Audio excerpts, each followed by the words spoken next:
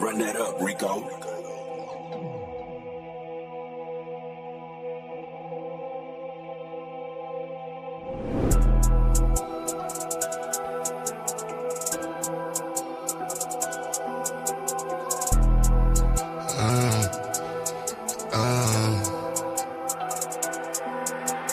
Caution, wait, please do not play with my mind, ayy. I do not play with my lines, wait. I keep protection for mine, you will not touch what is mine. I do not play with my shine, caution, wait, please do not play with my mind, ayy.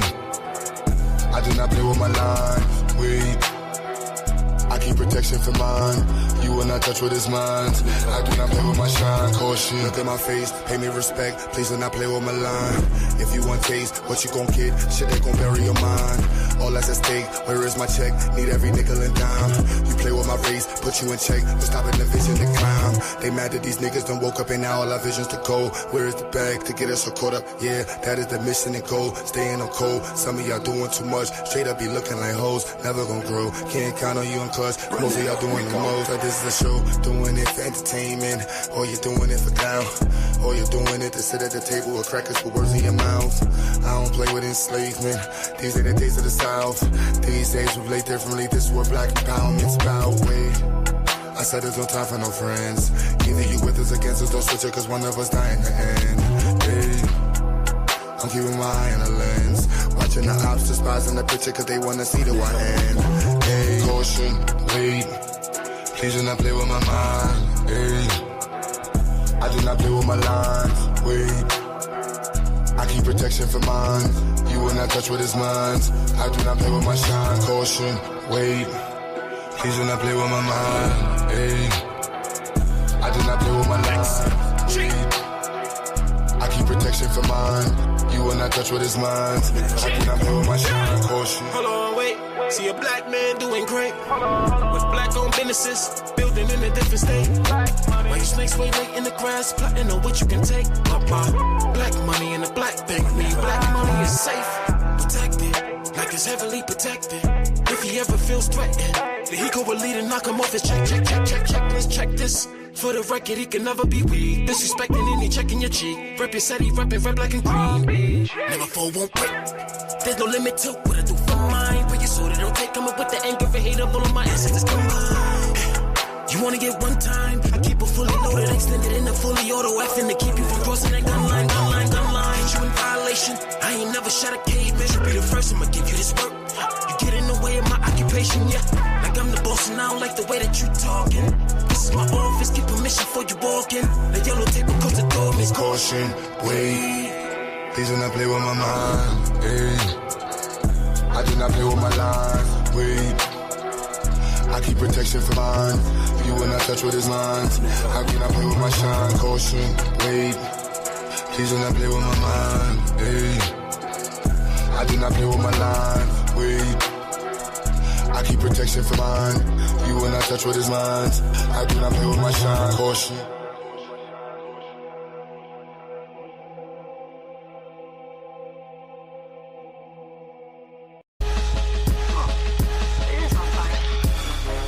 Black mass, I don't need one. They tried to push me back cause I don't need them. When them shots start the fire, you gon' need one. Malcolm in the chamber, mine need son. Black mass, I don't need one. They tried to push me back cause I don't need them. When them shots start the fire, you gon' need one. Malcolm in the chamber, mine need son. I look you straight in your face and call out your nonsense. I give you five to your face and call at the palm print. Black is my race and the only thing I'm acknowledging. Survived so many days as a slave, so now I'm not following none of your rules or your talking points or your politics. Once was a fool for your coin, but now we counterfeit. Survival of the fittest, it's a black power apocalypse. Black man, no cape in his hand, I'm always popping shit. Black mass, I don't need one. They tried to push me back cause I don't need them. When them shots start the fire, you gon' need one. Malcolm in the chamber, mine need son. Black mass, I don't need one. They tried to push me back cause I don't need them. When them shots start the fire, you gon' need one. Malcolm in the chamber, mine need son. Black mask, I don't need one. They tried to put me back cause I don't need them. When shots start the fire, you gon' need one. Malcolm in the chain by any means, son. Black mask, I don't need one. I don't need no black mask. I ain't trying to be nobody but Q. Yo, Nook, which one you talking about? What did I play first? Caution? I don't remember what I played first. My bad. I don't know. They try to push me back because I don't need them. Malcolm in the chain by the mean, son. Black mask, I don't need one. You feel me? My shit is on my shoulder. The second one, oh yeah, I gotta finish that one too, man. That's been sitting there. I just gave up on it. It was like, fuck, I'm putting this shit as a one verse.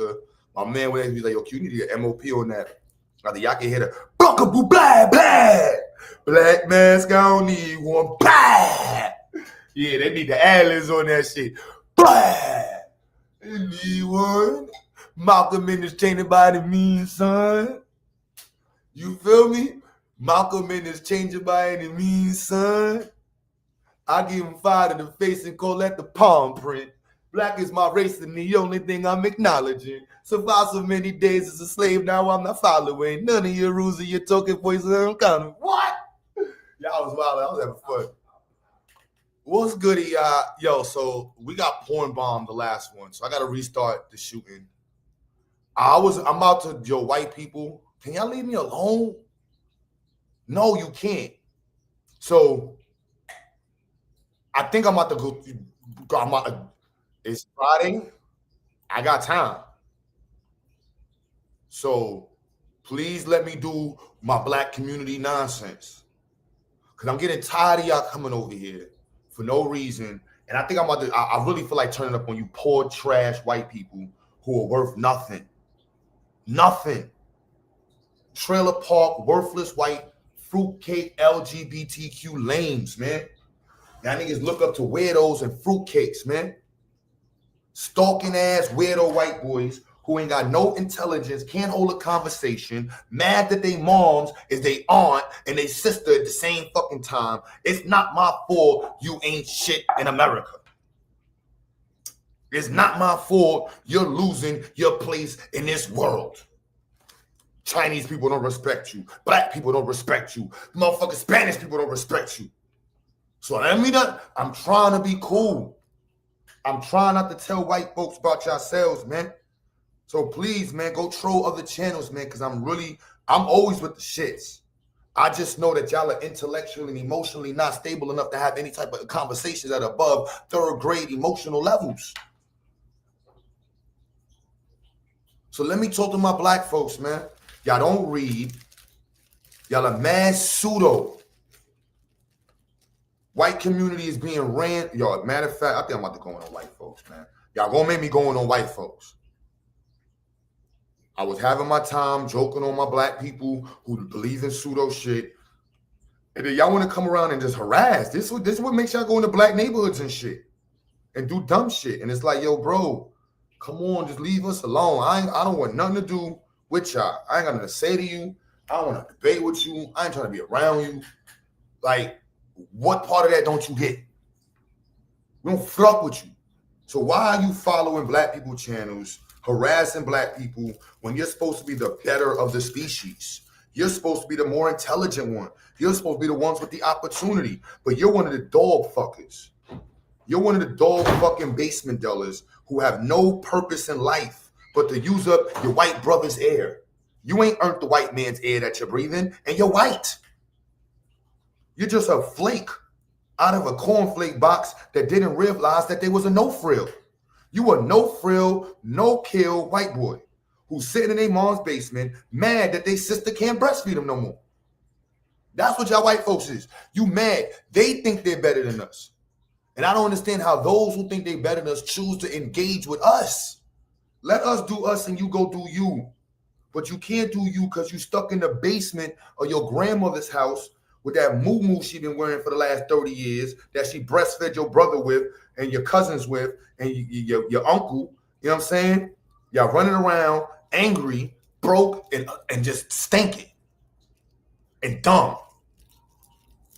believing in a dumbass Bible. Y'all promoting that dumbass religious shit. Y'all fucked up the ocean, fucked up the water, fucked up animals, killed up more animals than anybody else. Anybody else. But you want to sit around and porn bomb. Waste. Your God should have fucking aborted you. You should have been swallowed in between the trucks that your moms got impregnated in. That basement you grew up the whole time, I can't wait for it to get flooded. There's nothing like a wasteful white man. You wasted your life. See, I told you, don't let me start. See? Let me start. That's word to MAGA.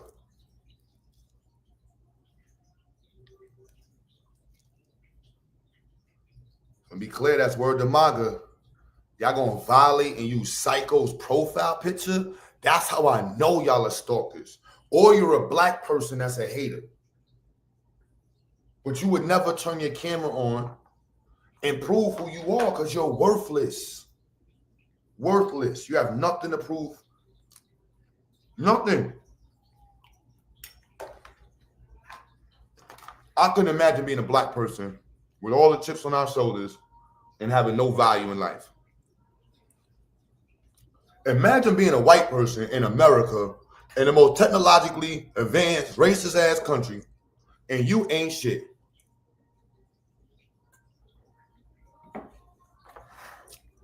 I don't think any black person can understand that. You got the white card. You got white privilege. And you living in your mom's basement. Getting breastfed by your sister. King Hercules, one of these weird white folks porn bombed the channel. And so we had to restart the stream. We back at it, man. And they used one of my homies' profile pictures, which is really disturbing because that means they really watching. Or it's a real monk that's in the conversation and they just want to see stuff get hated on.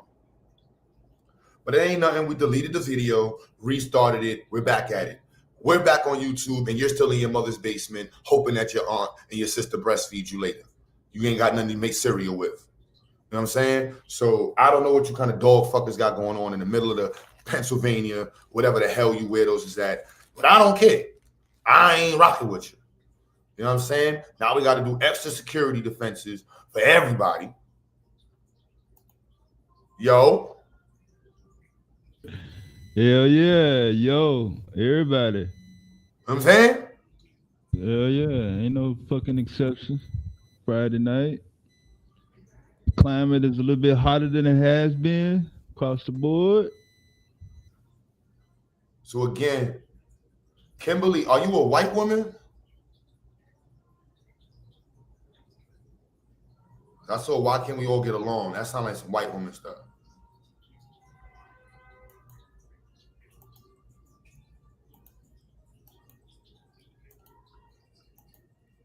Oh, you're a white woman.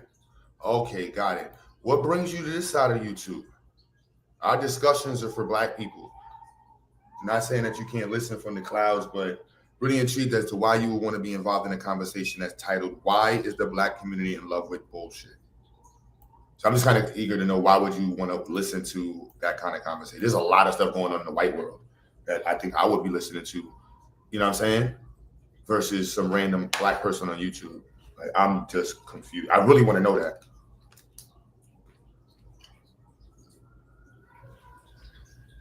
I don't really understand it. I don't watch, if I watch a white person on YouTube, they got to be smart and talking about some intellectual, intelligent shit. I'm not watching a white person talk about, you know what I mean, why is the white community in love with bullshit? Yeah. Goon, it's all the same world. It's all the same world, but we all got different toilets and shit. And so that means the toilet paper scrapes and all that's different. So I don't know. Well, Kimberly, no problem. You know, hope you enjoy listening. Just be the white folks that's around, you know, can you talk to your white friends about how they be, you know, doing too much? Manta Hercules. All right, cool. He turned his camera on. You can wait. Let me see. They be wilding on YouTube, bro. You can't even trust if the camera's on. I got caught last week. They had a video of a person in the camera. Then as soon as I let them on, they switched the camera to somebody jerking off. I'm like, damn. Damn, for real? Yeah, I don't think it was that angle though. I do remember that shit. I'm like, this is crazy. Man, so what's good, family? You muted. All right. Hey, what's going on, fam? That means you got some serious topics going on, man. They trolling you like that. And we don't even have nobody here. It's only 30 people. We be normally having MAGA. Wait, this is a live stream. Ain't nobody. There was 50 people watching. I'm like, that. Why would you bother to stream with 50 people? Like, come on. This is crazy. You know how they be. They always watching us. They, you know what I'm saying, just be hating on us for no reason. Bro, I can't keep up. I'm like, son. And I try not to do any titles that involve white folks like that. Because I'm like, look, I don't want to be in, I already know how y'all move. I ain't trying to get caught up in y'all situations. Mac Nizzle, what's goody? What up? You already know. Hey, Q Butter, right? Yes, sir. So I saw you earlier on Sarnetta, right? Yes, sir. Yeah. That's how I found you right now, because I saw you on Sarnetta and I was like, oh, let me check this brother out. Kimberly, huh? Kimberly sounds like a real. So I just want to I don't want to stay long, but I just wanted to say that early the post that I said earlier about Western science and how we all caught up in it. What basically what I was saying is like what you just said. How the things that they doing is what destroying the earth. You know what I'm saying? Killing off animals and shit like that. The way that they approach doing science is one way, but us, Black people, we had a different way of approaching to doing science. My background is in mathematics. I got my degree in mathematics, so I look at stuff, I guess from a math perspective, I analyze stuff, but also, I understand the African worldview. I grew up, learning about, John Henry Clark and, Ivy Redser, Marie Ani and all them stuff, consider myself like to be like an Amos Wilsonist. So when I was taking those math classes, I was sitting in the class and I'm just like, yo, this shit applies to Black people, and stuff like that. And I was just looking at stuff differently. And as I began to learn more, about African culture and philosophy, it hit me, and I realized that our ancestors, when they did science, it was like a natural science. They didn't go against Ma'at. That's why the buildings and everything they constructed was like organic. You know what I'm saying? So when people talk about, their advanced technology, they don't know what advanced technology they use. It was because it was an organic technology. It wasn't something artificial, you know what I'm saying? Or, it wasn't artificial technology. I did a whole presentation on Sarnetta called Black Mathematical Science, where I was showing that they had the same knowledge that we have today as in mathematics. They knew partial differential equations and calculus and stuff like that. However, their applied of science wasn't applied to, going towards something artificial. Whereas, in Western culture, European culture, going towards artificialness and, being fake, that's their way of doing stuff. So that's all I was saying, because it's a hard concept to grasp, you know what I'm saying? If you don't because it took me 20 years to finally figure this out. Because Amos Wilson said this, 30 years ago. He was saying we caught up in Western, white people science. And I was confused. Like, what are you talking about? You know what I'm saying? Maria Ani said it. Jacob Carruthers said it. But it took me 20 years to finally figure out what they meant. And so that's what it's like. It's kind of a hard concept to grasp. You know what I'm saying? But just because today, because we're surrounded by all the technology that comes out of Western culture, Western cultural thought. And we, in our lifetime, and especially our parents' lifetime, we've never seen a purely African, approach to doing science because, of the, colonization and all that stuff. So, that's what I'm saying. It's like, it's just a different way that we approach doing it and the way that they approach doing science. So that's what I was trying to say. I would say the application. I teach my students to measure is to be human, and you can't have language without quantifiable aspects of math and the syntax. And our development and contributions to the language of math is part of the development of language itself. Our ability, we were the first to quantify and qualify data, to give language to a quantifiable measurement. You know what I mean? Like to go a mile, 6 clicks, whatever we call it. You know, these are the parts that create the premise for, you know, I was going over position plots with my students today, and I was like, look, this is part of how our brains are wired for position plotting. You know what I mean? Like I told my students, your brain is wired to make predictions. You know what I mean? And I just threw something at her and she caught it. And I said, you didn't know the velocity, you didn't know I was throwing it, but you caught it. And you didn't think about it. Your brain was able to make deductive reasons. The ability to deduce its position over time is embedded in our brains. How we understand time. And that is a human thing that Africans had for thousands of years. And we contributed to the development of. The shapes, the shapes that we understand in structures are founded and developed in the earliest parts of the world. So I don't see it that way. I understand it from the more of a contemporary component where like we know that white folks have put their hands in it, but white folks really put their hands in the idea of representation of science. But Black people have been involved in science and math. There hasn't been a period we haven't been involved in it. Yeah. You know, and so it's like, but now when we think about it, when we go into, let me pull up, what's this statistic? This one right here is Nature. Oh, wrong link.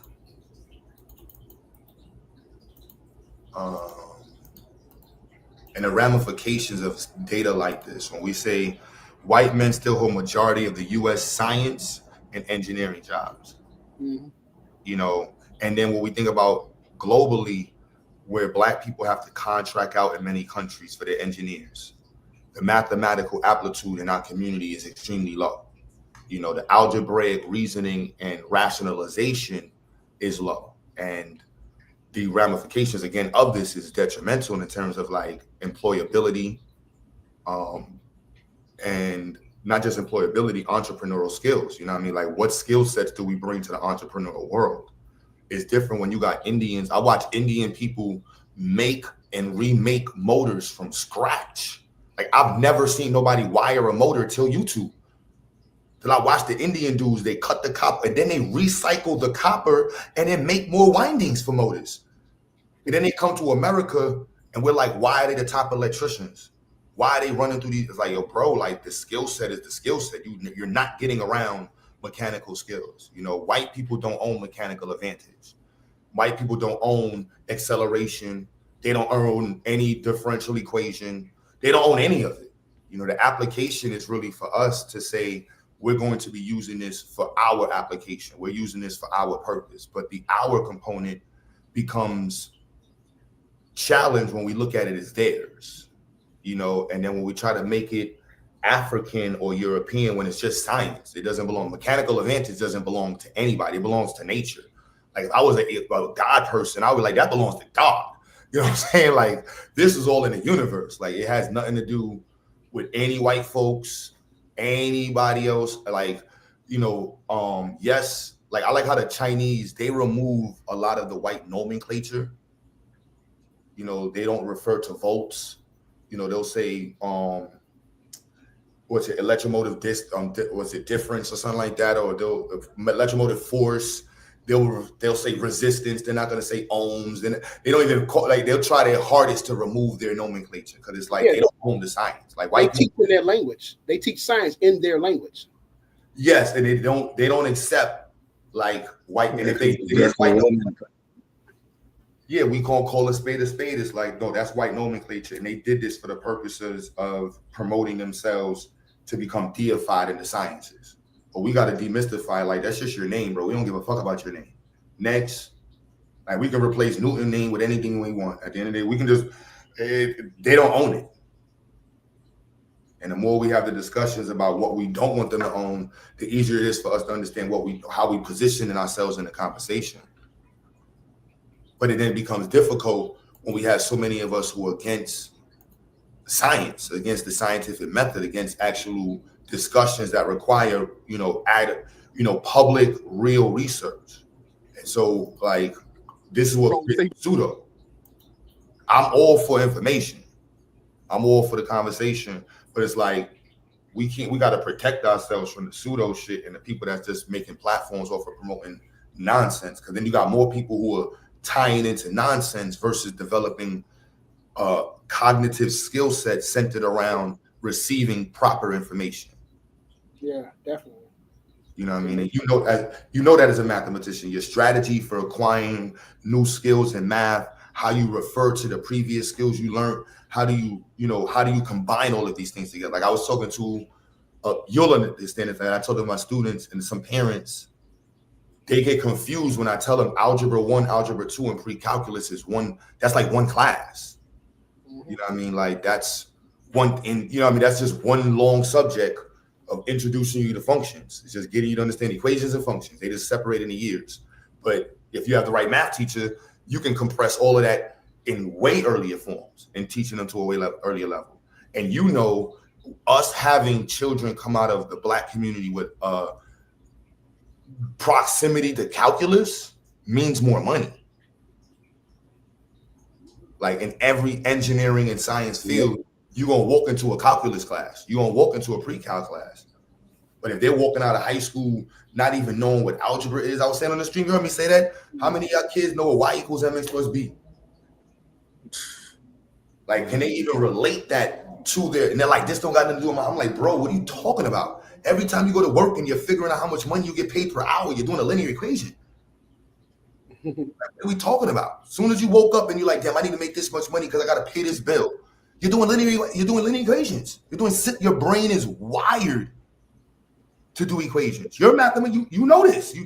If we don't promote that, we're going to put it to the side as if it's for white people. No, your brain is wired to do this. Am I lying? No, the problem is that we got a lot of parents who don't, a lot of parents who are people who are raising kids, that's, I guess, it's just ignorant, I guess, lack of a better word. We got too many of our people just ignorant. You know what I'm saying? And they don't even know any better because I teach as well in the public schools, and it's wild. The parents that don't care. It creates a culture. It creates a culture that like we can't afford that in the community right now. We can't afford not to look at math like that. Like we can't afford not to look at physics, math, and chemistry as like the way we hold Egypt and religion.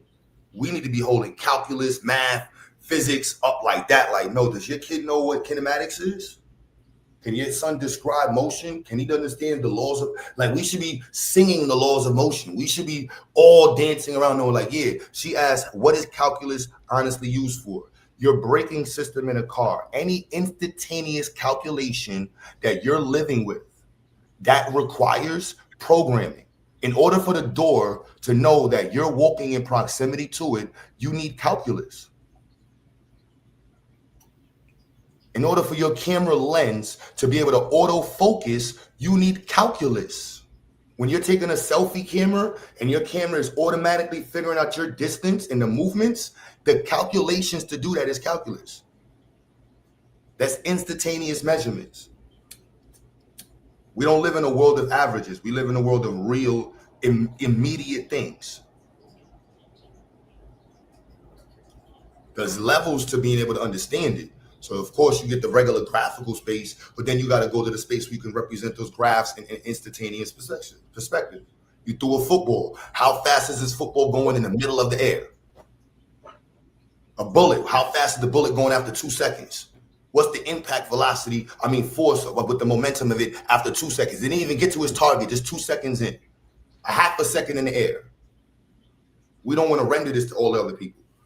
The pressure differences. He'll tell you, I love this stuff. He'll tell you he's a mathematician. We can go all the way in. Math is in air, or you could apply it everywhere. Yeah, you can. Definitely. It's all mathematics. I see it. It's funny because, like you said, like you were saying, you know, I see it everywhere, especially in our culture, in situations that we're in. You know, so I think about game theory with the shit that's going on right now, and how they got us in the situations. You know, what I'm saying there's a lot of game theory situations going on within the community between us and, you know, other communities, not just the white community, but the Asian community and Latino community. You know what I'm saying? And, you know, the thing about, you know, bifurcation and perturbation theory, you know, that's coming to differential equations when we're talking about, you know, when shit gets chaotic in our community, and that's the bifurcation.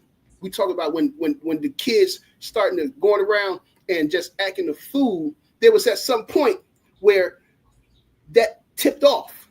It became chaotic, and you could describe that with, you know, bifurcation and perturbation theory. That's, you know, just differential equations, which is also part of calculus. But it's things like this, you know, in our community, everything can be described mathematically, and, you know, you could back it up with the math and stuff. So calculus is everywhere. You know what I'm saying? People who know how to use it or know how to recognize it.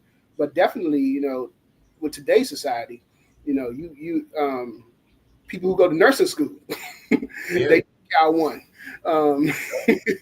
So it's everywhere. So a lot of people use calculus in a lot of different ways depending on, you know, what you're doing.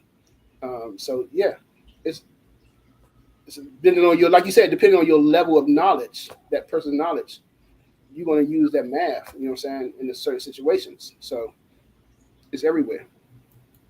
How you rationalize variables in your life. That's algebra. Like algebra, your different equations that kicked my ass last year. So yeah, you going algebra. I don't understand people who always say that, because it's like, if you I was out of school 10 years. I was out of school 10 years, and so I jumped back in. Yeah. No review, and just jumped into, you know, differential equations after Cal 2. And I'm like, damn, I forgot all my integrals. I forgot the chain rule. I forgot all these rules. I'm like, oh my goodness. Okay. I gotta wake up to, you know, I was in that class at 32. I'm 44 now. That was a long time ago. Okay. Yeah. Okay. Because I just graduated a couple of years, just 2 years ago. And but, you know, we just finished Cal 3 and we was in differential equations and half the people dropped. And I just couldn't understand it. I'm like, yo, this shit is easy. Differential equations. My school, piece of cake. They made a track where you don't have to do Cal 3. Everybody who took Cal 3 said different. I didn't take Cal 3. Okay. They made a new course. They made it where you can go straight to either linear or differentials. And they kind of moved a lot of the multivariable components out of the differentials, so you can focus on it for the engineering. But yeah, I mean, it just more or less like, again, like I tell my students, the algebra, you're not getting past the algebra. Yeah. Algebra is fundamental. Like, that is the key. You ain't getting past algebra. As long as your algebra's on point, and that's the conversation we need to be talking about. When I see people playing football and sports, I'm like, yo, son, if we put the same energy in myself, and that's how I had to tell myself that, put the same energy, put in the sports and anything else, and you can definitely push that. And you'll get further with your understanding of science and math than you would in sports. No offense. And your application in skills is only going to grow.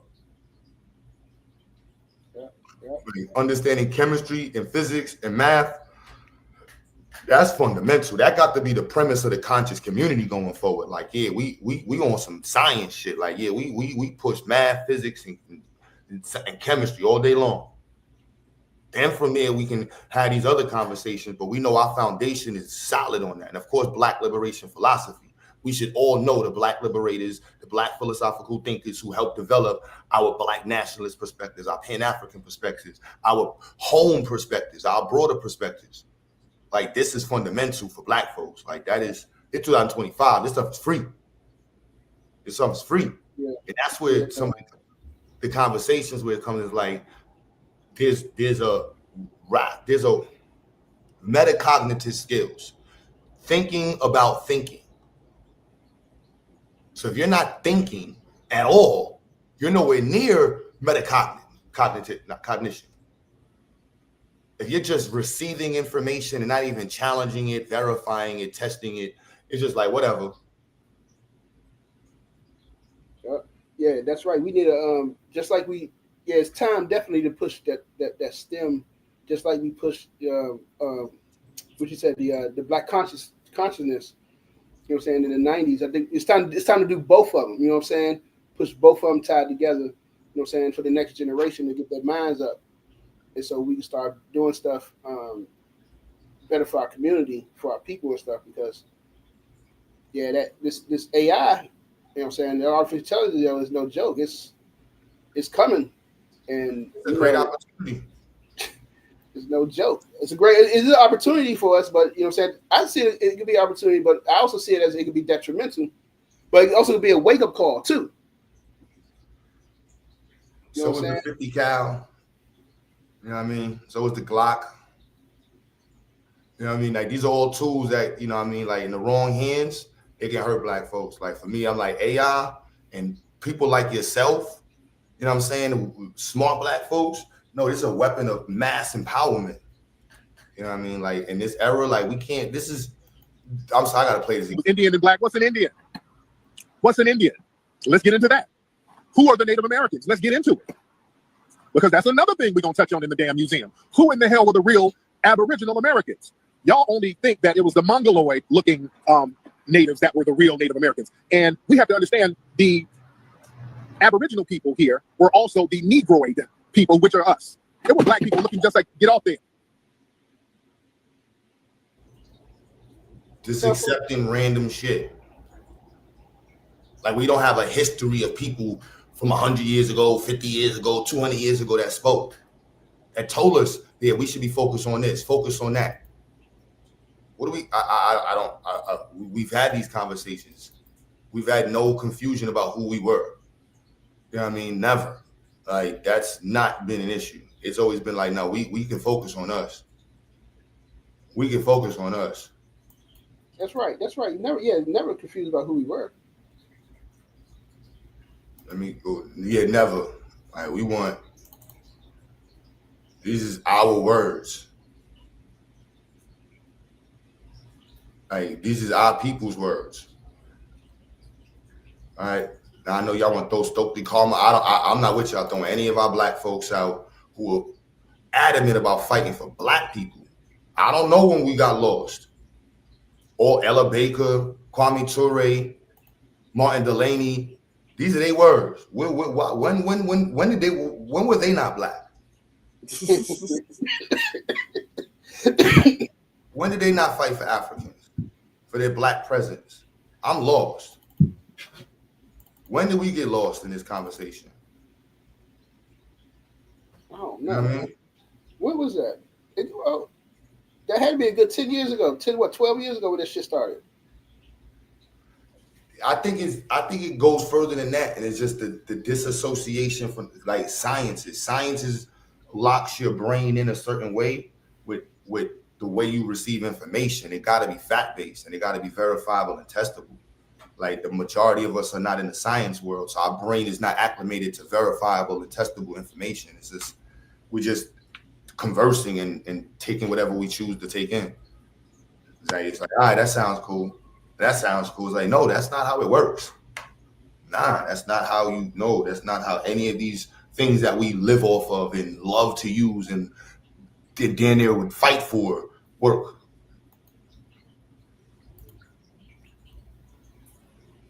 I don't know. We hold this truth to be self-evident. God created all men equal is one of the most prominent features of the Declaration of Independence. And in that glorious fabric of collectivism, our noble Constitution, this idea embraces the Indian and the European, the savage and the saint, the Peruvian, the Laplander, the white man, and the African. See, this 1813. We didn't mix us up with them. And whatever measures are adopted subverts this inestimable privilege, and in direct violation of this letter, spirit of our Constitution. This is almost the only state in the Union wherein the African race have justly boasted a rational liberty and protection of the laws. See this? I don't know when we were not that. This is 1813. 1813. When were we not black? When were we not African? I can't get with y'all. Sorry. Sorry. We gotta be surgical with this. I'm sorry. I don't know what y'all talking about. Bro, we're asking before I don't know what we're talking about. FBAs talking about we not African. I don't know what you're talking about. You know what I'm saying? Right. We stand up. They try and say that, you know, we just accept that because they say, oh, white people call us that, so we accept it now. Like we ain't been on it. I don't know what they talking about. Show me who you talking about on paper. We can that's how this that's where we at with it. Yeah, most of them don't read anyway. That's the problem. Nope.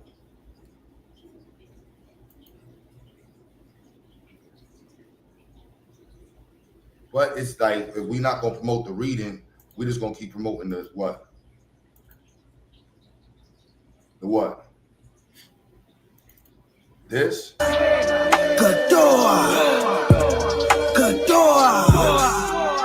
Dipli, Hatla Hega, Gador.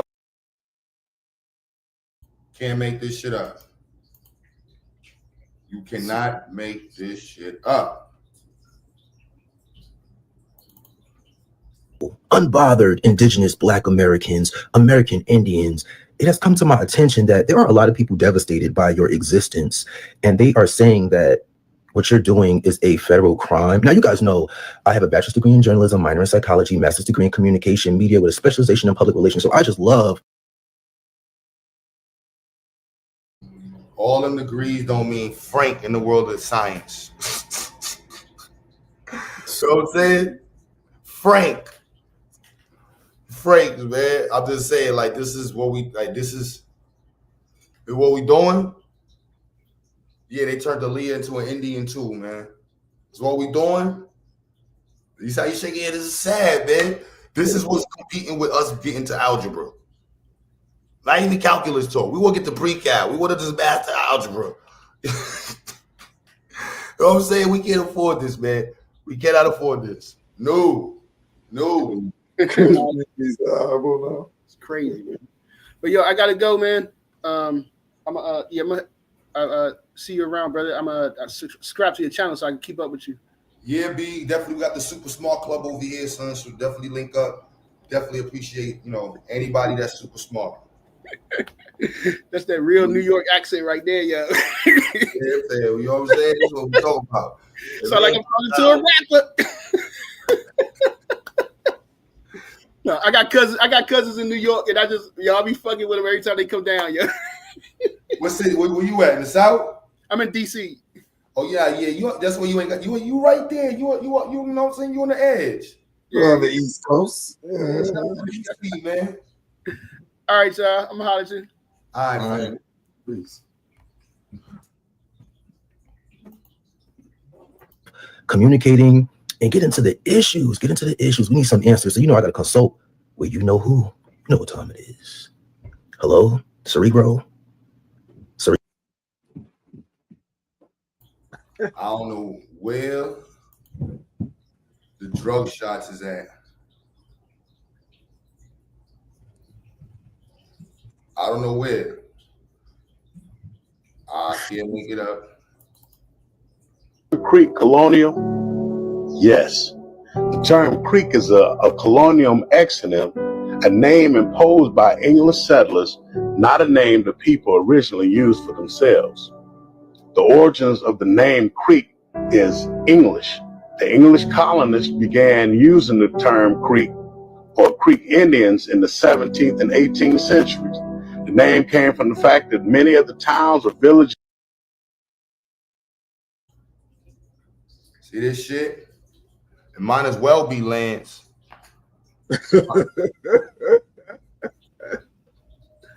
Might as well be Lance, man. It's super crazy. We are not African American. I'm saying that there's plenty of these shit. Plenty of them. We are not African American for us to be identified as Native Americans. My driver's license says Native American, American Indian.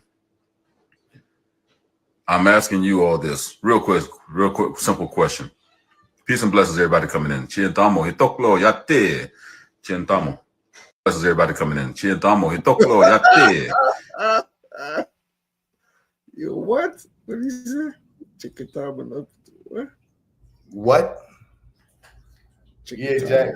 The internet, bro. I can't make this shit up. I don't know. I don't know. Say what?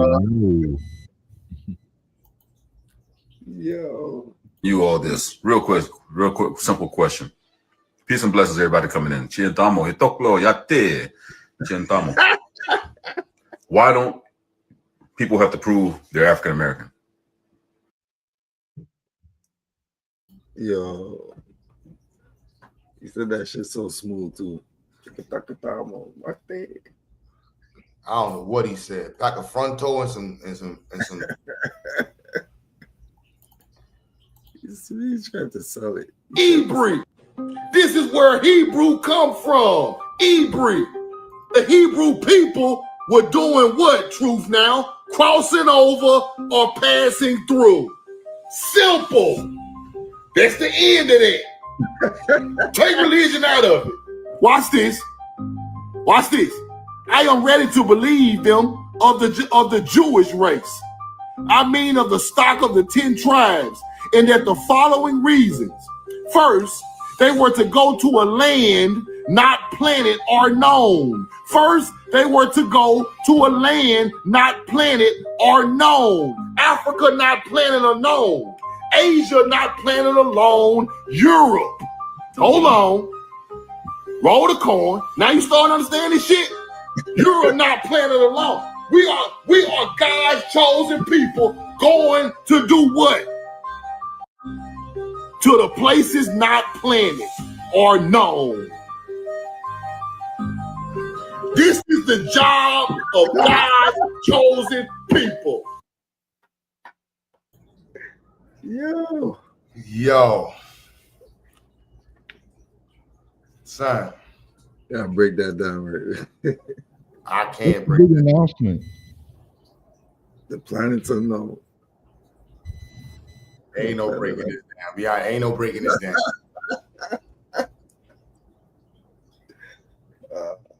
Ain't no breaking this down, y'all. Break. Rewind it 2 seconds. I want to hear that part again. The planets unknown. Chosen people going to do what? To the places not planted or known. This is the job of God's chosen people. Nature's chosen people to put plant life and bring civilization and enhance what's already on the planet. We know the truth now.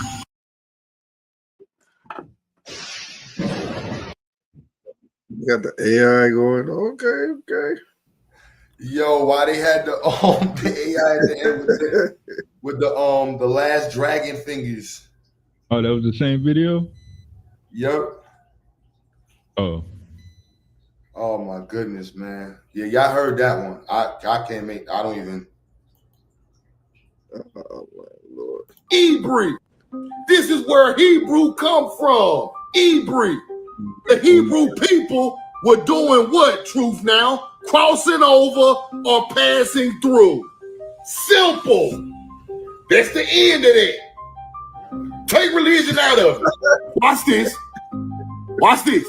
I am ready to believe them of the Jewish race. I mean of the stock of the 10 tribes, and that the following reasons. First, they were to go to a land not planted or known. First, they were to go to a land not planted or known. Africa Africa not planted alone. Asia not planted alone. Europe. Hold on. Hold the corn. Now you starting to understand this shit? Europe not planted alone. We are God's chosen people going to do what? To the places not planted or known. This is the job of God's chosen people. Nature's chosen people to put plant life and bring civilization and enhance what's already on the planet. We know the truth now. Yo. Oh my goodness. Yeah, I still try to. Was you saying not N-O-T planet or plants? And that's supposed to be known. Rhetorical question. Actually trying to get the answer to what I just asked. Not even on the list, let alone at the bottom. I don't give a fuck if you know it or not. Oh shit. Fuck the response. Yeah. Black men, don't ever get in a situation where you got to figure out if you knowing where you going. If you don't know where you're going, 9 times out of 10, when you get there, you ain't gonna know what to do. Oh man. Where'd you find that one too? That shit's hilarious. Yo.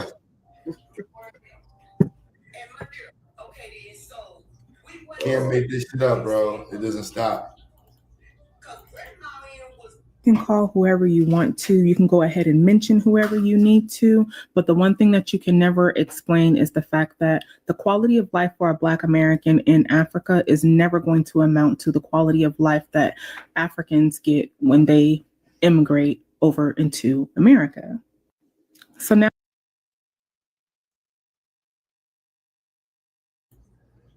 bragging about white people's countries. Boo, those tomatoes. I should know about the quality of life. That all depends. Matter of fact. You think white South Africans ain't living the same as Americans? Come on. Can't stop it. African, you're just only American? Yeah, I'm American. Okay, explain. So my most recent descendants are literally from Central America and North America, indigenous Black Americans. They have the same color, the same melanin content, but they are not from Africa. I can't name any country in Africa. What I'm saying is that if I take a test right now, I could say some Italian, some German, some Australian up in there, 13% Ghanaian, 19% Nigerian, like who knows and who cares? But what I'm saying is that my immediate ancestors are American. Oh, yeah. Mine. So are they Black? They're Black, but they're not African. So different. The whole When, Sway? When did that happen, Sway?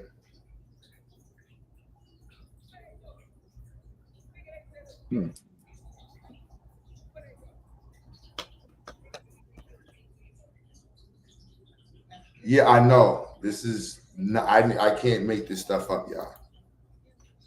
thing about African booty scratchers, and even why Black Americans have been called African booty scratchers, is because the white people have classified us all as coming from Africa because we're all Black. And that's where the whole like falsified information has come, where we all come from the Atlantic slave trade and all the Black people were just shipped here to this country and all over. That's not true. We were already here. Like we were already here lining up every part of the world. But if what you're saying is true, then you are more Hispanic or Asian than you are Black, because before the transatlantic slave trade, there was what they call Paleo-Indian, which those individuals... No, and once again, you're misinformed, and that's nice. I'm not saying that's the only people that were here, but they have Paleo-Indians, which the Aztec came from, which the Aztec, the Inca, those tribes came from what is called Asia to some extent. What I'm saying is that with the transatlantic slave, like Atlantic slave trade, like you've been like misinformed to think that there were only, what do you say, paleo, like white colored Indians essentially that were here. That's not true. There were Black people here, or as people say, the Moors, or whatever you want to call it. There were Black.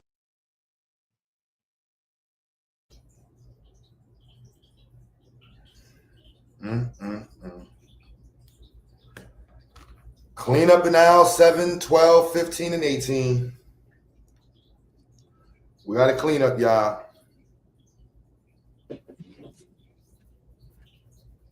I know it's just horrible. You can't make this shit up. And again, this all ties to your mans. But the anti-African sentiment is real. But it's really the anti-intellectual sentiment. Like, I ain't trying to read. I'm just trying to say whatever I want to say. Reading. Ain't nobody got no time for reading. It's fundamental. No, I want it to be. We want it to be. But ain't nobody got no time for reading. Go to people's houses. Do they even have bookshelves anymore? Shit's different. Reading is fundamental. You read. Might not be books. They be looking at letters and texts and shit on a regular basis now.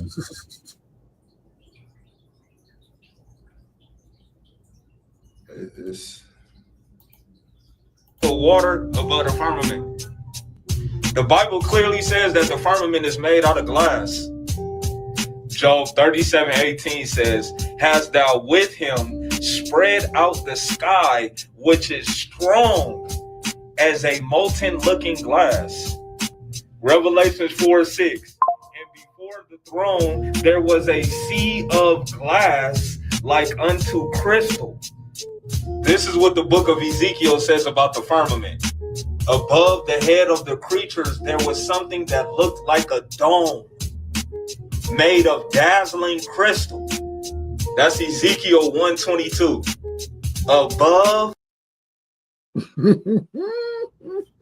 Those are his locks wrapped around his face. No, it ain't. It is. I thought he had a chase the earth. Nah, that's not that's the Loxy. The Loxy. He got his locks wrapped around his face. I can't. Oh my goodness.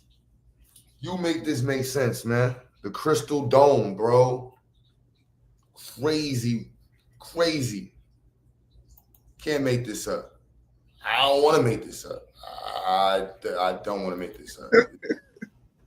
I couldn't get, there's nothing I could drink or smoke that would make me think of some, yo, this is nasty. The dome, above the dome, there was something that looked like a throne made of sapphire. And sitting on the throne was a figure that looked like a human being. The throne of God is above the firmament.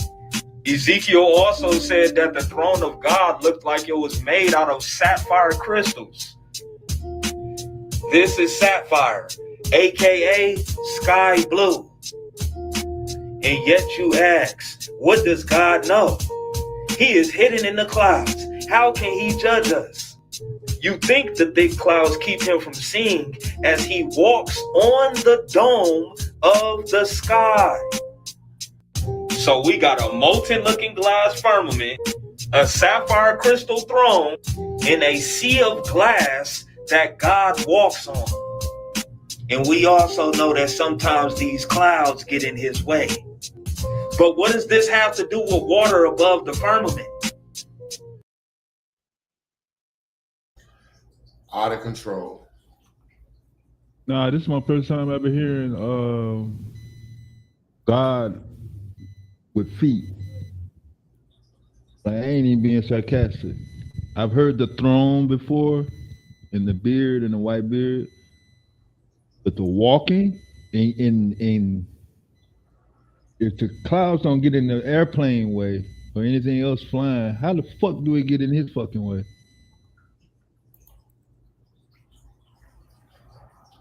I don't know.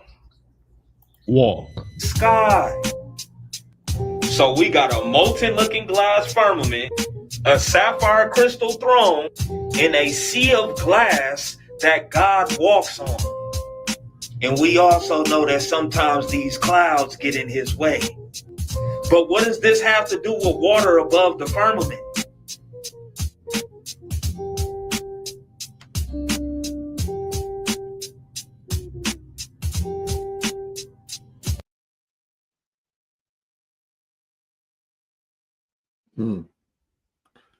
Water above the firmament.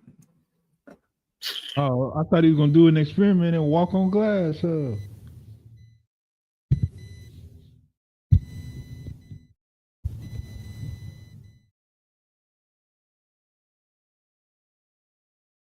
Yeah, I never heard of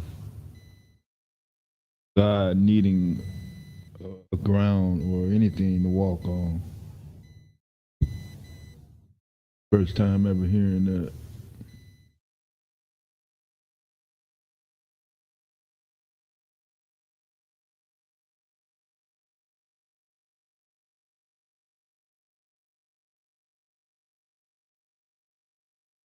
You need eyeballs to look.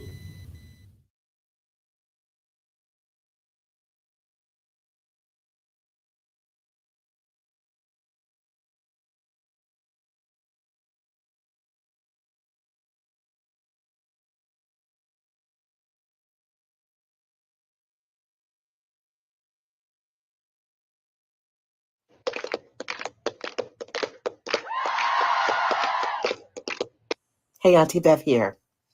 I have 2 vocabulary words as it relates to that video.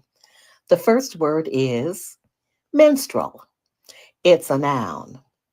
In the early 20th century, minstrels consisted of white male entertainers who dressed up in blackface to entertain white audiences the way they believed blacks were perceived, as tap dancing, lazy, slow talking buffoons.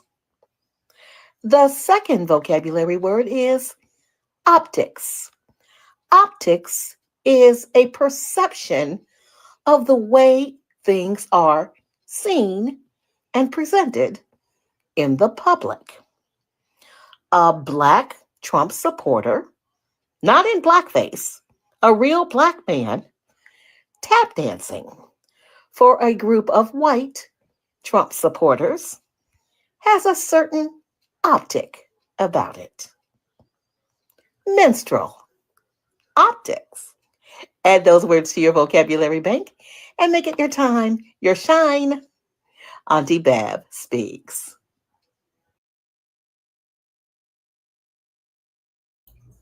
Yeah, I follow her on Instagram and TikTok. She funny.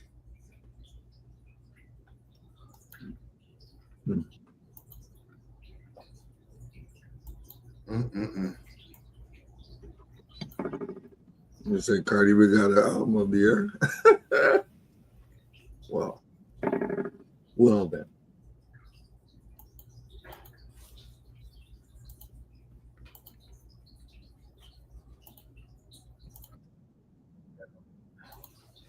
Gotta go to the different pseudo. Everything unfolds to the beholder. Yeah. Are waking up. Watch this. I'm American Indian, Choctaw and Seminole. My mother's side was Choctaw, father's side is Seminole. Represent my city, which is definitely a part of here. I'm definitely a native, a true Native American. You know, paternal and maternal sides is Cherokee. So yeah, for like America for real. But that's up to America. Listen, we never went.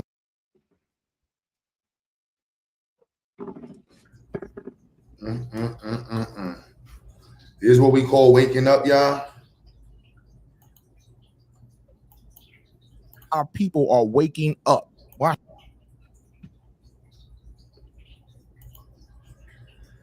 Damn. Black Indians should be getting like no tax. What was it? Checks and shit. Like, bro, what are we doing? Yes, most def been on the pseudo bandwagon. I'm sorry, y'all. May the science set you free. What's up, man? It's your boy Black Donald Trump, and every real nigga in America voted for Trump November 5th. Well, Vicky. Ricky, you come on. Period. What's up, man? It's your boy Black Donald Trump, and every real nigga in America voted for Trump November 5th. Well, Vicky. Ricky, you come on. That's the Black Donald Trump. It's terrible.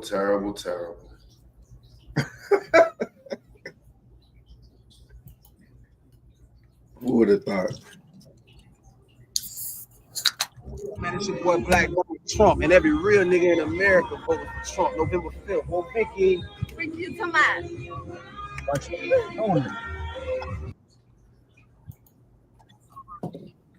Yes, I had to troll. These pseudo bullets is going random, y'all. They ain't, you know what I'm saying? I remember there was some Haitian dude. He used to wear a MAGA hat.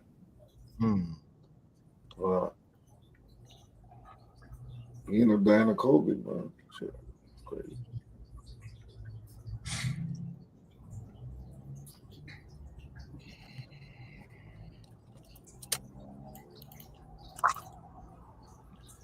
It's horrible, man.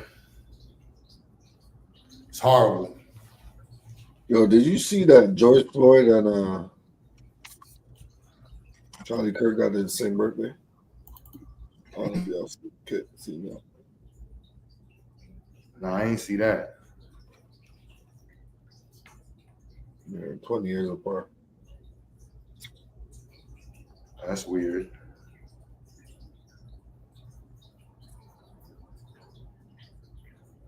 Don't let the spiritualists get in the conversation. They were like, oh, you know, it was written. It was written. Hey, hold on, Chief. What are we talking about?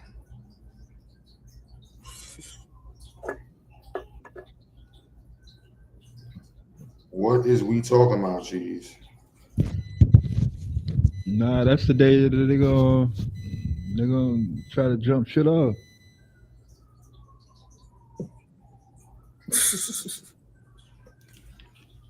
Shit, you think the motherfuckers ain't mad about George Floyd's name being on a bill? Yeah, that's what I'm saying. Like, it's crazy. Not even 10 days later, this same motherfucker got his name on a bill. Well, he got shot in the neck too. George Floyd died with a foot on his neck. You know, like it's symbolism's too airy.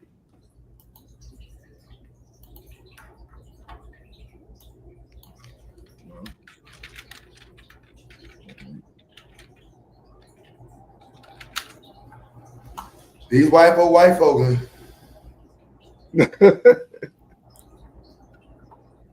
Straight up.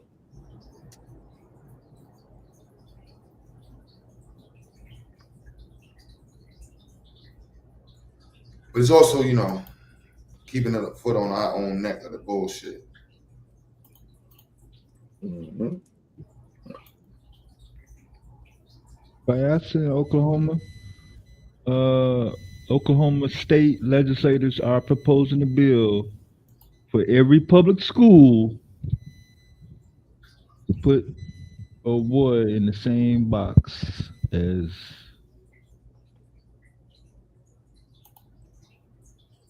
I think they're gonna mandate a statue and every damn thing. For who? Kirk. Charlie Kirk. Yeah, Kirk. Yeah. Oh, Captain Kirk, huh? Captain Kirk.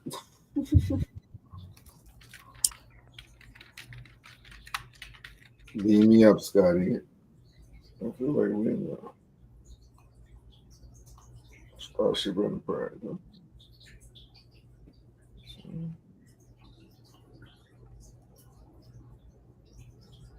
Yeah, I don't see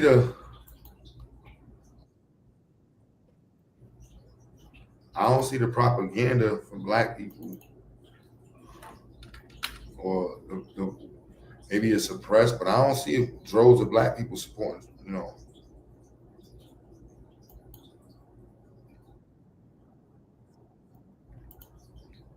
Yeah.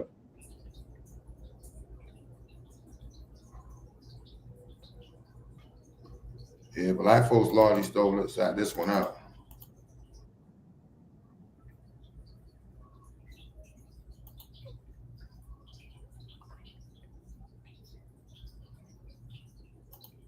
Obama smoke on him. I don't know what this lady is. She ain't, I can't tell.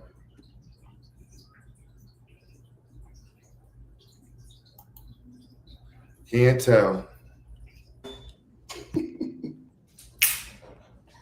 Let the cat out there. Can't tell. I just that's why I just be cracking jokes, because this shit weird to me. No cap. And I don't know why we love the BS. Love the BS. Even down to the debate over what's his name, Dame Dash and shit. I definitely might upload a video on that one. Some New York. Yeah. What do you think about that? Them niggas was wild, huh? They all cornballs. They ain't creating a monster. Ain't none of them did nothing for the hood. My bad. I got a quick question. What's your take on 40 Acres and a Mule, and whether or not if that was a promise, if it was a, etc. What's your take on that? You talking to me? Yeah, you, Q. I just got a question about. I'm asking you. What's your take on 40 Acres and a Mule? Because it's too much literature that is saying otherwise. Too much data out here to substantiate and to corroborate that not reparations, but 40 Acres and a Mule was an unfulfilled promise. The order, General Sherman Special Field Order number 15 was the promise. Like the order in and of itself was the promise. So I'm just trying 40 acres on a mule. Say it again, brother. I've heard 40 acres on a mule to yes. Over 400,000 acres of land was supposed to be allocated. My bad. Go ahead, Q. Yeah, I don't get in the way of our arguments. Not to say people do, but yeah, I'm with the shit. So 40 acres and a mule. You know what I'm saying? Like that's I'm not. I don't. That's for white folks to argue. To me, I'm not gonna get in the way. Meaning that, like, whether it's valid or not. No, to me. Yeah, I feel like it's valid. Like, I'm not, you know what I mean? It doesn't. How do I word it? It's plenty to stand on. So I mean, so to me, it's like whatever you choose to argue with. You want to argue with that? There's no problem. I'm not gonna get in the way of your argument. I understand that I can't read unless my comprehension is off. But I've just found too much evidence to not deduce, to not infer that this was an unfulfilled promise. It's hard for my brain to not concede to that. To not concede to that. Like it's literally hard to. Yeah, I want to share some stuff. If you don't mind, I want to put on a presentation, and then we can see. We can figure out. The promise. Because I got too much evidence to prove that that this was an unfulfilled promise. Because there's this notion that it wasn't a promise. Yeah, I ain't not even shit. Taking belief is a fallacy. It's really, like I said, people think it's a figment of our imagination to think that this was not a promise, and it was a promise. That's what I'm saying. I don't take a side on that. Like, why would they dedicate? I'm not actually take a side. I'm just trying to see if you're learned in the subject matter, if you're, if you studied it, But like, why would they dedicate a whole a whole audio series and call it 40 Acres and a Lie and use the government program gave formerly enslaved people land after the Civil War, only to take away nearly all of it back a year and a half later? We use artificial intelligence to track down the people, places, and stories that had long been misunderstood and forgotten. Then ask the descendants, and it basically, boom, it just goes into, like I said, the rhetoric that it's using to define that, this was an unfulfilled promise. Pardon me. Let's see. I'm not really trying to. Let me see. Hold on. So let me see.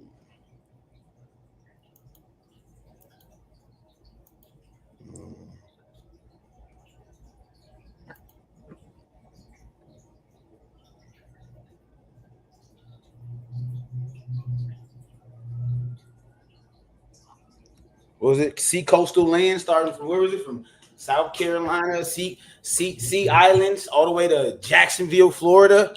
That whole terrain. That whole terrain. Let me see. Boom.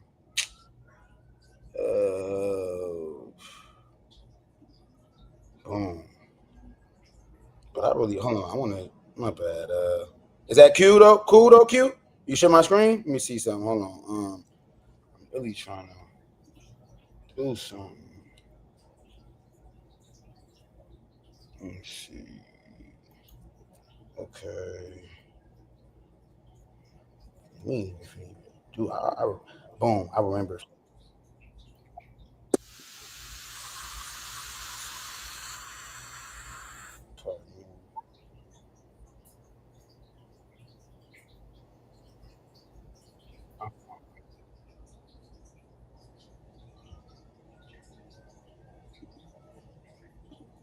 Okay.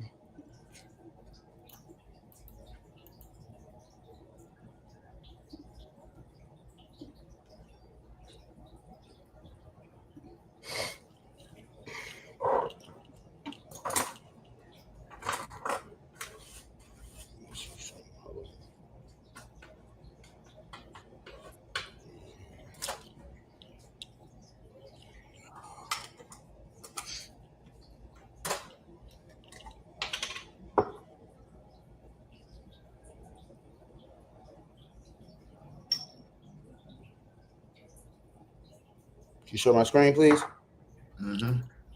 Appreciate it. Just a quick little, and this is actually going to touch on two aspects that I want to highlight. So not only just the 40 Acres and a Mule unfulfilled promise, but it's going to hit, yeah. And I'll pause. How long? It's going to be less than 15 minutes of your time. Let me see. We ain't finna watch this whole video. We just finna get straight to the points I want to get to. All right, let me see. Fair use, educational purposes. Is we get 40 Acres and a Mule. Obviously, that did not happen. What do you think? Well, the equivalent it did begin, but only temporarily. So if you look at Sherman's Special Field Order number 15 and look at the territory that was designated as land for the freedmen, it would have been approximately 5.3 million acres of land stretching from the Sea Islands of South Carolina to northern Florida at the border of the St. Johns River. Now, what actually happened was about 40,000 of the 4 million folks who had been newly emancipated were settled on 400,000 acres, which is a fraction of the 5.3 million that was initially designated. And then President Andrew Johnson, who I think we both argue is the worst president in the history of the United States, which is quite an accomplishment. President Andrew Johnson reversed the plan for land reform for the freedmen. And so even that smaller share of 400,000 acres was restored to the former slaveholders. And I would just add that the 5.3 million acres in Sherman's special field order was effectively a promissory note indicating that these 40-acre land grants would be made to all of. See what I'm saying? Like the order in and of itself, you know, the fact that, like I said, the fact that you sit down and congregate and you ask, you feel me, black folks what they want, and they was vocal. We want land. Okay, I'm gonna put this order in. Yeah, we know it got reversed, but that, like he said, the order in and of itself was the promise. Let it like, keep no, the order didn't say promise on it. It didn't say promise on the goddamn order. But the very fact that the order was composed and executed, you know, and like I said, they heeded to they meaning General Sherman heeded to the demands or the requests. Yes, bring it. Hold up, bring it. You can bring it back a little bit and keep playing it. Pardon. Nah, he was going. My bad, brother. Go ahead. Now you keep playing. I want to. Oh, okay. Yeah, bet. I'm gonna get my little, because he. Yep. Because what he said was pivotal. Of the 4 million newly emancipated, share of 400,000 acres was restored to the former slaveholders. And I would just add that the 5.3 million acres in Sherman's special field order was effectively a promissory note indicating that these 40-acre land grants would be made to all of the 4 million newly emancipated. But that's something that never happened. What do you think the equivalent of 40 acres and a mule would be today, if we're talking like dollars and cents? Well, I mean, it depends on what interest rate you use to try to come up with a present value estimate by compounding. But I mean, if you use 4%, then I guess you get into the vicinity of probably $200 billion. And if you use 6%, then you get closer to the $1 trillion range on the present value of the land. Wow. Power of percentages. I love it. Some people, one of the pushbacks that has come up in reference to reparations, you know, I have friends of, you know, all different races, nationalities. This is the part right here. This is the part that's pivotal. This is the part that's pivotal about the, you know, this part right here. My friends that are second generation or third generation immigrants in this country, whether their parents are from Jamaica or Haiti, they're curious as to why it would not apply to them. And from what I've read about reparations is that it has to be based on lineage. And I think the 14th Amendment, if it was just based on like skin color, the 14th Amendment, from what I understand, can come in and actually overturn it. But I want to hear from both of you, like, do you feel people who are immigrants from countries like Jamaica, Haiti, where should their reparations come from? For example, do you feel that their reparations should come from? Huh? She capping, son. What? I ain't never met one Jamaican Haitian person that involved themselves in the conversation. Yo, that's crazy. You can play it, but I'm like, that's crazy. I might have heard them go against it. I ain't never heard them include themselves in it. I got proof. Q, to show you that and this is a top leader that's from. She feels it's divisive. I will get to that, but a top leader from the Caribbean feel it's divisive that Black Americans want to keep them out, and they feel everybody. So I got more proof. I want to play that one. I won't hear that one. Yeah, play that. Okay, I got proof. Okay, real quick. Pardon me. From the UK or should come from France? Could you please explain a little bit about that? So absolutely. I mean, we absolutely believe that they have reparations claims that should be made, but not to the U.S. government. And as you said, you know, if your forebears were colonized or enslaved by the UK, this will be the case for Trinidad, Tobago, Jamaica, Antigua. You know, that claim should be taken to the UK. Haiti, as you mentioned, that claim should be taken to France. Now, that's a curious case because France forced Haiti to pay reparations to France.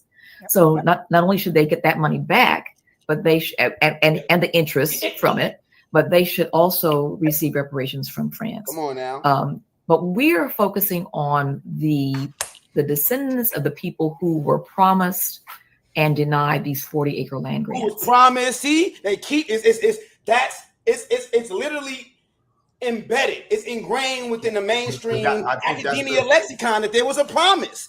It's literally ingrained. It's in literature. It's in literature. There's no way you can say that it was not a promise if it's constantly being uttered and it's showing up in academic literature. Like I'm not disagreeing with that. No, not you, Q. Not you. I'm just saying that in general. In general. It's in general. Anybody out there who don't agree with me? You feel me? I think the context what stood out just now to me, I thought they was going to say Black Americans who are owed reparations. And then I think tying the reparations specifically to 40 acres and a mule, I think that's kind of detrimental to the argument. It's not detrimental, Q, because you're not aware of the entire picture. That's just one aspect of it. No, and that's why I think it should be worded. That's just one aspect. I think it should be worded like that. Oh, you're saying it should be worded like basically worded based off. Because when she said I thought she was just going to say we're focused on Black Americans and foundational Black Americans atrocities and the reparations for all of the things that we went through in this country. That to me is how I would word it. And that includes some people's 40-acre mules, some people's discrimination, reparate, all the different things that we went through in this country, specific, because in each area you have different regional experiences. And that's why I'm saying, like, in that sense, I think that's what would trigger somebody to say, like, all right, or maybe at times we're like, all right, hold on. I wouldn't word it like that because it sounded like they summarized the reparations only. No, they didn't, bro. They didn't, brother. No. If you play back right, I'm just talking about right here in this one. If you play back like 3 seconds, we'll just play it back like 4 or 5 seconds. Just hit the arrow back one time. I'm only responding to what she said. That's what I'm saying. Like, it's let's not get too bogged down because it's. Oh yeah. I'm only 30 years, Q. 30, 40 years they've been doing this. They've been studying. No, I'm just saying. I'm responding to. If I was saying that would be something that would stand out. That's why I said that would be something that would stand out. The way they worded it, I wouldn't word it like that. That's how I was saying. Haiti, as you mentioned, that claim should be taken to France. Now that's a curious case because France forced Haiti to pay reparations to France. So not only should they get that money back, but they and the interest from it, but they should also receive reparations from France. But we're focusing on the descendants of the people who were promised and denied these 40-acre land grants.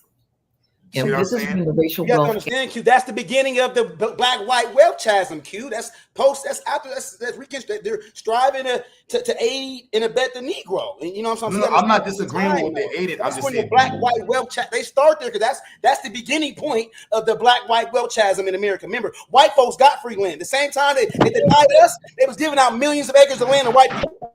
So we got to understand, Q. That we got to understand that's the beginning point of the black-white wealth chasm in America. With our black folks in America. I wouldn't agree with that. You got the text. Do you have the text of the order posted also up? have policies in different areas that hindered black people from being able to thrive. That were a little older. In the North, it's a little bit older than that. You know what I'm saying? You got discrimination. You got practices that kept black people from thriving.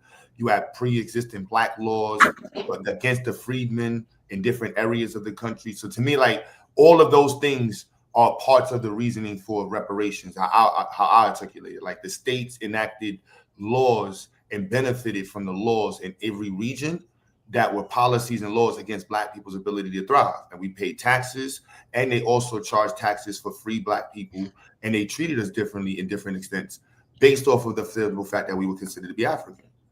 Like, that's what I'm saying in that sense. Now, their focus in the South, that's why I say I don't get in the way of the conversation. But if you ask me specifically, I'm saying right here, I wouldn't have worded it like that. Now, they can word it how they would.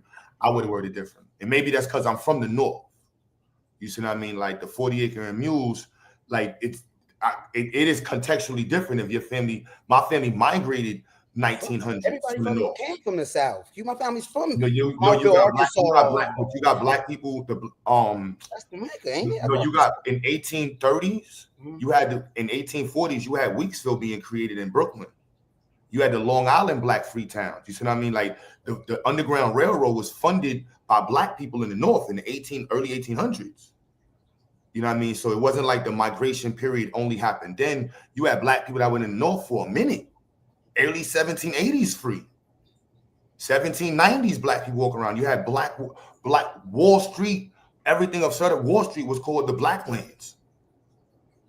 David Ruggles, I did a video on him. David Ruggles financed Frederick Douglass education, and he financed Harriet Tubman's freedom, and 600 other people. So you know what I'm saying? So it's like, and then what he went through and other people went through in order to carry this out, it to me is the part of the reason why we need reparations. 40 acres and a mule is part of it. You know, unfair practices and policies is another reason. Targeted exactly, and that's what the next is focusing on the federal government. It's really their focus is on the federal government and how a national reparations plan enacted via Congress, like the Japanese, like they did the 9/11 victims when Reagan was the president, and so on and so on. So this is a real, basically they're fixated on the federal government's implicit or explicit, implicit and explicit, explicit or implicit benefits. Role in, exactly. It rolls in how they might have benefited. That's I'm with all of this shit. That's why I said, depending on who the conversation with and where I'm at, is to me is how I would look at it. And I think we should be armed with that conversation. Because like the document I just had on the screen, that was Philadelphia. You know what I mean? 1813. And he's talking about free blacks and Africans enjoying liberties that other black people couldn't enjoy. That's 1813. He was talking about this. You see what I mean? So they already had land there. They didn't have to get a promise of land. They had to get a promise of rights and being able to be seen as equal in the North. And the fact that we weren't, the fact that we had to do things still hid it. Even though it was allegedly black people in the North had earlier forms of freedom, Boston, different areas, but they were still hindered the freedoms that other people had in terms of equality. And for me, that's reparations, because it was state sanctioned, city sanctioned, and government backed.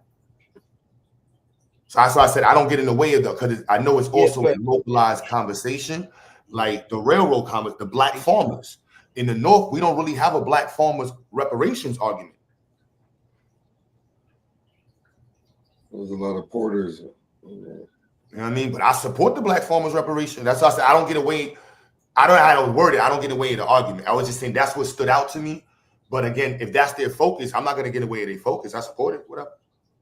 I wouldn't word it like that, though. Play the next part. Yo, Dama, what's goody?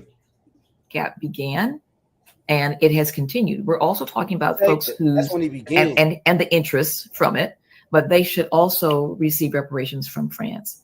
But we are focusing on the descendants of the people who were promised and denied these 40-acre land grants. You know, this is when the racial wealth gap began, and it has continued. We're also talking about folks whose ancestors or themselves lived through Jim Crow. I mean, our lives began during Jim Crow. You know, we're talking about people who came to this country in shackles, not the population that came here voluntarily, you know, and in large measure because of what they saw that the slaves had built. You know, this idea that you come to the United States voluntarily because, and black and white people, you know, because of the incredible infrastructure that you see here, the opportunity that you see here. And after you've been here for a while and the police begin to see you, we're talking about black people now, the police begin to see you as just another black person, that you then say, well, I deserve reparations, just strikes us as odd. You know, there's an organization called CARICOM that works to seek reparations for the nation states in the Caribbean. And they don't include Black Americans since of U.S. Slavery in their claims, nor should they. Come on. But the reverse is also true. Black American descendants of U.S. slavery should not be compelled to include, all Black people from across the diaspora in their reparations claims to the federal government. What do you say to people who are, and I'm going to go back to Haiti because this tends to be the country where they are. Was it? Yeah, I don't disagree with what they said. I wouldn't have put it in that order, but I don't disagree with that. CARICOM is definitely for the Caribbean. I think again, my anecdotal, I've experienced Caribbean people who are against reparations, but I haven't really experienced ones that's including themselves in the conversation of Black American reparations. That's how I you know what I'm saying? Like I find more that may be against it than trying to include themselves in it. But I don't disagree with what the sentiments are. I just think the way we have the conversation sometimes comes from a place that's like, I don't know. I'm presuming to be malicious because it's not necessary. You know what I mean? There are tone deaf people, and I think they should be handled that way. But it is what it is.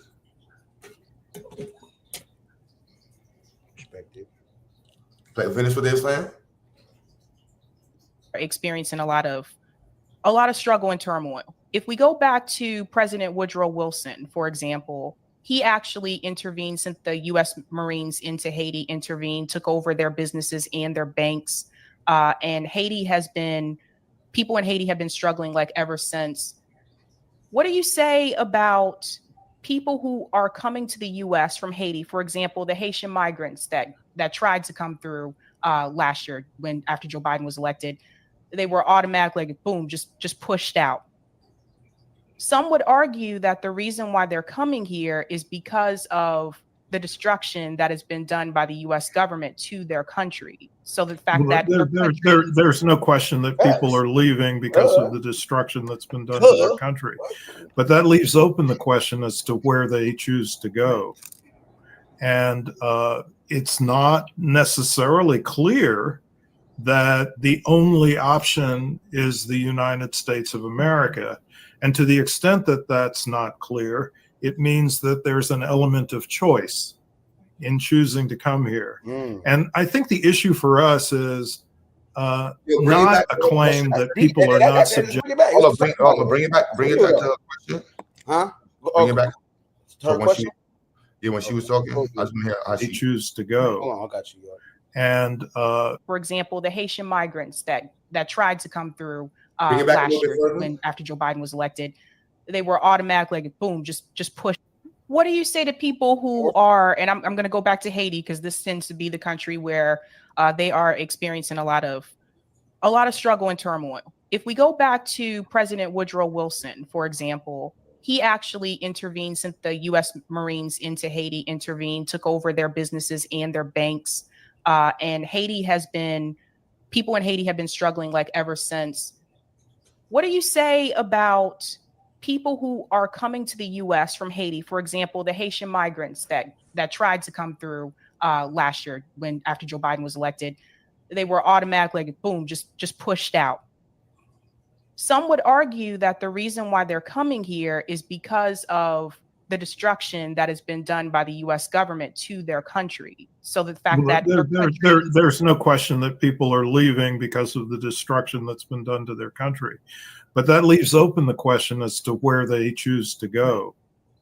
And it's not necessarily clear that the only option is the United States of America. And to the extent that that's not clear, it means that there's an element of choice in choosing to come here. And I think the issue for us is not a claim that people are not subjected to racism if they are Black and from other parts of the world. The issue for us is if you choose to migrate to a racist country, there is something really paradoxical about asking for reparations thereafter. If we decide that there is a legitimate claim of some sort for reparations, as opposed to some sort of redress through the legal system, then I think that would be a separate claim from the one that's being made by Black American descendants of U.S. slavery.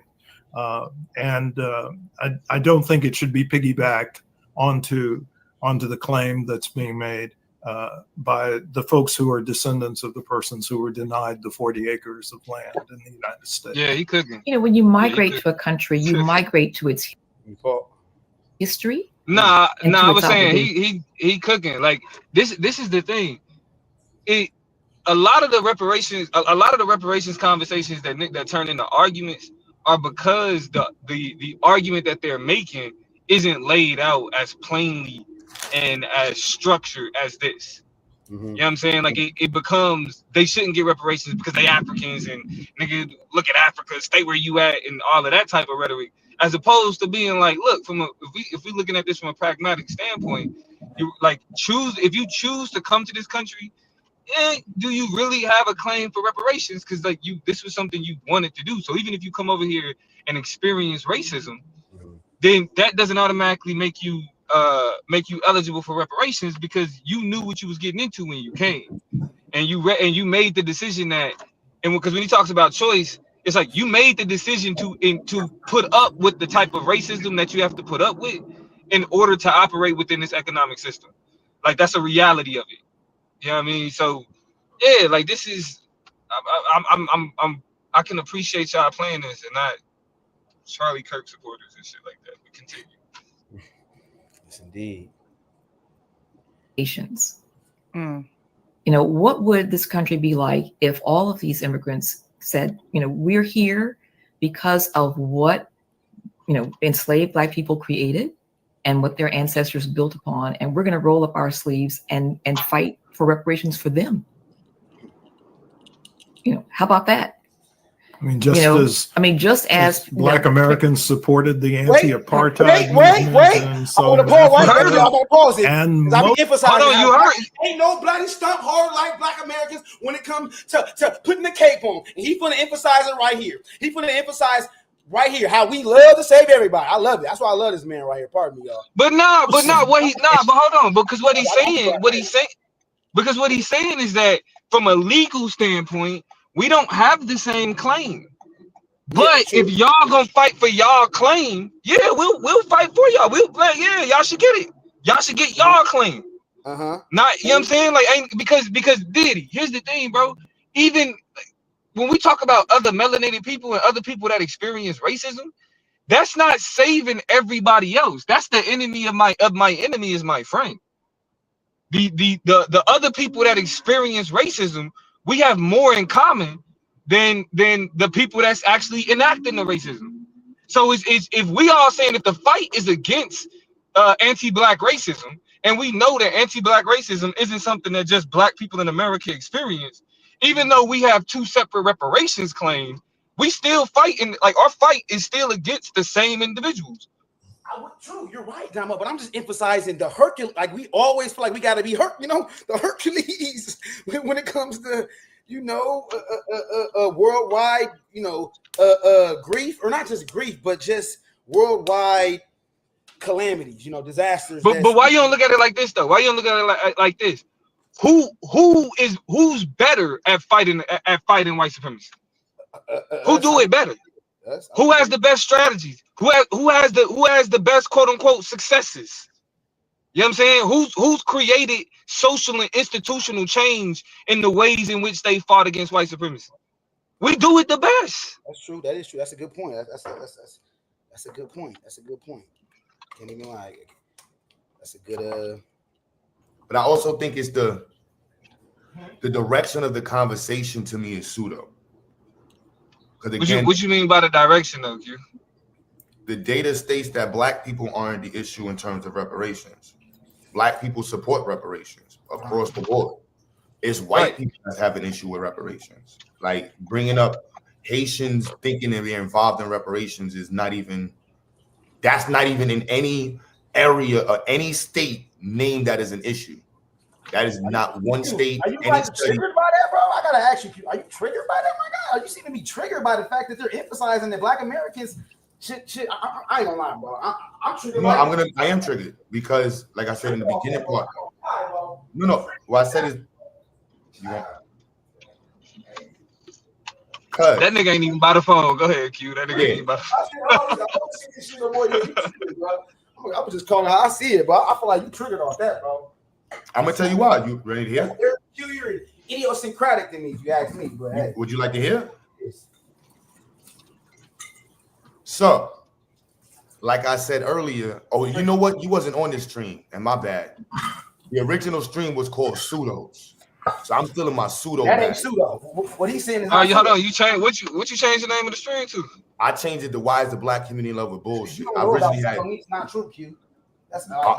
I'm stop that. Just because niggas are not privy to stuff don't mean it ain't true. You like me to like you got to hear the Like, say rationalization. FBA ain't real. I can show you FBA being used in the mainstream media. Let me So everything ain't pseudo though, bro. You're just triggered. You're triggered by that, my nigga. You're triggered, bro. I peep how you're triggered by that, bro. What are you arguing right now? Where you from, my nigga? Where you really from? Yeah, I'm off that. Like, where you? What are you arguing? You triggered. I haven't made my statements. I don't know what you're arguing. Why You haven't heard what I said. FBA's Black Americans. You haven't heard what I said yet. So like if you're gonna hear it, then you can argue. I peep that. I peep how you triggered though. Are you gonna listen to the argument to know what you're whole responding goddamn to? argument. Are you gonna listen to the statement to know what you're arguing? That's all I want to know. Because right now you're triggered. You're not even hearing what you're responding to. Because you disrespect. But you're not. I want you to be You triggered. my whole thing in this entirety, bro. I want you to be all the triggered. motherfucking money I didn't donate to this platform, and I can't play nothing in its entirety. Yeah, I'm triggered, nigga. Hell yeah, I'm triggered, nigga. The fuck you mean? Anybody be triggered? Can I respond? I want to be clear. Can you respond to what I was stating?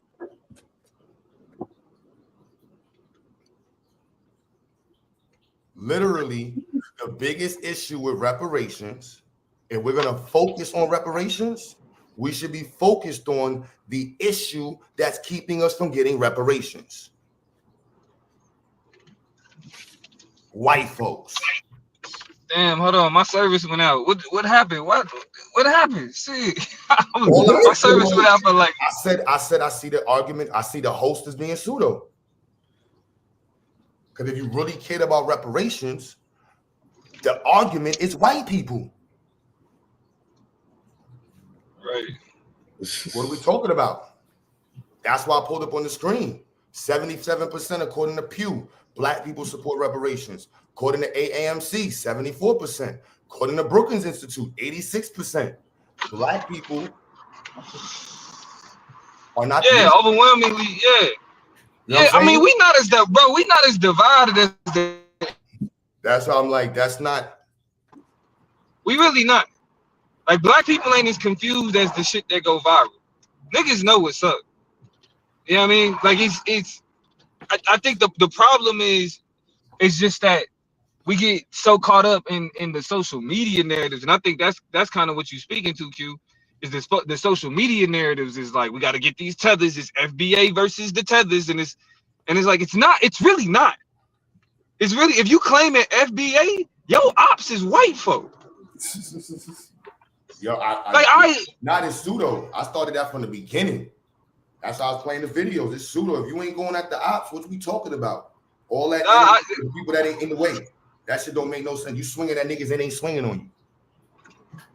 That's why it's some FBA niggas, and that's why I'm gonna start saying some, because it's some FBA niggas that use FBA as a way to get closer to white American nationalism, and they think if they embrace American nationalism, it's gonna move them closer or put them in closer proximity to whiteness, and it's like, nah, that's not gonna fucking happen.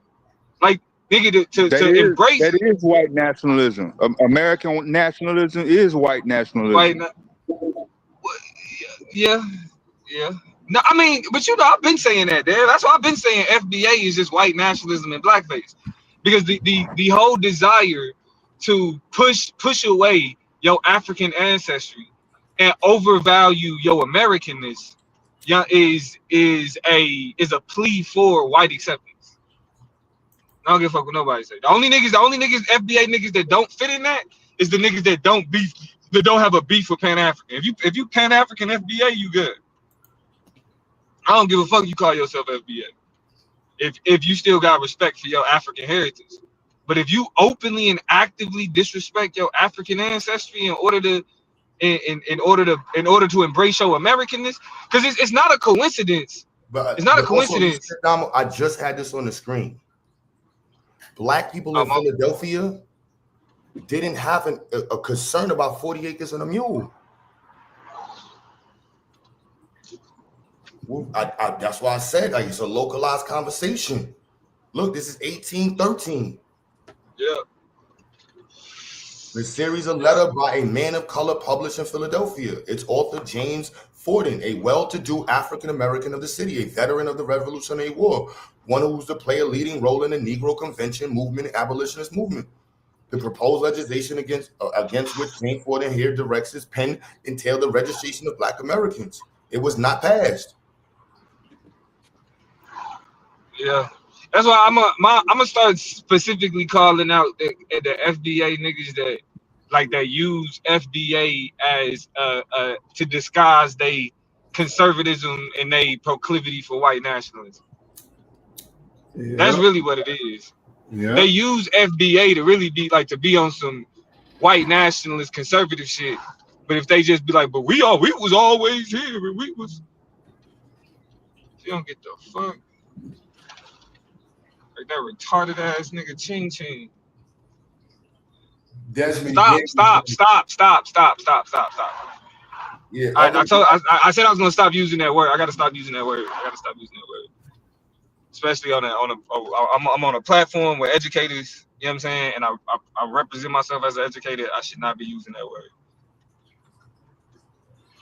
But I'm still using a hard R. It's not. Nah, bro, you an educator, Q. You an educator, bro. We can't talk like that. I won't be clear. Look, you see this? People of Pennsylvania descendants of the immoral pen doom us to the unhappy fate of thousands of our countrymen in the southern states and West Indies. And niggas just, come on, bro. Step your fucking game up, bro. It's 1813, niggas. 1813. 18. But see, that's why. But that's why I'm all like East Coast niggas got like this bougie side to them. All y'all niggas got that bougie side to y'all. That's why y'all got that East Coast elitism. That East Coast elitism come from y'all. It's like slavery. Y'all niggas was down there working on. No, but he's speaking. Hey, yo. Look. I just want you to understand. This is the connection. Despise the traffic in blood and blessings of the African will forever be around you. When do we stop being African? This is us. Many of us are men of property, for the security of which we have hereto looked to the laws of our blessed state.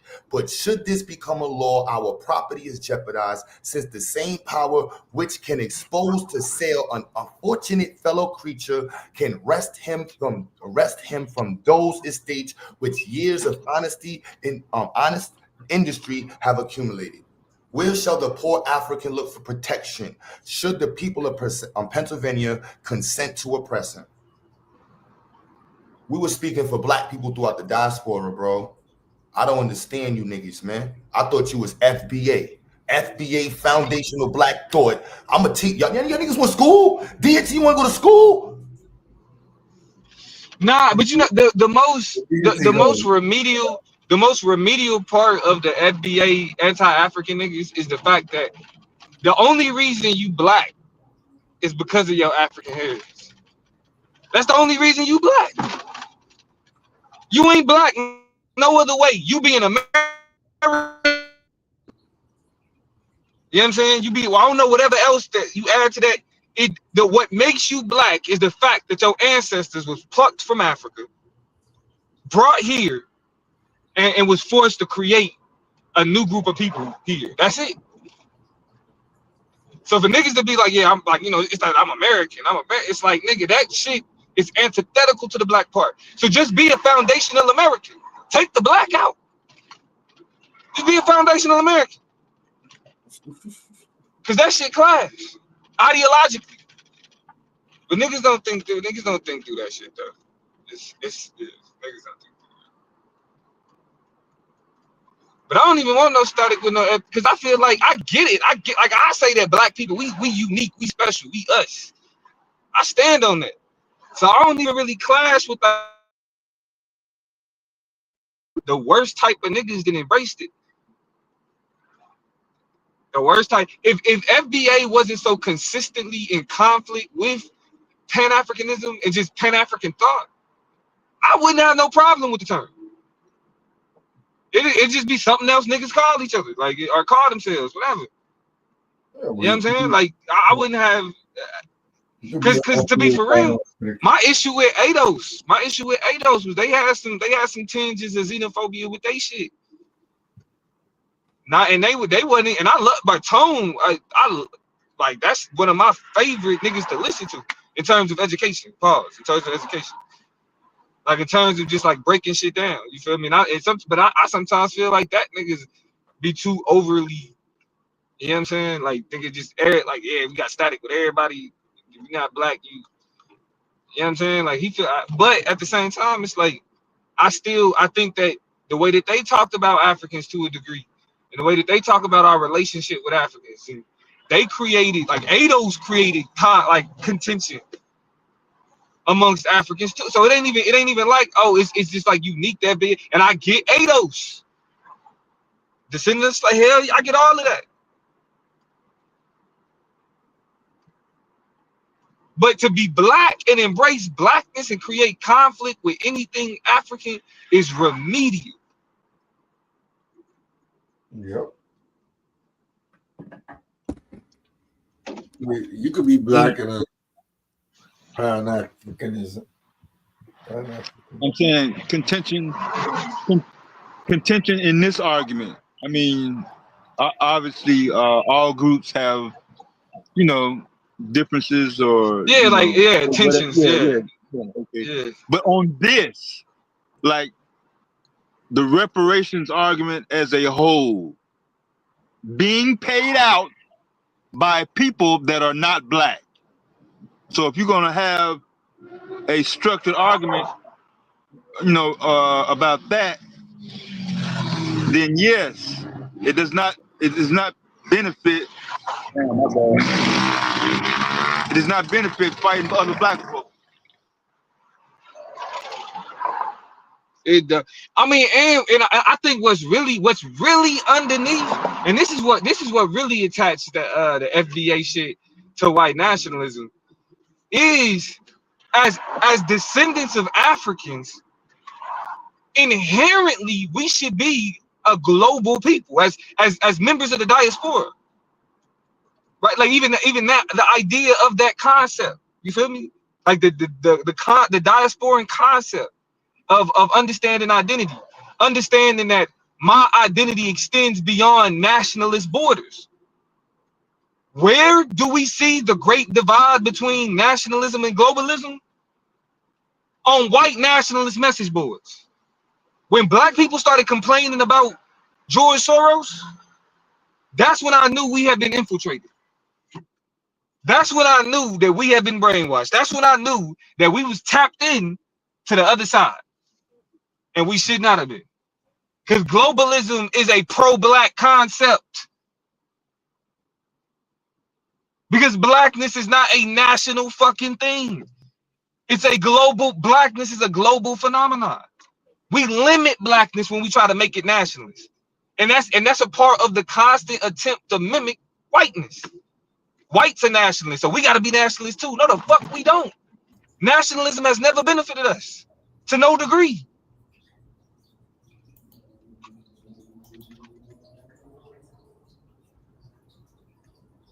And I stand on that. Y'all niggas is not gonna sell me anything you can try to tell me about. Oh, well, look what we get to benefit.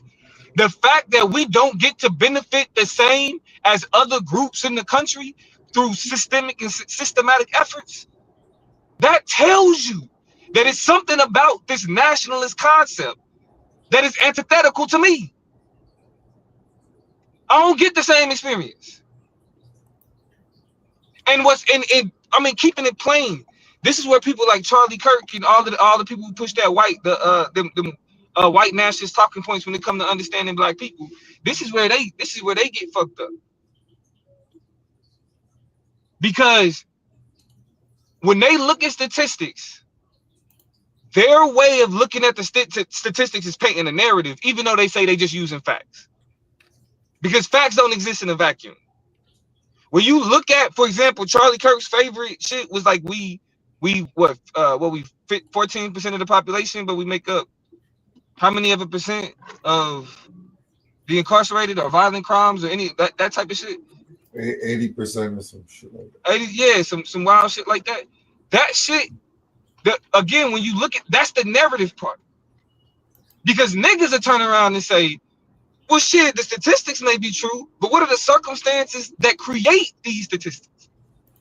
On top of the fact that you can't talk about arrest. What up, Sabio? You can't talk about arrest if you're not gonna talk about the amount of exonerated black men.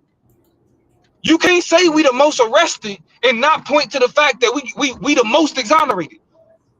We the most, you know what I'm saying, erroneously charged and erroneously sentenced. Yeah, that's a good point still, because what the hell? So That's first a- thing I want to do is I want to shout you out for saying a lot of things that I've been saying about these FBA cats and these people that try to make us anything but African, because it's white supremacy and they don't even recognize it. And I'm glad that you are saying it, because I kind of felt like the lone wolf in a room full of tone deaf people. So people could hear me, but they didn't understand the tone of what I was saying and why I was saying what I was saying. Because the white nationalists are the ones that will push African Americans away from what? Their African ancestry. You don't want to be connected to those. Some of the talking points, some of the things I heard earlier today, listening to some Hebrew Israelites, because I'm all over the place. We are still called monkeys. We are still called monkeys. They still want to connect Africans to monkeys. Yeah, they learned that from white people. They're learning from white people, and they don't get it. Because they want to be so different and connected to ideologies that come from white people. But hey, well, actually, I want to be. We got to be more specific than that, Sabio, because when niggas say it comes from white people, it's like we put that on everything. Like we say evolution came from white people or science came from white people. Yeah, right. It's not that it came from white people. It's that the basis, the principles behind white nationalism are antithetical to blackness. Basically, the principles of white nationalism are against or antagonistic towards blackness. It is not your friend at all. They're juxtaposed. So when you get into the historicity of it and you really start breaking it down, you see how whiteness was used to demonize or make blackness less. So if you are dark, you have these characteristics that make you less human, make you more monstrous, less intelligent, more prone to sexual deviancy. These are the things that is put on blackness, but the things that are put on whiteness: purity, virtue, kindness. Yeah, that's through the process of socialization, though. That's why it's like my brother Rob calls it. Yeah, my brother Rob frames it the best. He says black people need to engage in. I think he called it reverse propaganda or something like that. Like somebody correct me, but brother Rob calls it reverse propaganda. And propaganda. Positive propaganda is what it was. It's something like that. It's something like that. But the idea though is that the reason why we believe dark means bad and light means good is because of propaganda that's been socialized to become the norm. It's called right? persuasive propaganda. No, I'm talking. No, Rob had a specific phrase that he used. Brother Rob it's had called a positive propaganda. We've talked about it. Yeah, Domo. Positive propaganda. Because look, Like when I had the debate about nigga, or even when I had the debate about DEI, what you always gonna hear me talk about is reframing the way that this thing that we understand is packaged. We don't need to look at it the way that these motherfuckers have told us to look at it. So the same way that we can, like the Black Power movement was a movement by which we took the term black and gave it its cultural value and its cultural significance, we can do that with every fucking thing. Literally. Right. We can take things like DEI and we can make those things, make it mean something else than what they made it mean. And then when somebody tells you you cannot do that, the answer is why. Because Says who? because the results don't change. But the results can change. You can call That's it a great point. You want to call it, but the results ain't gonna change just because you. But the change results name of it. can't. But the results can change though. It can. The thing about it though is, in order for it to change, you have to change how people view it. You have to change how you see it. Because you're right. If everybody's like, whatever this what we agreed on, what it means, it is what it is, then of course you're not going to see the change because it's not given the opportunity to produce that. But if we can, but that's what I mean. If we can do it with black, if we can do it with nigga, we can do it with anything. But like whether it's DEI, whether it's how we understand politics, whether it's how we understand community, hell, whether it's how we understand commerce and capitalism, all of those things can change if and only if we change how we understand and how we relate to those terms. So it goes back to education at the end of the day. Nah, deeper than that. It's deeper than education. We talking about full socialization. How do you? That's why the reason why I lashed myself. Hold on. Because isn't education part of socialization? No, it's a part of it. Right? It's a part of it, right? But part of it, exactly. Yeah. I took sociology too, so trust me. I mean, but socialization is a form of education, though. Like in the sense of it's the way in which you're being educated through the socialization, right, on how to behave. Right, right. You educated on how to behave, right? How to think. But but that's the thing, though. And so it's like the reason why I embrace ontology and epistemology as concepts to help me understand how we approach society is because if you understand that like epistemology doesn't exist in a vacuum, right? We operate from as Americans, we operate from a white epistemology. That means that when we ask, how do we know? That is an unfortunate aspect of our existence in this land. And so when we ask, how do we know what we know? That's why niggas be like, white people. Mm-hmm. That's and they're not necessarily wrong. That's why when niggas be like white science, they're not necessarily wrong. When niggas, you know what I'm saying? Like when niggas be like white politics, because again, the science is the science, but how we understand it, right? It's those things that make shit white. So it's like, okay, race was a thing, but how do we understand race? Well, we understand race through the lens of whiteness. Through the lens of whiteness. Yes. So even if niggas try to be like, oh we've always been different throughout history, yes, but how you understand difference is through the lens of whiteness. So I mean, but the triggering like that's how I was like, y'all wasn't here. What up, Xavier? What up, y'all?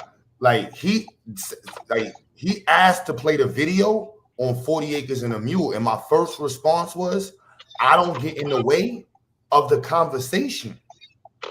But he was like, yo, I want to know how you feel about it. I want to know. And I'm like, yo, bro, I don't really have an opinion of anybody's claim in reparations like that. Like, we're having a discussion of the validity or how we can approach it, but I also understand it to be regional. You know what I mean? So that's when he and I told him, like, I wouldn't have worded it like this. I'm like, and I said, look, this is something I would have Taz or somebody go, because I'm like, yo, the first thing and I heard the other points, and I said, I don't disagree with it, but I wouldn't word Black Americans focus on reparations and start off with 40 Acres and a Mule. Now, if you're in North Carolina, that might be your perspective. You know what I'm saying? I get it. Some of us migrated from the Carolinas. but that's not the entirety of the situation that Black people went through in this period. And that's Y'all why say hi to Ace. What up, Ace? What up? That's why I pulled up the article, the first-hand account speech from the brother in Philadelphia in 1813. Like, what are we? This is foundational. 1813. Yeah, I don't know why that. I ain't really understand why Diddy got mad the way that he did, bro. I don't Like I was understand it. triggered. I'm just saying, if we're really if we really are focused on reparations, we should be focused on the real issue. That's what I started. I'm still in the last video, but the video they porn bombed it. They freaking took a picture of psychos. So I'm like, damn, y'all motherfuckers is evil, son. Damn.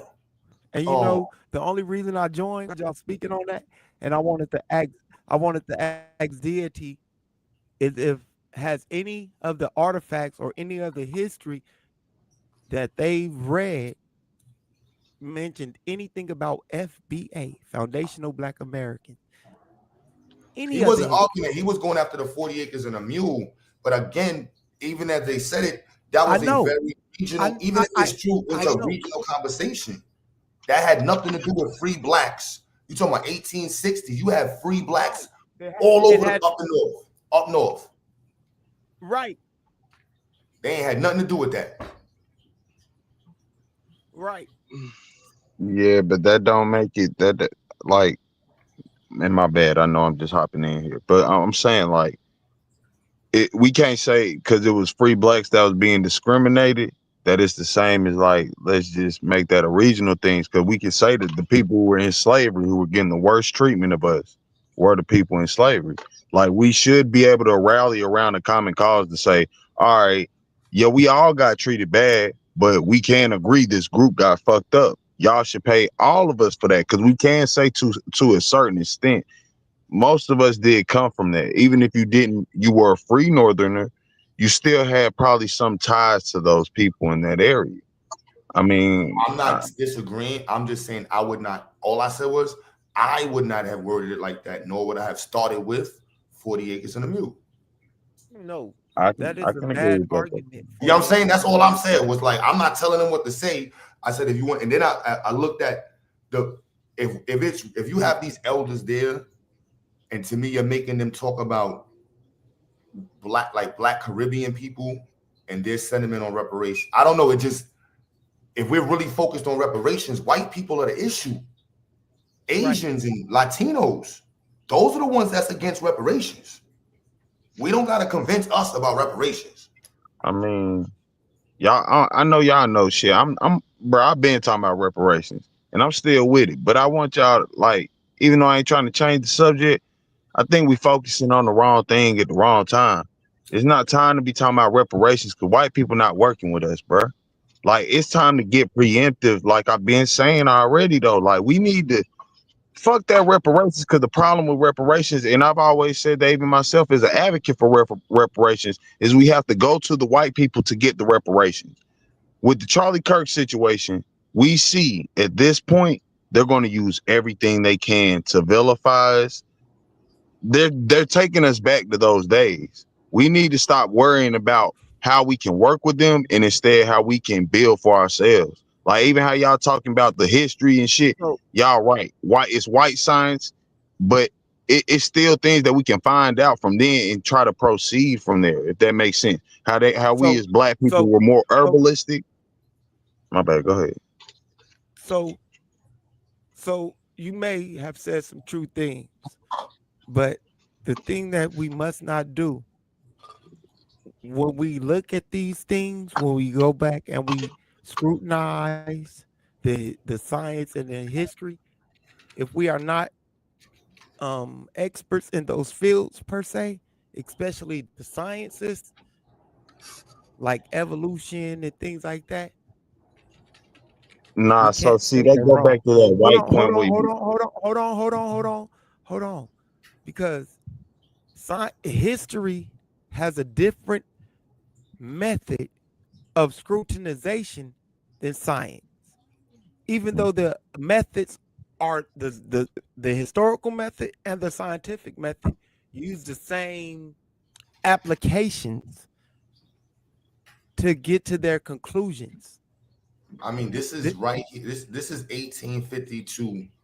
So when you're looking at 1852, you have to look at the context, the time, and what the people were actually saying about themselves in the situation that they were living in 1852, and why they would write these things and say these things about themselves. So if they weren't calling themselves foundational Black Americans, and they were calling themselves African Americans or Native Americans or Caucasian Americans, then why are they calling themselves these, using these terms to describe themselves?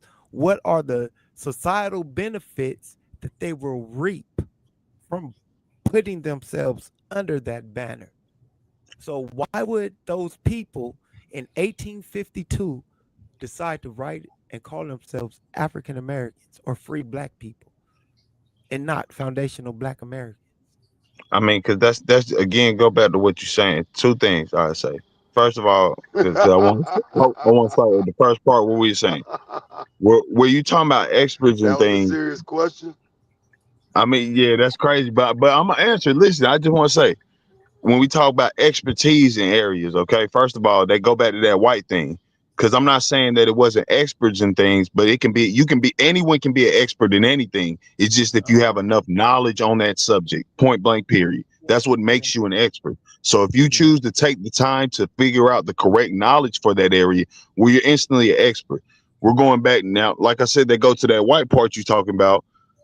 We make an expert now where you got to go to college, you got to be a doctorate. I mean, no, it's just it's the knowledge itself.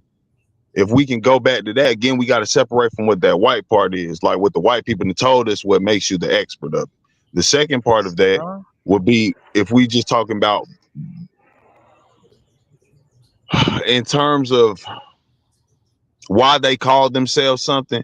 Well, it's the same reason why, like you said, we were African Americans, or we're still African Americans, but people are trying to make a name change because, like you said, the societal benefits. Well, if we being honest, it's no benefit to trying to side with them, like, you know what I'm saying, African American, because they were at that point in time, it made more sense to say, all right, maybe let's work with them and see if it works for us.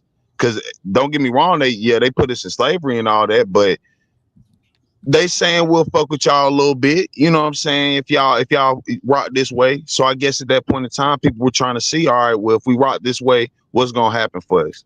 We here today. We see that shit ain't work for us because we still arguing about the same shit they was arguing in 18, whatever.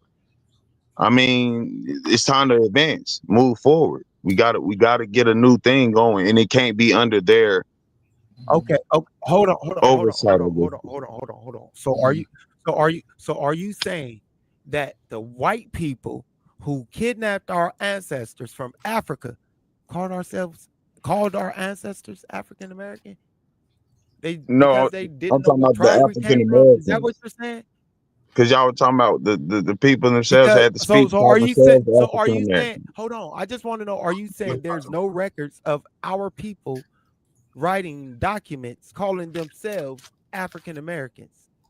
No, I just said that's what I'm talking about. The black people who No. I'm themselves are asking calling a themselves direct African question. American. Are Nigga, I there just answered it. What the fuck, Fabio? are there documents from before 1852?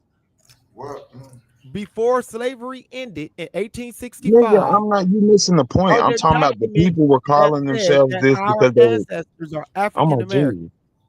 Jew. Nah, man, That's black all people was I'm asking. they was calling themselves colored people, man.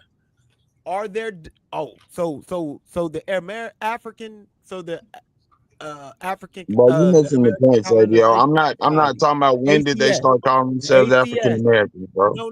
What y'all? I don't even know what you're talking about, son. Yo. We have always been considered African Americans. We have not ever been foundational Black Americans. So if you can show me any source from the time of our ancestors landed Nobody's arguing to this land Right, where bro. they're calling You sound themselves silly, FBA. Sabio. You sound I know silly, you man. do. I know you Why do. would you think I know somebody? I do. Why would you I know think you do. that I know type of you info, do. bro? Here we Listen, go. man. Here I mean, your we argument go, is bro. weak. Why would I think this type of information is out there? Because this is what y'all claiming.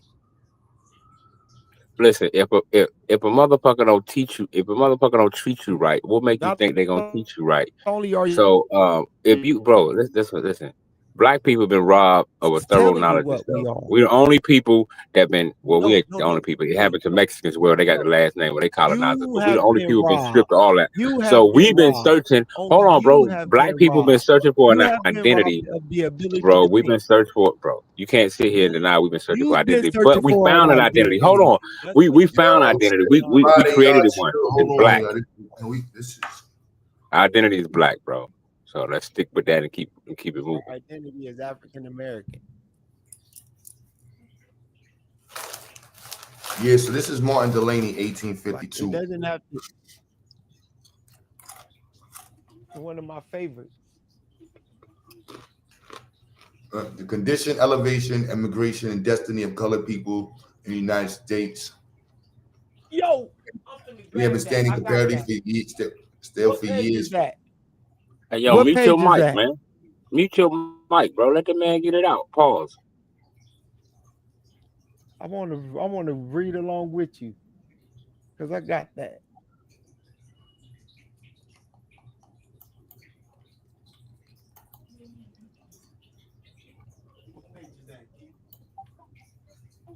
Yeah. We have been standing comparatively for years, following in the footsteps of our friends, believing that what they promise us can be accomplished just because they say so. Although our own knowledge should go long since have satisfied us to the contrary. Because even were it possible with the present hate and jealousy that the whites have towards us in this country, for us to gain equality of rights with them, we never could have an equality of the exercise and enjoyment of those rights, because the great odds of the numbers are against us. We might indeed at some point, at some present, have the right of the elective franchise. Nay, it is not the elective franchise, because the elective franchise makes the enfranchised eligible to any position attainable. But we may exercise the right of voting only, which to us is but poor satisfaction, and we by no means care to cherish the privilege of voting somebody into office to help make laws to degrade us. Then he goes on to say, let our young men and women prepare themselves for usefulness and business. That the men may either enter in merchandise, trading, or other things, and women may be teachers in various kinds and otherwise fill places of usefulness. Parents must turn their attention more to education of their children. It's 1850. We mean to educate them for useful, practical business purposes. Educate them for the store and accounting house, to do everyday practical business. It's 1852. I don't know where we got confused. I'm lost. I don't know what we got confused. The branches of education most desirable for the preparation of youth for practical, useful, everyday life are arithmetic and good penmanship. In order to be accountants and good rudimental knowledge of geography, which has even been neglected and underestimated, and of political economy. Bruh. What we saying? Yep. Stop. What I got to say is we should just pick up where they left off. I ain't gonna make no excuses for what the fuck happened, because I'm with you. I don't know where the fuck we got lost. I think about that shit every day. The Panthers was groups of niggas who was literally willing to die for us and even kill cops type shit. Like, they wasn't scared to go to jail. Niggas is now pussy. But that's neither here nor there. What I will say is, I feel we should pick up where they left off. You feel me? Like, we need to get in line with that shit and get on time with that shit. Cause them crackers not playing. I don't listen, niggas is I hate to admit this. This is the problem with us, where they done got us tricked. Where niggas really are reactive and not preemptive. Like, niggas wait until a nigga got a gun in front of the house when the nigga been telling you for the last 2 months, I'm gonna shoot your bitch ass when I see you. Now you wait till the nigga got a gun in front of your house to be like, oh shit, real. Nah, nigga, the nigga been warning you for months. And that's what's happening now with these white folks. Man, listen, they compare Charlie Kirk to goddamn Martin Luther King, boy. I don't know what else to tell y'all. This motherfucker was fighting for the freedom for white people to say whatever they want. And you see how they doing this. They firing people because you saying, man, I don't give a fuck about Charlie Kirk 9. The fuck? And now they trying to fire people and tell you wrong for not praising them. But at the same time, allow them to say whatever they do. It's called strength in numbers. Charlie Kirk, one of your right hand men. No, Shut nigga, up, I'm just keeping it what it is. It's called strength in numbers. This white boy, Charlie Kirk. You the biggest Hold on, Trump just let me say this. supporter on the Stop panel. getting all Shut your emotional, bro. Charlie Get out of Kirk your feelings, loving ass up. man. Get out of your feelings, man. Look, this white boy, Shut Charlie your Kirk, Charlie Kirk loving he ass had up, listen. nigga. He had the ears of a lot of white youth, man. That's just a And he fact. had I'm not he saying it had was. I'm your not ears. supporting him. He had Hold on, your I'm not ears too. supporting him and He saying had it's your right. I'm not ears too, supporting him or nigga. saying it's right. But if we look at it, he had the ears of a lot of white youth who was willing to die. You know who got more Which ears one than of white those youth? white youth you talking Listen, about, nigga? the people who got the most ears of everywhere in America, the world, period, is Black Americans. We got the So influence. why they censoring everybody? You know why they censoring everybody? Because those white youth, hold on, those white youth that he had the ears and eyes of, What's the they main control thing a you lot of see this shit. They online? run a lot of this shit. They in the see through What's the YouTubes and all main this thing shit. you've been seeing And that's what online for the niggas got. last And that's what 9 black months? people must Black realize that. people, stay out of Hey, this. man. This not your fight. Ain't that Exactly. what you've seen mostly? So Y'all that's what I'm letting the saying. Charlie Kirk So niggas supporters not talk. standing together for nothing and everybody agreeing on that. Until the niggas come together and say, nah, this too much. Nobody gonna agree. I guarantee the moment where black people start saying again, this is bullshit. Just like I said with the Panthers. That's when white people even themselves are saying, yeah, shit factual, because it's a group of niggas standing on it. Rap, everything we do, we've already seen this. It's going back to what they said, what the man said in the 1800s. We done already seen the fucking history to prove. Y'all niggas trying to do some other shit. Nigga, we know what it is. Now, if y'all motherfuckers want to sit there and say, man, this ain't our fight. Nah, when they start getting to a point like, cause they're targeting us, bro. When the niggas say, I'm sending the military to these cities, it ain't no fucking coincidence that the only cities he talking about sending that to is the fucking black cities. Boston is this. That's a majorly white city with major crime. But they want to only send that shit where it's the majority black people. Come on, bro. They telling you what time it is. I don't know what niggas being stupid for, but this shit scared. This was scaring me. We don't have 10 years to play around. Man, this is bullshit. Man, bro, you fear mongering, bro. Stop the cap. All right, Nigga, it's not fear all the scared, all the scared everybody shit. up here talking. If What you y'all scared, talking about? Trump, wait a minute. If Donald Trump got to get permission, hold on, bro. If Donald Trump got to get permission from the governor just to go into the state, what that tell you? It show you the president ain't got that much power like we think he got. If he got to get permission from the governor to even go in there, it show Trump ain't got that much goddamn power. But we've So to already me, seen the nigga circumventing the law. Shut up. We've literally seen where Supreme Courts are saying you cannot do this, Donald Trump, and he continues to do it. Do we go back to the deportations? He's sending people to countries that's not even their homeland. People y'all are y'all caught up in the rapture, man. Y'all get caught up in the bullshit. But all we gotta do is continue to do for self, continue to do for self, and let these white folks have their fight. At the same time, one mic, y'all just like. All right, bro. All we gotta do is continue to do for self and let these white folks have their fight, man. That's all we gotta do. Do for self and get out of this fear mongering shit. And just continue to do for self. The fight is gonna trickle down like economics our way. Where that juice flip at? These niggas scared. Scared of what, man? We doing for self. We're not focused on them. That's the problem. We giving them too much motherfucker attention. I'm not giving them that much attention. They talking about, listen, Charlie Kirk, they say, let's attack HBCUs. People getting hung out here. Niggas, you know why? the man who killed Charlie Kirk was a white man. Because niggas got so reactionary. Niggas got so reactionary in white folks' business. Which, I mean, we have a right to because we understand the violence that they did to us.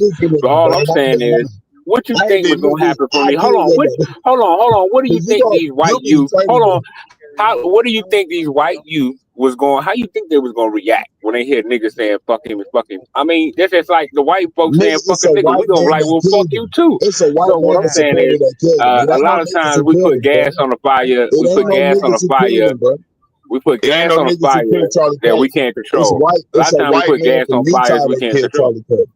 So why would you be getting mad at black I bet people you for what they nigga got say? It's a 15 white guns man with that his killed scary I Tyler ass. get Perry. mad at black You people. I'm talking telling about black all this people, stuff, let's stay yet he got focused. 15 Let's guns. stay focused and continue to do for self. That's all I'm saying, black people. Let's Yeah, stay that's focused good. on And our that's business and our put you in a problems. goofy ass Scary situation you nigga in now got with niggas 15 getting guns, hung in y'all. college. The scary nigga got 15 Man, guns and he ain't listen, gonna bro. bust one.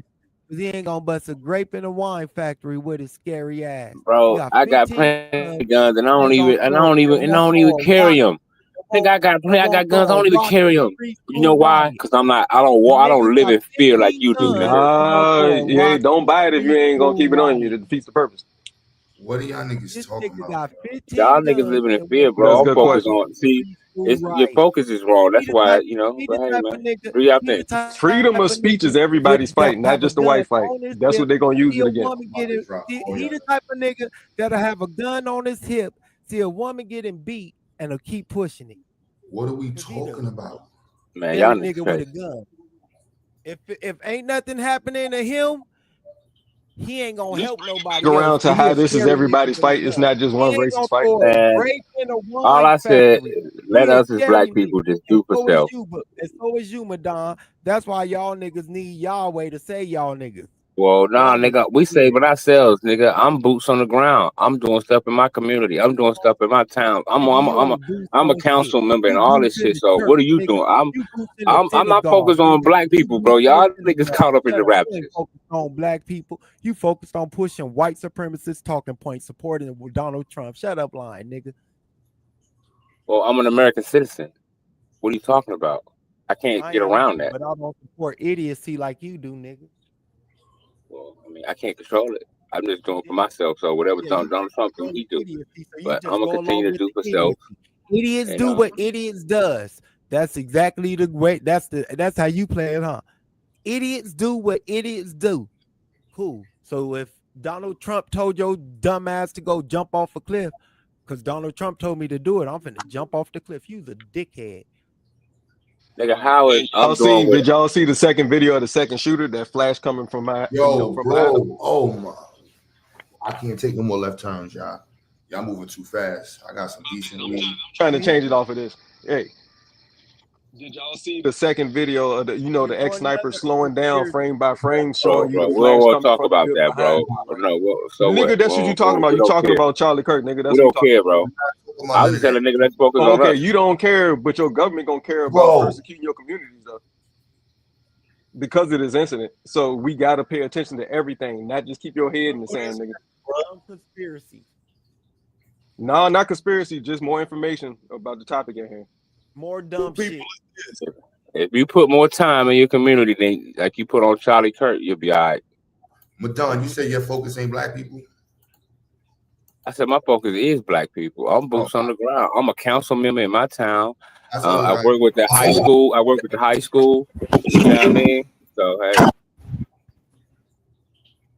we need more like you. Somebody elected Madon. I feel sorry So for let me ask you, Vayasa. So the 40 acres and a mule, would that apply to free blacks in Pennsylvania? No. Free blacks in Boston? Did you ask me that No. question, Q? Yeah, I just want because that's what I was saying. Like that. That's why I wouldn't articulate it first. No, it was refugees, those who served in the Union, but mainly refugees. You got to go back to the Confiscations Acts and understand what Lincoln was doing in the South by taking that land and taking property. Keyword is property. Them black people he took that wound up on the Sea Islands was taking property, if you get where I'm going. Mm-hmm. And to sit back and think at the time that they was about to make a permanent settlement for black people in this country is asinine, because Lincoln was trying to deport us down to Panama. Give me a second, Q. I'm in the store. I'll be right back on the panel, though. And Taz, you said no. I'm like, Well, that's is one of the things that our people don't really like to hear, but it's just an over exaggerated story. And we got to get past that part of it, because the reparations part of it is legit, but the 40 acres and a mule part of it is like an urban legend. It's a myth. We got to get past that shit. And white folks is who we got to get past. It wasn't anybody else. It wasn't no black people that got rid of this here. It was a white person. Said, nah, we getting rid of that. See, I would disagree though. I would disagree with that because it's the scholars, it's the people who's supposed to be teaching us this shit that won't move us past that moment where we're kind of stagnant in the reparations conversation, thinking it starts there. So I blame black scholars. No, not not in the sense of understanding that. I'm talking about specifically the order was overturned by white person. Yeah, for sure. You know what I'm saying? Like, just to be like, this was not black people saying, nah, we don't, fuck that. Don't give these niggas 40 acres of me. That's my whole, we focus on reparations. Oh, okay. White folks are the hurdle. Man. Hey, Taz, you to add to your, I didn't mean to cut you off. Q, go ahead. Now I'm saying if we really focus on reparations, white folks is the conversation. That's real. Without doubt, that's why anytime you can't separate the two. You can't separate the two. Madonna, I know you heard me talking. Separate. I know you heard me talking. Brother, you done cut off people like 3-4 times. Go ahead. See me going at FBAs, the first thing I ask them is, what are they doing about CRT? They always pushing against other blacks, but they not going against the shit that's happening in real life time. And to Taz, your sentiment towards the myth part, a part of the myth that grew with this is the idea that everybody was promised 40 acres. You're promised up to 40 acres. The land was supposed to be disseminated based on needs. It's not written that everybody was going to get 40 acres. Yeah, it's a myth. The only time you see that, the only time you see a definite 40 acres is when it comes to the land allotments given to the freedmen. And that was per family. You act like black people was waiting around for 40 acres and a mule. We Ain't didn't sit nobody around talking waiting to your for no stupid ass, motherfuckers. Madonna. I'm just saying, bro, you sound silly, man. Just We didn't talking wait for just no to be 40 acres talking. and a mule. Black people, we pulled ourselves up with There's no a story out there. food. There's actually something written. I can't remember the scholar who wrote it, but there's something called the myth of 40 acres and a mule that actually speaks on this. Can't remember the name of the scholar who wrote it. Well, we wasn't sitting around waiting for it. No, it ain't talking about people sitting around waiting for it. It's talking about exactly what Vyasa was saying. Damn, how slow can you be, nigga? Like you still ain't caught up? All the shit that you've learned, you've been on these panels for years and you are shit, nigga, you still turtle slow? Well, I see your vernacular and the level of your conversation is still below average. You still, your intelligence is still at the bottom of the Marianas Trench. Okay, cool. Okay, that's how you And that's feel. the That's cool. deeper part of the ocean. I'm not That's persuaded where your by whatever you intelligence think. is, down there with well shit at Come the on with bottom the video, of the man. Marianas. Right. See, this is why. Oh, okay. Back and Yeah, gotta forth. play the video.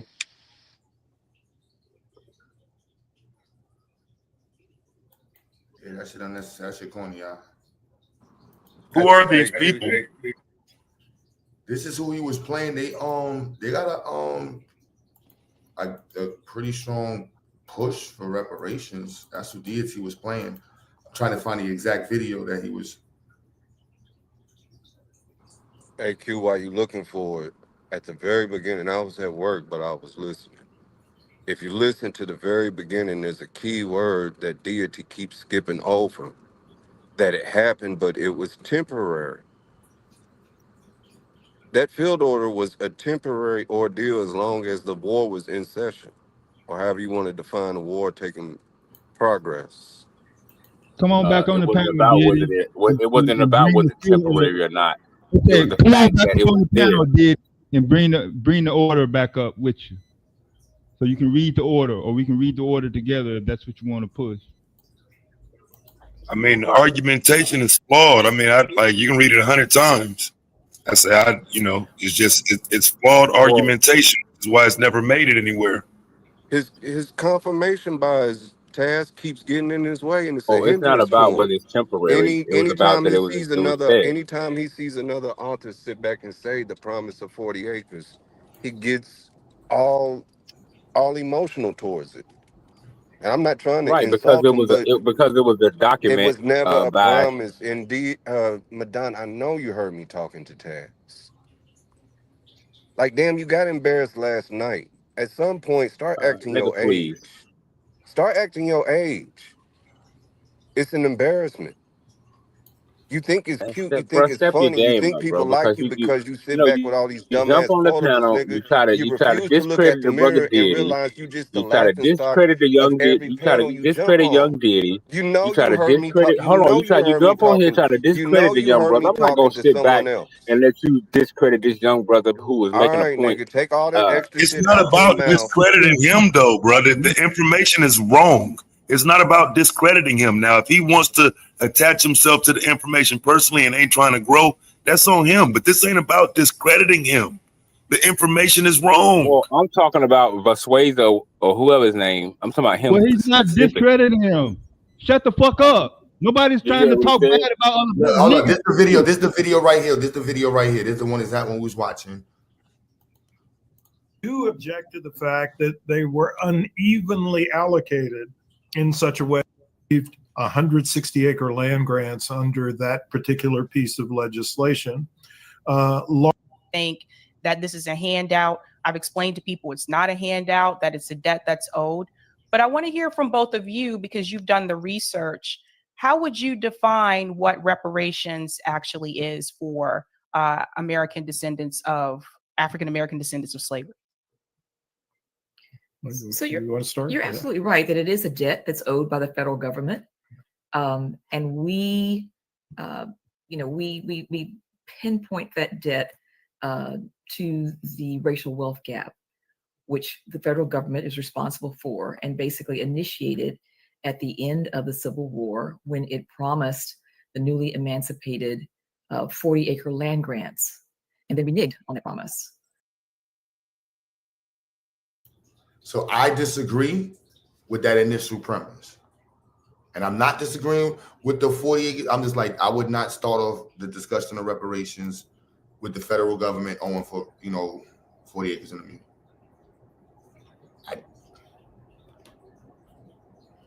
That's But see, for me, the issue is presenting the Freedmen's Bureau as something that was ours or established by us or something that would owe us.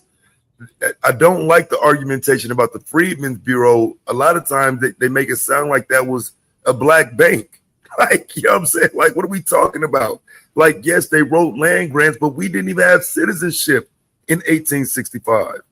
Like some of this has to be contextualized. And I do think even these people who we call scholars, they know they're talking to people who ain't read this shit. So I want to hear what he's saying. We pinpoint that debt to the racial wealth gap, which the federal government is responsible for, and basically initiated at the end of the Civil War when it promised the newly emancipated 40-acre land grants. Now, I completely disagree. That is historically one, they attached the economic wealth gap specifically to 40 acres and a mule. And the federal government, I cannot agree with that. You had free blacks who were not able to compete or thrive in business way before that. The state was benefiting off of all these other ways of black people. Like what? How did you start the economic wealth gap right then? That is, you just skipped so many. I can't. I just be real. I don't know how you start the. I don't really know how you started right there. They want to do that. That's cool, but I can't start it right there.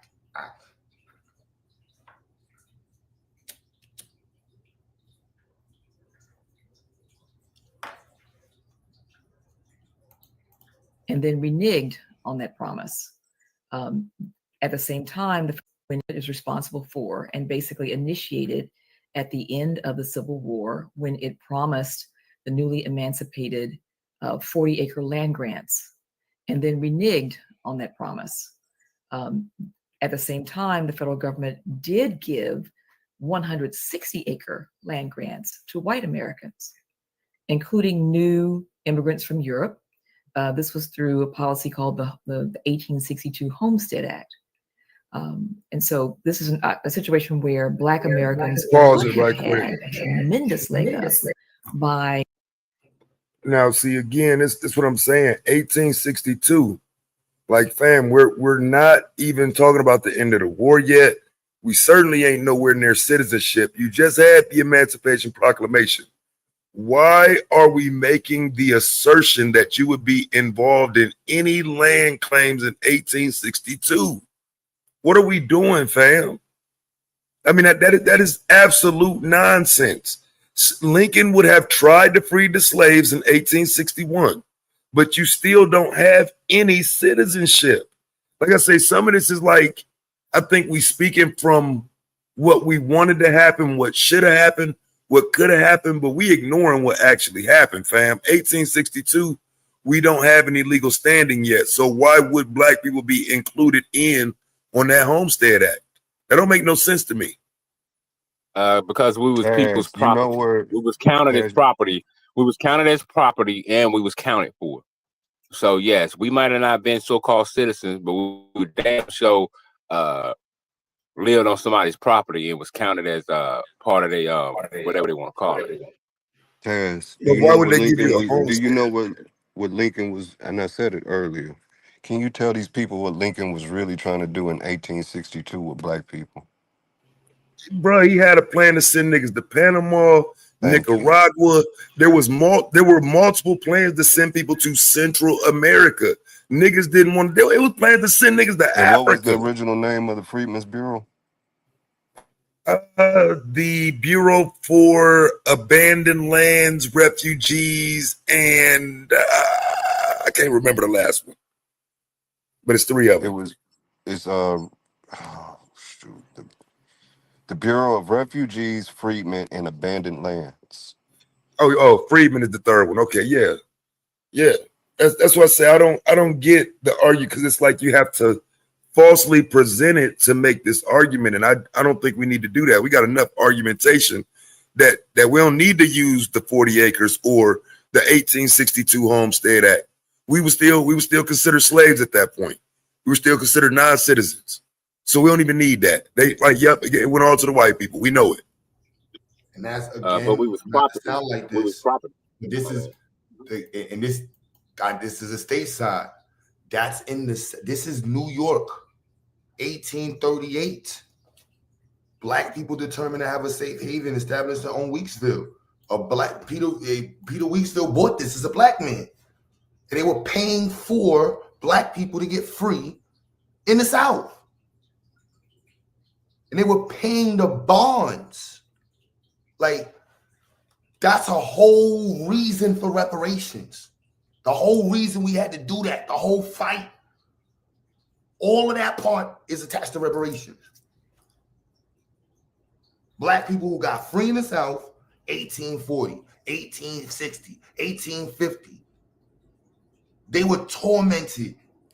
The idea of getting free, the money that was paid each state for Black people for taxes as property. That's how the federal government benefited. What are we talking about? I'm lost. I'm really lost. It's crazy. I'm lost. I don't know. That shit's crazy. Facts. Q, so you can have all in one. Did you cover the New York African Society of Mutual Aid? All Not that yet, ties but in with your story. yeah. From helping And you got slaves. Philadelphia. Yeah. I had Philadelphia's. Yeah. And this is 1808. Again, reparations aren't determined off of who made what, though. You know what I'm saying? So, like, I mean, I understand the logic, but what somebody made is irrelevant. Reparations are determined off the atrocity itself and nothing else. Exactly. How much somebody made off of it is irrelevant to the reparations conversation. Well, for me, because the federal government would only be in the sense of profiting. There's no other, you know what I'm saying? There's no other conversation the federal government's really inside of. Like the 40 acres and a mule conversation, that's one conversation. But for the rest of the space, they just collect taxes from the states. It's intertwined, the state and the federal government. But the localized perspective is largely with the reparations. That's where it is at right now in the country. It's at the state level, and they're looking for how the state, whatever ways was involved. Then you find a compatibility with the federal government. And that's different with each state. Each state got a whole different relationship before 1860, 1865 with the federal government. Where you do see reparations take place dealing with slaves in that time period, Q, is those who freed people who got enslaved, kidnapped and enslaved, whether they was once slaves or just naturally free. When they go after the Fugitive Slave Act, they had to go after the specific individuals who placed them in it. And they got reparations that way. So I hear you.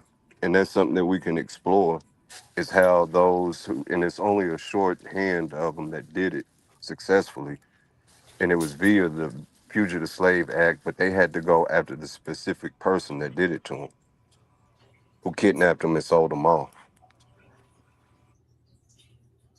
Yep. This is Pan-Africanism on the screen before Pan-Africanism. I mean, while I agree with y'all for the most part, I'm kind of going hard on what Taz was saying. Like, and I hate to use this example because I know it is in America, but listen, Jewish people literally got fucked up by a guy in Germany, and they gave them land in Africa. Okay, America agreed to it. They backed them, and we still back them to this day. We support them. We're their number one ally. So like, due to the fact, just saying that it was a whole group of us that had a major atrocity, they should be able to give us the land. That's the only thing I say with 40 acres and a mule. That's what I'm saying. I think the premise is cool. I agree with y'all in terms of I think the arguments be wrong. I say just the 40 acres and the mule should stand on the basis that a major atrocity, like, I would debate, we can't debate it. I would say it's undebatable the worst human atrocity known to man. Like that we have on human thorough record of would be black slavery in America. Like the way they treated us was ridiculous. If they can award, again, if you can award a country, a bunch of people from Germany, okay, that's all I'm saying. Those people are from Germany. They're not native to Africa. And they said, shit, well, we gonna give y'all this big ass country. I don't think it's crazy to say give black Americans 7 states. We're going to accept the people who even free black people. Wait, you speaking as if America gave Israel that land. Like, America's only part of the UN. America didn't set it all up and make it happen. I mean, I get the point, but I mean, we got to be contextually. I mean, but we got to being contextual. We are the UN. Like the UN don't really got that much power without us, and they never have. I don't even disagree with that statement, but you have to acknowledge the others involved. Or if the United States is the UN, why would they allow for us to go into the UN and make a statement against the US? That go back to what I said from the beginning. I don't know why we trying to work with the white people, bro.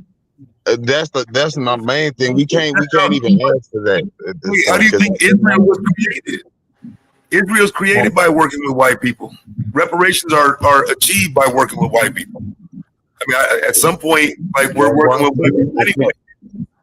I can't deny. I've been saying it from the beginning. I'm the main one that was up here talking about the reparations advocacy. I've been said the flaw is we got to ask the white people for it, and they don't want to fuck with us. Even when y'all talking about, like, Well, it was due to like how you brought up that 40 acres and a mule was like if we was at war.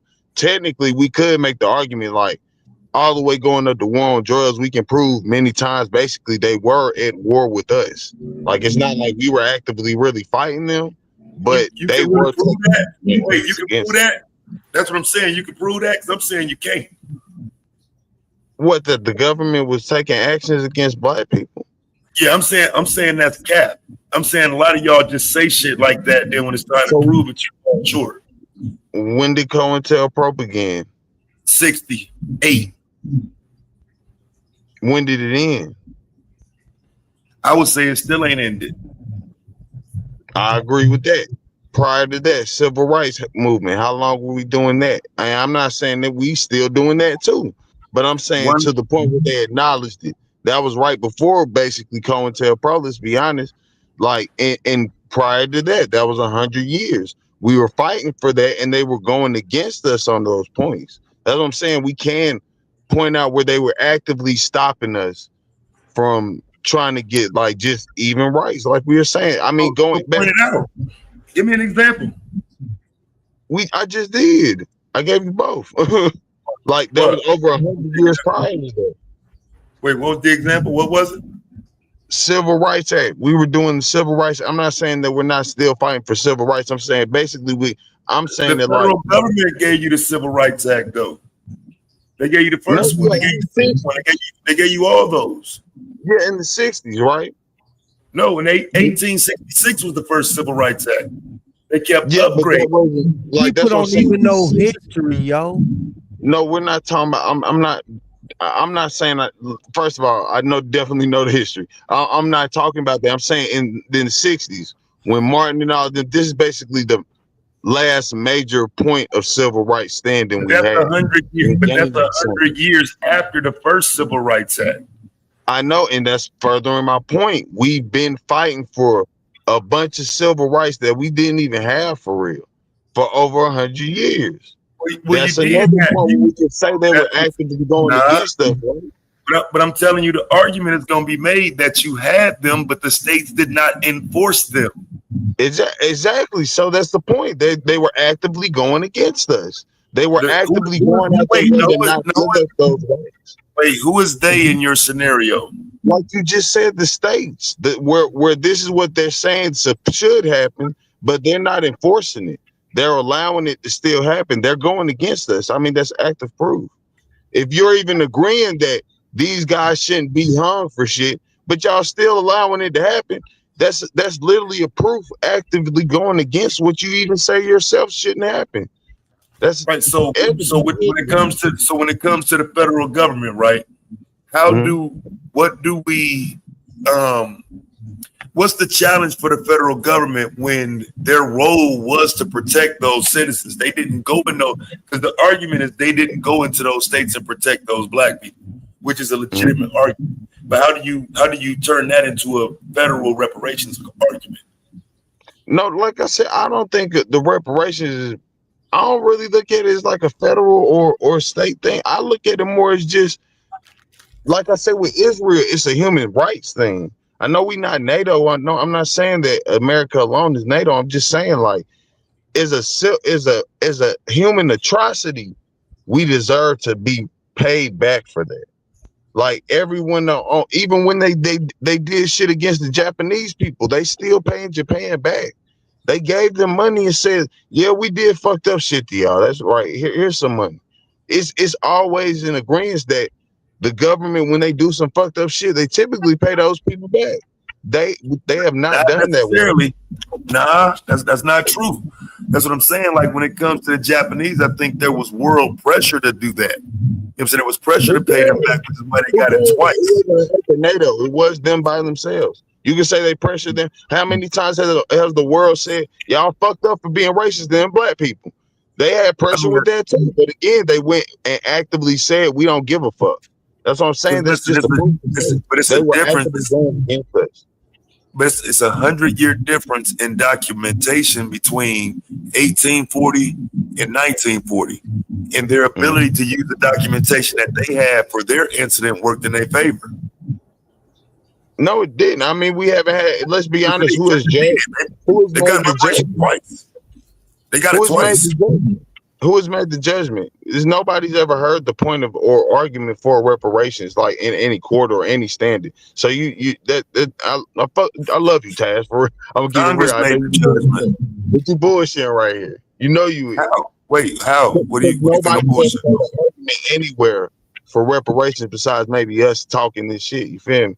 But in the federal court, nobody's ever made the argument. If you saying that they say, "Oh, this is why we ain't gonna do it," and that's that's not held. That's held. What we talking about from the beginning in front of a bunch of white people. No shit, they gonna agree with each other.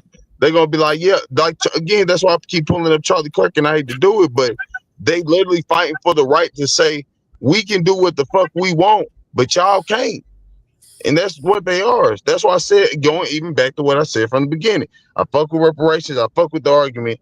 However, now's not the time to be really trying to even come up with how we gonna make the argument. Because these motherfuckers keep proving to us, again, it don't matter what argument we make, you know how sensible it is, even if we get our chance in our day in court. They're most likely gonna be like, nah, because then we gotta admit we guilty. We wrong. They don't want to do that.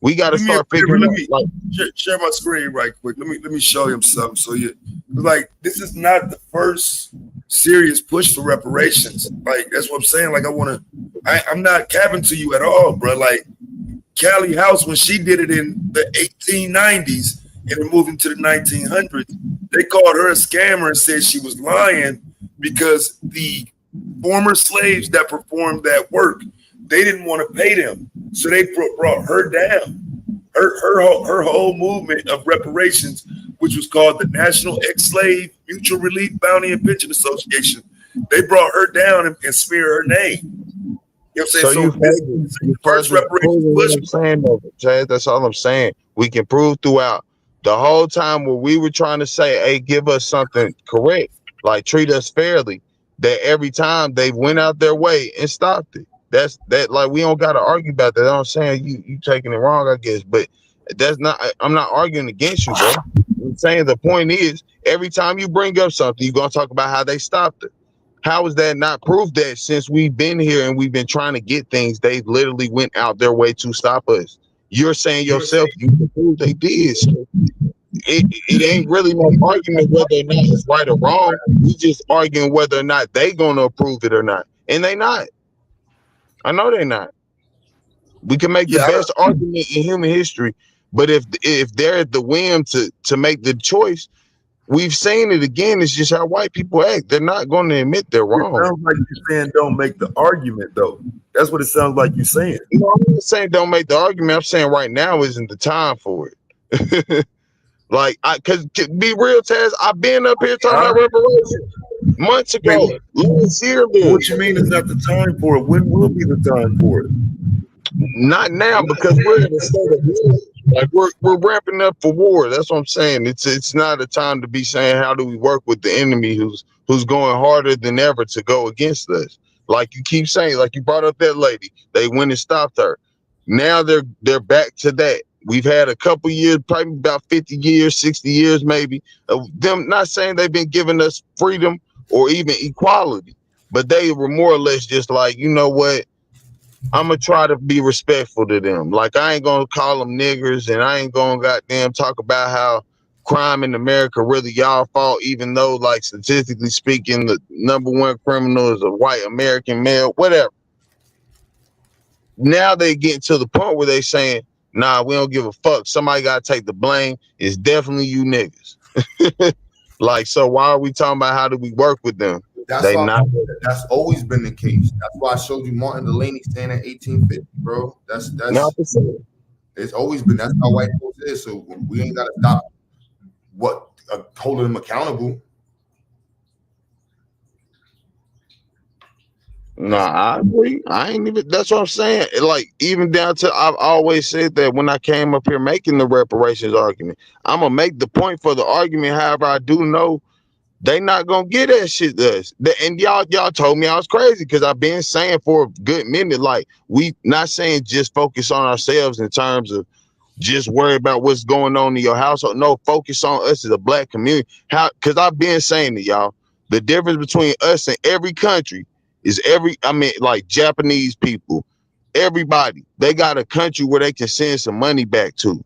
The only place we can send money back to is America, which doesn't fund us. When they get taxes, most of that shit go to the white people because they're the majority here. We need to be able to start figuring out how to get some government of our own where we and land of our. That's what the only reason I made the 40 acres and a mule point from the beginning, because we need land in order to really get in the right prime position. Like and shit, if we not gonna go with the 40 acres and the mule argument, we know they're not gonna give it to us. Fuck it. We need to be trying to figure out, first of all, getting ready for them going harder, for real. And second of all, just trying to figure out how do we get us our piece of land. We need to be able to try to get some piece of land.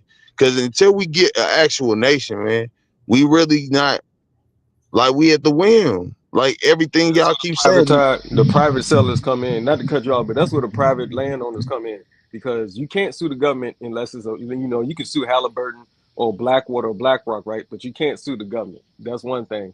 The people that cut them checks for the small hats were small hats themselves. The same people that run the economic system and cut the checks for us now, they've been doing that since 1492, literally when they got expelled from Spain, right? So the only way we can get that type of land is via privatized owners, people that actually got there from, centuries ago, right? And then you still got government regulations, like how much water you can, how you can manipulate the rivers or whatever on your land. So there's stipulations to everything, just like reparations. We're not going to get the actual 40 acres in a move, but we can get smart enough by school, like what Q Bud is doing for the next generation, to actually be the lawyers and the judges that actually gets to manipulate the laws so we can actually have a true fighting chance at this shit. But shout out to y'all in the panel and the opportunity to speak for sure. Nah, right. That's a fact though, bro. We have to teach the proper argumentation, bro. Because right now we got a whole generation with improper argumentation. Let's just be real. Who's teaching like, hey fam, let's take a look at these documents again. Let's look at these newspaper articles. Let's really make sure we clear on Special Field Order 15 and how a lot of that happened. That's not a real conversation amongst us, and I do wish it was, because I think we would come out of it and say, okay, this probably ain't the best argumentation. We can read our own words. This is 1838. Pennsylvania appeal for 40,000 threatened with disenfranchisement to the people of Pennsylvania. Pamphlet. We appeal to you from the decision of the Reform Convention, which has stripped us of the right of peaceability enjoyed during 47 years under the Constitution of this Commonwealth. You know what I'm saying? We've been having issues with peace in this country. It's statewide. That's what reparations is about. We honor Pennsylvania and her noble institutions too much to part with our birthright and as her free citizens without a struggle. To all citizens, the rights of suffrage is valuable in proportion as she is free. But surely there is none who can so ill afford to spare it as ourselves. Was it the intention of our people of the Commonwealth of this convention, which the Constitution was committed for revision and amendment, should tear up and cast away its first principles? See? Was it made the business of the convention to deny that all men are born equally free by making political rights depend upon the skin in which the man is born, or divide what our fathers bled to unite? You know what I'm saying? That's what we're talking about. Ain't 40 acres and a mule? No, it's about the deprivation of liberties, the removal of property, right? The unfair practices allowed by the states. 40 acres and a mule only, that's part of it. I guess that's yeah. It is, because that separation of state is a farce that was put in place to make us think that there is a separation. No, there's definitely a separation of states. Because like literally the federal budget is disseminated to the states. So like they're in control of what the states are. Like literally we just watched them say, we're going to hold back your budget money if you don't agree with our actual policies, the federal government, right? We watched that happen in real time within the last decade. We watched the government get shut down twice. So the states are just the little brother to the big brother. They're still part of the same family. That's my point.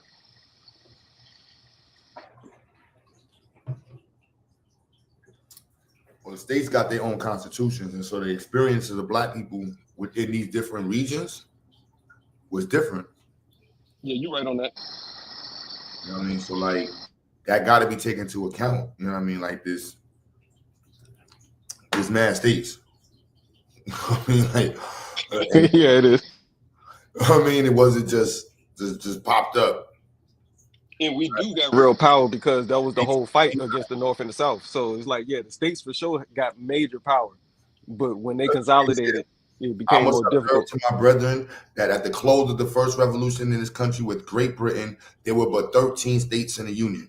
Now there are 24, most of which are slave-holding states, and the whites are dragging us around in chains and in handcuffs to their new states and territories to work their mines and farms, to enrich them with their children, and millions of them believing firmly that we, being a little darker than they, were made by our Creator to be an inheritance to them and their children forever, the same as parcels of roots.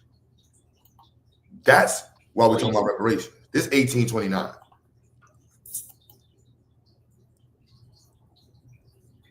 I'm saying, like, that's, and we're talking about atrocities and holding them accountable, or if you're talking about promises and reparations,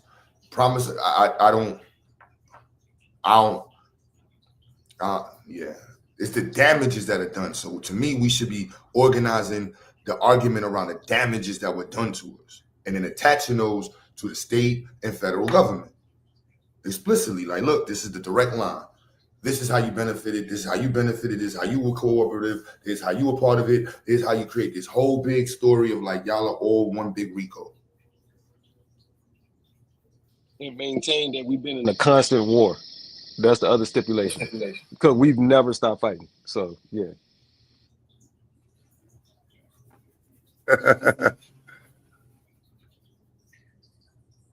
You said, bro?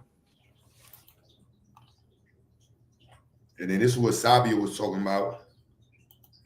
The term colored is not a good one. All three of these Afro-American, has suggested the appropriateness of the term Afro-American. This suggestion is absurd as the sound of the name is inharmonious. It is true that we should have a distinct appellation, but we being the only people in America who feel the accumulated injury which pride and prejudice can suggest. But sir, since we have been so long distinguished by the title men of color, why make this change so uncouth and jargon like a change we do not want, a change we will have. A change we do want, a change we will have. When it comes, we shall be called citizens of the United States of America. The term colored is not a good one. Whenever used, it recalls to mind the offensive distinctions of color. You know what I'm saying? This is the same paper. There's a couple of these people. This is an argument about the topic. So yeah, Letters of Blackness papers on the preferred term for Black Americans. The designation of citizen was essential in this discussion among Black Americans on the preferred term for their national identity. The term colored is not a good one. Whenever used, it recalls to mind the offensive distinctions of color. The name African is more objectable, yet it is no more correct than Englishman would to be a native-born citizen of the United States. The colored citizen is an American of African descent. Make sure y'all see that. 1831. Stop turning shit around. So when you hear these ABOS and Tariq Nasheeds blatantly lie to you, it's crazy to me. Pseudo shit. Cannot be a name found that will explain these two facts. I suggest one, and I beg you readers to reflect on it before you reject. It's unsuitable. It is Afro-American, or written in word African-American. It asserts the most important truth that the colored citizen is truly a citizen of the United States as the white. That we are colored is a fact, undeniable fact. That we are descendants of Africans is true. We affirm that nothing in it we need to be ashamed of, yea, rather much that we are proud of. For ourselves, we are quite well satisfied, and we intend in all our public efforts to go to the power holding body and tell them colored as we are, black though we may be, yet we demand our rights, the same rights as other citizens. The deprivation of rights, peace, and all of that good stuff, that's claims for reparations if it's systematically imposed on black people by policies enacted by the government. Reparations. I don't understand. You know what I'm saying? Let me get out of Pennsylvania. Let's go back to the pseudos. Matter of fact, let me go back to the pseudos.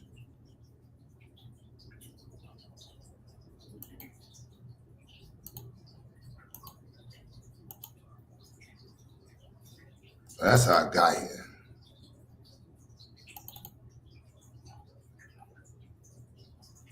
It was triggered by this nonsense.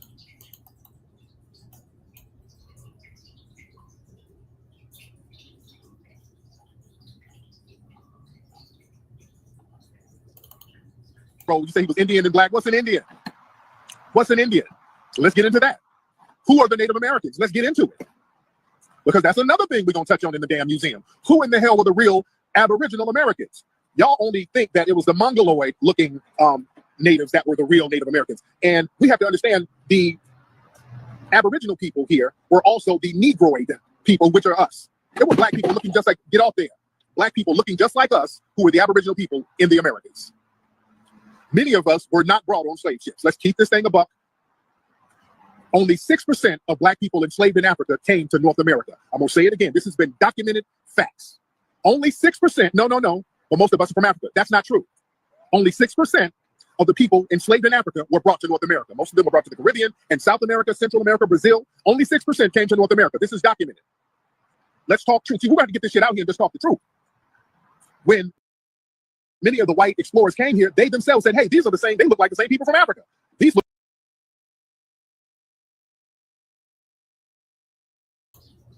How are we going to get reparations like this, man? How are we going to move us forward like this, man? They be like, yo, Q, prove them wrong. I just showed y'all firsthand accounts. Nobody denied the Africanness in 1800s, 1700s. I don't know when this started in 1900s. All of a sudden, we became Indian in the late 1800s.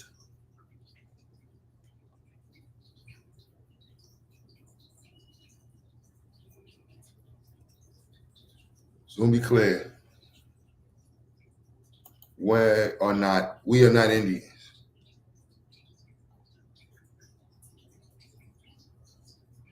No way, shape, or form, broski.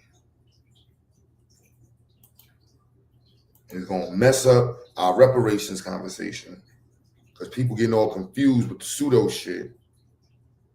We can't articulate ourselves properly.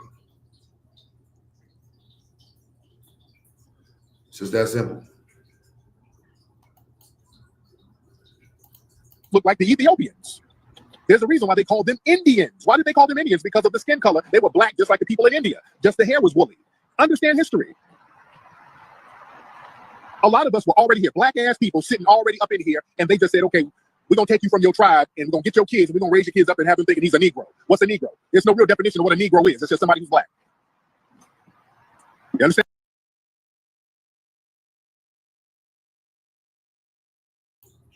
The internet has so much free information on it.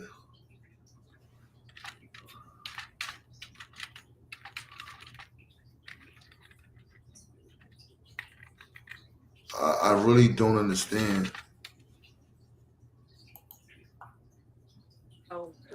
Hey, Q, can we go over this one in the back since the conversation is there?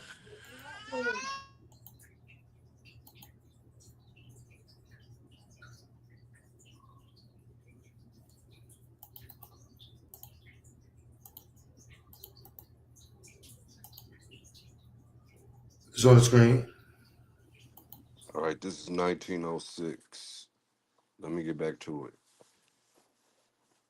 In Indian Territory, politicians who was here today on county seat business gave what seems to be very plausible explanation of peculiar wording of C.N. Haskell's race discrimination provision introduced last week, which provides that the word Negro shall apply only to persons of African descent within the third degree. And the title of this is Negro Indians. So even back then, this whole notion of Black Indians, nobody out there denies African descent. And this is just one. I got a whole bunch of these, Q. My bad. I'm just getting home from work and got to get these kids settled.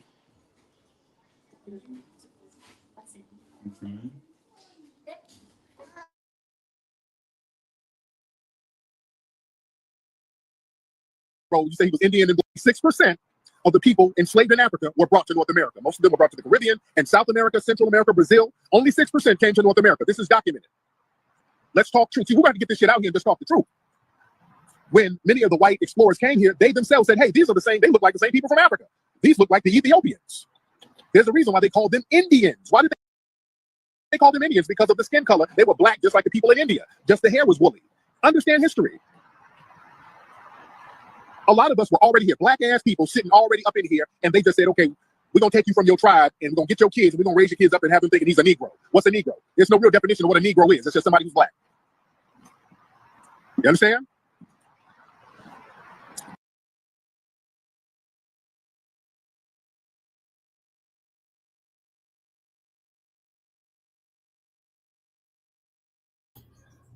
It's like, how do people get away with this? So I said we got to push math, y'all. Push science. So your brain is more acclimated to scrutinizing information at a higher level.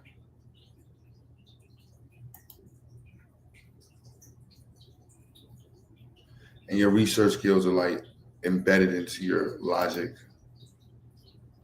Because I don't know.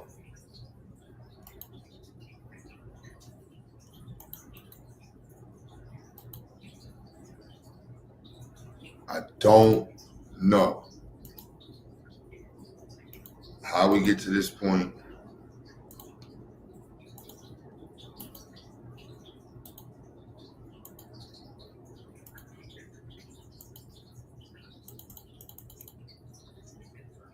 And not that I'm a fan of whatever things, but this is, the Moors, they always bring it to Moors, so I always bring this up to bother them. But it's the Black Laws Dictionary. This is the 4th for like 18 something. The word Negro means a black man, one descendant from African race, and does not uncommonly include a mulatto. That's the federal case right there.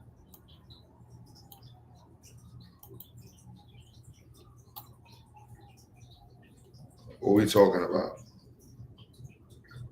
What are we talking about? Just blatantly lying. Blatantly lying. Why would the Spanish have this organized system, the Costa system? Blatantly lying. Creoles, children of two Spanish born in the colonies. You know what I'm saying? Mestitos, children of Spanish parent and an indigenous parent. Okay. Mulattoes, children of a Spanish parent and an African parent. Okay. So they clearly separate Spanish, indigenous, and Africans. Zambos, children of indigenous parent and African parent.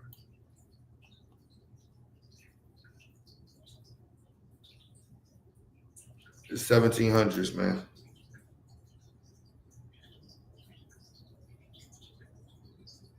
This is like, it's crazy.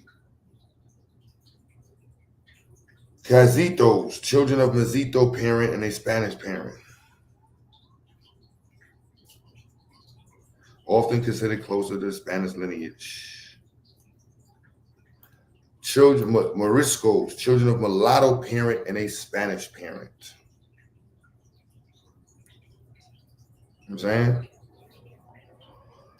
Travsavios, children born of a union of Morisco parent and a Spanish parent.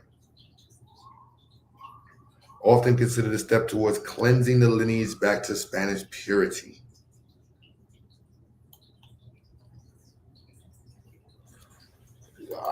You know what I'm saying? Like, this is like easy. Like, what is he talking about? It's crazy. That was absurd.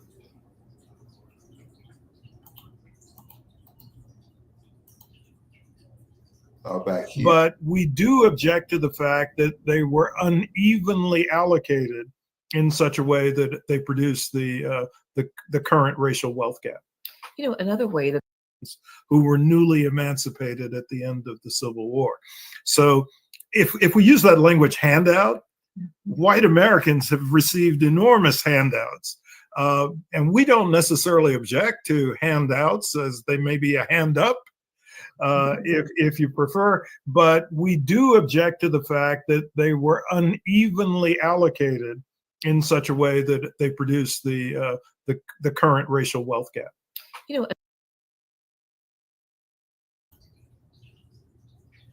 yeah, I don't say that it didn't contribute, but I don't think that that's the leading cause. The racial wealth gap is embedded into the system of having Africans as the property and the labor force. That's what created the wealth gap and the disbursement of those profits to the federal and state governments. Am I confused? Am I bugging y'all?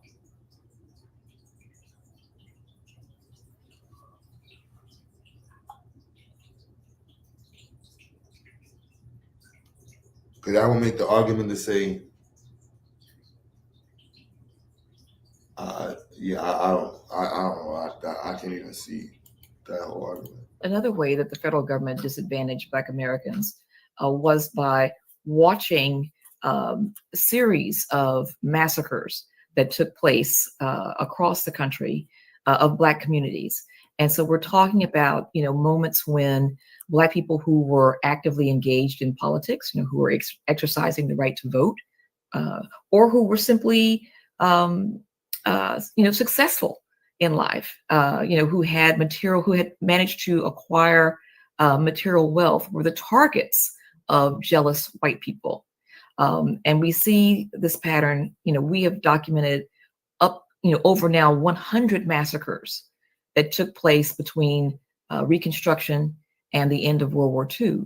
You know, many of your audience members may be familiar with Tulsa, Oklahoma, the massacre that took place in 1921, largely because Donald Trump and Joe Biden both went to Tulsa during the 100-year anniversary.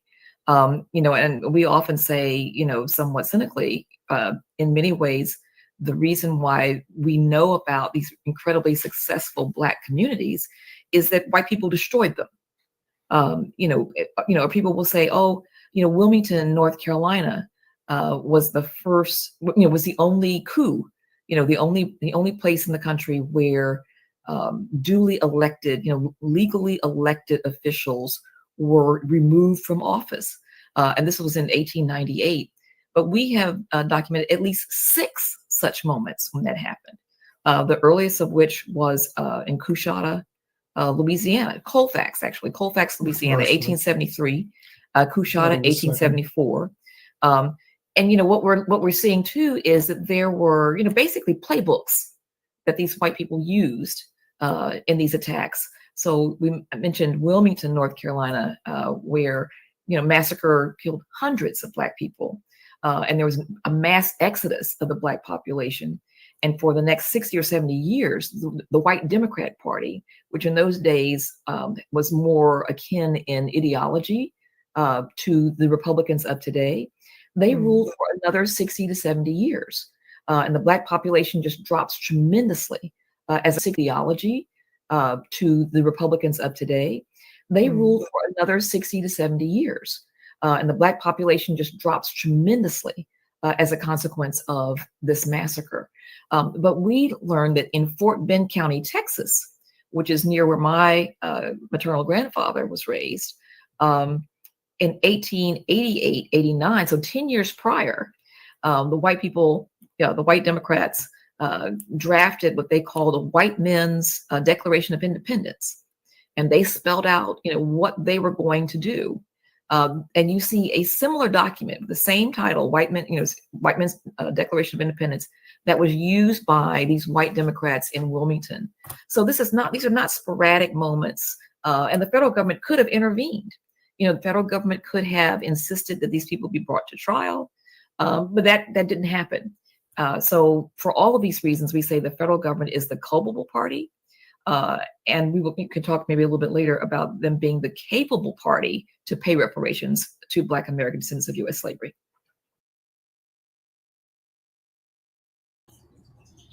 Yeah, I don't have no debate with that. I would have worded that first. Yeah. She said something, Q. I don't mean to cut you. But it seems like everybody's forgetting this point. And to me, it's important. It may not be to everybody.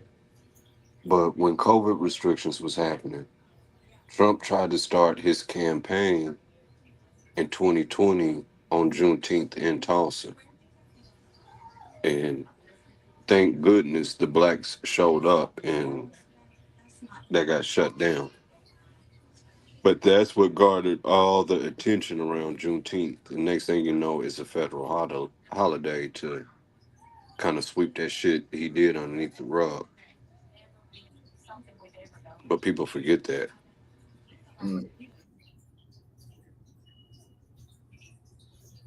Yeah, I like the riots. What do they call it? Them burning down the towns. I definitely would go with the policies.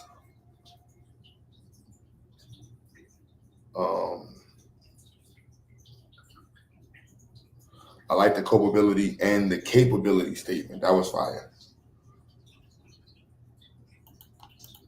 You mentioned 40 acres in a mule. And for those who are not aware, that was one of the promises that was made by General Sherman, if I remember correctly, that freed slaves would get 40 acres in a mule. Obviously, that did not happen.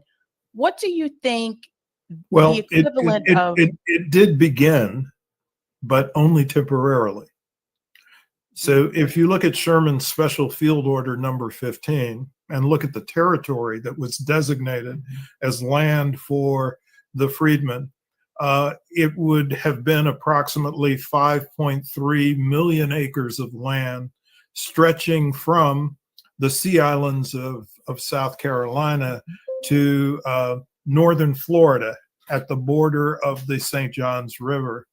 Now, what actually happened was about 40,000 of the 4 million folks who had been newly emancipated were settled on 400,000 acres, which is a fraction of the 5.3 million that was initially designated. And then President Andrew Johnson, who I think we both argue is the worst president in the history of the United States, which is quite an accomplishment. President Andrew Johnson reversed the plan for land reform for the freedmen. And so even that smaller share of 400,000 acres was restored to the former slaveholders. And I would just add that the 5.3 million acres in Sherman's Special Field Order was effectively a promissory note indicating that these 40-acre land grants would be made to all of the 4 million newly emancipated. But that's something that never happened. What do you think the...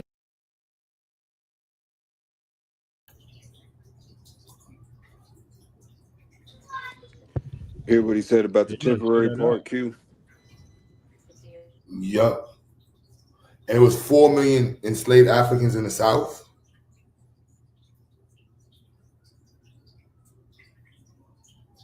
Or was that the totality of Black people in North America? I just threw it in the back. I've shared it with y'all before. People often don't discuss it enough. And just so people get it, these proposals are just proposals. I gave you in just now Sherman's proposal to make Florida an all-black state during that time period. It's a proposal. It's an idea. They're trying to figure out what to do with black people. No, then you keep throwing stuff. They are.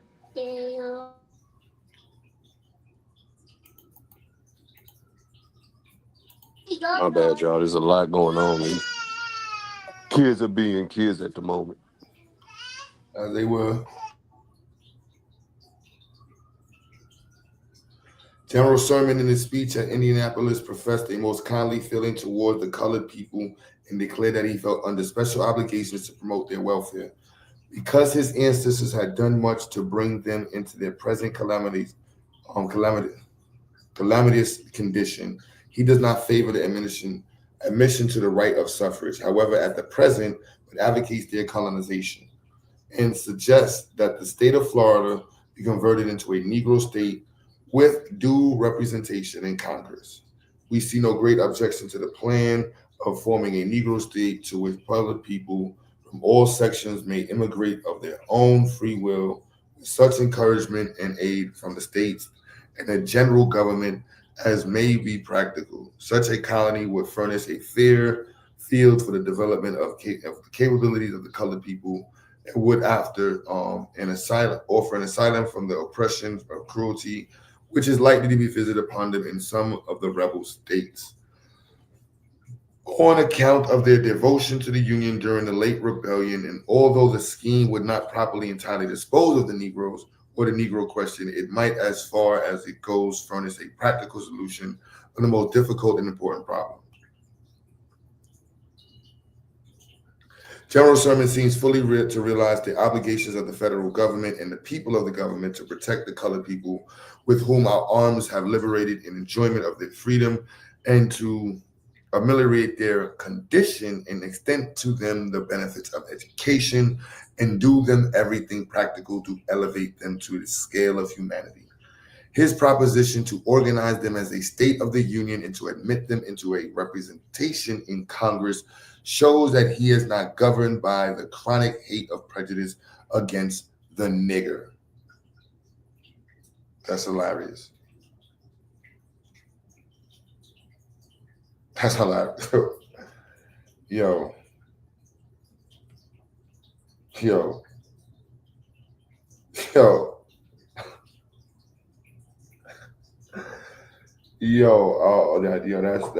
That's a wow.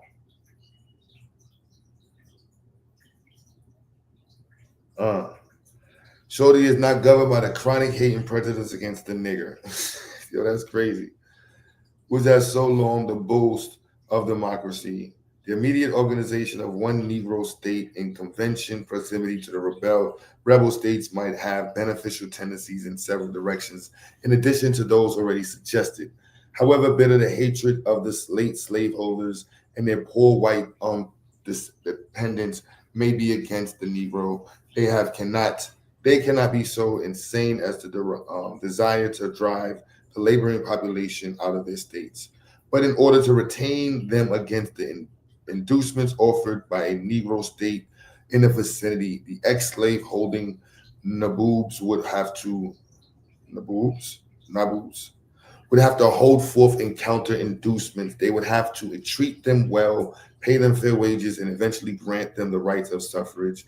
Another advantage to result from the organization of a Negro state would be the withdrawal of that class of population from such southern states as continue to deny them the right of suffrage, and thus reduce the ratio of their representation in Congress. Under the process, South Carolina would soon sink to her proper insignificance in the halls of Congress as elsewhere, and as a minor consideration would not be overlooked. The new Negro state would be a reliable, loyal state, and its vote in Congress and at the presidential election will be very sure to be east of the Union Party. This nigga wanted to give y'all 40 acres so y'all niggas could be on his fucking lapdog.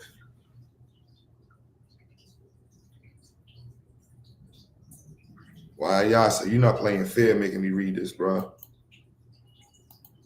Yeah, people don't get that Sherman was a failed banker. That's why he was in the Civil War, because he kept failing at banking.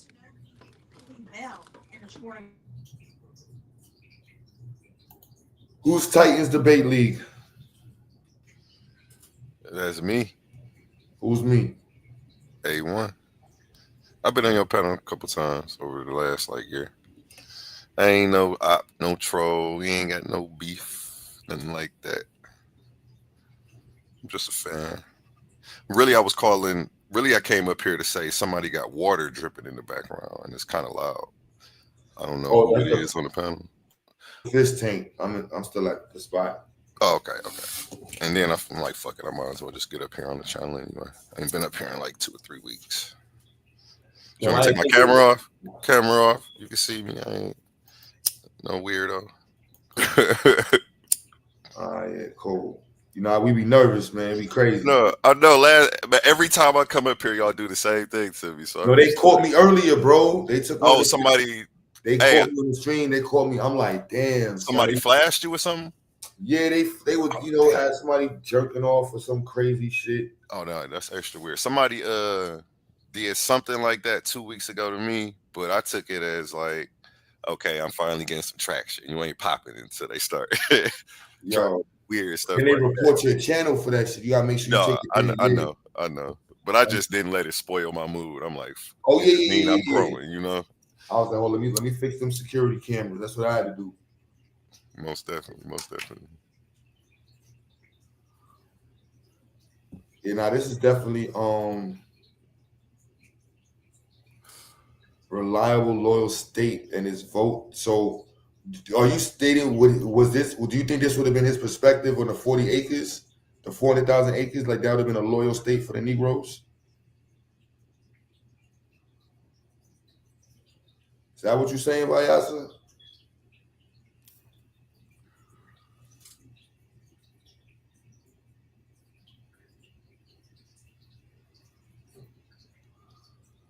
What a true story in that. I know Truth laughing at this. He wasn't born too many years. What year is this? He wasn't born too long after this anyway.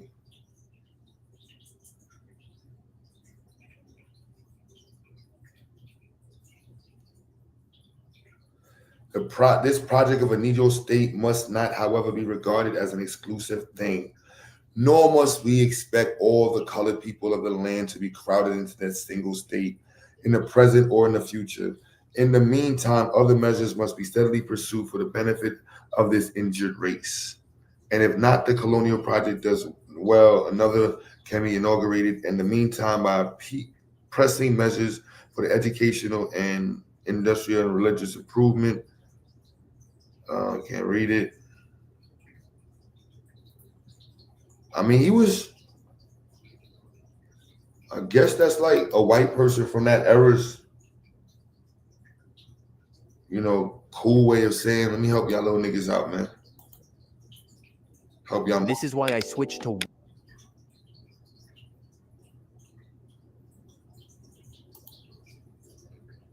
that the 5.3 million acres in Sherman's special field order was effectively a promissory note indicating that these 40-acre land grants would be made to all of the 4 million newly emancipated.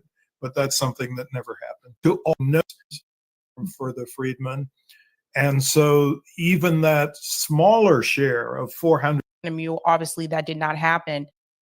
Some people, one of the pushbacks that has come up in reference to reparations, I have friends of all different races, nationalities. Some of my friends that are second generation or third generation immigrants in this country, whether their parents. And this is why I said that this is cap. One of the pushbacks, how you jump to a percentage that's not even on the register. You type in pushback against reparations, it is not black people. Parents are from Jamaica. The present value of the land. Wow. Some people, one of the pushbacks that has come up in reference to reparations, I have friends of all different races, nationalities. Some of my friends that are second generation or third generation immigrants in this country, whether their parents are from Jamaica or Haiti, they're curious as to why it would not apply to them. And from what I've read about reparations is that it has to be based on lineage. What is the pushback is white people. Yeah, that's cap. Jamaicans and Haitians and nobody from the Caribbean is asking why reparations for black slavery descendants not applied to them. That's what I'm saying. Like this is a local conversation. You got the elders on the panel. I want to hear what they got to say about white folks. 40 acres and a mule, that shit was shut down by white folks.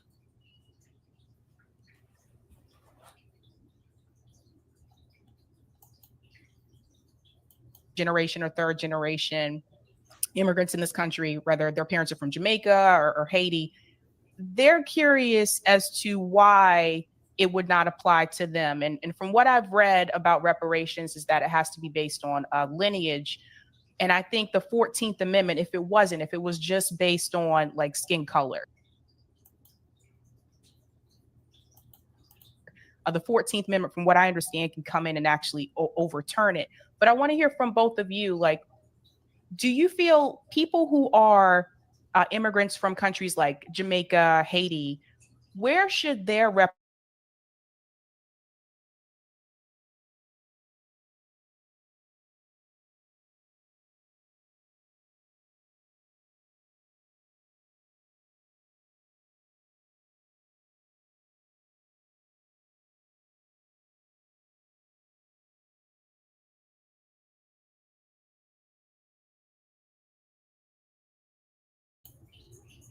My bad.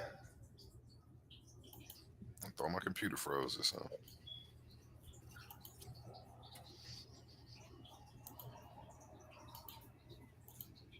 you feel that their reparations should come from the youth? Some people, one of the pushbacks that has come up in reference to reparations, I have friends of all different. You see, she never stated the pushback. I just want to be clear. Dear to you in the chat. What is the pushback against reparations? If we really talking about reparations, Titans Debate League, who's the pushback against reparations? The pushback is it's fake. It's not really pushback. It's a bluff. It's a stall tactic to keep us from getting something. Well, I mean, if they ask you who's pushing back on reparations, who's pushing back on reparations? You talking about from the black community? From Just that standpoint? community. I would assume like the government, it seemed like they not trying to come up off no coins when they need to. We should all know it's white people. Yeah, I was trying not to say it, Nah, that's what the data says. That's what the statistics say. White people are the biggest. Oh, okay. Yeah, and facts on that, because a lot of them don't even agree with it. Just the everyday common average one. A lot of them would be like, why should we pay you for anything? The reparations, I got a different view on the reparations than a lot of people. It's not like I don't think we're owed something.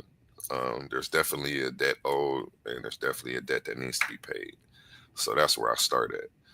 I'll be having questions though, bro. like how we getting cooked right now, send off your own video. Oh yeah. You're not correct. You know what I'm saying? Can you? I want to know, Diggy, who is the biggest group against black people in reparations? I don't want no YouTube videos. I want you to show books, data. It is white folks, I guess. It's white folks. White folks. Like that's like literally you're avoiding the fact that white people are the biggest group against reparations. So that should be a discussion point at all times. Well, how are we going to deal with white folks? I don't understand how that's an issue for you. That's crazy to me. That's an issue for you. What was his original statement that made you go into all of this? He blacked out. I literally just was like, yo, the fact that she brought that up and I listened to the other questions, I'm like Like, why would it just seemed like it was pseudo. So Savvy said there was pushback? I missed it. Nah, I said that this is a pseudo, like it's not. She said the issue with the pushback against reparations, and then it went on to what you call it, Caribbean people having an opinion of why they should get reparations. That had nothing to do with the point. And we're on code on reparations. We should be discussing the people who's against reparations. Like red herring, pretty much a red herring, pretty much. Yeah. Yeah. Races, nationalities. Some of my friends that are second generation or third generation immigrants in this country, whether their parents are from Jamaica or Haiti, they're curious as to why it would not apply to them. And from what I've read about reparations is that it has to be based on lineage. And I think the 14th Amendment, if it was just based on like skin color, the 14th Amendment, from what I understand, can come in and actually overturn it. But I want to hear from both of you, like, do you feel people who are immigrants from countries like Jamaica, Haiti, where should their reparations come from? For example, do you feel that their reparations should come from the UK or should come from France? Could you please explain a little bit about that? So absolutely. I mean, we absolutely believe that they have reparations claims that should be made, but not to the U.S. government. And as you said, you know, if your forebears were colonized or enslaved by the UK, this will be the case for Trinidad, Tobago, Jamaica, Antigua. You know, that claim should be taken to the UK. Haiti, as you mentioned, that claim should be taken to France. Now, that's a curious case because France forced Haiti to pay reparations to France. So not only should they get that money back, but they and the interest from it, but they should also receive reparations from France. But we're focusing on the descendants of the people who were promised and denied these 40-acre land grants. You know, this is when the racial wealth gap began, and it has continued. We're also talking about folks whose ancestors or themselves lived through Jim Crow. I mean, our lives began during Jim Crow. You know, we're talking about people who came to this country in shackles, not the population that came here voluntarily, you know, and in large measure because of what they saw that the slaves had built. You know, this idea that you come to the United States voluntarily because, and black and white people, you know, because of the incredible infrastructure that you see here, the opportunity that you see here. After you've been here for a while and the police begin to see you, we're talking about black people now, the police begin to see you as just another black person, that you then say, well, I deserve reparations. It strikes us as odd. You know, there's an organization called CARICOM that works to seek reparations for the nation states in the Caribbean. And they don't include Black Americans of U.S. slavery in their claims, nor should they. But the reverse is also true. Black American descendants of U.S. slavery should not be compelled to include, all Black people from across the diaspora in their reparations claims to the federal government. What do you say to people who are, and I'm going to go back to Haiti because this tends to be the country where they are experiencing a lot of struggle and turmoil. If we go back to President Woodrow Wilson, for example, he actually intervened, sent the U.S. Marines into Haiti, took over their businesses and their banks. And people in Haiti have been struggling like ever since. What do you say about people who are coming to the U.S. from Haiti? For example, the Haitian migrants that tried to come through last year after Joe Biden was elected, they were automatically, boom, just pushed out.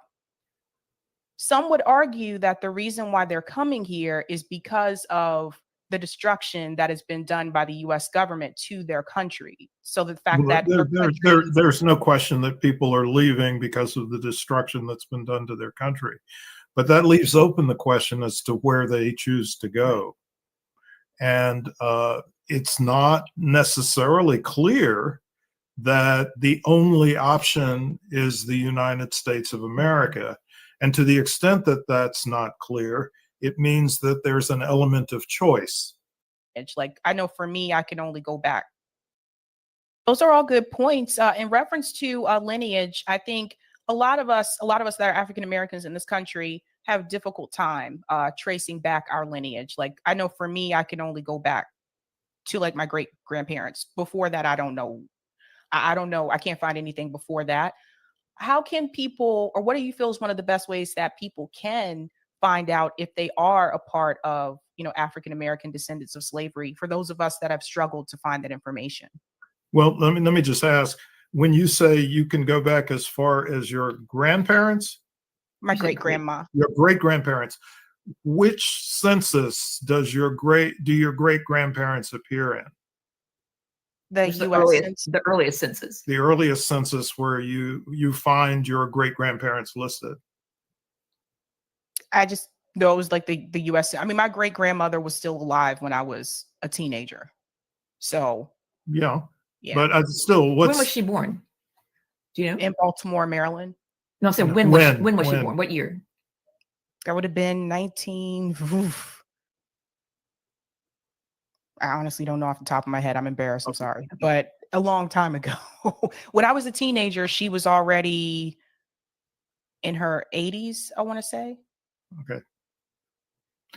So I guess, well, you can elaborate on this more than I can, but we just think that the quality of African-American genealogical work is so good now that if you had a professional genealogist working with you, you'd be able to establish your historical family connection to slavery. And I know that you know quite a bit more about. Yeah, I mean, about this more research tools are coming online every day. The entire Freedmen's Bureau records are now online, for example. You may be aware of Callie House, who was an early advocate for reparations for Black Americans in U.S. slavery. This is a woman who was born in 1898. Who was trying to make reparations happen in the No, she was working on reparations in 1898. That's right. You're right. She was born into slavery. I'm confusing her with Audley Moore, yeah, who was born in 1898. Yeah. And but one of her idea was this woman who was born enslaved, never had a formal education beyond the 6th grade, took in laundry for a living, supported her. She was a widow. Supported her 5 children through, her work as a laundry, a laundry cleaner. And so her idea was, white veterans from the Civil War received pensions. Why shouldn't the Black veterans receive a pension? And then she broadened that scope to include, all Black people who had been enslaved. But her efforts were not successful. But there have been people who've been trying to make this happen for a very, very long time. But Callie House, the federal government, which was constantly watching her and eventually puts her in jail. She served 1 year of her sentence, but the federal government's estimates were that she had, her organization had over 300,000 paid members.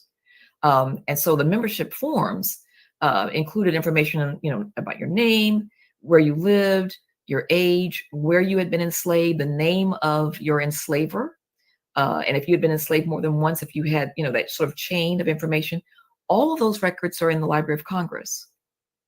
So that's another resource. But, I think the last 15 years or so have seen a proliferation of both these finding aids, but also the interest of people to learn to do this work. And I think if you were to connect with a professional genealogist, you might learn a bit more about your family. Yeah, and in the final chapter of our book, From Here to Equality, we actually sketch a plan for reparations, which includes a recommendation that the federal government establish an agency. And I think if you includes sketch a plan for reparations. More about your family. Yeah, and in the final chapter of our book, From Here to Equality, we actually sketch a plan for reparations, which includes a recommendation that the federal government establish an agency that would be staffed by trained genealogists to provide free services to any individual who is trying to establish a lineage claim. But I want to add something else. you know, people are very resistant to the idea of using race as a condition for eligibility for reparations because they are convinced that the court system will strike it down, just as it struck down affirmative action today. Right. But I think we need to have both a lineage condition and some condition that is linked to personal identity. Otherwise, you have the possibility of people who are currently living as white establishing that they do have an enslaved ancestor somewhere in their family tree, and then making a claim for access to reparations. So the lineage claim is not sufficient in and of itself. The race claim isn't either, because if you just leave it open to race, then you have a situation where anybody who is Black who has come to the United States would be treated as being eligible for reparations. So you need both. And so we talk about having the following set of standards for eligibility. I was going to say this first, yeah, okay. I was going to say this, in fact, is the first pillar of our reparations program. Yeah. Is this eligible? You know, this we lineage. have 4 pillars, and this is the first one. So first, you know, the first thing is you need to know who reparations are for. Yeah. Right. And so for us, we're talking about Black American descendants of U.S. slavery. And as Sandy said, these are individuals who can meet both a lineage standard and an identity standard. So people who can trace their ancestry to at least one person who was enslaved in the United States, and who also self-identify as Black, African American, Afro-American, or Negro for at least 12 years prior to the creation of a reparations study commission or reparations program, whichever comes first. So that's the first pillar. Okay. And then the second pillar is that any reparations program should have as one of its primary goals the elimination of this huge racial wealth gap. And, you know, we know that that gap at minimum is about $14 trillion at the moment, right? And then the third pillar is that payments to the eligible recipients should be made directly to them, not to some third agency, you know, that's going to manage the funds. You know, it should not just to some scholarship fund, not solely to, you know, funds to develop curricula or to, you know, tear down. Can't mess with that. I don't. Yeah, that ain't nothing wrong with that. Again, shout out to Savvy. Y'all go subscribe to her channel. The monuments to, you know, white supremacists. But, you know, in the case, so we've looked at a lot of reparations projects around the world, and the successful ones include a provision for payments to be made directly to the community of eligibility. And so, you know, our attitude is, why should that be any different when the potential recipients of reparations are Black American descendants of U.S. slavery? And then the fourth pillar is who should pay? And for us, that's the federal government. So any true reparations program should have all 4 of these pillars, so that any reparations commission would have basically a blueprint for their work. I mean, you could have a reparations commission, you know, duly paneled, work really hard, and at the end of their service, determine that what we need is a better apology, a stronger apology. Or what we need is, you know, we need to wrap city, states, governments on the wrist and say, you all need to do better, but no specifics. But, you know, we think that we need specific information so that true reparations can be delivered to the eligible community, which is, for us, Black American descendants of U.S. slavery. What about people who are, let's say, biracial? Because this is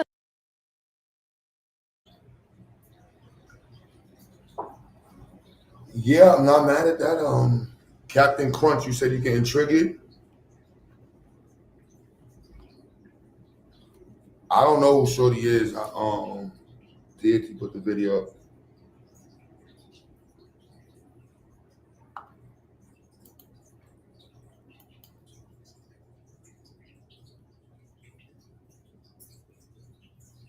And Sandy, public policy and African American studies. How old is this video, Q? 2 2 years. years ago. Okay, I could tell. I knew she had a new background.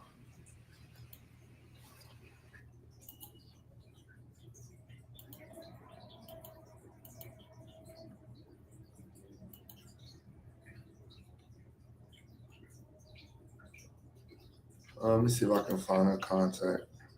She would be dope to have. It would be dope to have him talk to the kids. Heck yeah, that'd be dope. Shit, I wish I could meet her ass. Sabby put me onto a lot of games.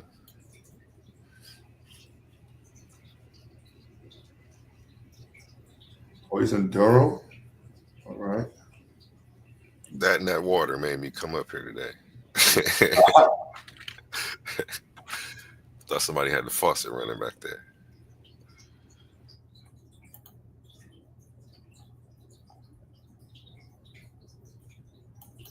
Yeah, I didn't realize how loud it was till you said it. I found this email. That's one of his emails. It's at Duke, though.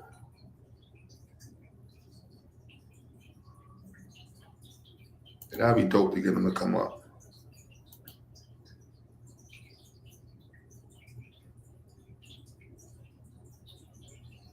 Yep. Yeah, deity, except for the crash out, good looks, because there's some good people to, connect. I might buy that to see if I can use their book for something to actually discuss with the students. You can continue with the crash out. Institute for Research on Poverty. Oh, that's dope. Do you be doing like tech videos on YouTube? I haven't did anything in a minute. I need to. I saw you in the classroom that one day when you was flexing, showing a new spot. Like this, You was showing how all the little stuff go together. I'm like, dang, I ain't never looked at none of that stuff. It looked like the inside of a TV to me. I don't know nothing about that. That stuff dope though. You was making it seem simple though. Like it's only a couple chords. Nah, I take that back. Some of that stuff you was explaining was complicated. Yeah, I love the science though. So try to make it as simple as possible. Love the science and love the joke on the pseudos. How did you get into the science? My pops. Your pops. How long you been like doing stuff like that? Tinkering most of my life, but seriously in the last like 10 years, 15 years. What was like the first major project you worked on? Oh, that's in terms of like what I do now, that's all recent. That's all research. It develops, yeah. Each year it gets like compounded. Like I look forward to what I'm gonna do next year. All right, here's a better question then. What was the first thing that you did and you knew like, okay, I'm taking this serious now? What was that like? What project was that? My kids. Gotta respect. I would have gonna drop a bomb. I ain't even on my show. I'm on your show. That's funny. That in business, everything else is like just piling on information and just trying to make sense of it. You know what I mean? It ain't as linear. Like people got little linear lives. Mine's is like, nah. It's like a linear sine wave. That makes sense. That's how life is. Ups and downs too. Everything is sine wave. You feel me? It's like ups and downs, but it's going in an up direction. But then it'd be like a linear sine wave on a sine wave. With a U and an up and an S, and it's like, all right, it's going in some direction. At least you ain't standing still, man. You feel me? That'd be the other hard. Yeah. Stay still. All right, man, listen. Captain Crunch, you said they pulling heartstrings. I don't know what you're talking about. These and that's a couple. I think they look like a nice couple. So you know. I was thinking that, like, is they a couple because they got different last names? I wasn't sure. And then I haven't seen this episode, so I was wondering where Savvy got them. I missed the intro where she introed. I rock with Savvy. I've been watching her for about at least 2 years. I want to say like closer to 4. Yeah, I ain't never heard of. Oh, you just got hip to her? Yep. Oh no, she the only reason I even knew what the hell be going on out here. Her. Not to her. I didn't know she was. Yeah, I lock in with her. I agree with most of her stuff. It's a couple times she done dropped something I don't agree with, but I don't mind not agreeing with a person.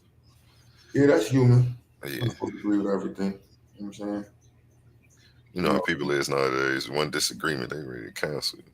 Yo. Say one thing they don't like. Type shit. Like, yo, bro, like, damn, jeez. It's bad. Just saying, I don't like ice cream. It's bad. It's that serious out here right now. My bad. Serious. Now y'all got these Chinese people co-signing y'all ABOS. They don't want you to believe that. They don't want you to know who you are. They don't want you to believe that. They don't want you to know who you are because you're Indian. Not those type of Indians. The ones in America. Not in the 7-Elevens. In the reservations. You were indigenous to this land and you own this promised land. But they don't want you to know that. Black. Hey, I don't like how he tried to prop up one race while throwing another one under the bus. Like, he didn't need to put the 7-Eleven comment in there just to tell us we was great. Like, yo, that's a little sneak diss for you right there. I peeped that. This troll game is hilarious. Like, I'm gonna get these views off these ABOs. The troll game is crazy. Hey, even the Asians have fallen victim to the pseudo. This is crazy. Black people on. He got 32,000 views. This is why TikTok They is don't- dangerous. Yo, son. Can't make this ish up. Want you to believe that. They don't want you to know who you are because you're Indian. Not those type of Indians. The ones in America. Not in the 7-Elevens. In the reservations. You were indigenous to this land and you own this promised land. But they don't want you to know that. Black people. Don't worry about your people, bro. By any means said he's Chinese though. Why would he lie? It's saying somebody in the hood right now. Oh shit. Oh shit. Oh. Yo. Make this make sense, man. Make it make sense, Gina. Oh my goodness, yo. I think I got another Asian person in here too, kicking that. I don't know where I put him at.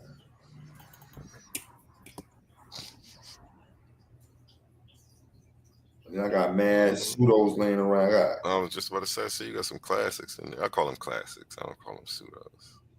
Yeah, I got the class. I gotta update them. I just be like, you know, you fall into the river of pseudos.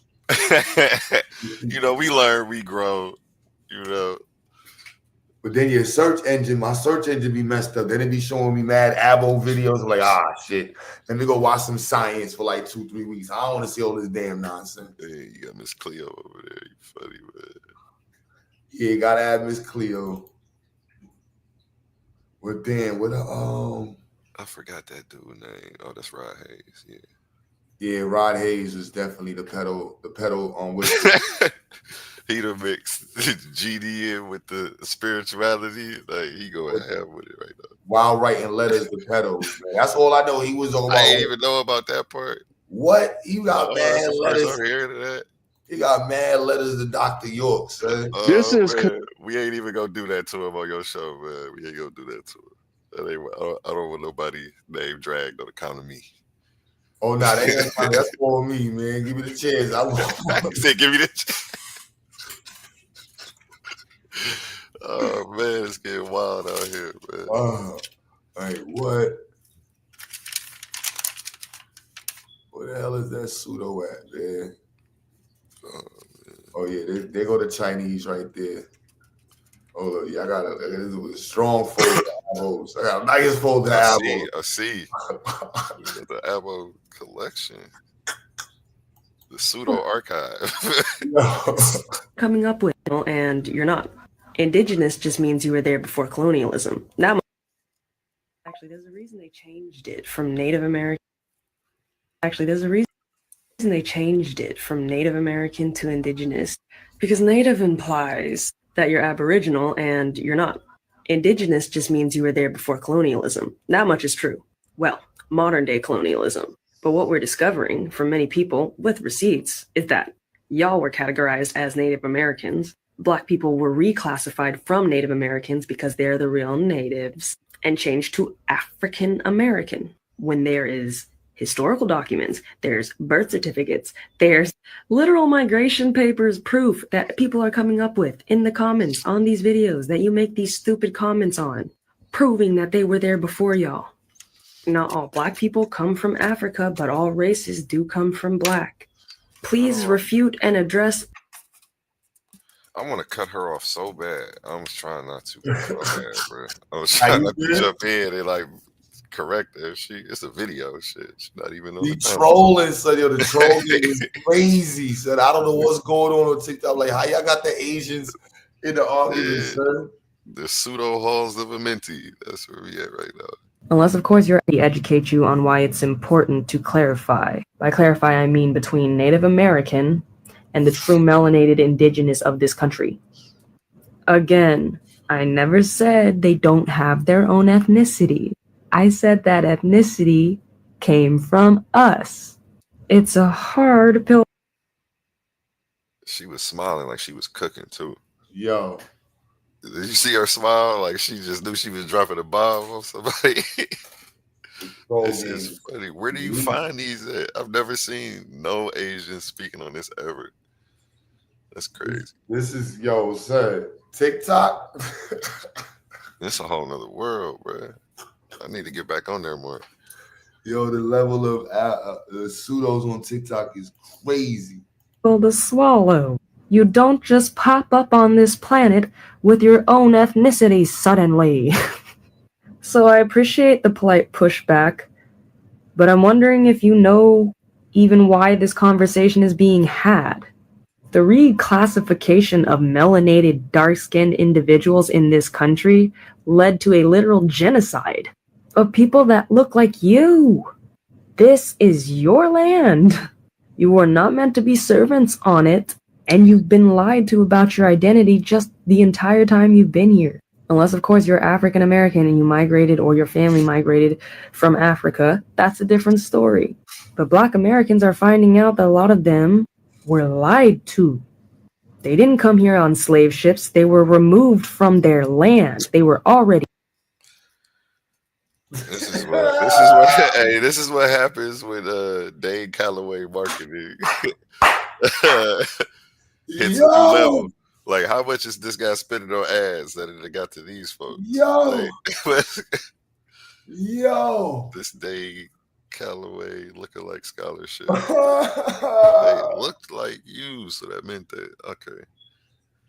I don't know. These people have traded lookalike scholarship for actual DNA studies and stuff like that. It's silly.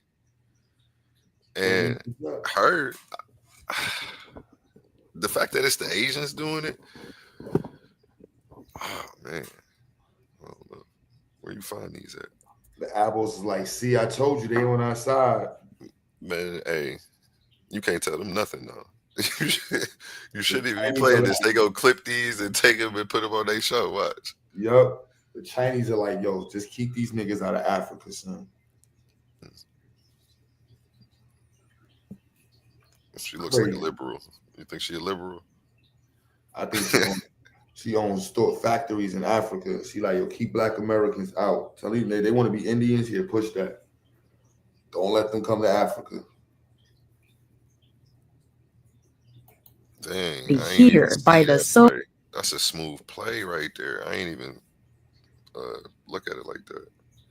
The Because perfect. they definitely over there colonizing Airship right now. Yup. They like, yo, let them stay over there and do their dumb shit. They want to be Indians. Yeah, help them push their Indians, man. I won't say colonizing, but we know what they're doing. They're over there doing business, but they're exploiting them people. Yep. So-called natives. I love liberals. They like to write me a bunch of nothing just to admit that I'm right at the very end. All liberals want to do is talk and argue over who misspoke and who said what. And y'all keep trying to get me with that shit like I misspoke. I didn't. I never said they aren't their own ethnicity. Where did I say that? Find me the proof. Too much fluff, too much talk. You know, the Chinese, we're not all about that. Want to get straight to the point. The point is, until these wrongs are righted, the rest of the world has to deal with America and their fuckery. And Americans have to deal with this oppression. We're damned until we can wrong these rights, and in order to do that, we have to go back. Nothing wrong with the pushback, but I'll let your community educate you on why it's important to clarify. By clarify, I mean between.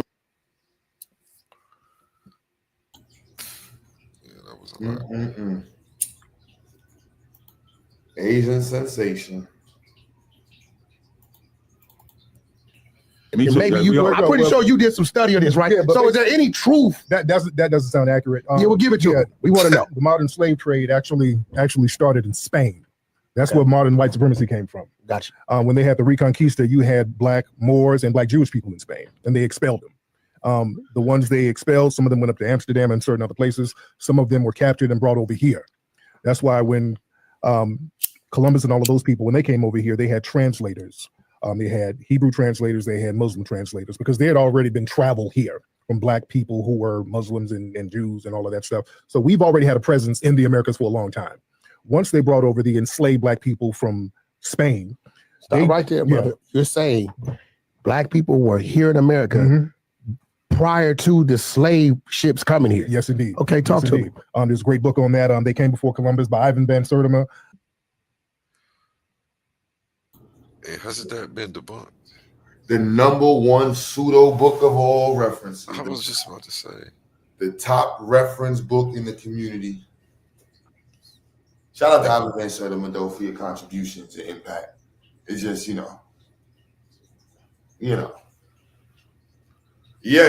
outdated. You know what I'm saying? It's crazy. It's crazy.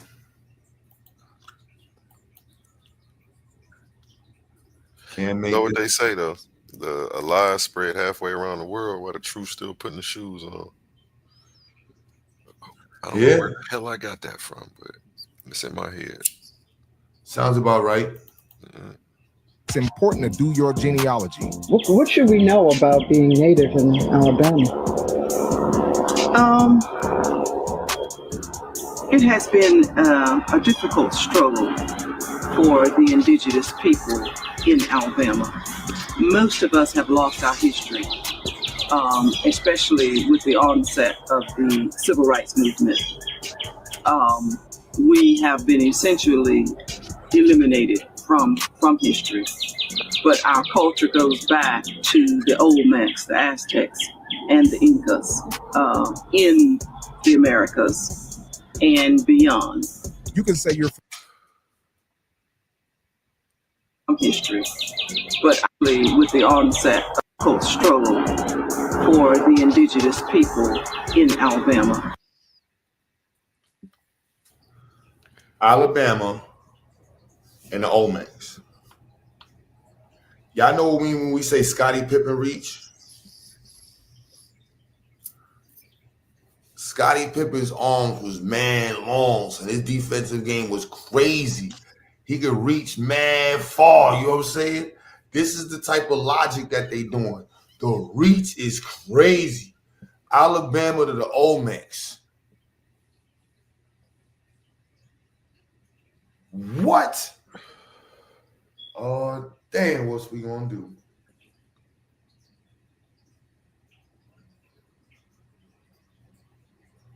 Oh, Grandma, I got a video of Grandma right now. Y'all want to see Grandma talking about she Indian? I got you. Hold on.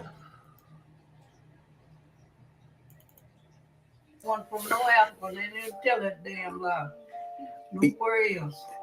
And my dear, okay then, so we wasn't in slavery like they were saying, was we? No. Because Grandma in was in the 1800s, so we can go almost 4 or 5 generations back. So Grandma in was in from our land is our land. Because Grandma in was in the 1800s, so we can go.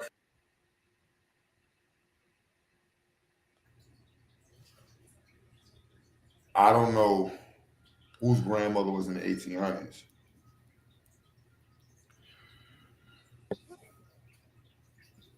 But I'm just saying. Grandma Pseudo. Grandma Pseudo. Savage. It's just what it is. We're going to start questioning, like, what was Pops at? What was Grandpa? This is crazy. It's crazy.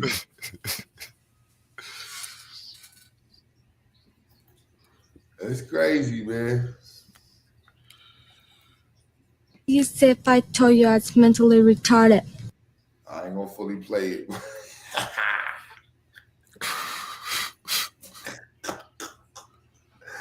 I'll play 2 more pseudos. I can't lie. This dude pisses me. The book. This is my. This dude. I don't know if I don't know why he makes me angry. I ain't never seen him before. Yeah, I don't know if it's the facial expressions, the braces, the hairline. I don't know. There's several problems here. Yeah, all 3 of them. Like it's just. Then a picture of his voice. The book. This is my textbook. This planet was stolen from black people. I'm gonna type it again. You can get it at thisplanetwasstolen.com. I need you to get the book because I need you to support American businesses. What I'm going to do with all of the proceeds is I'm going to help build our new kingdom. And that's why I need all of you to help me and contribute. If you want things to change, you invest in me, I'll do it for you. King Tom. Yeah, there's several problems. One, the hairline is just, that's throwing me, and then it's the seriousness of the brow. Yo, that's what's it. And does he have braces? This nigga's got braces. I can't tell if this son stuck in his braces too, but it's American. It's American. What's going on, man? This planet was stolen from black people. I'm gonna type it again. You can get it at thisplanetwasstolen.com. I need you to get the book because I need you to support American businesses. What I'm going to do with all of the proceeds is I'm going to help build our new kingdom. And that's why I need all of you to help me and contribute. If you want things to change, you invest in me, I'll do it for you. King. So, right, give him the money.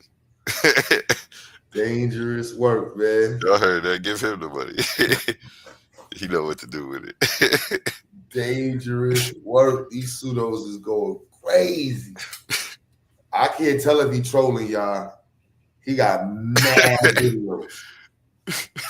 He got mad videos on Instagram. Like, I'm not even lying. Like, he really got that website. He got more views than a lot of y'all out there too. He definitely got way more views than me. They be making response videos and stuff. I'm like, wow, son is damn, son. Oh man, I can't do the angry face like this. And then he got it's like a Klingon look. That's what he looks like, a fucking Klingon. A baby Klingon. A baby Klingon and shit. Now, I'm not one to talk about him, but he's definitely young. Oh, if he's not young with that voice, that makes sense. I'll be upset that he at my age with that voice. I'm gonna leave that alone. But damn. I think I got 2 videos in here too. These are special shooters. He got mad videos online. Nah, I didn't because he was pissing me off. But he got mad videos.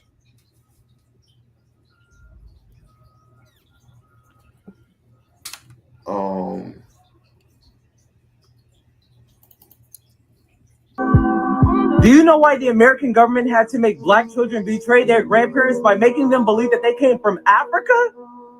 That's because they stole this country from us and they wanted our parents to give away the land that our ancestors owned for thousands of years. See, what they won't tell you is that when we started integrating into their schools after the Indian Civil Rights Act of 1968, they taught our parents a fake history and they started teaching them Africanism. They taught them that they came from Africa on slave ships. And if you ask your grandparents or your great-grandparents, if they're about 70 years old, Grandma, did you learn in school that you were a slave or that your people came from Africa?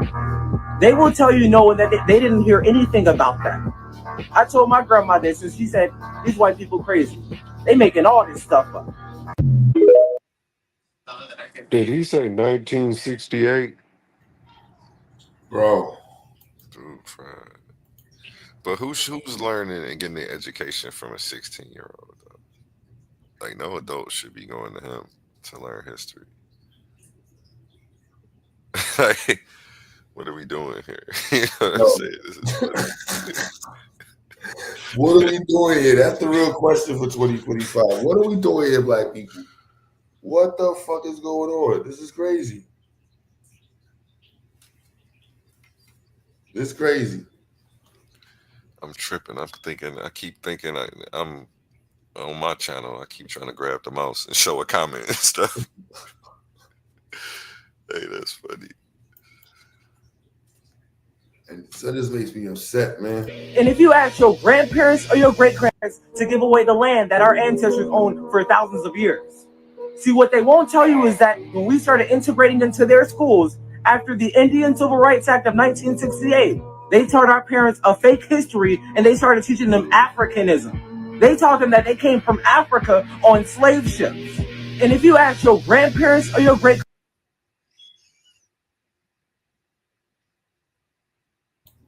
This is shit that makes you hate the internet. I was just about to say, I see why people hate TikTok because I didn't really understand. This stuff don't come up on my feed.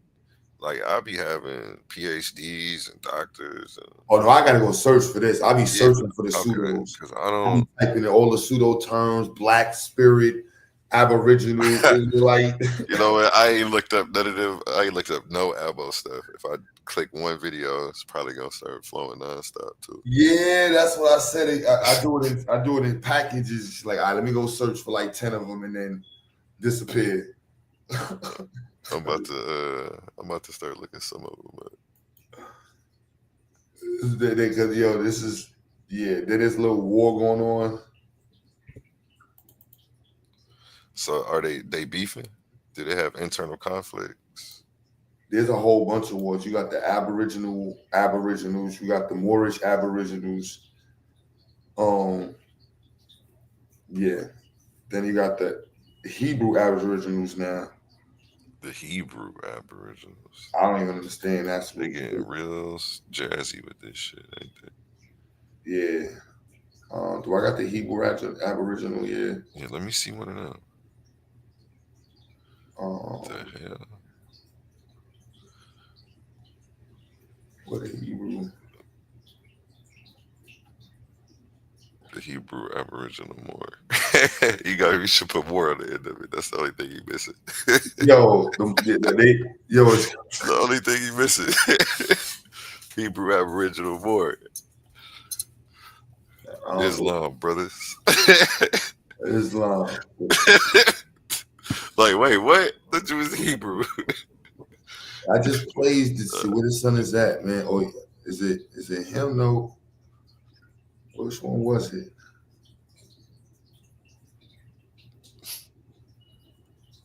And I just had it. So whatever.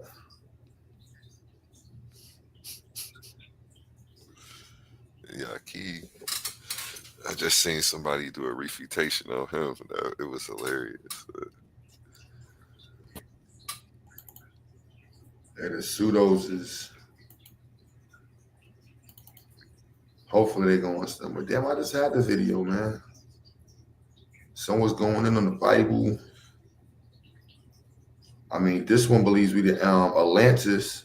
Oh yeah, I used to rock with it. I used to watch Jamal for entertainment purposes. Yeah, he used to still give you some good nuggets of something in there. Like he used to be pulling up stuff. He'd be way off on his conclusions, but I still walk with him. Like I say, I don't be banning brothers because they where they at. A lot of the stuff be funny. And, it do be funny. I go in there and debate, go into the chat and debate with people back and forth. That's why I like to screen record because it makes it easier to just make fun of them. Play that. No, wait. You can't just scroll past that, man. If you don't play that song one time, man, for the one time. It's my birthday. It's my birthday today. Let me hear that, man. What's your birthday? Many more, man. September 20th, man. It's my day. Appreciate you. Yeah, let me hear that for my birthday, man. It's a classic, man. This is a motherfucking classic. I'm in Cleveland, Ohio, and I know all the words to Let this. me set you straight. What we did back then was great. You just don't know. Let me show you the past so your future can look bright. Help you walk into the light. Help you see yourself. I've heard them say that we wasn't even there. Baby, let me make it clear. We were the ones. If you pay attention to what I'm about to show, there's no doubt that you will know. We were the ones, and I'ma show you who Nefertari was. Said she was black because I don't know where to start with this either. Show you There's so much going on in this video. Black land cleans up with a black man. Cause that's the way that right down to now. Whence we came from the southern land so hot. No, they think that we forgot. Remember the Okay, I can't do no more, man. I can't do no more. I appreciate you though. Oh, the craziest thing to me, I just want to know who the heck was making them big old leather hats like that. Yo, who was making those? I've never seen one of those before in leather. That's the old school roster. Just got to Atlanta was built over the capital of Atlantis, nigga. Our ancestors got killed, and then they carried Atlanta over their dead bodies, nigga. Fuck you mean, nigga? We'll tear Atlanta the fuck up, nigga. You got us fucked up, nigga. It's our land, and it wasn't called Atlanta. It was Atlantis, nigga. Y'all came and took some shit from us. And Atlanta is on the 33rd parallel, which is why it's the most important city in the country because of the energetic, magical properties that it holds to these elites. This and LA and California because they 33rd parallel cities, nigga. And the pyramids in Egypt sit on the 33rd parallel. Yeah, it get deep. Just like the Kemet, the people of Kemet still exist. They are just on a higher frequency, so they appear not to. What is he talking about? Oh, never mind. Because this is gonna be somebody that swear they can explain it to me. As soon as I say that, let me not even definitely like to hear that explanation from Atlantis. Yeah, please make that one, man. That would be hilariously funny. I'll get add to the jokes. Shout out Jamar though, man. I mean Jamal. And he he got hemmed up too. He was kidnapping people, son. They slapped him with one of them Dr. Y joints. He got caught kidnapping, and then he was kidnapping and terrorists. He had some old crazy charges.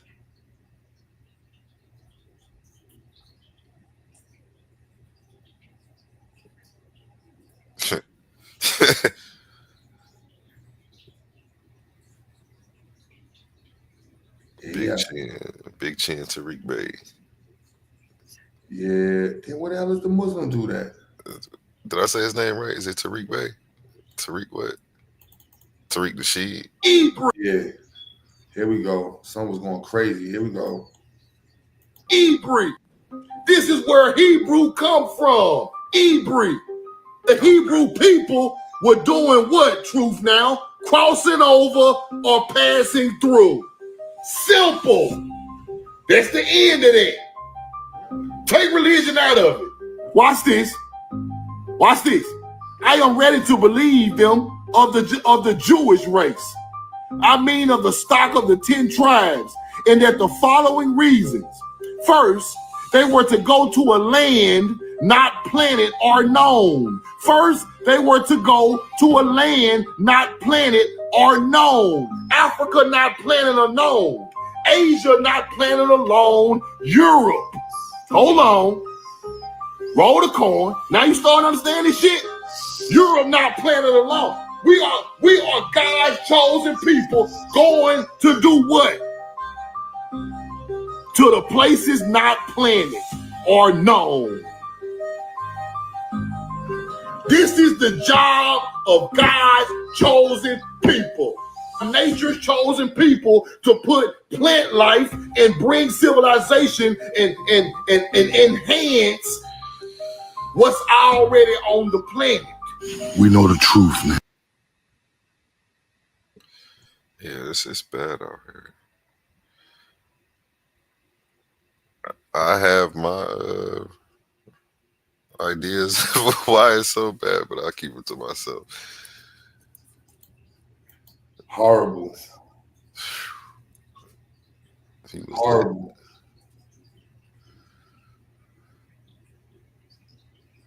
Horrible. Are saying, wow, oh my, intelligent, indigenous Black Americans. Today, I want to talk about the blind leading the blind. There's this rumor going around that Black presenting people who say that they are indigenous Americans, American Indians, it's a crime for you to say that. It's a federal crime. This sassy ass nigga voice. Yeah, I was just about to say, these niggas is weird. All of these people weird. In some way. All of a sudden. Now, this misinformation, this lie is coming out of the mouth of a spirit of gluttony. A spirit of gluttony.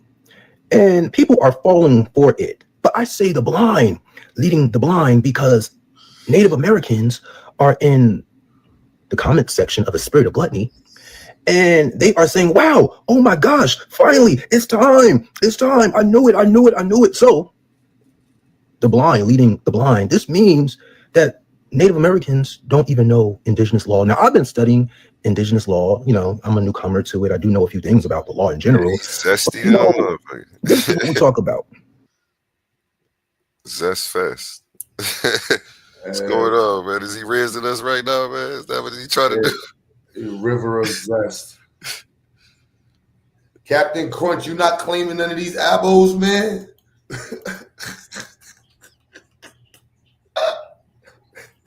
That's wild.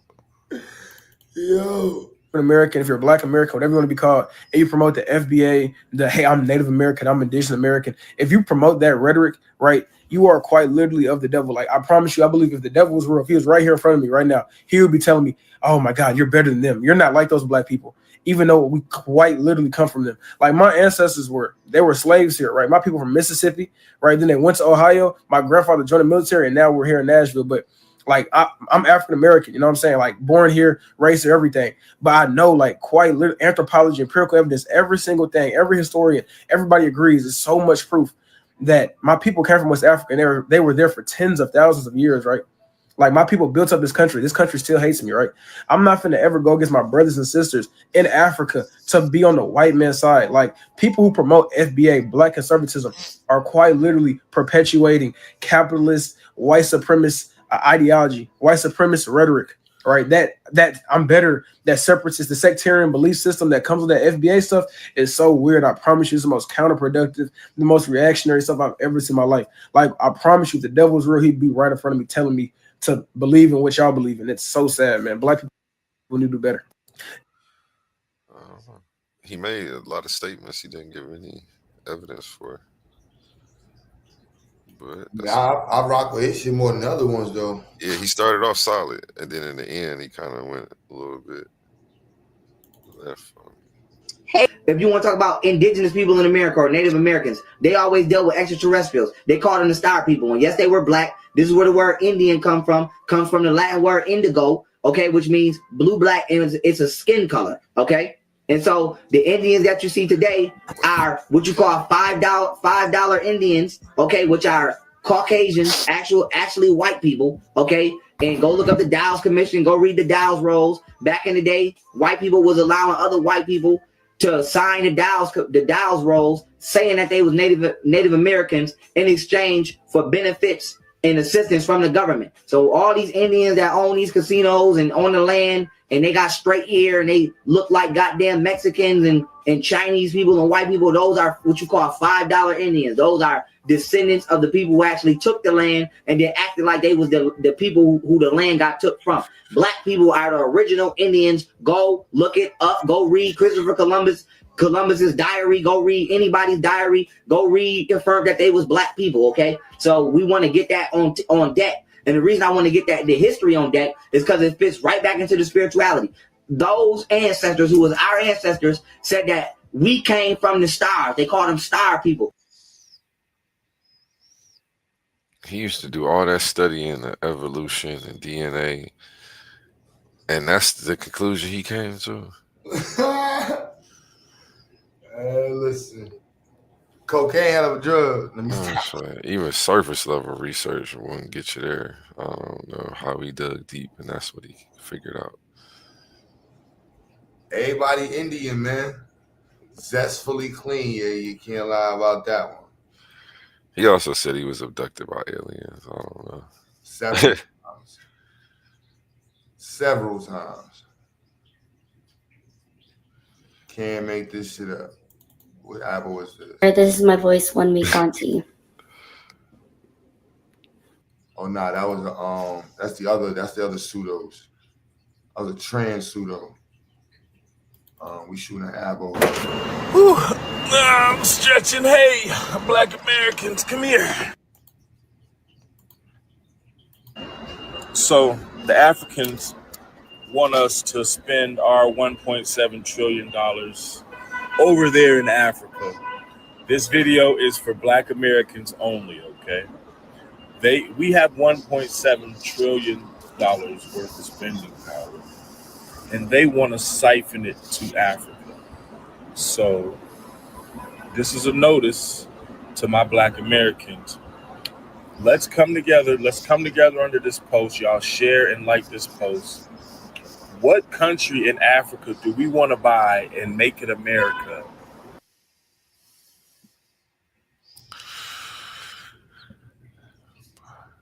Fucking coon shit. And $1.7 trillion, man. Niggas got bill money, man. Let's understand that we counting the 1st to the 15th money. You know what I'm saying? How long it take to go to the 23rd, man. That's car note money, phone money, cell phone money. That ain't disposable funds money, man. Niggas ain't walking around with $1.7 trillion, somebody else said. We got this on debt. Fuck is we talking about? And we want to make it another America. White power.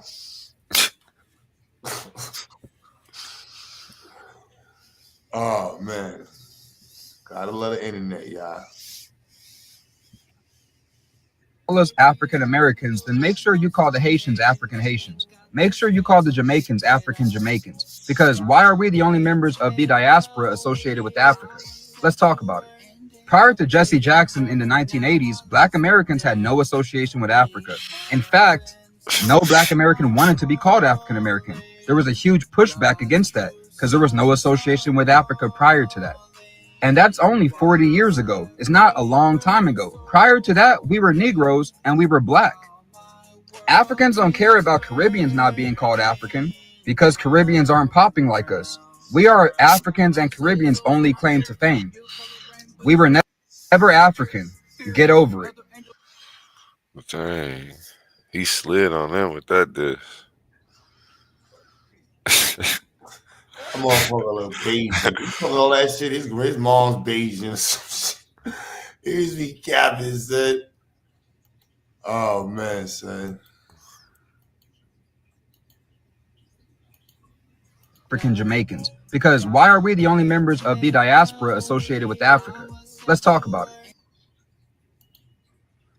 That is definitely part of the dumbest shit I've heard, True Club. Yeah, he's a weirdo too, because who keep their chin hair and cut off their mustache? I'm confused. Yo, I'm confused. I'm confused. I don't know what's going on. Right? I'm just saying. He might have fucked it up. I wouldn't have went live. I wouldn't have dropped the video until they got back fixed. I would have turned my camera off. So I think he's just rocket like that.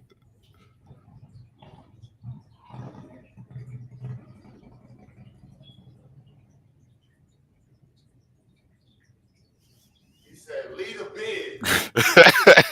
He came back with it. He said, leave the bed, take off the mustache. If y'all see my mustache extra low, I fucked it up.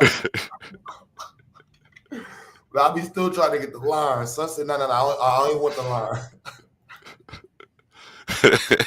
Take everything. Hell no. Prior to Jesse Jackson in the 1980s, Black Americans had no association with Africa.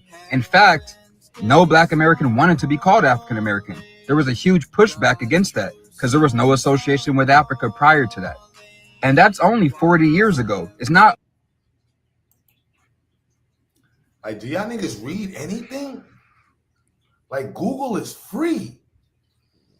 It's crazy. A long time ago. Prior to that, we were Negroes and we were Black. Africans don't care about Caribbeans not being called African because Caribbeans aren't popping like us. We are Africans and Caribbeans' only claim to fame. We were never African. Get over it. Ships that go from America to Africa today, but they want us to believe that sailboats with no engine went all the way to Africa and back. No mustache. I ain't even peeped that shit before, son. I ain't even noticed that shit, son. He got the lips. So what you call that little piece right there? He said, keep that too. No, just give it the mustache. That's crazy.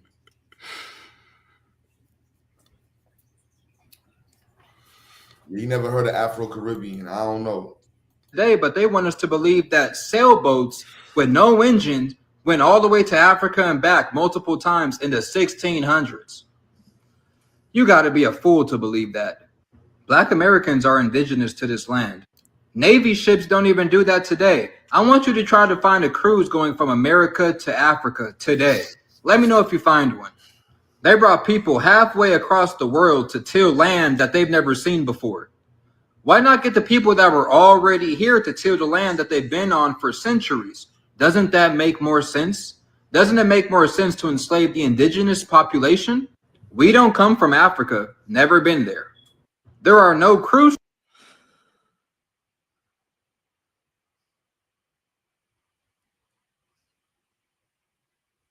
I remember when Hotep Jesus went on Joe Rogan and was saying that. Yeah.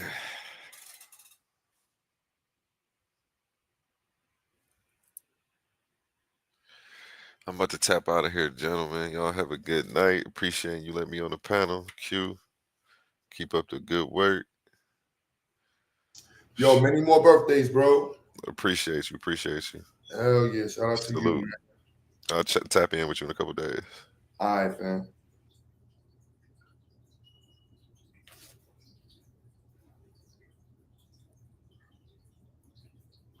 I got a couple more punches left in me. What the hell? Yeah, you're right. FBA society getting ready to start imposing real strict and tough penalties upon you tethers who think you're going to come to the USA, our homeland, with disrespect for our FBA lineage. We're going to make America a no-fly zone for you tethers, to where though we making it real uncomfortable for you. Either you willingly going to respect our FBA lineage, or respect for our FBA lineage will be directly imposed upon you. Just my thoughts on the matter. Peace. We can't even keep our museums open, and y'all niggas talking about keeping people out the country.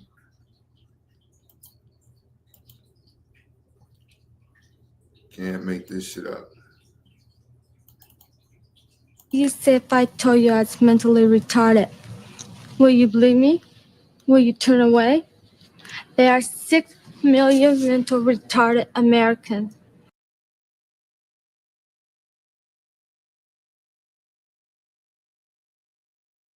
Some of the safest places, okay, in the years to come will be Africa, like Liberia, Ghana. Those would be some of the safest places to go to, and also the Caribbean islands. What's happening here in America is they're making it so toxic and poisonous because what's happening is there's a harvest going on right now. There's a harvest. This is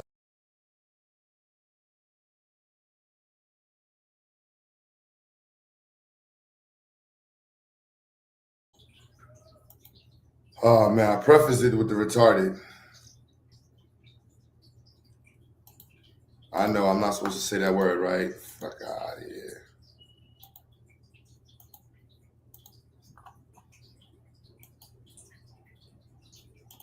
Hell nah. Anybody who was born in America is a Native American by definition, meaning Donald Trump is a Native American by definition, okay? However, there's something called indigenous, and indigenous means you are the original. You are the original people. Now, when we look at factuals, we can see that the so-called African Americans,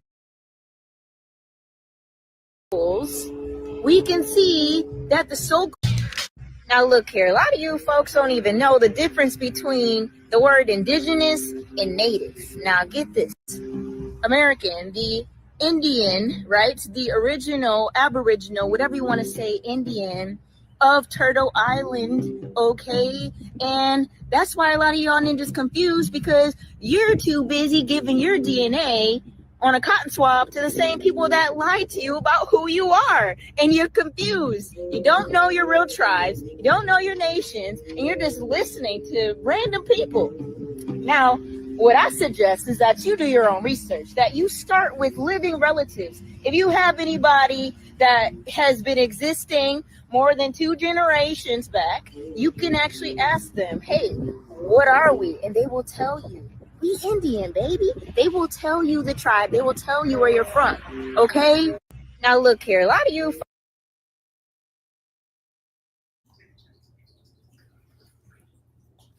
We Indian, baby. Chickasaw, baby. We Indian, baby. Chickasaw, baby.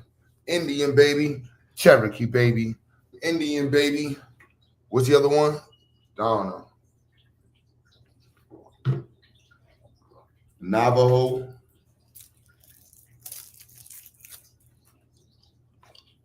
Crazy. Crazy, crazy, crazy.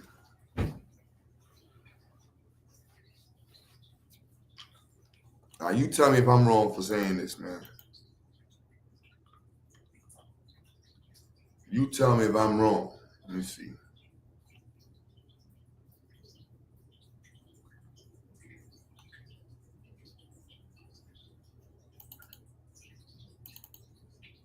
The first thing I see is TikTok lit today. So we exposing the natives, we exposing the YTs. This what we doing today? Because I'm all for it. Welcome to the cookout. Everybody got so much to say. We ain't the natives, huh? No, we are the natives. Excuse me, we ain't the natives. We the originals. Not only to America, but to the whole entire earth. It's ours. So what happened? I'll tell you what happened. They burned down all of our paper, birth certificates, pictures, documents. They burned down our buildings. I'm talking about houses. I'm talking about sacred places. I'm talking about libraries, okay? They bulldozed all of our mounds. Not only did they bulldoze the mound, they went inside, dug everything up, stole it, and left it there as a viewing site for foreigners and immigrants to go look at. They hired fake chiefs. They paid YT people $5 to take our lands. They erased our identity, reclassified us, relocated us, and told us we were from Africa. Well, I tell you what, since you like giving the credit of the pyramid builder culture, the mound builder culture, the agriculture that's flourished the Americas, and not only Americas, but spread through the entire world, since you want to take credit for it, or you want to give that credit to people who don't deserve it, do it again. Build some more pyramids. Build some more free energy centers.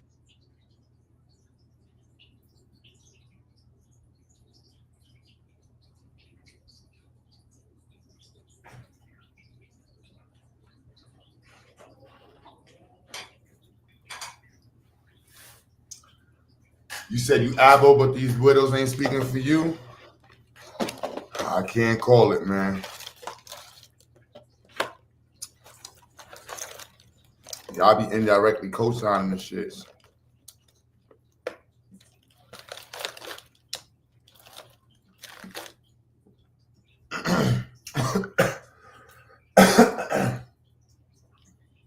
Well, I get it. You know what I'm saying? I really don't, but you know.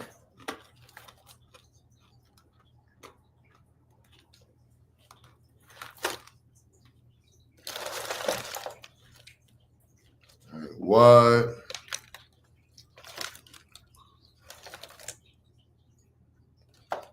You want what?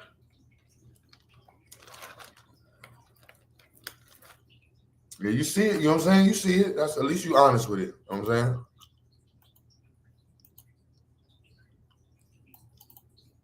How you know slavery ain't really happened? Tell me why modern day 2025, we don't have any boats coming directly from Africa to America.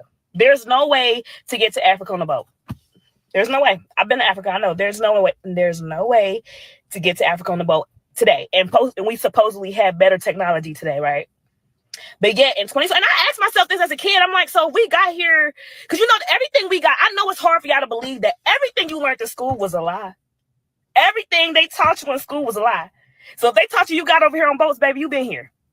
If they taught you that it's red, baby, it's blue. Y'all get what I'm saying? Y'all know these are programming centers, right? They're not schools to teach us and help us evolve and become our best versions, right? No. They're programming centers, right? So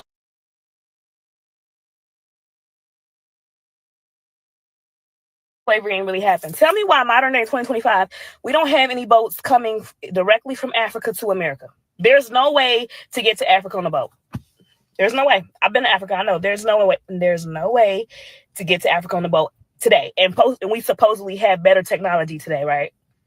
But yet in 20, and I asked myself this as a kid. I'm like, so we got here because you know everything we got. I know it's hard for y'all to believe that everything you learned in school was a lie.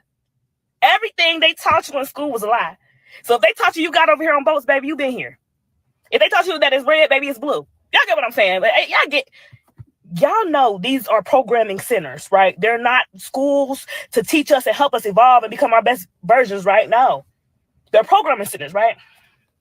So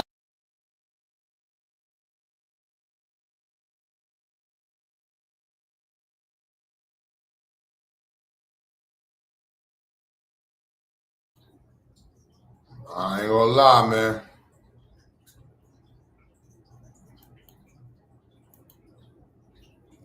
Clean up in aisle 7.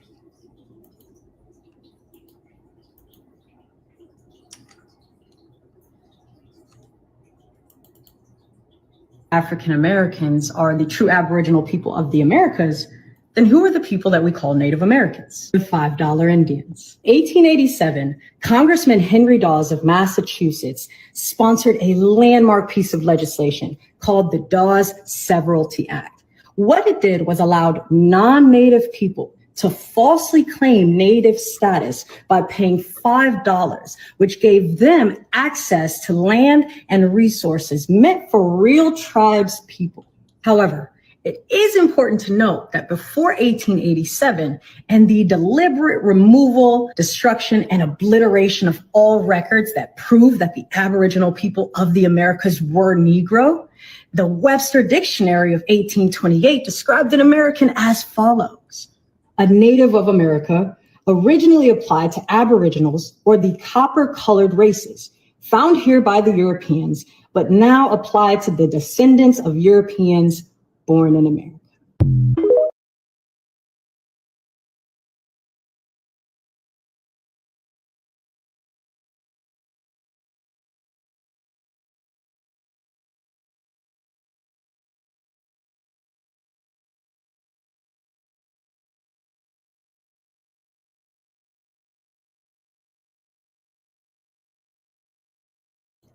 Oh, yes, the stupidity.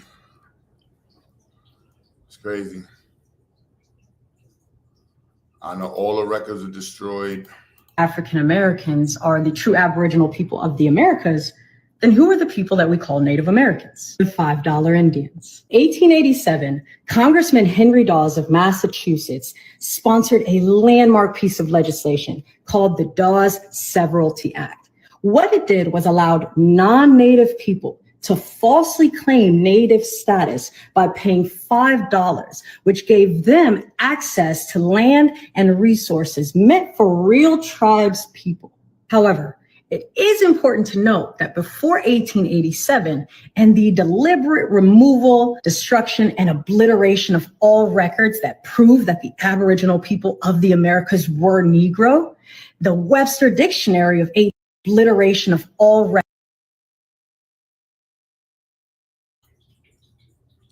Scotty Pippen Reach, man. All records are destroyed. Records that prove that the Aboriginal. How do they know the records existed? They was all destroyed. Original people of the Americas were Negro. The Webster Dictionary of 1828 described an American as follows: a native of America, originally applied to Aboriginals or the copper-colored races, found here by the Europeans, of an American addition of all records that prove that the Aboriginal people of the Americas were Negro. The Webster Dictionary of 1828 described an American as follows: a native of America, originally applied to Aboriginals or the copper-colored races, found here by the Europeans, but now applied to the descendants of Europeans born in America.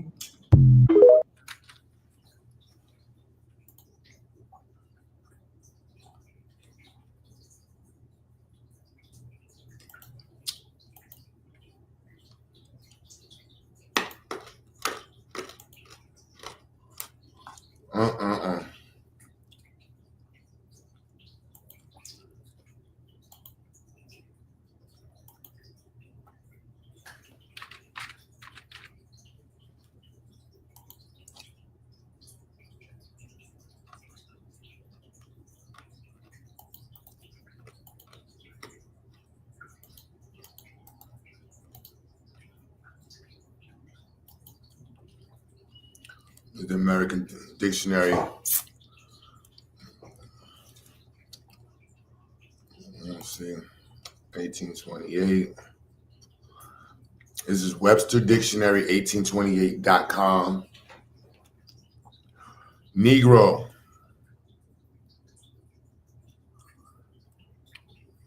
A native or descendant of the black race of men of Africa. The word is never applied to the tawny or olive-colored inhabitants of the north coast of Africa, but to the more southern race of men who were quite black.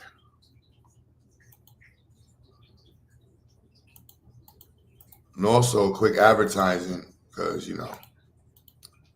just because. If you're interested in shipping from America to Africa, I don't know why people think you can't ship something from America to Africa. But yeah, you can ship right here. For decades for 4 decades of African-bound vehicle shipping, weekly departs from major U.S. ports. Yeah. Cost to ship your vehicle to Africa from U.S.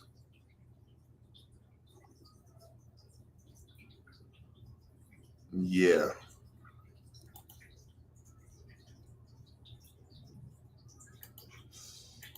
Yeah, that's kind of crazy.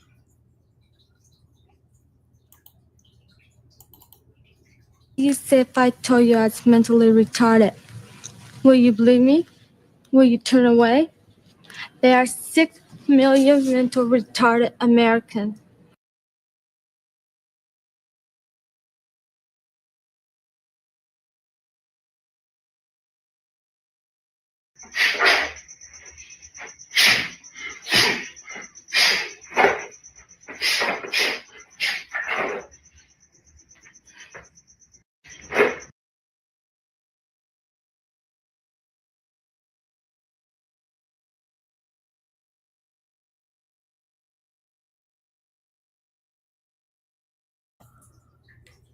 you know, just pseudos on pseudos, man.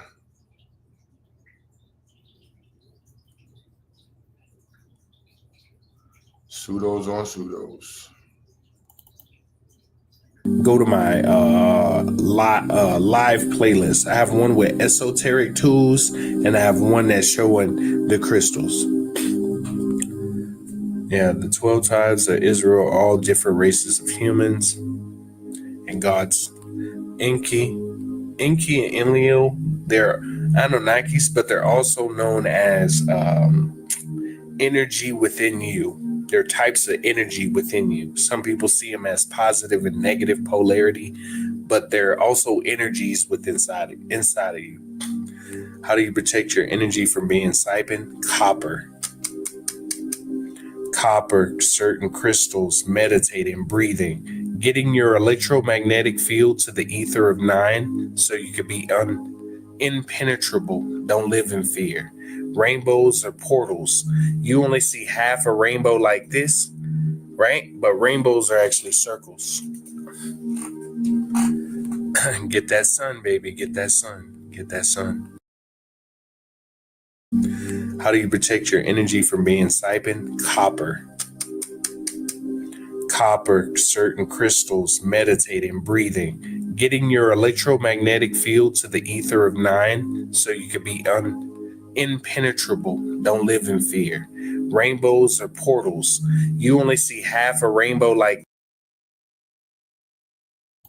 Did he just say ether of 9?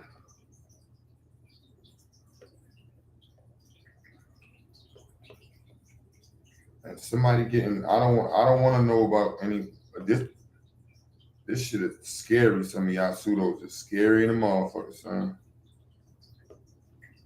Wow, I just figured out I could do that. That's crazy. Lady. Some of y'all pseudos. Brother Moses said, nah, it's that ether. Man, listen, bro. Man, listen, son.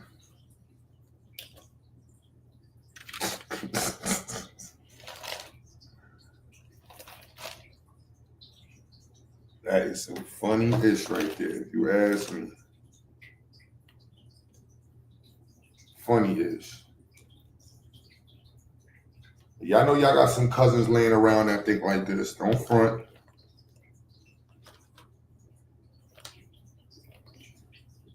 Showing up at the funerals, family gatherings, talking all pseudo and shit.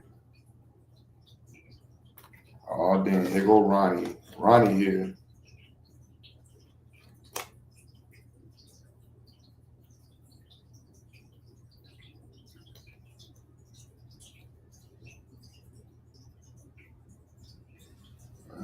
There's one down. Oh shit, Ronnie here. Can't make this look up, bro. My son cuckoo for Cocoa Puffs. Looney Tunes. Ice Pick. I'm just gonna say what up. I don't want no smoke with you. And then Ice Pick.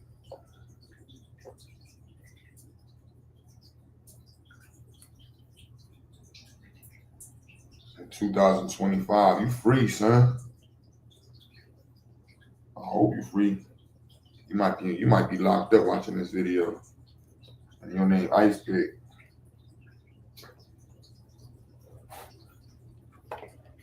They also giving Happy Meals. Y'all arguing about Burger King in the chat?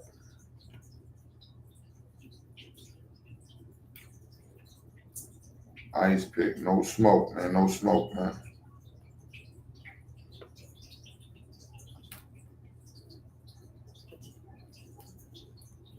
You either gotta be an old head or a real jailhead.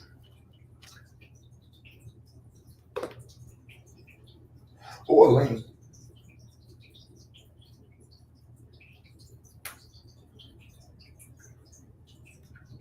So is that possibility?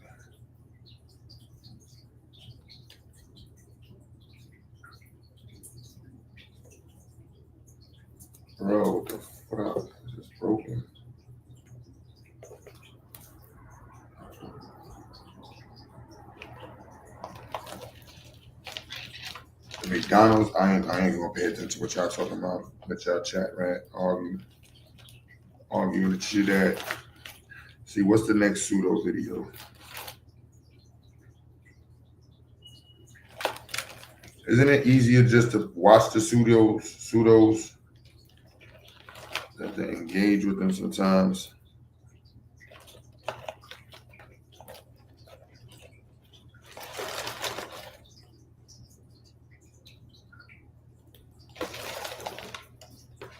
I ain't got the energy for the back and forth. I'm getting old, you feel me? I'm getting old, G's.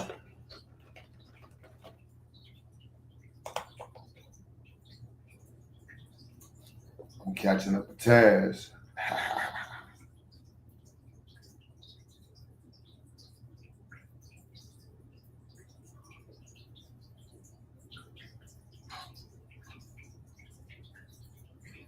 Yeah, it's funny and sad at the same time. But that's what makes it, I guess, good for the future, so they can look back and whoever watches these videos, you know. Like, yo, son. At least somebody was calling the nonsense out. They wasn't all smoking, you know, sheetrock. Damn sure the future gonna look back and like, yo, son, was they really?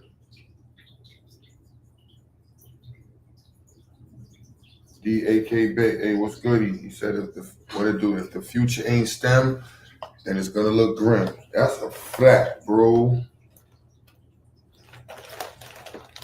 That is a super fact.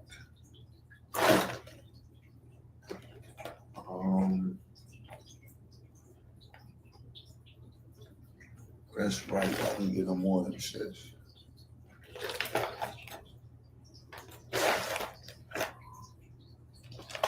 See, these three hooked up. Sort of. That's not a really good connection, though. I'll do it in the opposite way. No, that's not extra. You gotta stop referring to the homies as stick of butter. Yeah, I know. But you know, I know.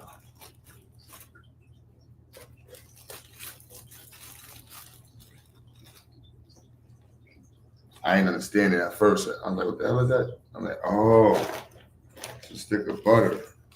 Okay. Get it. You know, we New Yorkers, we pause that shit. I was like, hey, yo, what? A stick of what? Wait, yo, pause. Pause. Whoa. Flag on the plate. What are you doing, buddy? Flag on the plate.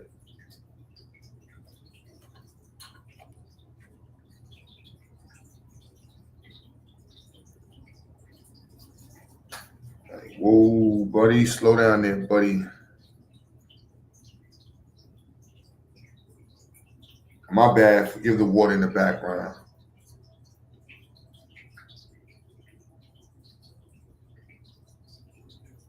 I'm gonna take this shit. Where's the tape?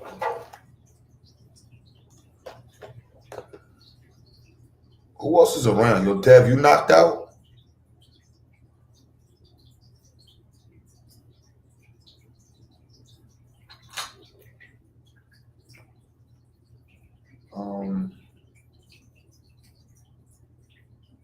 Why am I bugging? It's only 2 pins. What am I doing? Aquatic vibes. Yeah, got the slow meditation, you know, music vibe going on. Yeah, kind of. Nope. Oh, you still there? We go. Having all the people that was talking about reparation.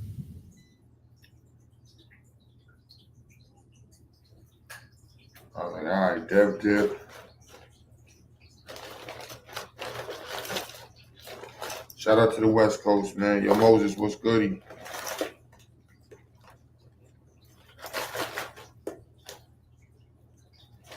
And HSC, I know I'm in non-confrontational mode, y'all. So I'm not really trying to argue with nobody, you feel me? We can joke and shit, have a calm discourse and disagreement, but we ain't gotta do the nigga shit.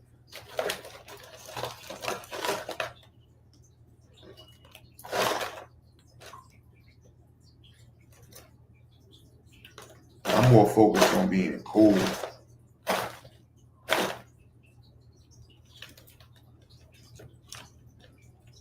Nigga shit ain't gonna get us nowhere. Chris, what's goody? I was just thinking about you in GQ. I was like, where the other night crew has that? I'm definitely supposed to have been there. Shout out to you, Captain Kunch, man.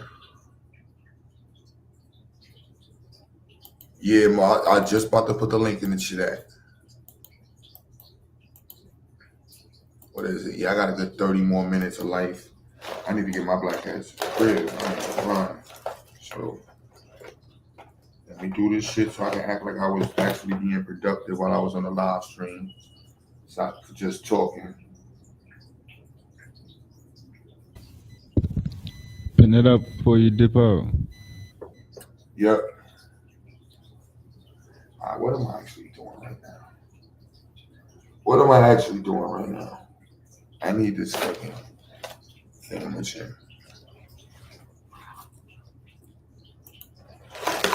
Brother Moses in the building. Q Butter was goody, Mr. CEO. Yeah, King. Trying to make up for my chilling the last 2 hours. I mean, I ain't been on YouTube chilling in a minute, so I was like, just relax and just talk shit. Nah, you was on to something. Like, I ain't never seen none of those streams either, so. Those little clips you were showing. Yeah, I gotta go hunt for some more this week. Definitely gonna hunt for some more this week. But how you though? Shit, I'm doing good, man. I can't complain. That's what I want to hear.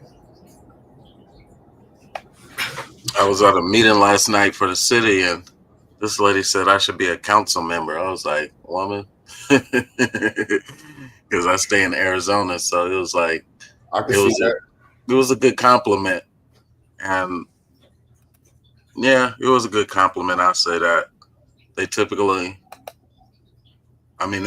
hear us and say, you know, we can articulate ourselves and we have good ideas, and how do we get energy behind some of our passion projects and such, and then they'll be willing to share what they're interested in. She was like an animal rights activist for like 40 years in Washington, D.C., and she was married to it. So she was like the wife who had the pet project, which was literally for her, defending animals, and then she's a retiree. And so I was like, that's a very good compliment, man. Thank you so much. In the back of my mind, though, I was flipping, though. I was like, man, do you know they be throwing people out for less than half of what I done said and done. So yeah, I wouldn't count on too many ballots. I mean, but the problem is, because it's still a numbers game, the winning part isn't even the super challenge. It's the acceptance. Like, they have other roles and stuff, like city positions and things that I think might be better than being the actual council member. But for me, I have a good attention span when I can focus. So in any event, last night we was just talking about, we have a what is it called? It's like a civil institute. So we learn about the different urban planning and the different things that the city has, like water and treatment. I think recycle is there, economic development, community services, fire, police, justice. There's quite a few more. They have like the education, nonprofits. And then there's a couple of community service. So they do like a 12-week program for like residents who are interested. And then they have an application process. And I did it back in 2024. I thought it was pretty good. Good exposure to like what this part of the bigger, Phoenix is actually huge. And so where I live at is so far away from there. It was good to learn what was who are the big major business owners or the big major land owners. What are the different development opportunities that they're working on? What's important to them? What keeps them up at night, which is water here in Arizona, of course. The property developers, though, other than that, the business, I didn't know at first like how specific businesses are, like your different Trader Joe's or your different Walmart, if it's like a market Walmart or like a large Walmart. And then some stores have a lot more clout than others, such as like you get a Costco and you'll start seeing major development around the Costco as well as an observation and such. So those were some of the things that we learned. But other than that, who owned the land before they made Costco a tenant, and how much more land were they able to then sell, because it all used to be like farm area, like really watching like a suburb be created.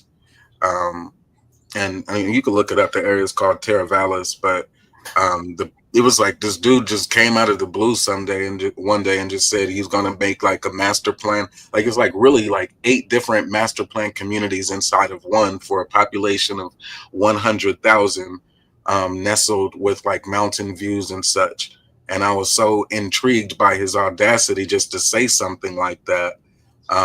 And with our reparations conversations, I had always taken a position of looking at the different land legislation of that era, of the freedom era, so that when people like Barley Burke say, oh, well, African Americans got 19 million acres, but he doesn't say out of how many acres, and he doesn't say the different struggles that it entailed.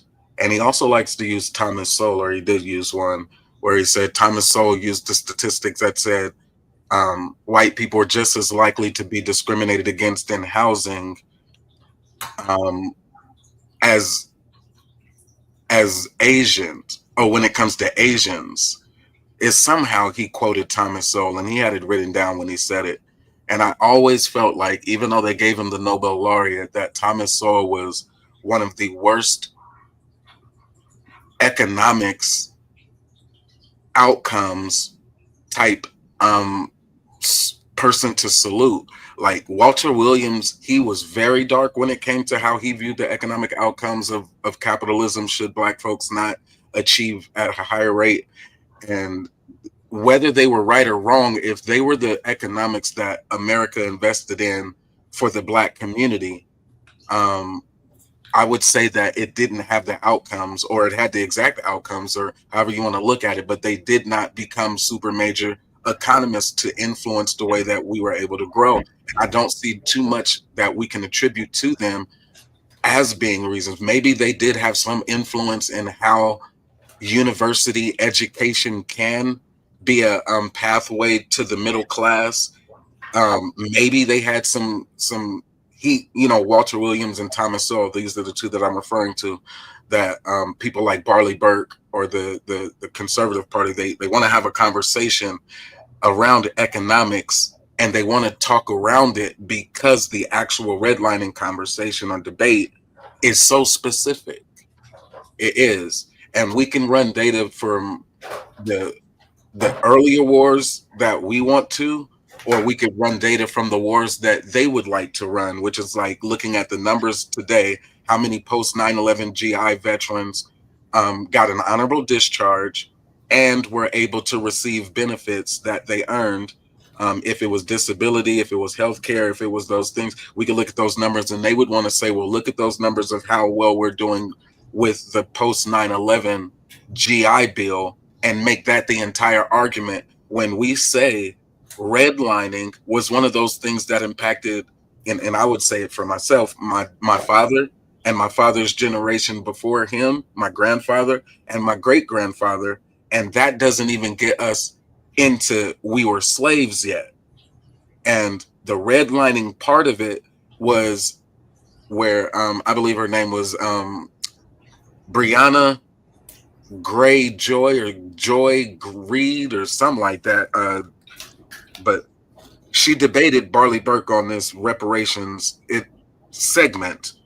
Really, she was harping on this redlining, and if there were instances of institutional discrimination that African Americans experienced, would that be enough to negate his talking points? And his talking point was that, oh no, there isn't institutional racism, and yes, there are racists, and those people are, you know, degenerate bigots and things like that.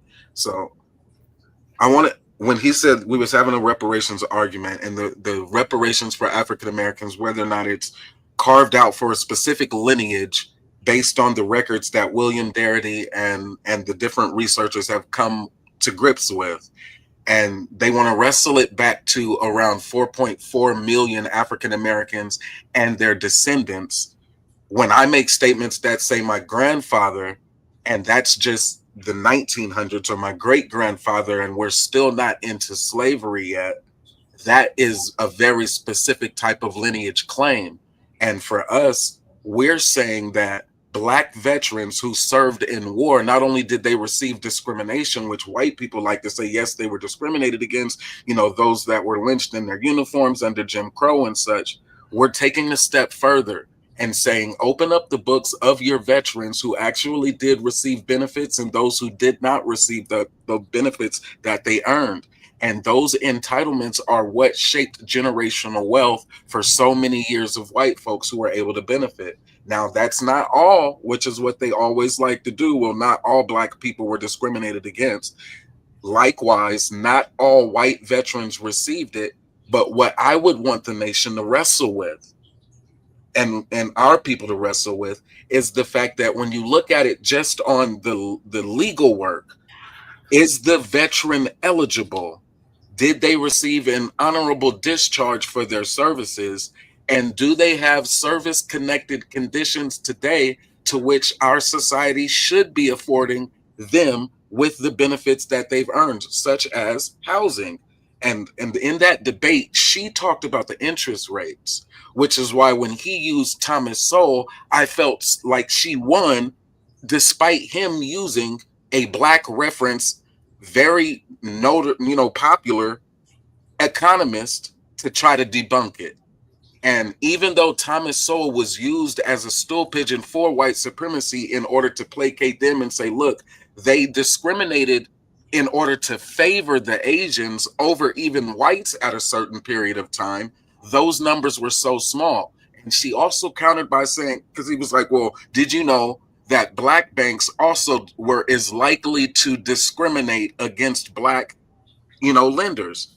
And she's like, what are you talking about? I'm talking specifically about the veterans who served, and that's what would have qualified them for those low interest rates. Now, again, at a time when we're saying Homestead Act, which is what we want to do, this is what the white folks would refuse to do, is go back in Jim Crow or go back into the 1890s, go back into the 1870s, and look at 3.5 billion acres of land, and then have the argument with Barley Burke and say, what is really relevant or significant when you say Black African Americans or Black folks, free folks, had 19 million acres out of 3.5 billion with a B.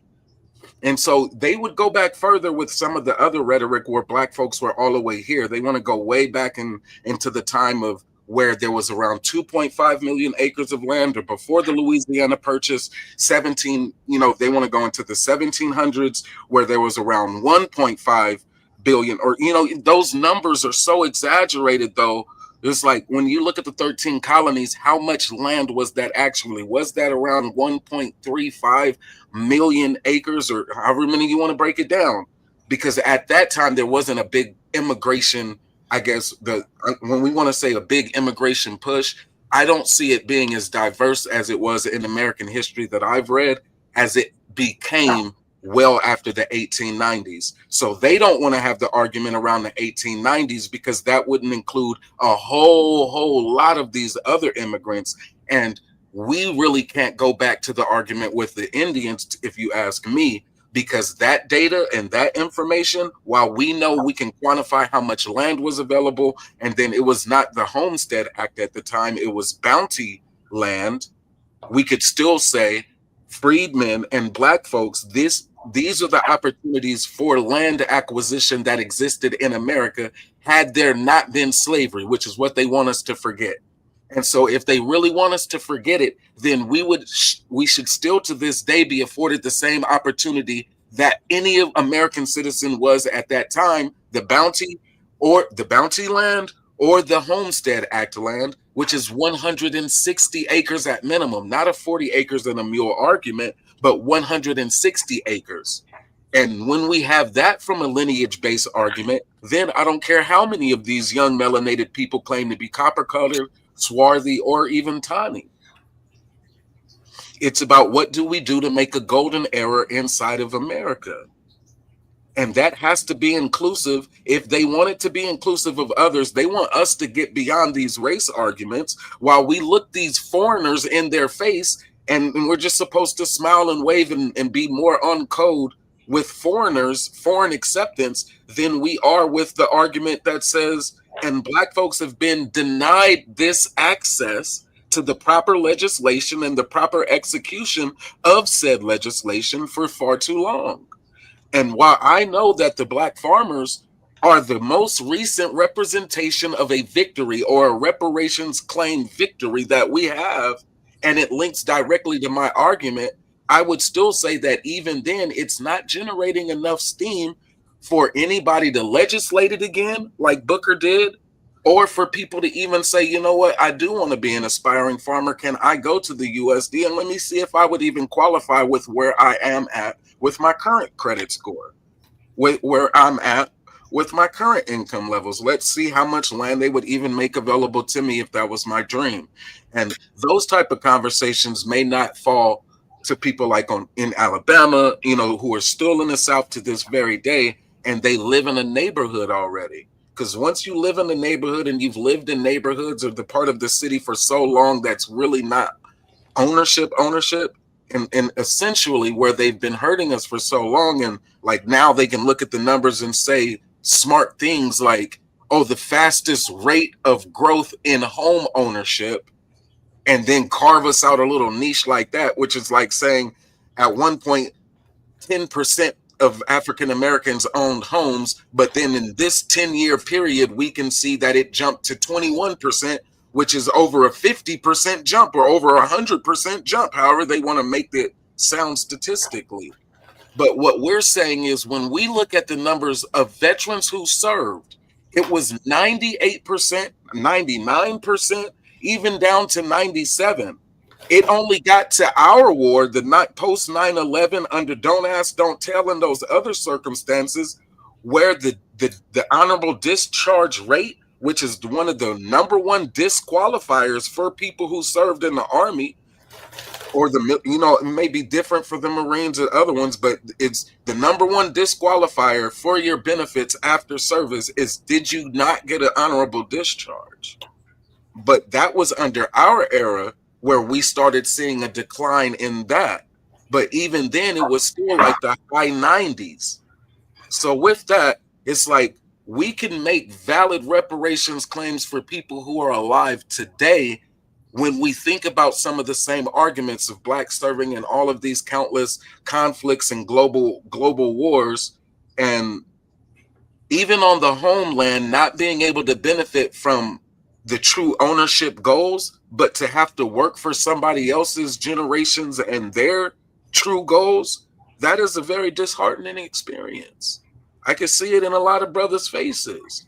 It's disheartening to feel like their true potentiality is always being undergirded by the reality of the necessity of the now. It gets like, at one point I was listening to my good brother because he lived in Sacramento for so long, but Dr. Cornel West. And it starts sounding poetic, like the tragic comic, like it gets so hard to bear that they just have to laugh at it. And it's like, well, how are blacks so entertaining? I mean, well, when we've looked at the filth of the world for so long in their face, and we know that there is nothing supreme or superior about them, that they've bastardized what could have been a pretty good spiritual system had they not included any of what they believed in prior. But because they wanted to homogenize it with their own spiritual systems, they made it a continuous murder code. But they still want to call that a religion. And we have to look at them in their face with some form of acceptance, like, man, these foreigners. And then it's the little things, the nuances that make our society either bearable every day, where you like it more, or where you just kind of go out and you're just like, like, you know, like, we don't have to be nice every day. We don't have to be courteous every day. People ain't holding doors. They made electric doors now so we could just walk through them. But when we go inside of mixed company spaces, like, I heard something that triggered me earlier. Somebody said something about behavior. They're not behaving. That shit got under my skin. I said, behaving? He said, if black people knew how to behave, then they would be accepted better. I was like, we have to look at the foreigners in their face so long, and like their grandmothers, like when we do like a ancestry.com and see where all of our leaves are, when they do that, it's over there. And now that they've come over here and started claiming land and spaces and saying, oh, we're the business owners and we have rights to a whole lot of capital, and what happens here in America, we can vote and be democratic and civil. I'm like, yeah, you can be civil when you want to, but that don't mean we got to listen to you little dirty things. I mean, and other than that, I don't really see why we even have too many conversations with them. Intellectually, they haven't shown that they've been able to process even the basic cosmological spiritual systems or what those things align to. The moon and the sun, they just haven't. Like, when I look on the maps, like let's say when we look on the maps Google Earth provides, and we see what happened to like Canada, and we can see the super distributions of farmland and then the segregation of the cities and how the cities are developed, you're like, yeah, that's beautiful. And then we could go through Europe and see like where those parts of the cities really are, where it's like, yeah, they did a pretty good job here. And then we look at the rest of it and be like, man, y'all have not mastered the land of Europe yet. Why in the fuck are y'all over here trying to tell us that we need to learn how to behave, and then behavior according to what principles? Because the last thing I heard was that they believed in Valhalla. I even heard that from the director of their intelligence, is that once the dude died, he said, I'll see you in Valhalla, brother. And so I don't understand how they've tried to evangelize or Christianize themselves to the extent where they can argue with a Roman Catholic or somebody else. So they want to argue with the Roman Catholics themselves because they're English or Anglo-Saxon or something like that. They're, you know, hybrid derivatives of either Germanic or Celtic. And it's a refusal or a refusal of the degeneracy, but at the same time calling it civil. Like, because they smile, it's supposed to hurt less. That when they cash their checks, it hits just a little bit different. And we got to look at them and just keep, you know, cash your check, whatever your check is. And there's no resentment. There's no nothing. Like, for real, like, I don't think when they look at us, they hate us. But when I look at them, I be seeing money. Like, what happened to the society? Like, if these people are talking about the 1800s or the 1700s and the black experience of the copper or the swarthy people, then what happened to the society where it was very clear that those people were over there? I don't really like it. And I know they have a vote in each, you know, they try to say the 3/5. So black folks, like 3/5 of the voting population today is more representative. Like, it's got to be 40% of black folks who are eligible to vote that just do not cast the ballot. And so it's still like a 3/5 type of thing when they look at us as a block. I give them that. So even with 3/5, that's still like damn near 30 million.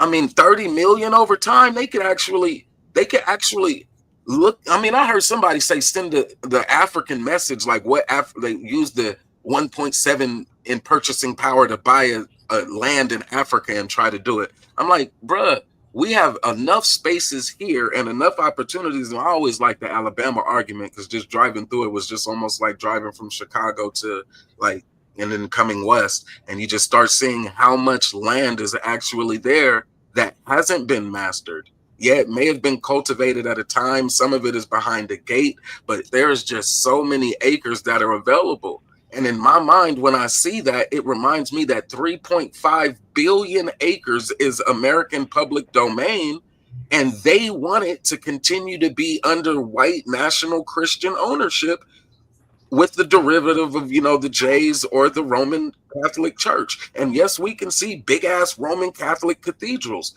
Yes, we can see big ass Anglo-Saxon, their Protestant, their Presbyterian churches, and we can see their houses that are next to them, how they've settled them. And like, if you go to white spaces or predominantly white communities and how they're built around the church settlement, we can still see the Abrahamic faith is still guiding them somehow, despite how bastardized and what they've done to it. I don't like the idolatry. I don't like all the iconography. I don't like all the religious symbolisms of death that they put in there, their martyr system. I don't like a lot of the fundamental things that white people associate themselves with when they think about the cosmological alignment.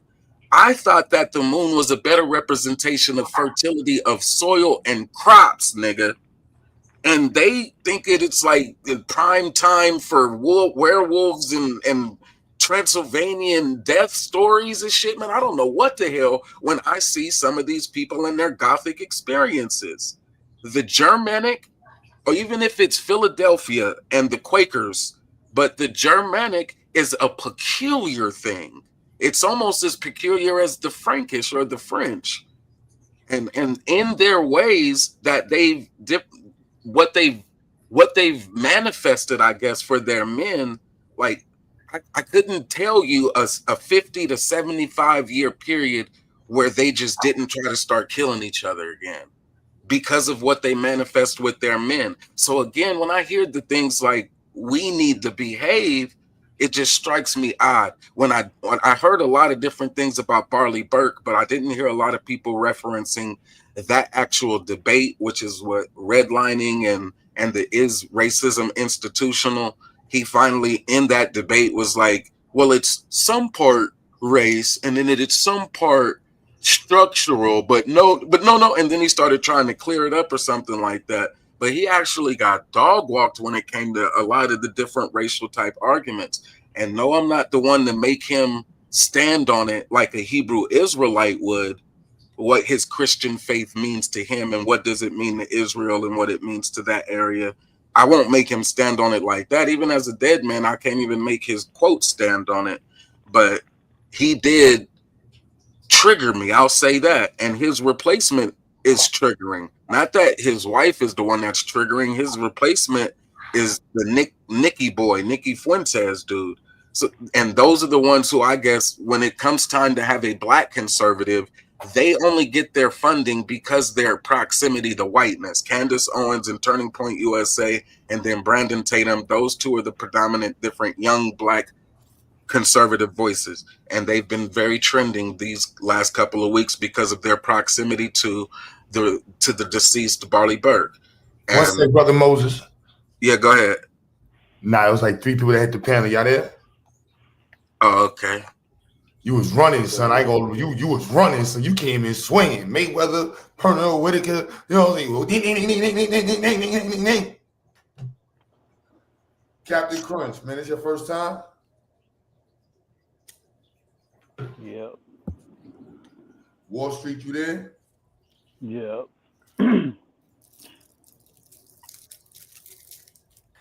First Did time. you good? Yes, sir. I'm good. Pin the link up. Yeah, I ain't leave yet. I'm what time? 3:35. I said a half hour too, right? Yeah, I got them wired though. So I'm just about to drop the code in, and I'm good. That was a B1 Brother Moses takeover, y'all. Appreciate it.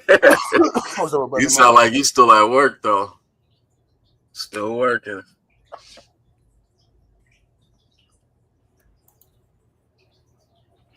What was you going in about, Brother Moses? What was your gripe?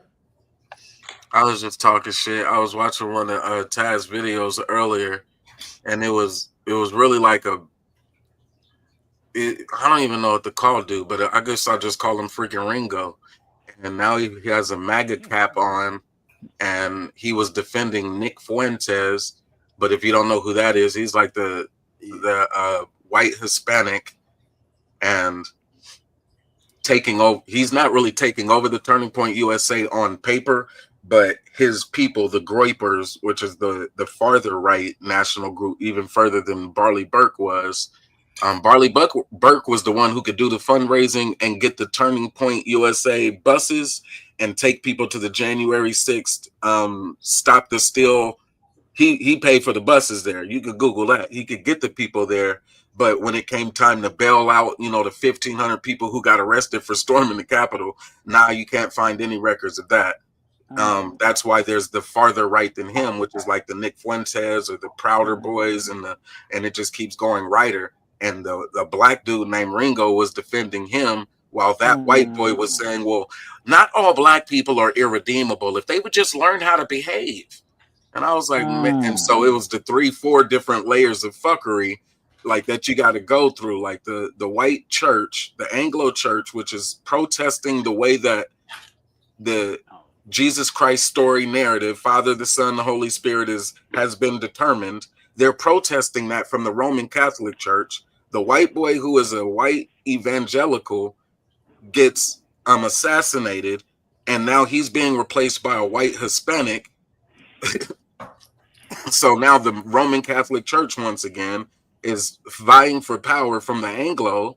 And it's like, for me, as a black person, I know they tell us that it's none of our business, but at the same time, we're looking at all of this land. Once you drive right out of Chicago and you just drive west, you can see land forever, it seems like. And as long as we're divided, it's like, well, why do they keep getting to say year after year that the people who get the revenue, the residual income, the tax benefits or deductions, whatever is the capital good from having ownership of all that land, we keep letting it go to more and more foreigners and those who have been here since 1 generation or 2 generation or 3 generation, while they know we've been here longer than that. None of them would argue that we've been here longer than that. The only people that would argue is, do we accept those who haven't been here longer than that? But they don't argue whether or not we've been here longer than that. That's crazy. That's crazy. You ended with that. I literally just found my great great grandfather, which is my grandma's mom's dad. You feel me? He served in World War II. Yep, on me, Yorkie Jarrett, born in Marville, Arkansas. Yep, that's crazy. I'm like, yeah, man. Now I'm trying to go. Now I want to go back. I need to go back. I need to get to the right. Yeah, they hit us with the stall tactic. Like the last 10 years have been critical because that aging demographic is now gone.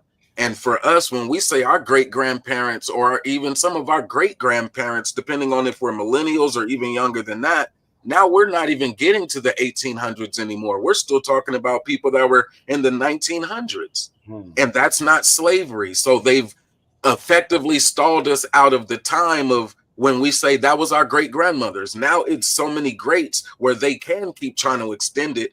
And to us, that is not the requirement that's being put on these foreigners. Their great-great-grandmothers don't have to be here for them to have to own the land or the residual rights to it, to become neighbors and have all of these acres. How are 3.5 billion acres of American land distributed in America? We want you to answer. And we want you to answer why, if our grandparents, the men and the women who served, but predominantly men, if they were veterans, why were they denied for all of those years? And when we look at what happens with home ownership, the home could have been purchased in, let's say, I don't know the 60s rates, but we can find them. What were the home values in the 60s? What would have happened if they sold it in the 70s? Okay, home values in the 80s. What would have happened in the 90s? Okay, home values. Because today, you could have bought a home in 2020 for like $200,000 and then sold it here in 2025 and had $100,000 of equity or profit that the bank would have given you.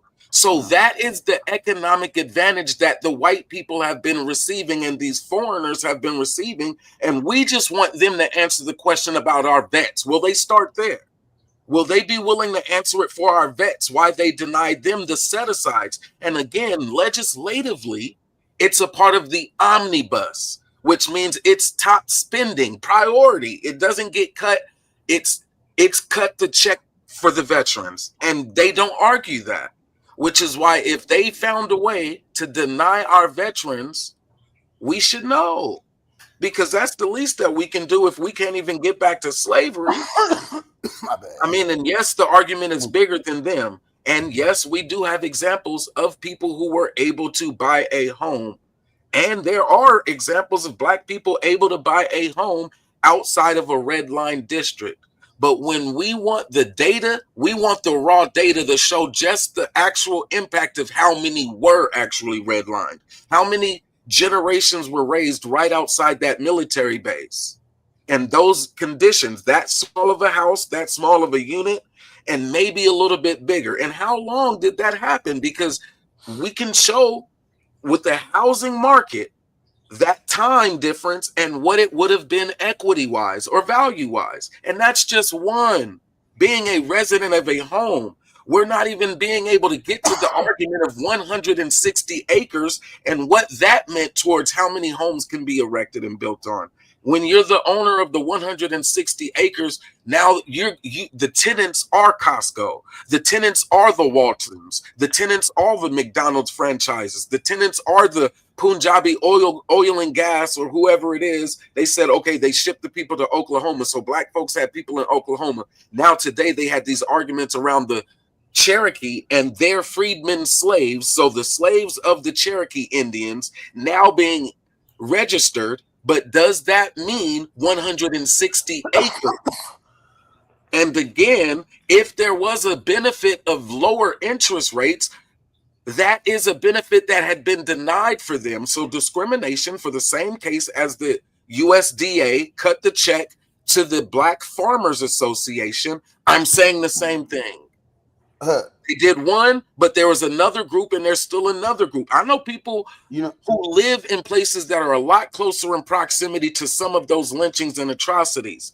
Why are they all crying for Barley Burke, saying we all have PTSD, but at the same time denying post-traumatic slave disorder, saying that it doesn't exist, that generations of experiencing death up close and personal from family and not family did not do anything to us? It didn't make us less employable because we weren't a little bit angry, a little bit less. Like when they say behave, I ask the question, what do you actually mean? Because oftentimes my emotional response is a protective one.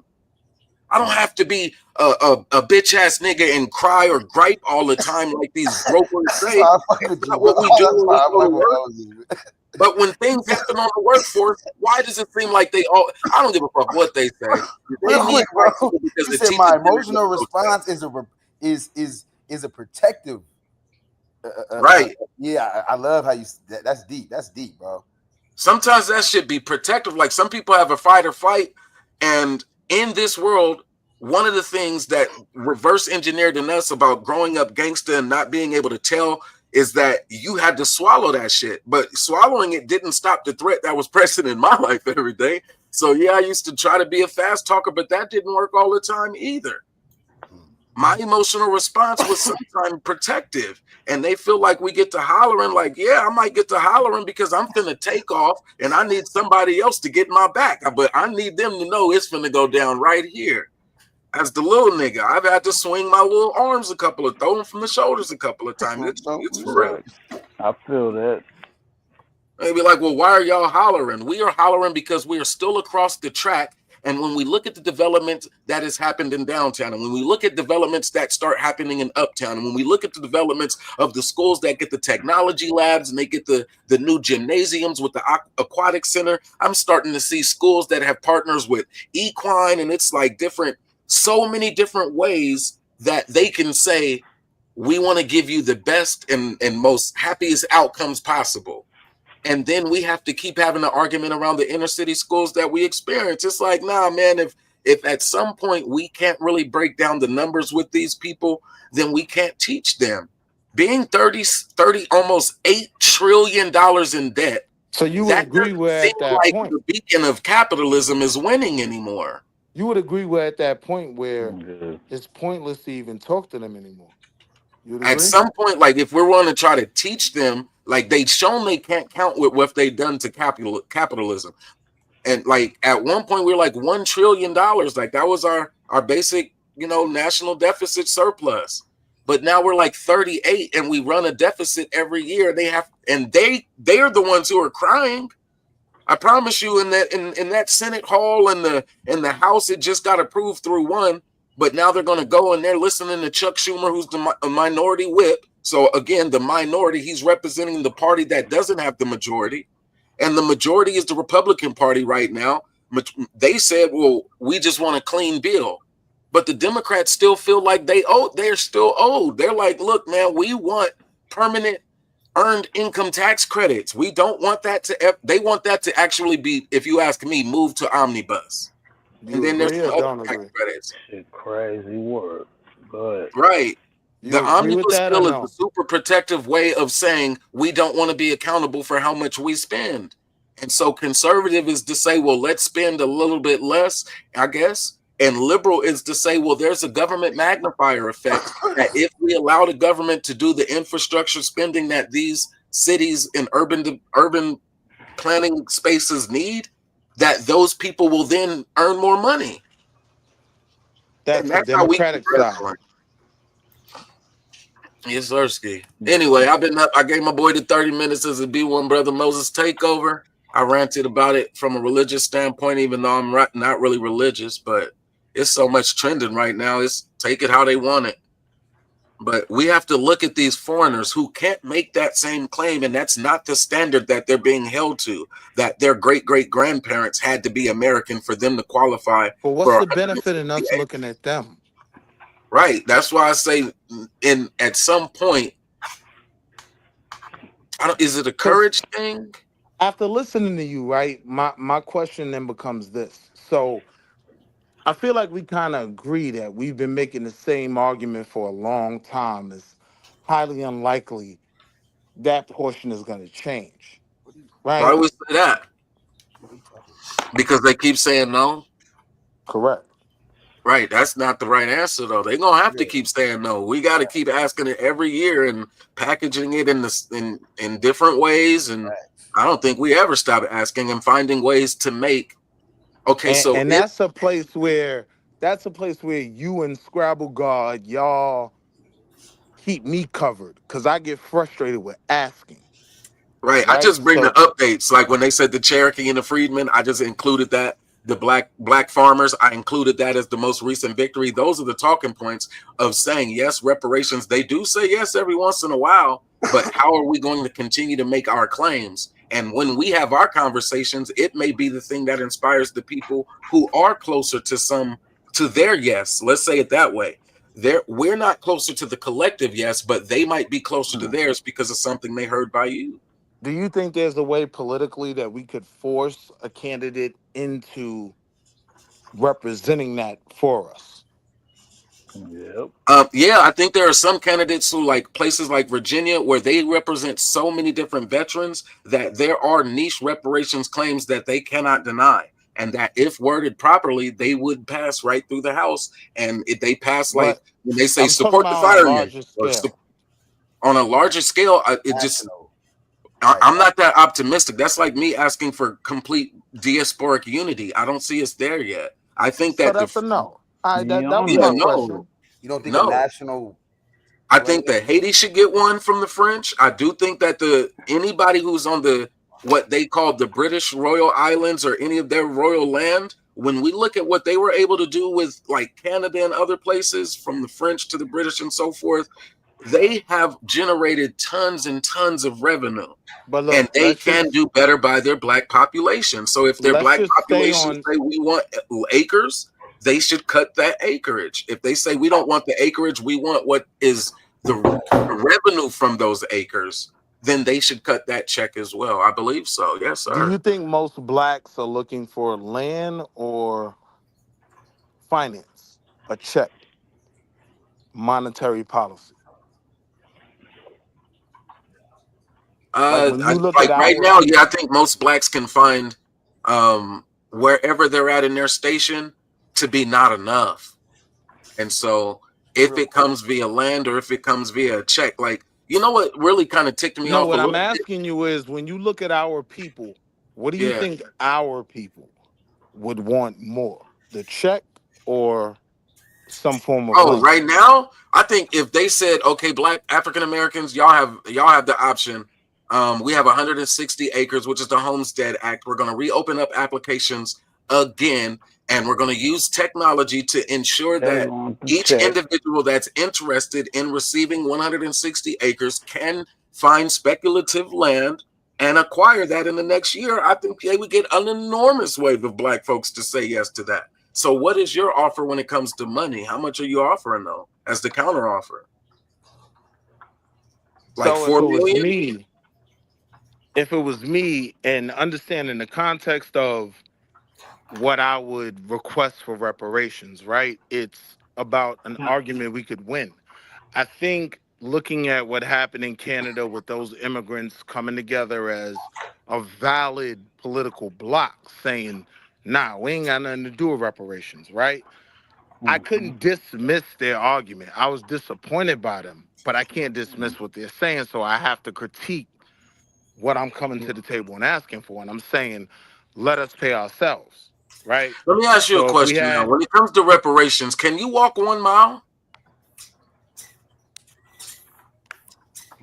Can you Yeah. walk 1 square mile? Because Yeah. that's 640 acres. So as a black man, even when we say 160 acres, that is still a compromise. There is 3.5 billion acres of American public domain land. but again, what I was saying was, in terms of an argument that I would go with, I would want to go with an argument that I could win. I think it's going to be harder to make a land claim argument than it is with money. Like we live in a country where they can just run the printing press and balance out inflation. And yeah, they can pay people, right? They can pay policies, whatever they want to do. I'm Right. That shit saying, is what I'm okay, so saying let me say this right my here. So the argument would thing be let me say allow us this to right here pay real quick, boy. ourselves, right? Like if they Let me say gave this real us, quick. I heard that. but hold on. Um Nah, you didn't hear right, it but because I they didn't didn't get it put a out. number on it either. Oh man, let me go on and get down because it's one of them type of nights. All right, appreciate it. No, that's what I was trying to do, put a number on it. Oh yeah, what's your number? Because I said 160 acres. What is the counter argument I'm in saying numbers? 100 years tax-free, right? Would I rather 100 have years, 160 acres now or 100 years tax free? 100 years tax-free, right? 100 years of black people being able to pay themselves reparations off their own labor, right? The one thing the white community who are going to have to go through for this will disarm them with the, well, these is working people, right? You're not going to get the tax credit if you're not working, a viable member of society, right? Okay, we've disarmed them there. And now if we look at the money on a long-term scale, 100 years, like, or even if we had to, if we went for 100 and they said 50, 50 years, right? Do you know how much you pay in taxes annually? Most people don't. I'm not throwing that at you as a red herring. I'm saying when you look at those numbers and consider 50 years of that going right back in the black pockets, and now the onus is on us to correct us, that might be something we could sell. You dig what I'm saying? And that kind of is a different argument from give us chunks of your land. In my opinion, knowing this market, knowing this country and how it is, they be more willing to allow us to pay ourselves. All right, we're not going to depend on their tax dollars for a certain amount of years. They Our got to shit. adjust. But if we're going to win an argument, that's an argument that even I think land, and I get your argument and I agree with it. Let me make that clear. But that's more grandiose than a check. And I think a check is more grandiose than saying, all right, just make us tax-free. We'll work, we'll continue to contribute to the country, but we'll be able to catch up for that head start y'all have with the numbers on the chart. This is how much the average black worker makes.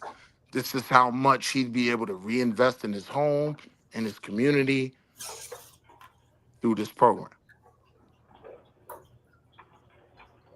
So that. my thing for going for taxes is I've gotten to a point where I've said the same thing you've said, bro. Like, we've gone to them a million times with a million acceptable arguments. They're not even arguing the fact that we are do something, right? They're most likely arguing just like Bernie Madoff, Bernie Sanders said, I'm for reparations, but I would never push that legislation because to pay those people, it would bankrupt the country. Okay, so what are you saying? Are you indirectly saying that nobody within the ranks have been pushing for reparations? I'm trying to make No, sure. I'm not saying that. You're not saying that, right? No. Okay, or you're also not saying like, oh, I'm saying, like how do we get to the next level? It's like you saying, like, in a way too, like, man, we might as well just go ahead and leave it alone. Shit, because we begging, we asking, like, since when have we, like, all the strides we made in this country has never been through begging. And so let's be clear. I don't even like when niggas say that. So let's be clear, Diddy. We are owed this money. I'm not disputing that at all. We didn't have riots. We're owed this money, Diddy. That's not in dispute. I mean, black resistance. What I'm saying, Diddy, is in the system we're in, my thing is, after making a great argument to them enough times, now we got to start to think about making an argument we can win. Because I wouldn't even say that America is opposed. I wouldn't even say the political setup is opposed, right, to grifting black votes through going for reparations. You get what I'm saying? Like, I wouldn't even say they're opposed to that. So now what can we put in front of them that they'll say, all right, you know what? They can have that. And I'm saying, let us pay ourselves reparations. You see what I mean? Of course, take your hand out of our we're pocket. doing that. You see, you are saying that. You're trying to act like you. I'm saying, you see how you pivoted. I'm saying, white man, take your hand out of our pocket and we'll take care of ourselves. That's what I'm saying. We doing that, bro. We doing that now, and on the back end, we still coming at for, we coming through on the back. No, on the back end, we make sure we making sure we line up on the front end to get our check. But nah, man. Yeah, bro. It's 50 years tax-free, Diddy. That's kind of a cross-section between two generations. Now, there's one portion of our population that believes we would fuck that opportunity up. I personally believe if all that free capital was in the black community, with what we know now and the fact that we have no excuses at this point, if we had an opportunity to fix ourselves, you get what I'm saying? Yeah, I do believe in my people enough to say that some good would come out of it. A lot of it would get fucked up. Don't get me wrong. That's good. Yep. Much as I love my people, they would fuck over a good portion of it, but the potential of what could come out of that and then us building on top of that, yeah, I think it's a viable, you know what I mean? That's good. That's good. Because you know how them crackers is. They for the worker anyway. So now I'm trying to walk in there with that argument. Like, the black man has been the worker that this country has built its greatness on the backs of, right? Yep. So I get it. I get it. You niggas is too stingy to cut a check. And I also get the fact that to really pay me what I deserve, it would bankrupt your little bum ass country, right? I get that.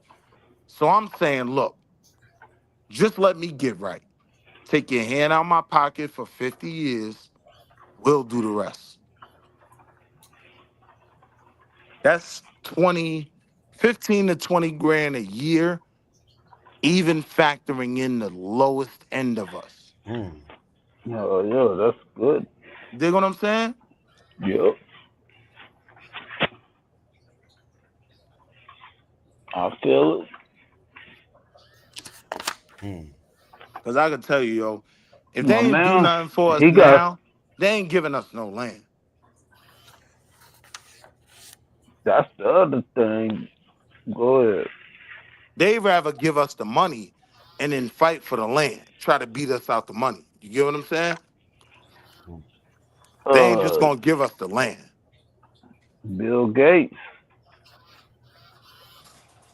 he buying, how much They they say said? And white. look, deity, my They say argument that's isn't crazy. that we don't No. deserve the land. Yeah, We yeah. absolutely do. Go But I'm ahead. just trying to focus on what I think could Yeah, win. yeah. Let's focus on that. Focus on. Johnson was a cold motherfucker. Boy, that boy was Shit, tax break, everybody in the chat get, I mean, that 15, that Hello, hey. $20,000 they take from you a year? What? Motherfuckers making 50,000, but in cash come home with like 35 at the end of the year to pay your bills, Yeah, if that. You get what I'm saying? they slicing that. What, that extra bump? That extra 15, 20 Big for all of slice. us? Now at that point, if we can't get it right, Right, then we got to make a new argument. You know what I mean? right. Where's all that money going? Well, you know, people think it's going to go to Dior and Prada and Right, Cadillac. You know what I mean? right. It's And if going it to plays out that NASA. way, then, you know, It's going to Elon Musk. but I Yeah, believe in my people more than that. I'm saying if right, the whole right. chat got that It should be going extra to us. 15 a year, Yeah. Zayat's going through the Go ahead. roof. If the Go whole ahead. chat get that extra bread a year. You get what I'm saying? Go ahead. Yep. Yep.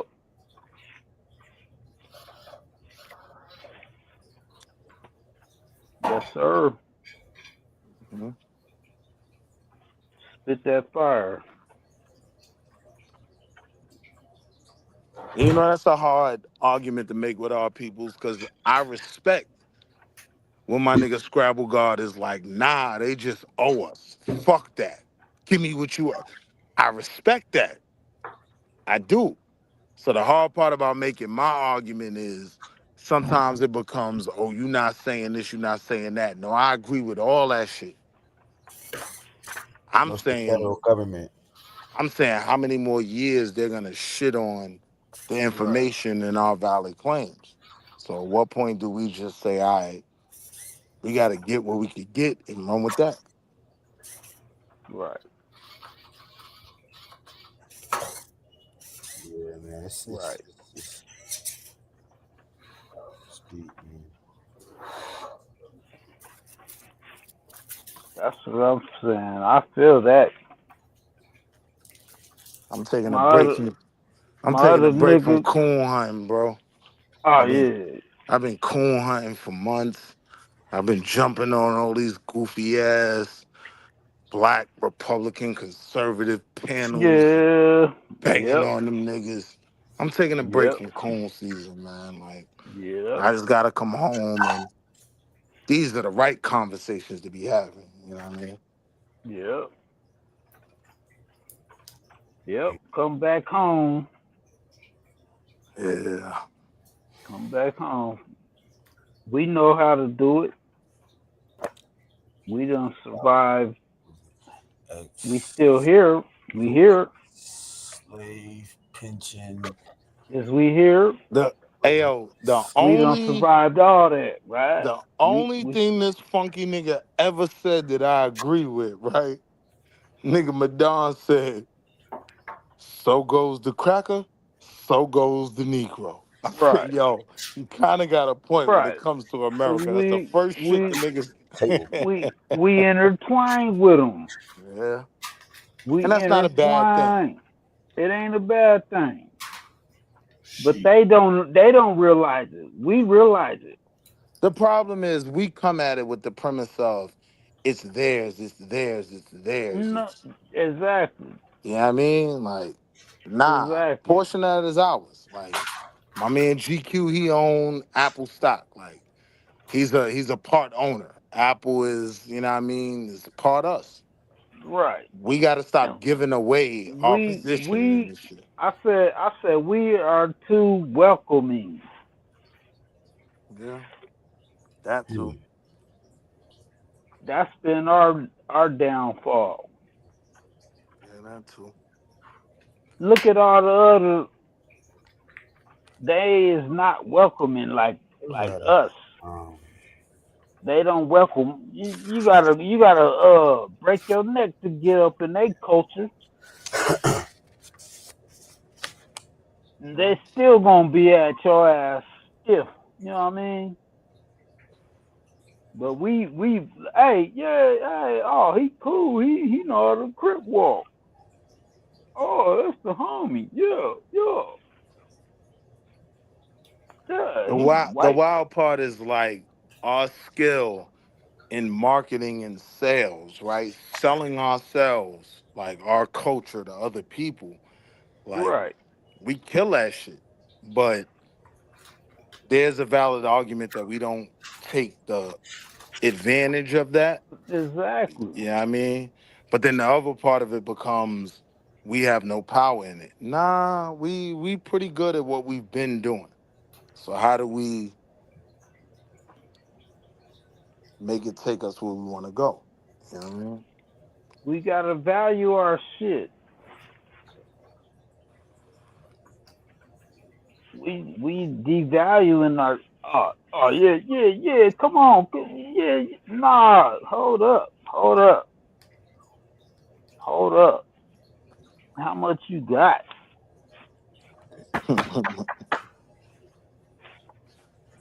Nah, you just can't come up. Nope. Cause that's how they gonna do us. Yeah. Where your money? You ain't got. Oh, sorry, you can't come in. That's how we need to do that. Yeah. That's how they do us. It's my kind of You talk. ain't. Yeah. Oh, you missing 2 cents? Oh, sorry. Bye. Man, I've been shopping here all my. Oh, you need 2 cents. I need 2 cents. I'm going to call the police. These motherfuckers call police over 2 cents, nigga. Like, nigga, I've been shopping here for like 5 years, nigga. And you gonna trip on 2 cents? Yes. Hiya, nigga. That's the day you gotta divest from the establishment or from the store. Right. So we need to deal with their ass the same way.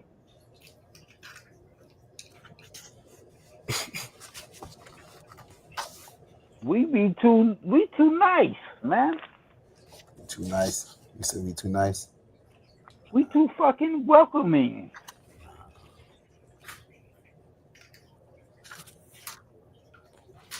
Yeah, I would agree with that in some ways. You know. That's what I said, man. I said that's what our fucking downfall is.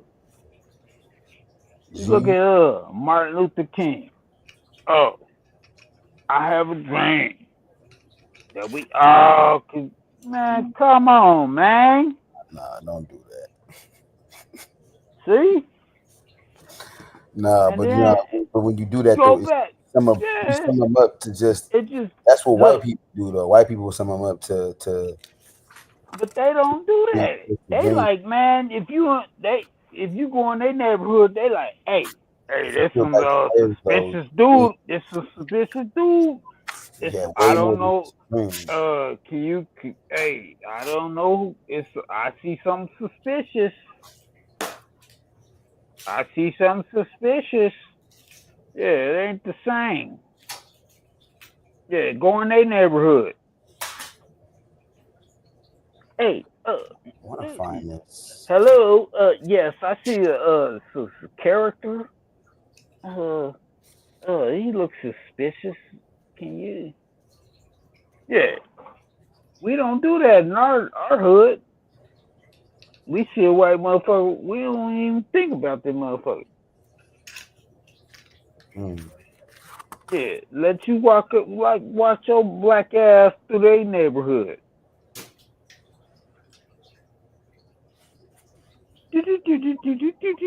Where Karen at? Where she at? If Karen don't pull up on you, they gonna pull up. Yeah, walking through their shit. Yeah. Yeah, facts. Make sure you got good posture, bro. You don't want to mess your back. Look like. Oh yeah, you can have good posture and have a proper. You don't want to be having a hunchback of Notre Dame. You feel me? Yeah. Proper that's etiquette. How you gotta know that posture is important. Yeah, you can have proper etiquette. Hey, you have any grape coupon? I can spread myself. They can say, you still a nigger. Get your ass out of here. Let me try to officer. Yeah, we need a patrol car just to come and check. Yeah, for real. Alcohol ain't no joke. Yeah, but in our neighborhood, we don't do that. We don't do that to them. If you see a white girl jogging down your street, are you gonna call the police? Oh, a white dude walking. You ain't gonna call. But they see us. Oh, it's suspicious. Suspicious. Isn't that a bit suspicious? Yep. Suspect. You already know how they do it. I don't even want to be like that, but it's facts.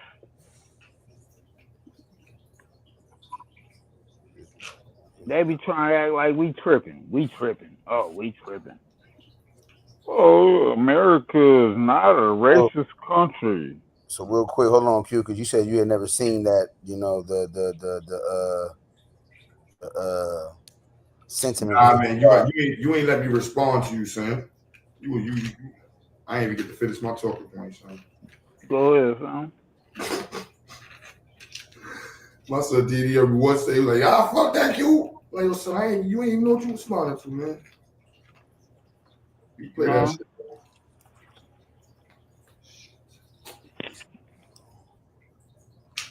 Yeah, deep down here, Bluetooth. Nah, this is gonna be like a couple seconds, man. And I'm like I said, I'm off that. I was just gonna infer. I'm listening to our shit. Y'all saying some real shit. That's just. I'm listening to y'all shit. Y'all on some real shit. I'm like shit. I'm just you know what I mean? Yeah, y'all saying some shit too. I'm like, hell yeah, that shit is real. Word. That's what I've been trying to tell the niggas, man. Hey, we all got some shit. You know what I mean? We all this bumping heads and shit. Nah, man, let's take that and then build on that and then build. You know what I'm saying? Instead of fighting and bumping heads and shit, nah, let's build. Shit, we ain't got time to be all this fighting and shit, man. This shit is, they doing some shit, man. We gotta get on this shit. We gotta get on this shit. They got that AI on a nigga ass. That motherfucker, hey, when they get that shit, man, shit, man, we gotta get ahead of that. Niggas ain't talking about that. They on all this bullshit. I'm like, hey, man, this motherfucking AI about to replace a nigga. This shit better than you. This motherfucker can rap better than you. That motherfucker been listening to you, and now he done know he done out rapped you. Nah, that's nasty work. If AI's out rapping you, definitely give it up, B. Right. And it's gonna be a cartoon. And that shit gonna be bars. You gonna be like, God damn. You wanna play the video? You gonna be bumping the shit, and it's gonna be you. Like, damn, that shit's better than me. Shit. Yeah, excuse me. Let me see. I like that. You gonna be liking the shit. And I said, man, this shit dangerous. Man. I'm like, damn, this shit gonna outdo me. Shit. This shit don't study the nigga. Crazy. They don't study the nigga. See, niggas ain't been paying attention. They don't study the nigga, analyze the nigga. Now they done figure the nigga out. Now they can produce a nigga. Wow. Wow. Yo, the internet is crazy. Wow. They could produce a nigga. Like they could produce a robot to fix cars. They could produce a nigga now. So they don't need niggas. Now we can produce them. Quiet as kept. We just gonna produce them and then get rid of them and produce them. Niggas is expendable around this joint, huh? Yeah. Wow. Niggas ain't even, see? Say Captain Crunch said it first. Don't drink the Kool-Aid, man. Don't drink the Kool-Aid. I'm telling you. Man, that's why I said we gotta get on their helmets. That's from my screen, Q. 1 second. All this bullshit, fuck all that, man. Nah. Don't drink the Kool-Aid. No, let's get on their ass. Don't drink the Kool-Aid. Yeah, fuck all that other shit. No. No. See, where they fucked up with that dude, that dude, you know the dude. Yo. I ain't even gonna say it. Yo. You know the dude. Yo. Boop. You know the dude. Boop. Yeah. Drink the Kool-Aid. Yeah. Yeah, we ain't even gotta say it. We know. Don't drink the Kool-Aid. Yeah. Boop. Yeah. That. Real quick, OG, pardon me. Go ahead. Where you've constantly been told what you can't do, who will you choose to be when presented with something different? Ask your healthcare provider what could be. You're telling niggas are trannies?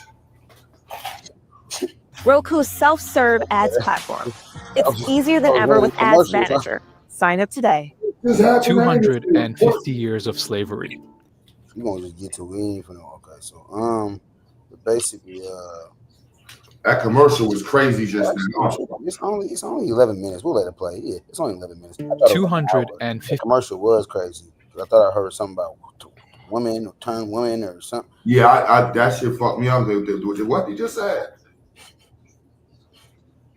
50 years of slavery, decades of Jim Crow, housing discrimination, and other forms of systemic racism.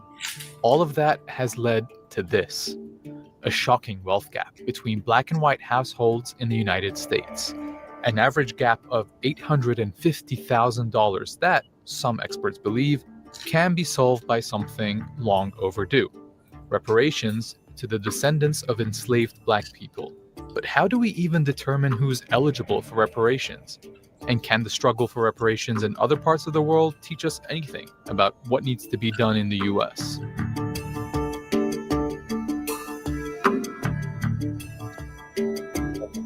To understand why there's a call for reparations, there needs to be an understanding of the scale of slavery. It was a crime against humanity in which around 400,000 people were forcibly brought to North America. Over the centuries, 10 million enslaved people were legally treated as property in the United States, brutalized and ruthlessly exploited for free labor, which was used to establish the country as a leading global economy.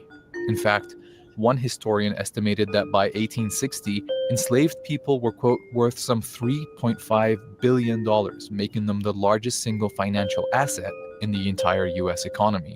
That's around $115 billion today. When slavery was abolished in 1865, 4 million formerly enslaved African Americans were freed. But through their forced labor, they created billions of dollars in generational wealth for their captors and none for themselves. Back then, the US government understood the need for reparations and passed an order to distribute 40 acres and a mule to all formerly enslaved families so they could build wealth and financial security.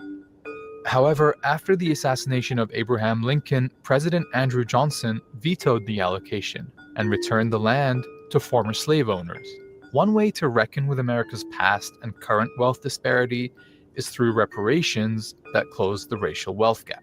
You should make direct monetary payments to the eligible recipients. That's economist William Darity. He co-authored the book From Here to Equality, which outlines one of the most comprehensive plans for what material reparations could look like. So we estimate that this would require an expenditure of approximately $350,000 per eligible recipient. You get a figure of approximately $14 trillion. Reparations for the crime of slavery and its legacy have long been a subject of national debate. I don't think reparations for something that happened 150 years ago for whom none of us currently living are responsible is a good idea. And I think they're using what academics would Right call here, the though, theory of distance, you know? It's the sister right here that's she don't feel it's comfortable with the premise of only Black descendants of U.S. chattel slavery getting it. Something is too far in the past to have contemporary application. So it's easy to see why Congress has yet to pass H.R. 4, a bill that was proposed all the way back in 1989. It would set up a commission to study and consider. Yeah, I said I know I hear mad of them be against it, but she didn't include herself in it. No, I'm just saying as the video progressed, you're going to hear her say that it's not right that that reparations should be only for Black. I'm just saying as the video progressed, I said I agree with everything she's saying as far as the theory of separation, meaning that because something happened so long ago that there's no effects. I agree with everything she said up until she was pushing back on it only being exclusively for us. And I was just presenting this to show that because you said you've never seen it. Well, she's a example that's pushing back on the exclusiveness of it. That's basically what I was. Let me hear it. Okay. A national apology and proposal for reparations for the institution of slavery and its subsequent racial and economic discrimination against African Americans. And while you cannot place a monetary value on slavery and its lasting effects, there's a precedent of reparations programs compensating victimized communities directly. Back in the US, the Civil Liberties Act of 1988 designated $20,000 payments to Japanese Americans who survived internment camps during World War II. The U.S. government has also made payments in instances where it was not the culpable party. Payments made to families that lost loved ones during the course of the 9/11 attacks, as well as payments that are being made to individuals who were held hostage in Iran at the end of the Carter presidency. Up to $4.4 million per hostage or their estates. In the case of slavery, the U.S. government did promise reparations. It's just reneged on it. In fact, when the US finally issued an apology for slavery, it included the disclaimer, "Nothing in this resolution authorizes or supports any claim against the United States or serves as a settlement of any claim against the United States." Nor did the US ever provide true reparations, a process consisting of three things: acknowledgement, redress, and closure for grievous injustices. It's vital that the federal government issue an apology, because that will create the justification for the redress plan that follows. That brings us to who would actually receive reparations. Those direct payments would go to the roughly 47 million Americans who identify as Black.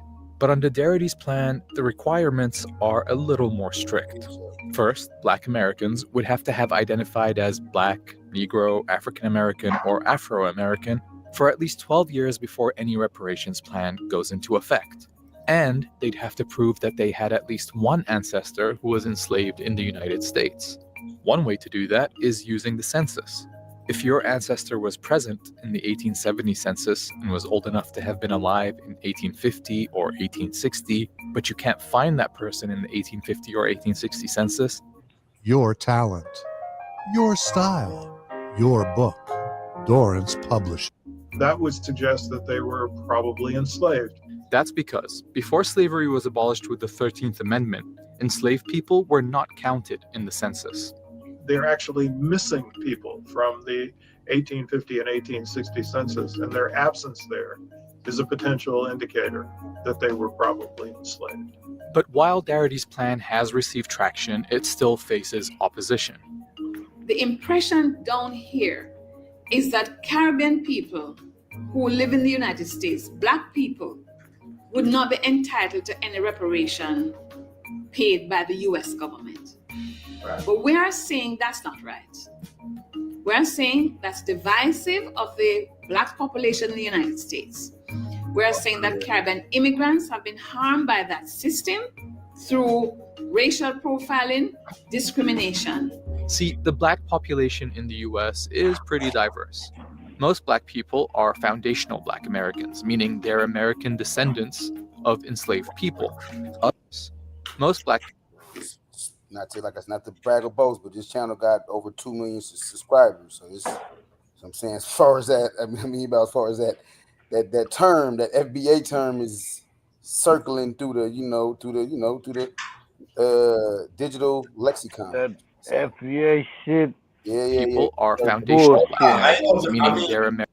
Let's be clear. Tariq Nasheed is lit. He rich. You know what I'm saying? Like, let's be like, you know what I'm saying? Like, Tariq Nasheed is well known. Yeah. You know what I'm saying? So like I be doing my little shots, but Tariq Nasheed is well known. He takes advantage of the going you know what I'm saying. Nope. Oh, you don't? All right, man. Well, I can rephrase it. I just can't. It's on my tip of my tongue, but I can't say it right now. So let me go ahead, and then it'll come. It'll come. That's crazy. Yeah. Body parts, language is crazy. Yeah. Because they like. See, Chris, that's no. Wait. Let me say this. The foundational. What GA was saying, at first, it was ADOS. Then he came and jumped on that, and he spinned it and turned it into.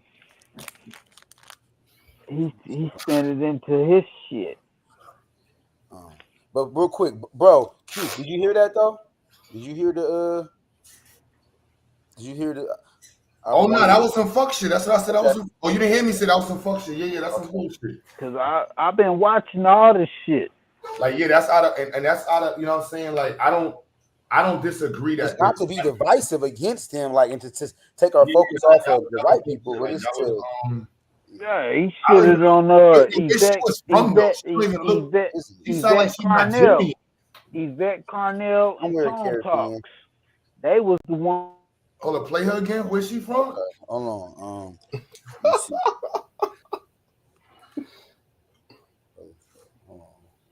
American descendants of enslaved people. But we are saying that's not right. It still faces opposition. The impression down here is that Caribbean people who live in the United States, Black people, would not be entitled to any reparation paid by the U.S. government. That's ignorance. But we are saying that's not Who is right. this person? I gotta get her. I can get her name. It came up. Let me see when it came up again. Yeah, she sound like one of them. She on some coon shit, and she like she bleaching her skin. Don't get me on my. Yeah, but that's coon shit. Right there. Now I can understand it, but I think something that comes from like when I be telling Buddha the tone deaf shit. Like, yo, bro, nigga, like you're just incoherently tone deaf. Like that makes no sense. And then the understanding of reparations. No, it's like you're denying this atrocity to highlight your atrocity. No. This is the first one that happened. And then from there, we're going to deal with now. Something happened to you post that, that's a conversation, but don't disrespect the original claim or the premise of the claim. That's crazy. And remember, Q, it's not about, she's using racial discrimination. It's not about that. It's not solely about that. Exactly. It's solely about discrimination. It ain't solely about because you got treated bad. No, it's about, starting with slavery and on. Well, that's the weird part. Because like the 40 acres and mule to me doesn't start with slavery. And that was one of my issues with it. It's like, yo, bro, like, are we getting reparations for slavery or we getting reparations for the promise? But how I understand it is we getting reparations for whatever the fuck we can prove. So that's why I said I don't get in the way with it. Like, that's their job. Like, let them argue with us and tell us they've been telling us we're not paying. So I'm like, whatever you can put on the paper to argue, I'm with it because I'm not gonna. That's what I meant, standing in the way of it. Like that's, I don't have that view. I'm like, look, whatever the fuck we can argue this shit. Whatever you can get down on paper, whatever. And it's not like I'm saying whatever. It's literally like I'm with the shit. Like, would I word certain things a certain way? That's our conversations here. But I ain't gonna go against the elders or certain people. Shorty just my Pan-African side is gonna make me look understanding from certain, but I wasn't even Pan-African. It was just like, yo, we're really talking about reparations. I want to hear about white folks. You know what I mean? Like that to me is like the real issue. Like white folks is the issue with reparations. There's no ifs and buts around that. So we really you know what I mean? Like that's to me is like, we talking serious now? We already got enough history. How are we dealing with these white folks? But that's the ones that's not going to pay this shit. We can speak on that. I know that the data says that, and not to be like, oh, whoop-de-doo, but the white sentiment to reparations has, as far as the percentile, has actually grown from, I want to say 2000, it was 4%. And now it's double digits as far as them agreeing that the descendants of slaves deserve cash direct payments. And I got the data on that too. So I'm saying, like, we can that's a perspective. We can talk about that, I ain't gonna lie, that's nobody presented that before. I always looked at the 2021 and 22. Yeah. But if you're gonna say we went from 4% to 18%, all right, whatever. So it's but that's whatever. I'm still gonna give it a whatever, but that's a jab. It's with that. That's a jab. Yeah, he highlights that that's a dramatic. That is that's something to not to take note to, like the and I'm gonna find it because it's in his book. It's in his other book, the reparations project. Yep, reparations project. As far as that data and all that on the white people's overall sentiment about us receiving reparations. So I am not an Aboriginal, man. My family is African, man. We might got some sprinkles of some Indians laying around, one or two, but we didn't know. Bro. Yo. Can I say something? Yes, sir. All right. Now, she I don't want to be mean to all these other people that has come to America and the other people that study us, right? But they are not accurate with their analyzation, and they're projecting that to other people, and they're getting the wrong perception, and it's growing, and that stuff that needs to be stopped because we're getting you know, they're projecting us, and they're wrong like I don't want to cuss, but they wrong like a mother. Yo, deity. You know what I also throwing? In 2000, Latinos were Latinos. Right. And now Latinos are whites. Right. Yep. And I want to see what percentage of those whites are Latinos that fuck with us. I mean, look at LA. LA already showed. Remember when those tapes came out? I'm just saying out of that 18% increase. Out of that percentage. I'm saying that 4 or 5% of that might be Latinos that's saying they white. Yeah. And they don't even claim that. Like They don't even. Jennifer Lopez is white. They don't even claim it. See But it's on they. If you go look on their record, like he touched on her, like he made it seem like he made her feel uncomfortable while she was on set. And it was kind of strange, man. I mean, not Mike Tyson, my bad. The other actor, Wesley Snipes. She did a movie with Wesley Snipes. Yeah, and I'm just saying them types. Yeah, Fat Joe. Pick him up on charges and shit. Right. Yeah. Fat Joe type in the who else? Fat Joe. Oh, they don't have no culture. Fat Joe. But why y'all trying to be like us if we ain't got no culture? Now I'm just saying in 2000, they didn't have a choice to be anything but Latino. 2018, 20, and all that, they could be white and. But that Latino ain't even no race. What is? Now you missing it. What is Latino? That's a language.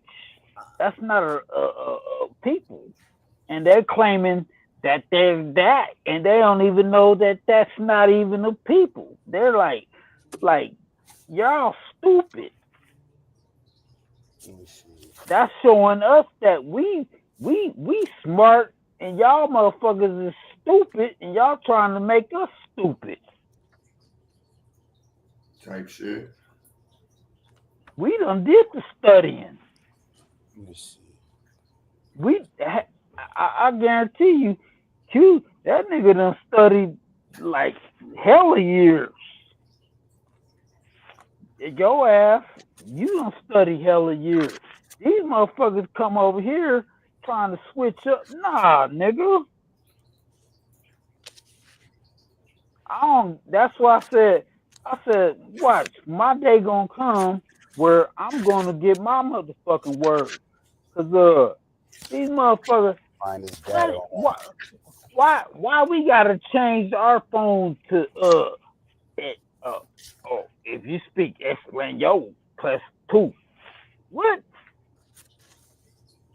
It's why was we catering to these motherfuckers? Yeah, see, now I really think about my great grandpa.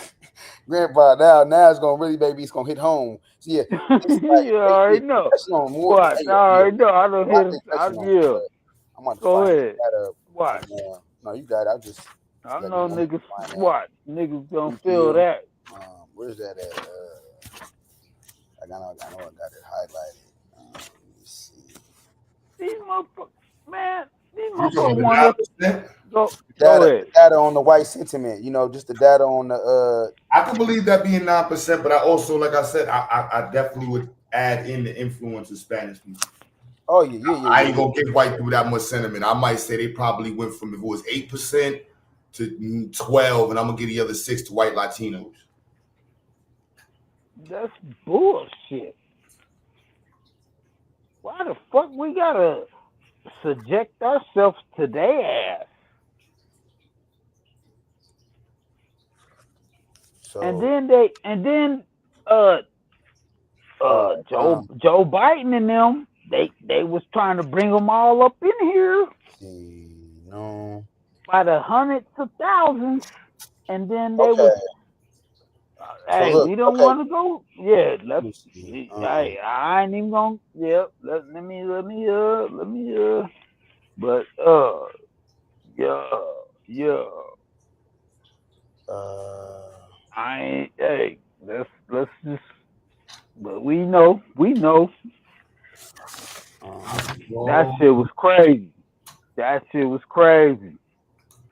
shit. Okay, so here it is, right here. I think. Go let me see. Let me see.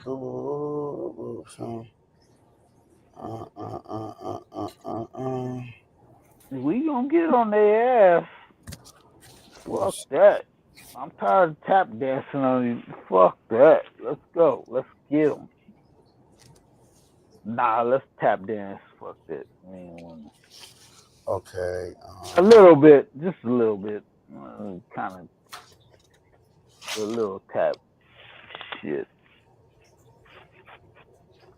Don't go too hard on them shit.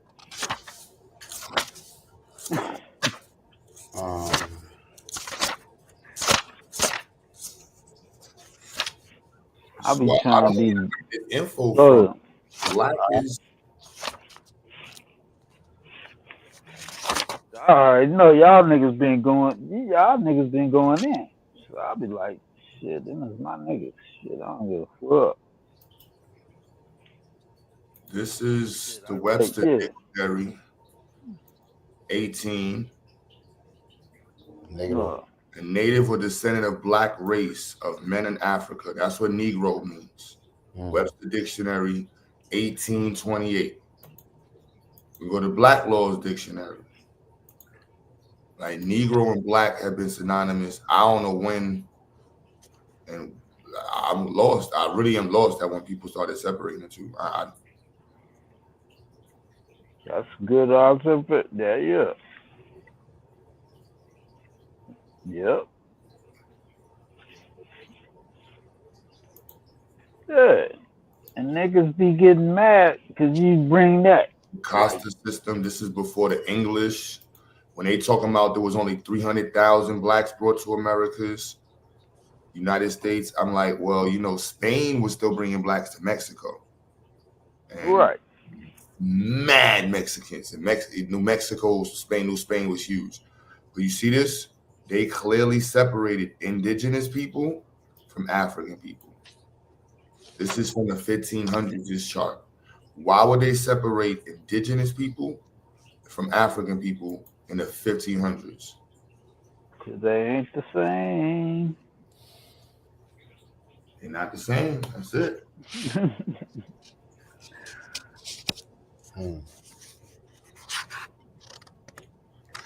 So I'll be like, yeah. I'm like, how y'all skip the Spanish? Like, they was the first colonizers over here. I'll be like, hey, I don't understand. Like, what's the use of we the first and all this. So what? What good is that? Just because you was the first, that makes you better than us and shit. I don't like that shit. I don't like that pride. You know, like you better than us because you was first. So what if you was first? I'm here too.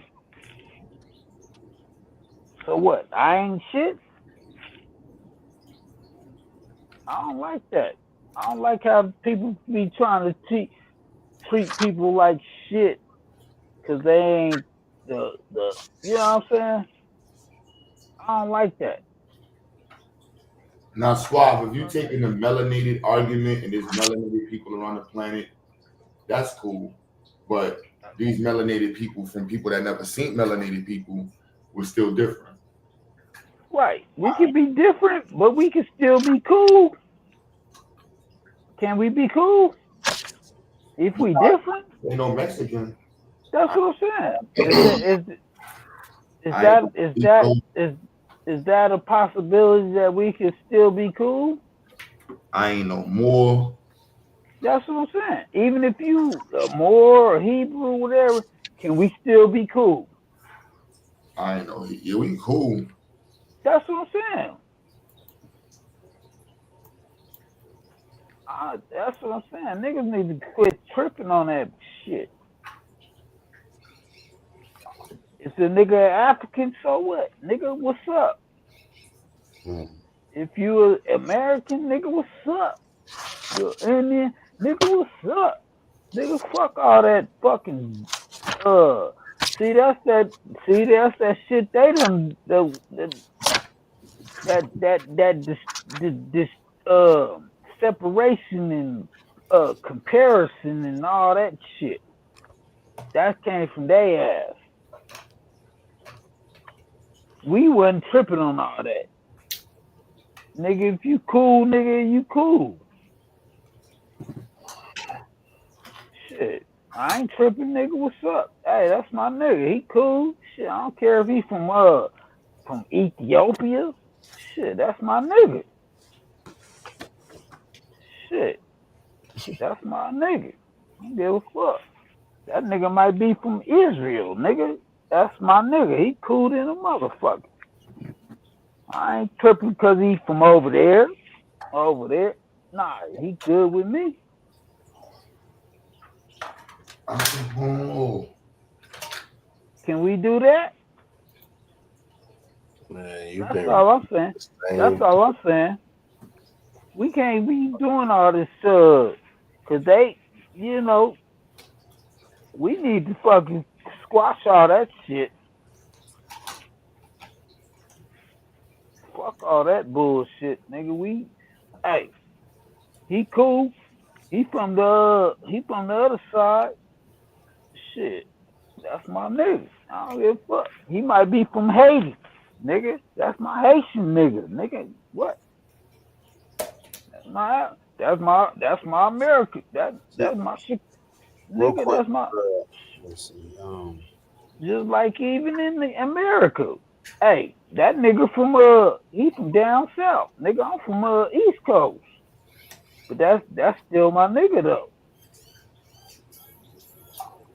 We know we different, but that's still my nigga.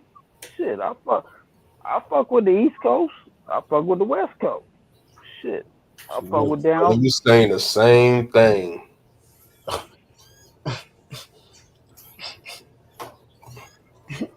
Real quick, let me read this real fast. Becoming an adult reparationist, the field of adult education with its attention to formal, non-formal, and informal learning styles and its unique pedagogy regarding delivery of knowledge to lifelong learners is especially poised for the task of developing competent adult reparationists.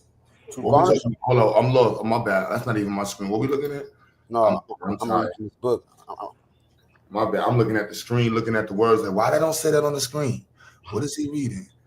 Fucking but I just put together 3 robotic arms. Yeah, I don't play. 3 robotic arms? Yep. Why y'all? You know what I'm saying? Non-stop. I agree. What you were saying though? Fucking ABOS. This is about how to become an adult reparationist by way of informal, formal, and non-formal learning style. So the field of adult education with its attention to formal, non-formal, and informal learning styles and its unique pedagogy regarding delivery of knowledge to lifelong learners is especially poised for the task of developing competent adult reparations. Okay. To Okay, garner, what does this got to do with reparations? My brain's this slow. is just basically this is highlighting how to Who we should go to? talking about the field of adult education and the many realms of that, non-formal, informal, and how it's poised, to developing competent adult reparations. So, boom. To garner support for a federal reparations program, it is crucial to appeal to neighbors, family, associates, and friends in a way that speaks to their capacity to understand, problematize, and engage in praxis activities. Understanding the ways adults think in relation to their ways of making meaning and problem solving can be instructive in efforts to advocate for reparations and build national coalitions. Developing a critical mass of citizens who agree to a Black American reparations project in conjunction with a congressional commitment to right the governmental wrongs committed over the three key phases of human atrocities in America will be no easy task. Civic and community engagement requires foundational knowledge about the rights and duties of citizenship, i.e., civics. Being a citizen is not passive. It requires intentional and genuine activism. That's deep. That's deep though. Like that whole breakdown of as far as the many aspects of how people think and being able to communicate at their level in regards to courting advocates when it comes to reparations in America. Yeah, I like that. Yeah, man. Like I said, this is hitting on a lot, but I want to find that data. Okay.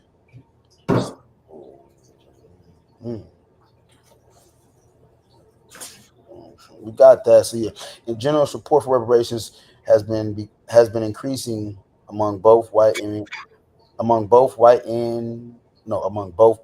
Americans, with unsurprisingly significantly more support among Black Americans. Dawson and Poplar 2004, Andrew 2009, found in Reuters poll released in 2020 that 1 in 5 respondents said the U.S. should use taxpayer money to pay damages to descendants of enslaved people in the United States.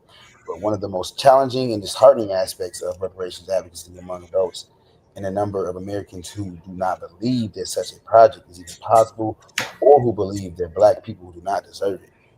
Yeah, let me see. Hold on, but that's one aspect. There's another breakdown of it. Yeah.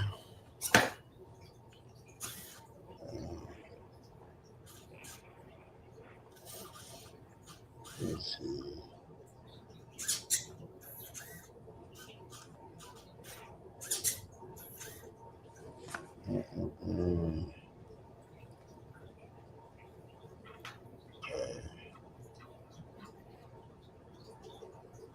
So right here, let me see.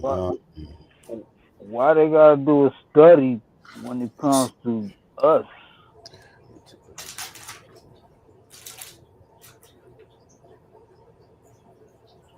It's always a study.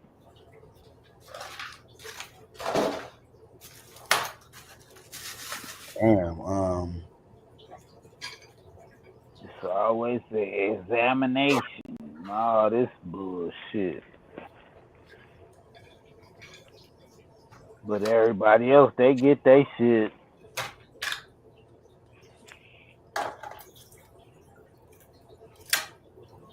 I can't do nothing. I can't just do nothing for the Black. Okay. Yeah,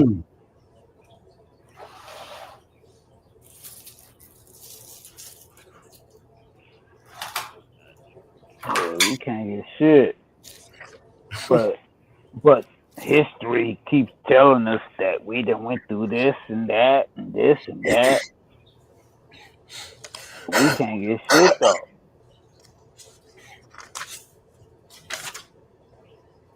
That's how you feel? Oh, we gotta go. Oh, we gotta do a study. I just can't just give just to black. What about the Asian hate crime? It was just for the Asians, right? Oh, but I just can't do nothing for just the black. Oh, I think it's right here. Let me see. Okay, yeah, right here. Boom. All right. Let me see. So let me see. So Then you hit them with how many of y'all fought in the wars? How many of us fought in the wars? let me see. They can't fuck with it.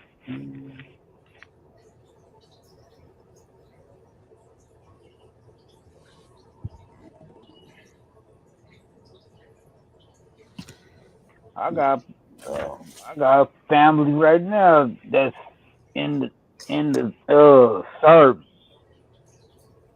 serving the country. Yeah, thank you.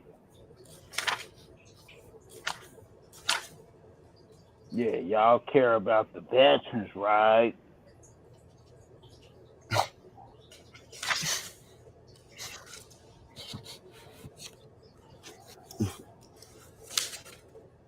I hear you, bro. That's what I'm saying, man. Yeah, keep that same energy. Ain't that what they say? It is. Yeah, keep that same energy. Yes, indeed. See? Yeah, y'all be picking it. See, they some hypocrites. We got them. I think it was right here. Okay, boom.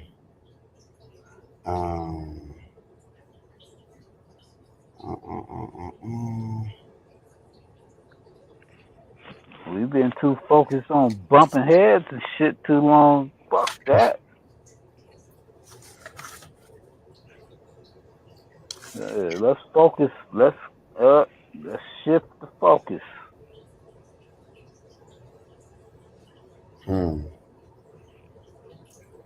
Yeah, y'all want to focus? Okay, let's focus on y'all then. All right. Okay.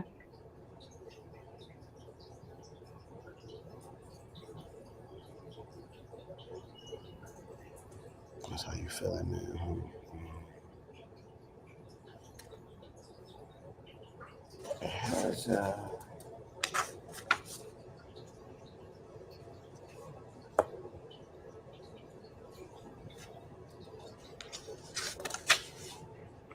That shit got me fucked up.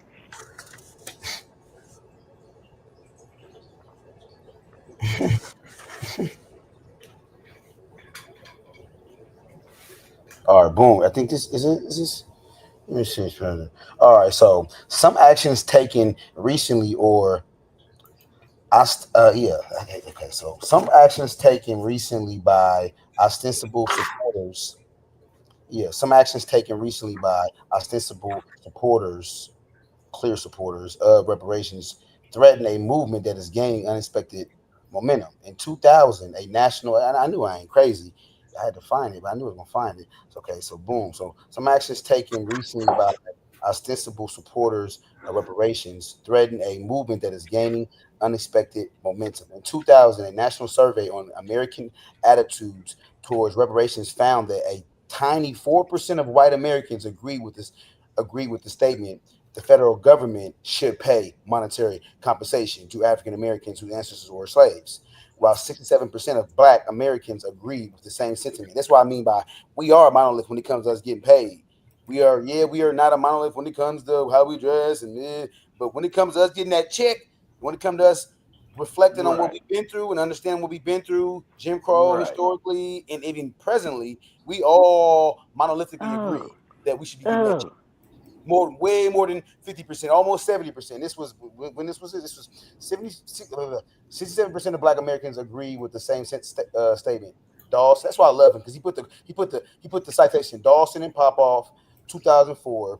By 2019, a Gallup poll found the proportion of whites endorsing cash payments to Black Americans who are descendants of slaves had reached 16%.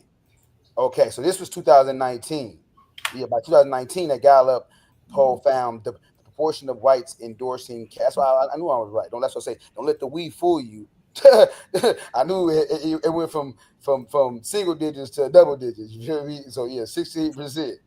Simultaneously, more than 70% of Black Americans supported the same policy. 2019. By April 2021, more than a year into COVID-19 pandemic and after the international outcry over the police murder of George Floyd at University of Massachusetts, Amherst national poll found that 28% of white Americans supported Black reparations, while 86% of Black Americans did. So that's interesting how the percentages had ascended, by more than 10%. Because 2019 it was 16%. Then by 2021, the Amherst was that. This was the Amherst national poll. Massachusetts at Amherst national poll found 28% of white Americans supported Black reparations, while 86% of Black Americans did. So growth and support for reparations of Black American descendants of U.S. slavery in a climate of national reckoning has meant a rush of Americans calling for racial redress. Unfortunately, several of their presumably well-intentioned efforts can undercut the pursuit of true reparations and create dangerous off-ramps for the comprehensive national program of reparations that our country so desperately needs to enact. So yeah, man, it's matter of fact, let me go ahead and mark that, because that's because I'm tired of hearing that. That's a common thing too. We know that, but like I said, the percentages have definitely They're spitting facts, ascended, data, and we still can't get shit. So all that hopeless talk, you gonna get nothing, man. What gonna do nothing, man? You got to have information. You got to have the data. That's why I'd be so infuriated. But that's not it is a jump. It is a jump. I'm just saying, bro. Crazy. I ain't giving white people that much vape. I'm like, we ain't. But Q, we also got to stop saying like we got to stop saying, like, I understand you're saying. Oh no, I don't say that. I don't say that. I'm with those shits. Like I said, our foot should still be on. It's definitely on their neck because they control and operate everything. But we have to stop saying like the brother Wall Street was shit. White people ain't gonna give us nothing. Man, we can't. We have to understand that's true, but we have to understand that it's everything's. It's progress. Progress for true. Basically, for progress, it's a process, and basically, true progress, it's going to be a process. So basically what I'm saying is that, like, we can't say that and not understand that what the percentages have actually increased. And not to say that, like, we should be on some coon shit. Oh, look, white folks love us. No, I'm just saying that we got to understand that white guilt is kicking in. You feel me? And they understand that, that redress is or should be intimate. Hey, Q, you got a message in the back chat. Yo, Pacho. But then we gotta deal with these dumbass niggas. Yo, Pacho, we try to text you back so you can let me know exactly what the you on the panel, sis. And who's Jill? Yes, that's me. I'm not Shay. What? Not a sis. Can you hear me? Yeah. That. Pacho, Jill. You let two people on. So who are you address? I'm Jill. I'm not a sis. My bad. We hear you. Jill, go ahead. Yeah, they call me Jill, but that's just an acronym for Jesus is Lord. Are you white? Whoa. Am I white? Yes. You wouldn't call me. You wouldn't consider me white, no. doesn't matter what I can send you. What are you? I'm a Christian. Have a good night, sir. The Lord? No, you. You. What up, sis? My bad, sis. No, no worries. What did you say? Yeah, what was the weirdo show? We tried to text you back, but my wife told me that it won't go through. What you call it? Yeah, I don't know what's up with that. Like for some reason, that's what I was saying to Marsha, I think a while ago. Like, what's the call? I don't know when and not you guys get the messages based off But of your where I'm WhatsApp works though, right? Yeah. So yeah, just she didn't put you in the WhatsApp group? No, I don't think so. I haven't gotten anything because when I first got your number, I think your direct number, I couldn't get added on WhatsApp. I don't know why, other than just being over here. And then the Ziax number worked. So I remember in one of the last emails, Marsha told me that she got the text message. So, but yeah, for y'all not being able to reply back. Yeah, I guess you know what? Just until she adds me to the WhatsApp, I I'll got just your WhatsApp though. I got your WhatsApp, right? You should have my number, yeah. Yeah, So yeah. if you add me, then I guess it'll just go straight through. But you got the message and y'all do I need to explain or Yeah. I didn't know what you told her that was the background of the convo. Oh, so I think one of the panels, I think it came up about that situation. And you were like, yo, if you could do an introduction, but I just didn't want to say my friend's business because Oh, I you was like, talking huh? to do a program? Yeah, I think you said you wanted to partner or to link or something like that. Yeah, I just didn't know the premise when I put together a little email and stuff. I ain't sound like I was crazy. Okay, well, basically, I didn't give her much information. I just told her because I wasn't sure which program that you wanted to link it with. So I don't know because I think on that panel you were talking about the what's that thing? The thing y'all doing with the garden with the those. So I didn't know if you were trying to lead with that or anything else. So I just told her like, look, there's a institute, a school in Brownsville, because basically we all from there. So I was just like, they want to link up with you. I let her know your name, your government, and like what you do. I gave her the website, and she was just like, yeah, like I'm here, like set it up, like here's my email, tell them to contact me. So she's pretty much like open to anything, pretty much. So whatever you got, because we actually grew up together. So it's not like a work colleague or anything like that. Like it's family. Oh hell yeah! All right, I got it. Yeah. So whatever y'all want to roll through with, I guess, with the school, then just propose it to her. She's open. Lit. I'm with that. Hell yeah, good looks. All right, cool. No worries. Hey, Deity. Hey, Dev. Hey, Mac. Peace. All right. See y'all later. Are you gone? Damn, I didn't get a hey. The racism. The racism is deep, brother. You got to shake it. You got to shake it. And why is this dude still here? All right, official kick out now. He's still posting. Bruh. That's what's right in the chat. Oh, who told you were black in the first place? Yo, bro, what do you want? You know what I'm saying? We don't want to insult your Christian background like that. So, before you leave. Jilly. Jesus is Lord, Jill. Oh, you put me back up. I'm sorry. What was the purpose of the banning and the kicking? What? Because I don't identify as black. What's wrong with that? I don't really have a reason to.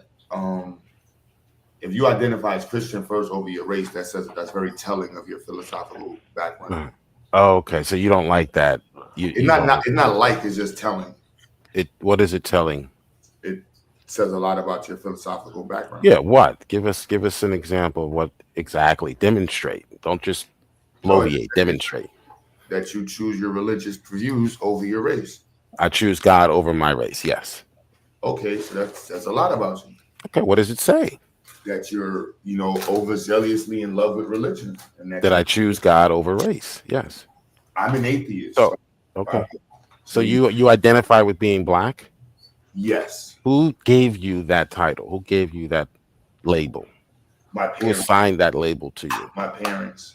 Your parents gave you that label. Who gave them that label? Your parents grew up in America? Yep. In the South? In the segregated South? Yep. Okay, so who gave them that label? That descriptor is part of the colonial culture. Okay, so white liberals gave you that moniker, Wouldn't be and just you white. are embracing it, and you Correct. are embracing it as your identity, and you want me to.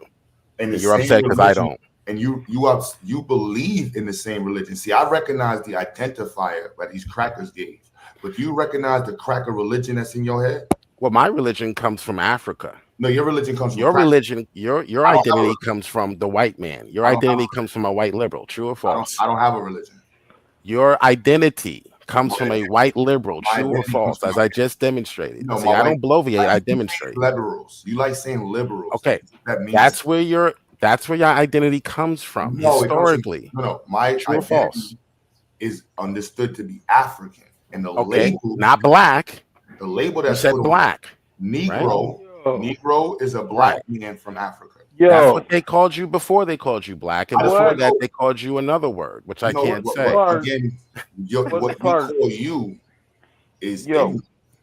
I just want to be clear. But like, hold on, broski. Like, I don't understand. Like, I'm an atheist. I promote black nationalism. You promote Christianity. We have no reason to have a discussion. Okay, I'm just trying to figure out where your identity comes from. Mine comes from Christianity from the first century. Your Christianity comes from where does yours come from? Slavery. Your Christianity comes from no, my first century, sir. Not 16th. Not you can't 17th. show. Are you Ethiopian? Do you know your history? Are you Ethiopian? First century. Are you Ethiopian? I said where it comes from. Origin. Are you Ethiopian? Origin. Are you? That's not where I come from. No. Okay, so how did your family get introduced to this religion? It doesn't matter. It does. Where did it come from? It does matter. Originally, not its perversion later. Do you know how to have a conversation, sir? I don't believe in that. Do you know how to have a conversation? And do you know how to respect somebody's panel? Okay, if you don't, I literally kicked you off the first time once you told me you were a Christian. Why would you stay? Are you trying to convert people? I have no desire to have a conversation with you. Your conversation to me is worthless. Why would you stay after being told that? I'm working with robots right now. You're talking about religion. Obviously, we're on two different planets. I just want you to be able to demonstrate going forward why you're doing and why you. I am demonstrating. I'm working on robots at 4 a.m, and you're talking about fucking religion. One of us is retarded and smoking crack, and one of us is smoking weed. Sir, I didn't speak about religion. You came in and you asked me if I'm black. I said I just asked you if you were black. I'm a black nationalist. If you go on my page, it literally says Pan-African black nationalist. Every video centered on black nationalism, black power, black people. I don't know how you heard about me. You have a clown pictures of white people on your shit. Obviously, you want to have conversations with people about Christianity and liberalism. That has nothing to do with black empowerment. I look up to my ancestors and I will align with them. You're not. So why don't you find a platform that wants to discuss white bullshit, like white Christianity and white liberalism? It's a pointless conversation for people like me. I have no desire to have a discussion with you. I'm trying to be as respectful as possible, and I'm literally counting to see how long it takes you to leave. You are now the subject of the study to see what type of adult would stay somewhere where they're asked to leave. You're probably still talking while on mute.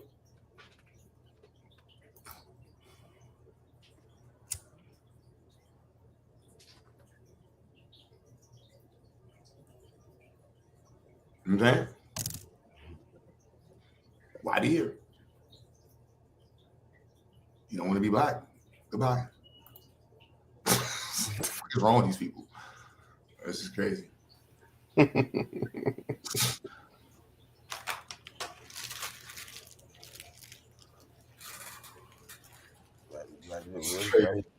Glad he do that weird shit.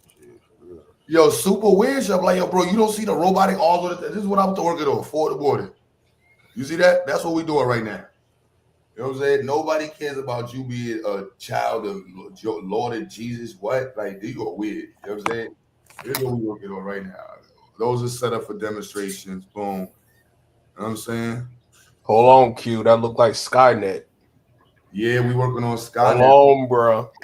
Don't get scared. So that's right there waiting for you. Boom.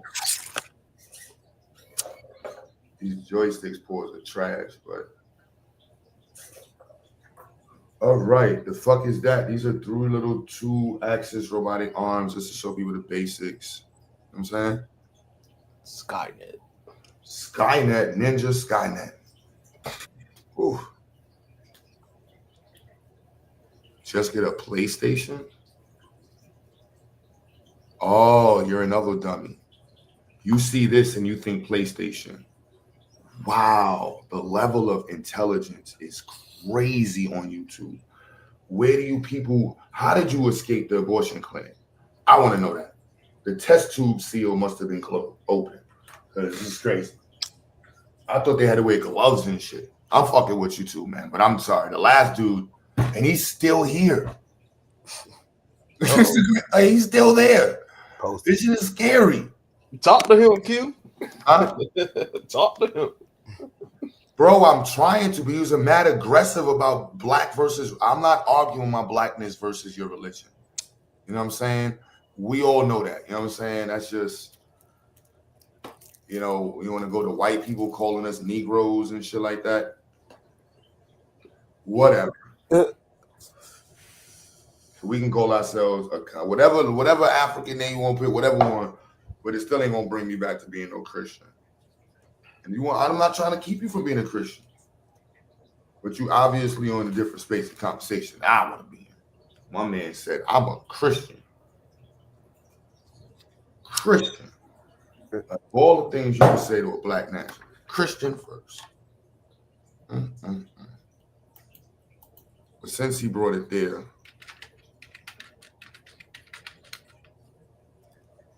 know what I'm saying?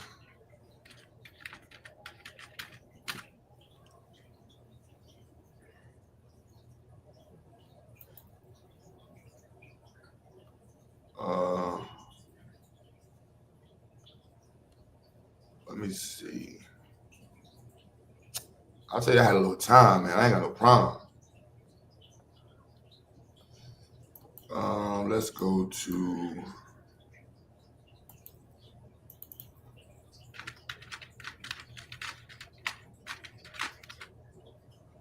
Christian.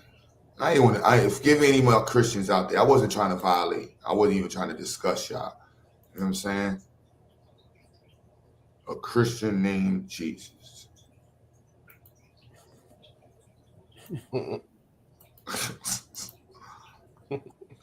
Yeah, I mean, shout out to all my Christians in the chat. I wasn't trying to disrespect nobody, man. I tried my hardest. Like, look, I ain't trying to violate. I got black Christians here. Yeah, I know I'm an atheist. I will turn up real quick. I wasn't trying to do that. Respectfully, you know what I'm saying? Trying to be disrespecting nobody's religion. But we're not going to act like this was not the introduction of Christianity right here. To West Africa to invade, search out, capture, vanquish, subdue all Saracens and pagans whatsoever and reduce their person to perpetual slavery. This is what the church thought about Africans. Right? Sub-Saharan Africans, church leaders argued that slavery served a natural deterrent and Christianizing influence in the barbarous behavior amongst pagans. This is the West African Sub-Saharan introduction to Christianity. There's no denying this. You know what I'm saying?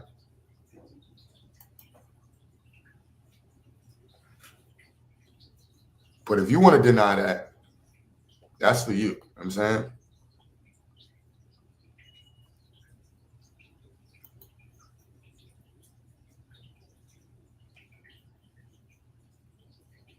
Yep. Yeah.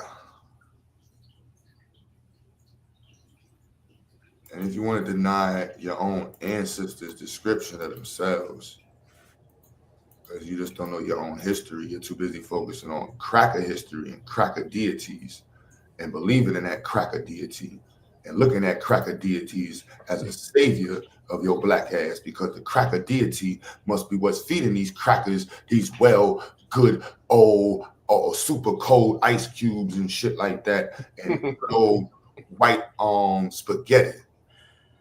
So I must believe in the cracker deity as well, because God is going to save us. God. Praise God.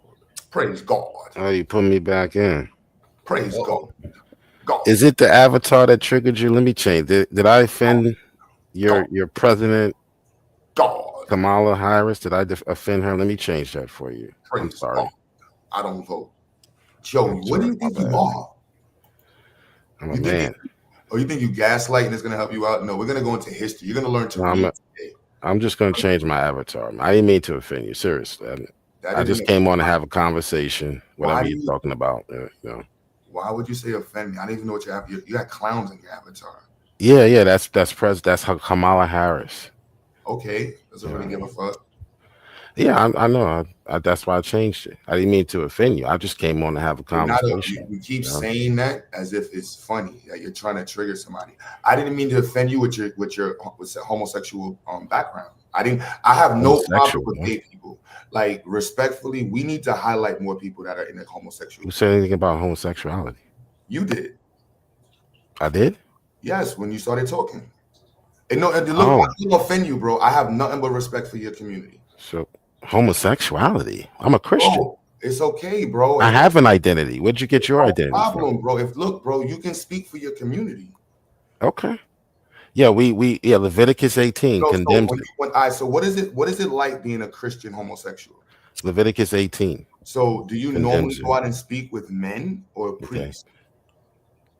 You identify with being black. You actually support it. How long have you been a Christian homosexual publicly? Gay Christian. You gotta love the internet, man. If you mute me, you have to unmute me so I can speak. No, I'm gonna mute you so you can't speak, so I can talk above you. Then when you come back and start talking again, then I'm gonna mute you again. Oh, is that how we do it? Okay. That's exactly how we do it. Okay, because you're a coward. That's why. No, I'm bored. You're a coward. And you're gay. Pretty much. You're gay. You're a gay Christian, and the Bible hates you. You stalk men at night to talk about your Jesus, your white Jesus. You're at home right now by yourself, hoping that men would talk to you about another guy whose dad was a fucking weirdo. Jesus' father was the ultimate simp. God didn't give a fuck about Jesus' bum-ass dad. Joseph took care of bum-ass Jesus. That nigga got cheated on. He had this bum-ass son who ain't had no job, who gave up his skill set to panhandle. When the good Jewish community and them good white folks told his ass, get a fucking job. Give in to Caesar what Caesar's, give in to God what's God, and go get a fucking job. No, that bitch Mary was sucking dick and got pregnant, and Joe took care of that nigga kid. But the Bible don't talk about Joe. You niggas don't give a fuck about Joe because you are fucking simps. You care about these baby mother kids. But no, baby mama. You don't care about the father. Baby mama drama. Who leads the entire world in baby? Yes, a baby mother. Who leads the world in baby mamas? That's your Jesus. Statistically, Jesus. You do. Liberal. Jesus does. You're white Jesus. And you're a homosexual now at the middle of the night, parading around YouTube, hoping to talk to men about your Jesus. How long you been married? 17 years. 20. Got you beat by 3 years. So what are we talking about tonight? I'm married to a female. So what are we talking about? You're married to a male and you're bro, you can't trigger me, bro. I'm not trying to trigger you. I'm trying to get you to leave. You want me to leave? I said that 3 times when I kicked you. Oh, well, I didn't know that. You had me backstage. I went and got a cup of tea. I removed you. I went and got a cup of tea.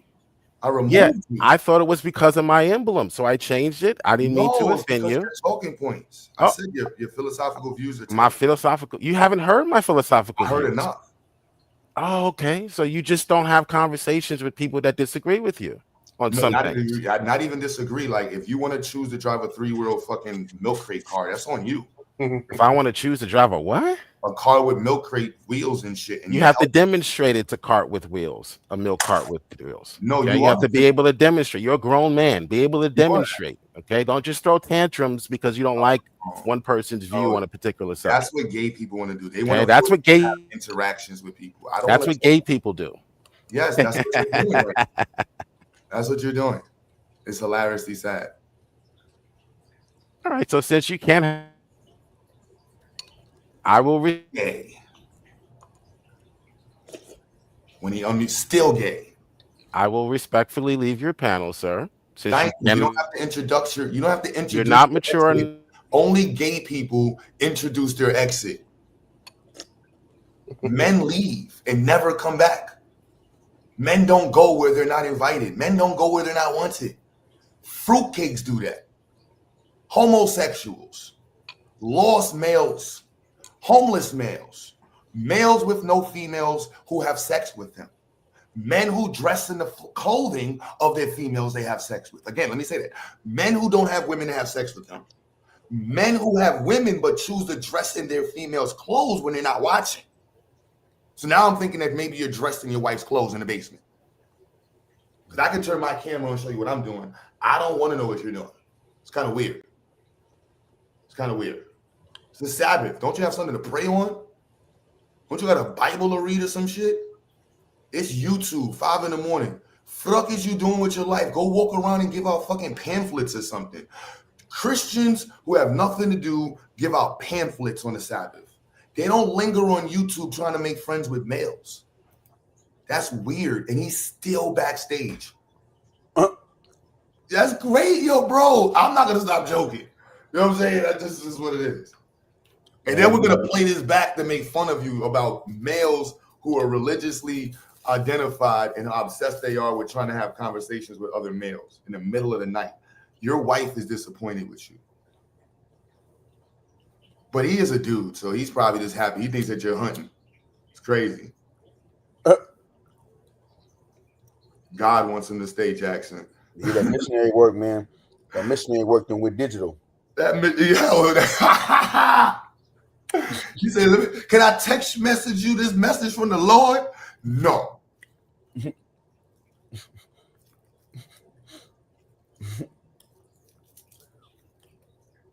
You do know gay men and women have been about before the Bible. I have no issues with gay people. That's why I let him on the panel. I was just confused as to why he wanted to be in a conversation with us. You know what I'm saying?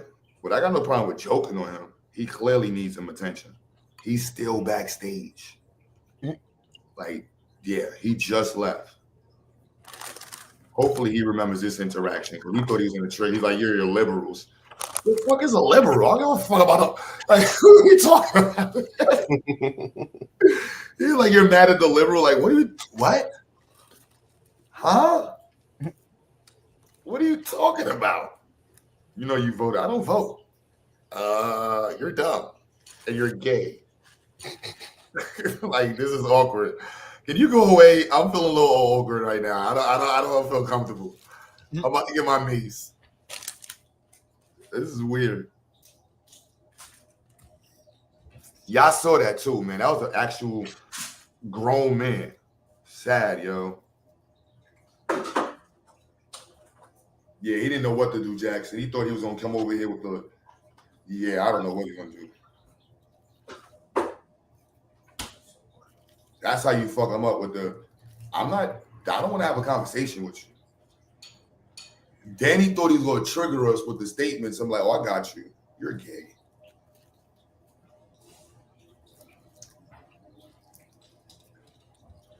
This is the problem with gay Christian clubs, man.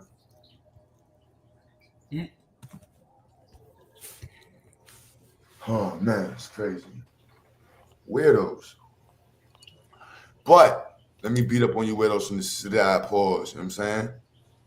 So this is I just got this randomly here because it's there. But you see this Africans, 1831, right? This is black people calling themselves African. This is black people going over the descriptions of what we should call ourselves. You know what I mean? Afro-American, colored citizens. And I mean, we've been having these conversations, but nowhere you see them talking about we need to be focused on Christianity, religion. Is you dumb? I just had Martin Delaney up there earlier. Let's go back what he had on religion. Weirdos.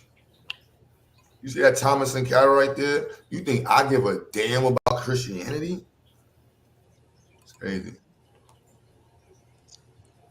Crazy. I just respect my peoples who are Christians. So I try not to insult. When y'all come up here violating and then they hear me insult you, you know what I'm saying? In religion, because they are both translators and commentators, we must believe nothing, however absurd what our oppressors tell us. This is Martin Delaney, 1852. In politics, nothing but such as they promote. In anti-slavery, nothing but what our white brethren and friends say we must. In the mode and manner of elevation, we must do nothing but that which may be laid down to be done by our white brethren for some quarter or other. And now, even on the subject of immigration, there are some colored people to be found so lost to their own interests and self-respect as to be gulled by slave owners and colonials who are led to believe that there is another place in which they can become elevated but Liberia, a government American slave holders, as we have shown, simply because white men have told them to do so. Cooking. This is 1852 cooking. What? Upon the possibility, means, mode, and manner of our elevation in the United States, our original rights and claims as citizens, our determination not to be driven from our native country, the difficulties and the ways in which our elevation, our position in relation to our anti-slavery brethren, the wicked design and injurious tendency of the American colonization society, objections to Liberia, objections to Canada, preferences to the South America, all of which have been treated without reserve, expressing our mind freely in Canada. You know what I'm saying? It's him saying, we're not going to Liberia. We native here. We been here years. Fuck is you talking about? And you only want us to go over there and colonize for you. We ain't going over there on some black power shit.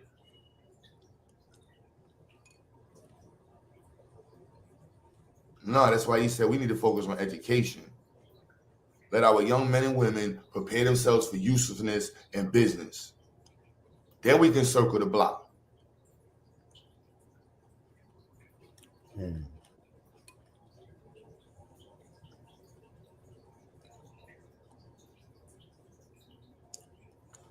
Oh, you got a bunch of you weird Christian people coming on the channel tonight. Y'all all get cooked. We'll block all of y'all. Nobody gives a fuck about none of y'all. Rebuke and reprove. Kick rocks. Please unsubscribe. I don't even know who you are. I never asked you to subscribe. Please disappear. You're fucking worthless. That's Jill. That's Jill Q. I cook. You gonna make another page and tell me he's a good guy? Jill ain't shit. He's a fucking homosexual weirdo.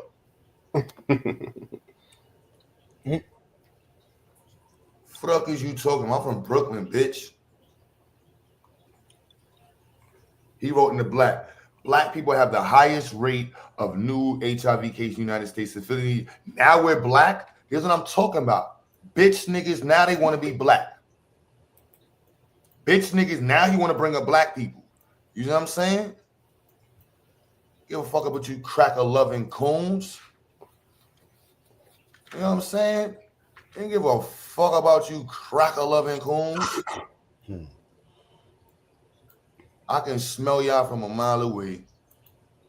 Look. That's why we kicked your weird ass off. So we can smell a coon biscuits cooking in your house right now. Not that coon biscuits. And coon biscuits. See, this is what coons be writing. Sambos. Good for nothing Sambos. Only good for making tea for white people in the morning. Folgers in my cup. White man got enough. What's that? Coffee, right? The best part of waking up is niggas making tea. You shitting me? That's his message he put on there. This is the message, yeah. Because remember, he's Christian. Black people have the highest age rate, the highest rate of new HIV diagnosis in the United States, significantly exceeding other racial and ethnic groups. In 2022, Black adults experienced a rate of new HIV diagnosis approximately 8 times higher than white people and double that of the Latino rate. Disappropriate. Are we Black? This disproportionate impact affects both men and women, with Black men having the highest rate and Black women having the highest rate among women. This is because of homosexuals like you and your gay Christian friends having sex in church and then bringing it into your wife. You're not supposed to put your penis in black men in buttholes. Leave it alone. Bunghole. That's the problem with you, Rondell. Then you want to go pray on the weekend talking about, I'm not gay no more. I'm delivered. I'm delivered. That's what you want to do. That's what you want to do. You shitting me? I'm always the right one for the shit. That's why I gotta remember to be cool. Cause I'll be trying to be cool. You know what I'm saying? Cause I just so cool. So I like to be calm, have calm conversations, hear each other out. If I respect you, I want to hear you. I want to be heard. If you a weirdo, it's straight disrespect, bully season. Fuck you, your moms, your whole. What is he doing? You all right over there, Captain Crunch?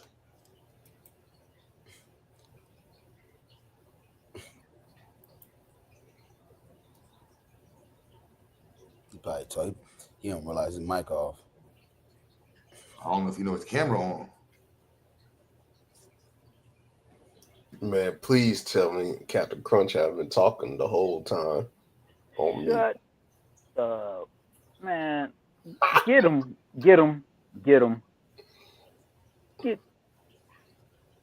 Or I'm gonna get his ass. Go ahead. Let me mute. All right, type shit.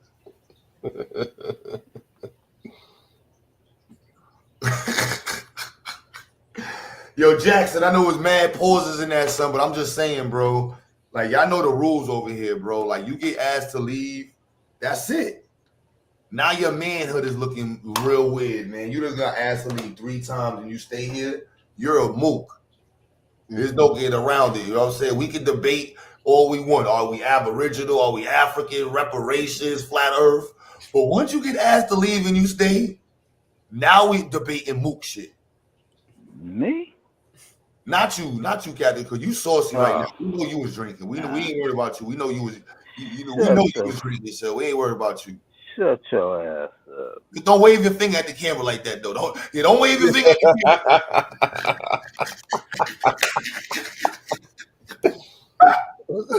Oh, man, we trying to hold you down, son.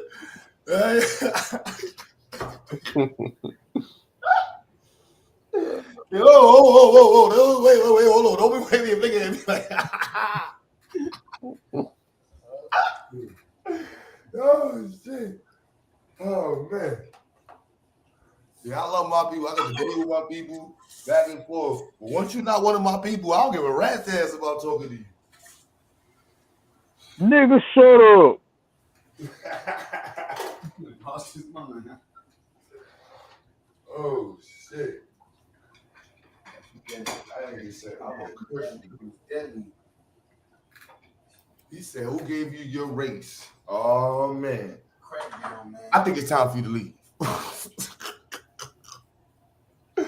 Ain't nobody would argue with you with that shit. Nigga, I do. Let's debate. Let's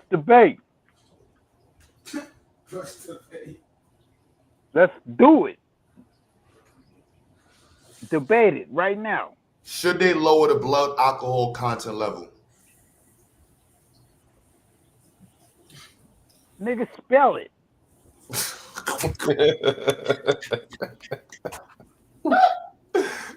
Dumbass nigga.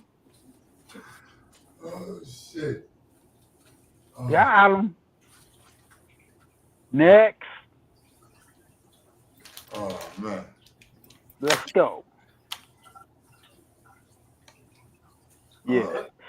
Silencio. Ungawa. See on that Christian Brothers? You like Cisco, nigga? That on that Mad Dog 2020? Nigga, y'all be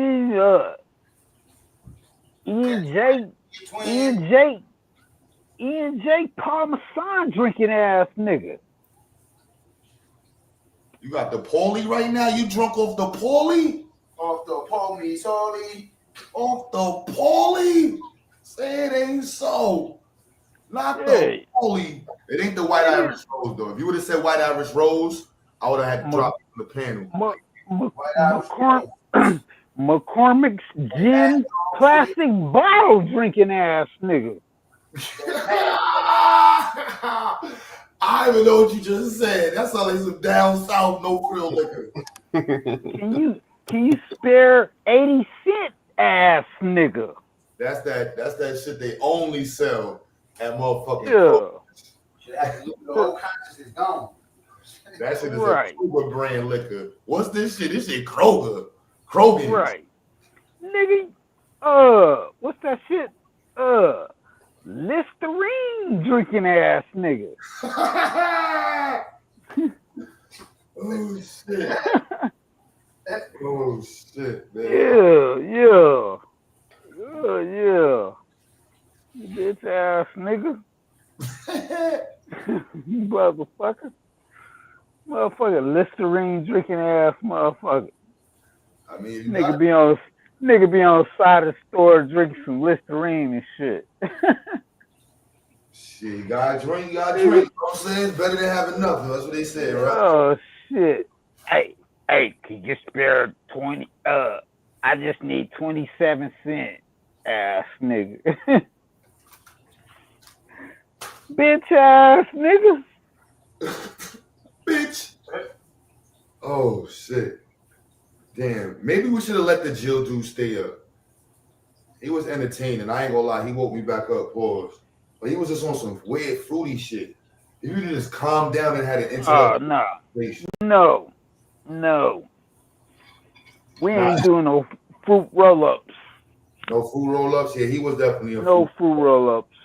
He was definitely a fruit roll-up. But yeah, he got rolled up.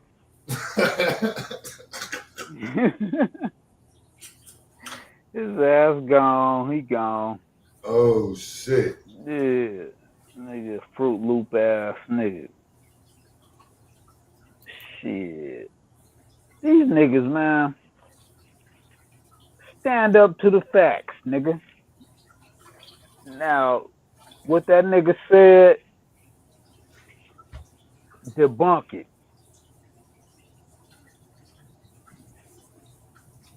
They can't. They start getting mad. You gay. Yeah, cause they can't debunk it. Debunk the fucking the information. Niggas is listening, nigga. I'm listening. You ain't said shit. That nigga said some shit. That shit hit you in your motherfucking your little pussy. Ooh,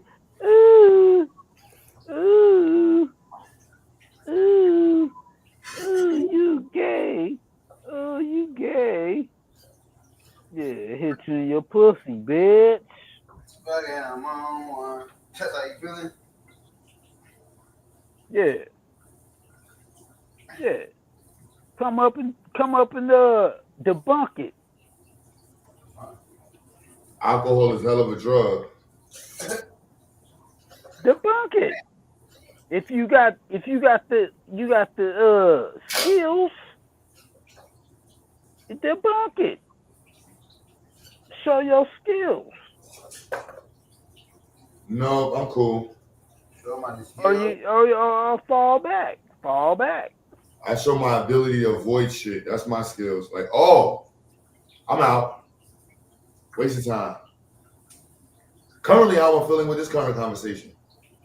What? You're thinking about how lucky you are, Devis, in here. Say what? You're Dad would have definitely got rid of you a long time ago. What? Yep. Say that one more time. One more time. No, Dad would have got rid of you a long time ago. I definitely got it. What? Dad would have gotten rid of you a long time ago. Oh. Yeah. Oh. Okay. You cool So though. you ain't, I know you drunk. Ain't, I know you drunk and shit, so I ain't mad at you. oh, that's when it. That's when it.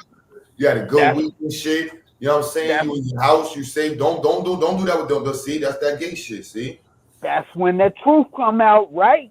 Look. See, you doing the weird shit. Don't be doing the weird shit. That's when the truth come out. You about 45 years old. No weird shit. No weird shit. You had a good I'm night. on my grown man shit. I'm on my grown man shit. Exactly. I'm trying to get you on your grown man shit. I don't want to be on the grown man shit that you on. I'm cool. Well, you won't be on some little boy shit. I'm chilling right now. I'm just saying you had a good day at work, man. Good week at work, bro. Man, I've been working like a motherfucker. So that's why you deserve to get an Uber Eats, man. Enjoy your Friday night. Enjoy yourself. You safe. You know what I'm saying? Don't do nothing crazy. Hell yeah. You know what I'm saying? That's why I'm saying that. But nah. Let's get it. No. Come on, man. Shit. Ah, damn. Yeah, I appreciate it. It's crazy. It's gonna only get worse, y'all. If y'all are this lonely in y'all, Niggas, nope. I suggest you get better. Investing into a relationship. Like this is gonna be a lot of lonely males and adults. That's horrible, yeah. That's like I feel bad for some of y'all. Ain't no cap. Well, whatever. Got my wife. Got my wife. Shit happens. Shit happens, Jerry. It ain't my fault. That's Jackson. I don't know. But I don't want to be around to find out. Shit is sad, bro.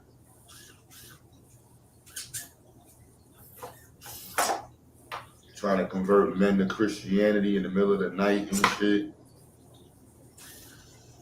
Getting drunk and having random conversations with people on the internet that you don't know.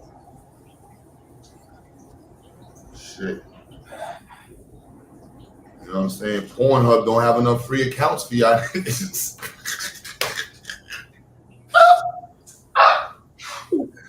Oh man, it's just I feel bad for some of y'all, man. No cap, man.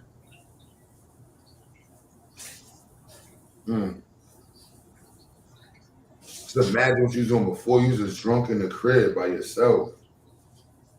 No shorties around you, no your friends. Like I chose to stay on the internet and work on some science projects and talk to y'all. I couldn't imagine that being drunk by myself and then ending up on the internet talking to random people. Flying high, am I wrong? Like I hope y'all appreciate y'all wives at home, man. Go home and just kiss her for no reason, man. Like, baby, you drive me crazy. I fucking hate you sometimes, but I'm glad I'm with you, man. I ain't gonna be alone, man. These niggas out here, man, I'm about to go. Man, this is crazy. I think it's me. This shit crazy.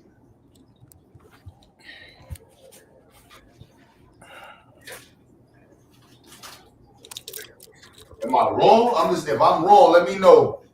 Flying high, I'm just saying, like, imagine that, son. Like, I couldn't.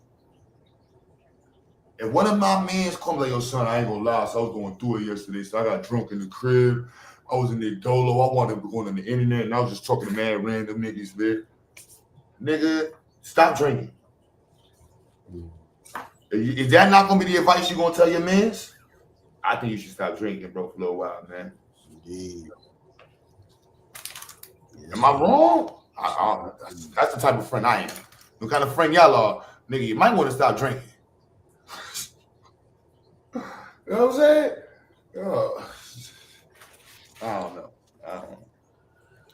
Put the bottle down, man. Hey, Put that shit down.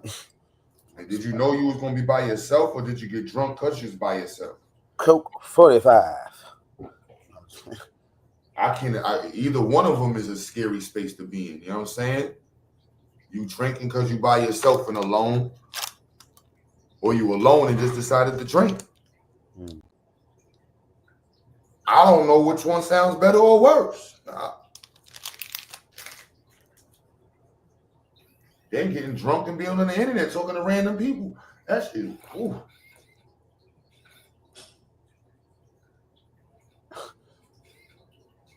I'm just man, the internet, man. With what's that word I want to say? With the advent of the internet, man, people have you get to interface with some crazy motherfuckers. Yeah, it says some crazy motherfuckers. People think they got carte blanche, and they do because technically although they don't have carte blanche, but they do. They can. You only get so far eventually. Basically, meaning like you can only get so far past the threshold for your ass to get booted or blocked. GMTV, he been drinking, talking the whole time. That brother tweaking right now. It's cool. Yeah, man. That alcohol's a different game, man. That shit crazy, son. Game. Okay, that shit crazy. This shit, mental health is a motherfucker.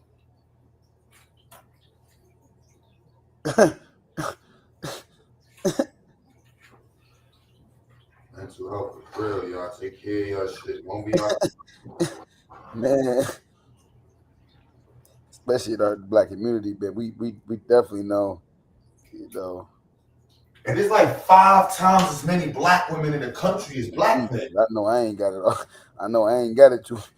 I ain't too far, but man, I ain't trying to lose my mind. What'd you say though, Q? You said something like what? There's like 5 times as many black women as black men in the country, ain't it? Yeah, it's more. Yeah, it is. The ratio of the black women. There's no reason to be like I be working on my business, and I'm obsessed with Zayaks and shit, but I know my wife 17 years. Nigga. I don't know, bro. I ain't trying to. I don't know. This don't make no sense to me, son. Shit don't make no sense to me. Being honest. Hey, let's be honest with you, fam. Shit kind of weird, bro. Shit is kind of weird, bro. I'm gonna lie. All right. Fuck my sleeping schedule up. It's all right. But I did that. I should fix that other shit. That's already fixed up. That's done. Yep. Right on schedule. What am I forgetting to do? I should fix this right now, right? It's 6 in the morning. Whatever. Let's see what I got laying around here. 6 in the morning. About 3 o'clock over here. Yeah, if you want to be poly, but don't be in by yourself. With all these women out here. I didn't know about polygamy, son. So if you know about polygamy and you single and you still out here by yourself, nigga. That's all I can say is nigga. I'm trying to figure out, is the brother like? I started asking about his posture. Like, is he in a prone position? Is he in a position where he ain't? Because it seemed like he just hunched over and it ain't good to be hunched over. To have that. If you have a common tendency to do that, then that's going to have adverse effects on your spinal region, and he don't feel none of that shit. He drunk right now. He don't feel none of that shit. He don't feel none of that shit right now, bro. He sitting there like, what? You know that liquor turn off all that shit. He gonna feel that tomorrow. Back, you gonna have to be looking like Hunchback of Notre Dame around this. Well, you know, I'll be having to remind myself about my posture. What can we do about it? What can we do about it? What about yes. establishing good posture? Yes. Being mindful, you know, being mindful when that posture it's just a joke. Is You know what he said about your posture? Right. Hey, it's funny, but it's fucked up. Like, go man, ahead. Yeah, we laugh. Black men, we got enough health maladies, and you know, we got enough societal obstacles, man. You know, so we don't need to be, like I said, you know. You ain't got no options. What you talking about? What you talking about, Willis? To help a nigga if a nigga is fucked up like that. In regards to you talking about like posture? Yeah. Oh, you okay. said it. Yeah. Matter of fact, yeah, I do. Matter of fact, yeah, I just got a foam roller. A foam roller is for my back, though. I roll on it. It's for like it's good for your spinal cord. It pops and cracks, all that, you know. So I be rolling on that every day. You know, every day I roll on that joint to make sure that proper alignment is. So you use it. So you have it. You have exercises. You can do exercises. Yeah, all that. I'm talking about as far as to establish. Why are you using it? You pieced it out. Say it again, bro. Why are you using it? No, brother. Brother, what you been sipping on tonight, though? I'm just curious. Is it beer? So that's a big difference between somebody who's a loner and somebody who's lonely. That's motherfucking what's that shit called? Yeah. Some hell. I got a big bottle. Shit. Yeah. Yeah, I'm good. What you sipping on? What he said he was drinking? You ain't got nothing to sip on? Nigga, it's Friday, nigga.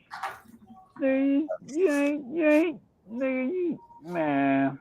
Hey, but look. I still know what the fuck y'all talking about. I don't believe that. Is that right? Nigga, you was just talking about fucking alignment. Alignment. Alignment of the spine. Okay. Alignment of the spine. All right. I said, what type of alignment? All right. Yeah. I wasn't talking about car alignment. Right. I went deeper than you did. Pause. Pause. I explained what you said, but I went deeper. No, you didn't. Nah. You just. Nigga, bet. Let's. All right. Okay. So you said the posture, right? You just touched on it. You just hinted. It was more like a hint. You hinted to what I was saying, but I understood what you said, nigga. Yeah, I'm not slow, nigga. I ain't disregarding that. Right. So I know I'm fast in the motherfucker. You say you fast? Mentally fast? You're mentally acute, huh? I'm mentally. Keen. You have a keen state of mind. If I'm not, I will admit I ain't gonna fucking act like I'm all that, nigga.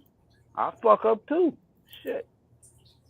What? I'm calling you cute. I said acute. ACUTE. No, I said I fuck up too.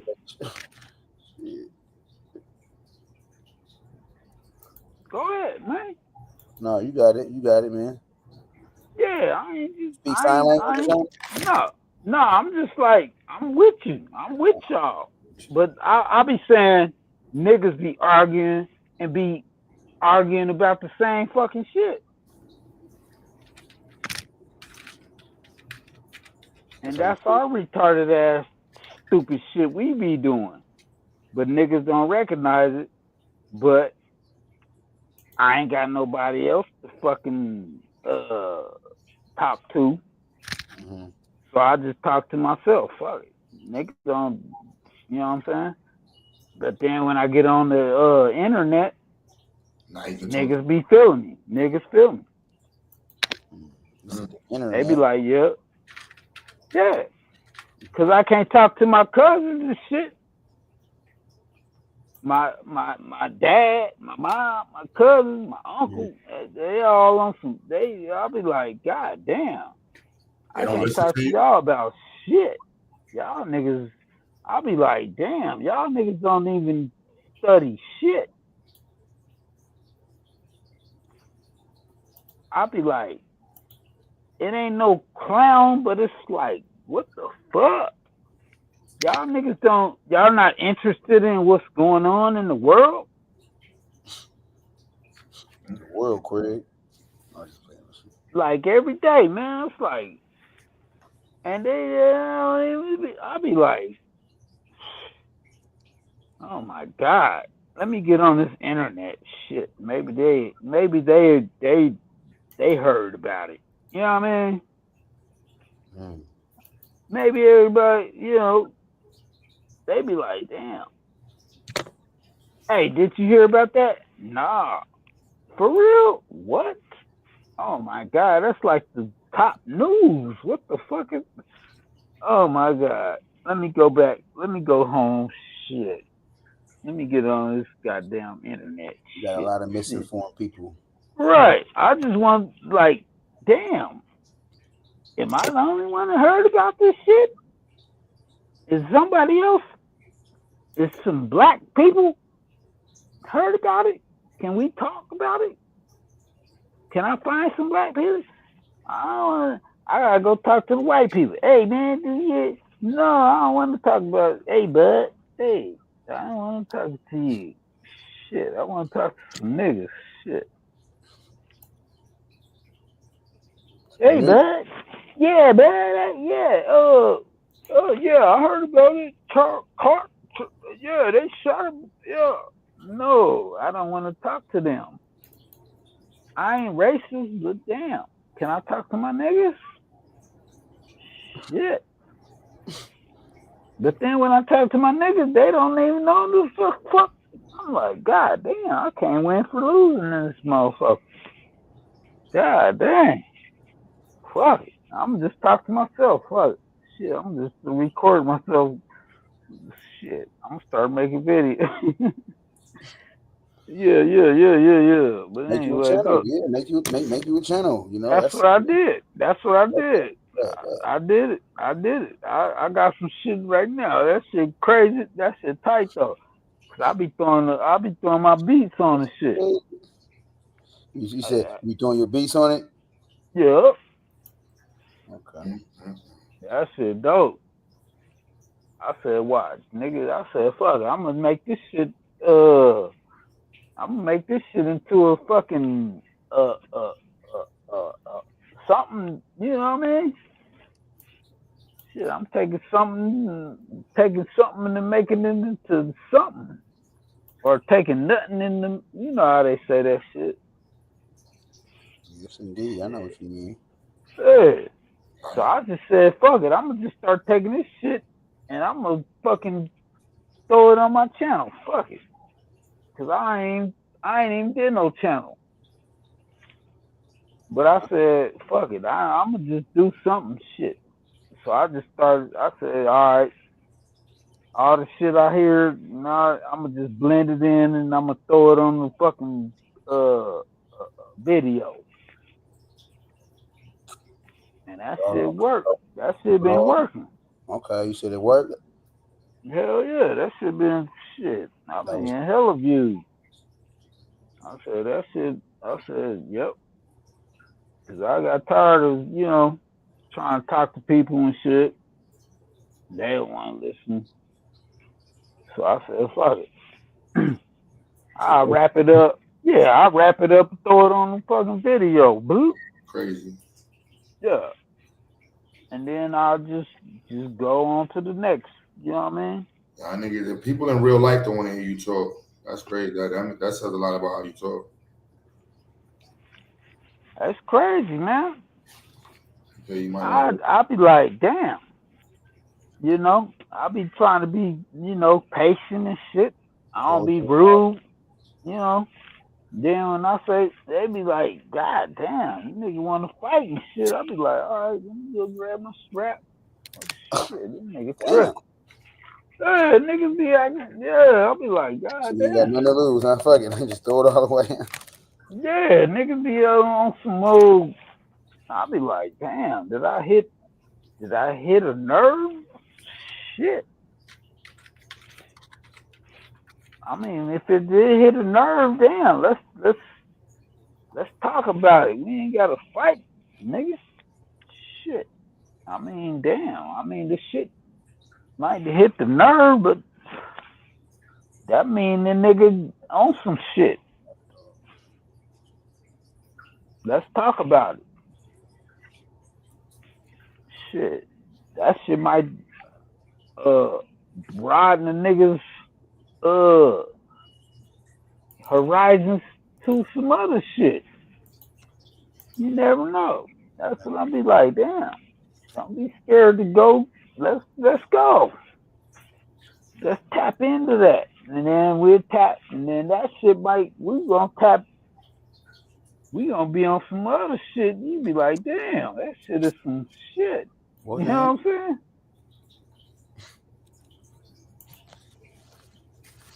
Well, damn. For real. What the fuck is this? I'll be like, nigga, I don't follow. You know what I'm saying? I fuck with the apps. I fucks with them. I fucks with the Africans. Hey, shit. I got my own fucking choice, right? You on cold, man. Yeah, you right. Now they can't control. I support Q butter. Shit. I might be but so what? Mm-hmm. Am I wrong? He said he's a what? I could support who I want to support. I don't know. You said you might be a what? Yeah. I said if I'm a abo, right?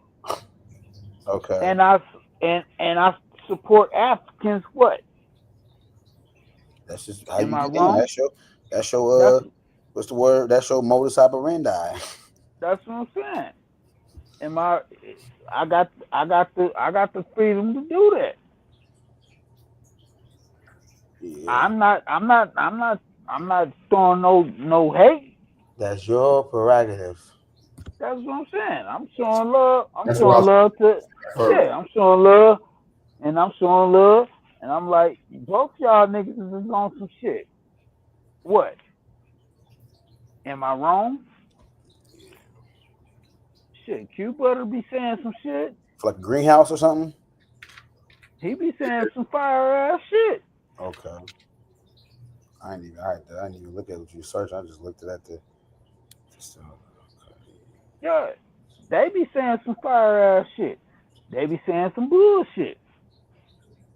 Everybody, I be like, shit, even my own mom be saying some bullshit.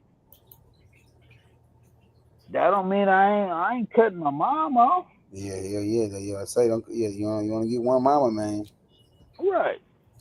I just blocked that shit that she said that I am. Nah, mom, you know, some bullshit. You know what I mean? But I still love my mom, nigga. That's why what somebody in the chat was. I want to say, I put my my great auntie, who was born in Arkansas. Somebody was like somebody in the chat was like something the Lord or something like. Act like nigga. Most of our families grew up in churches. We can't act like nigga. Our families nigga, act like they family ain't, they auntie ain't never been in the church. When we was kids. Yeah, we didn't have control of that shit. Our family ain't no Black American family in the I know of. They ain't never been to church. Ain't never experienced nothing. Like you ain't never been to church. But we, and I understand, like you said, that doesn't just because you're not that don't mean you gotta mock that or disrespect what a person that's right. using. I mean, right. I know how to You know, like I recognize that that's my auntie without having to. She I was went, the judge. Oh damn, shit! I can't do the judge. Like, all right, man, why you right. gonna? You ain't gotta disrespect them. If you don't agree with it, just go. You know, but I still got respect for them. Yeah, you know. I still go back to the church. Yeah, my mom. I used to have to go to church. Man, I'll be like, dang, falling asleep and shit, waking up. Oh shit. Getting pinched. Yeah. Then I gotta go. They got a dinner. Oh, damn. It'd be all day. It'd be like the whole day. All right. But I respect that. Yeah, I I'm talking said, thank about. you. Yeah. That's part of most of our backstory as far as like Right. it's we Right. grew up in the church and we end up some people got stuck in it. Some people they got about the church and they cultivate their own their own path. They had their own awakening or they start questioning things. So, but I still feel like it does us a disservice when we try to like how is that harming us? Did that harm us? Right. Like they ain't no convincing the grandma or auntie about not getting about the church. They stuck. They gonna be in that. That's what they is. Right. So, yeah. Right. That's So still stop. still family though. Yeah, just go on with your shit. Uh-huh. But let them do their shit. Mm-hmm. It's not hurting you. Is it hurting you? If not at all. They're doing their shit. That shit makes them happy. Let them do their shit. Do your shit. Why are you all up in their shit? What the fuck? That's what I be saying. That's why I say dick watchers. You dick watching because you all in they shit. What? That's what I call dick watchers. Paused. It's pause. Yep, that's a pause. Yeah, because they be all up in the motherfucker. Cause see, it went all the way to the homosexual shit, right? And I'll be like, why is you worried about he gay? Oh, he gay. So what? Why are you? Is it hurting you? Why is you all bothered? See what I'm saying? So that makes me start to look at you like, no, it's see what I mean? Yeah. See? I think the masses are more concerned about Right. I got. But the if you look what I'm saying though, if a nigga worried about another nigga, that's suspicious. That's suspicious. It's more so of the push in the the compulsory education and it's when you get to infringing upon my heterosexuality I get all that. I get all that. More so being called. But if my it ain't about being concerned about what they in house. If my homeboy's gay, I'm not all up in this business. Like, hey man, I'm not. I'm like, hey, if that nigga, hey, I ain't got time to be worried about this nigga.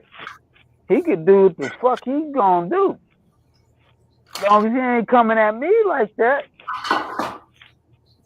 I ain't tripping. But I think I think it can be argued. Yeah, that's what I'm saying. You can argue when you say as long as he ain't coming at me like that. That statement you're saying, you make it's like applicable to an individual as opposed to a system or a societal push. To like if he's doing it, which means to impress. That's not my business. That's not my business. That's not my business. But see, some people they like to promote this shit. That's why I don't agree with the shit. Like that shit is private. sexuality is private. I don't tell people about what I do. See what I'm saying? I don't get that shit. That shit is not for everybody. I don't care who the fuck. That shit is private. Yo, what you do with your girl, that's your privacy. You got it. Yeah. Yep. You got that. You keep emphasizing the privacy of it as opposed right. to That's it. And people, they're trying to mix it. I don't like that. I don't like that. Keep that shit private. What you do in your bed, that's your business. Don't share that shit with the world. That's your fucking privacy. But if you gonna give it away, that's you're dumb. Cause that's what's good about life is that we got privacy.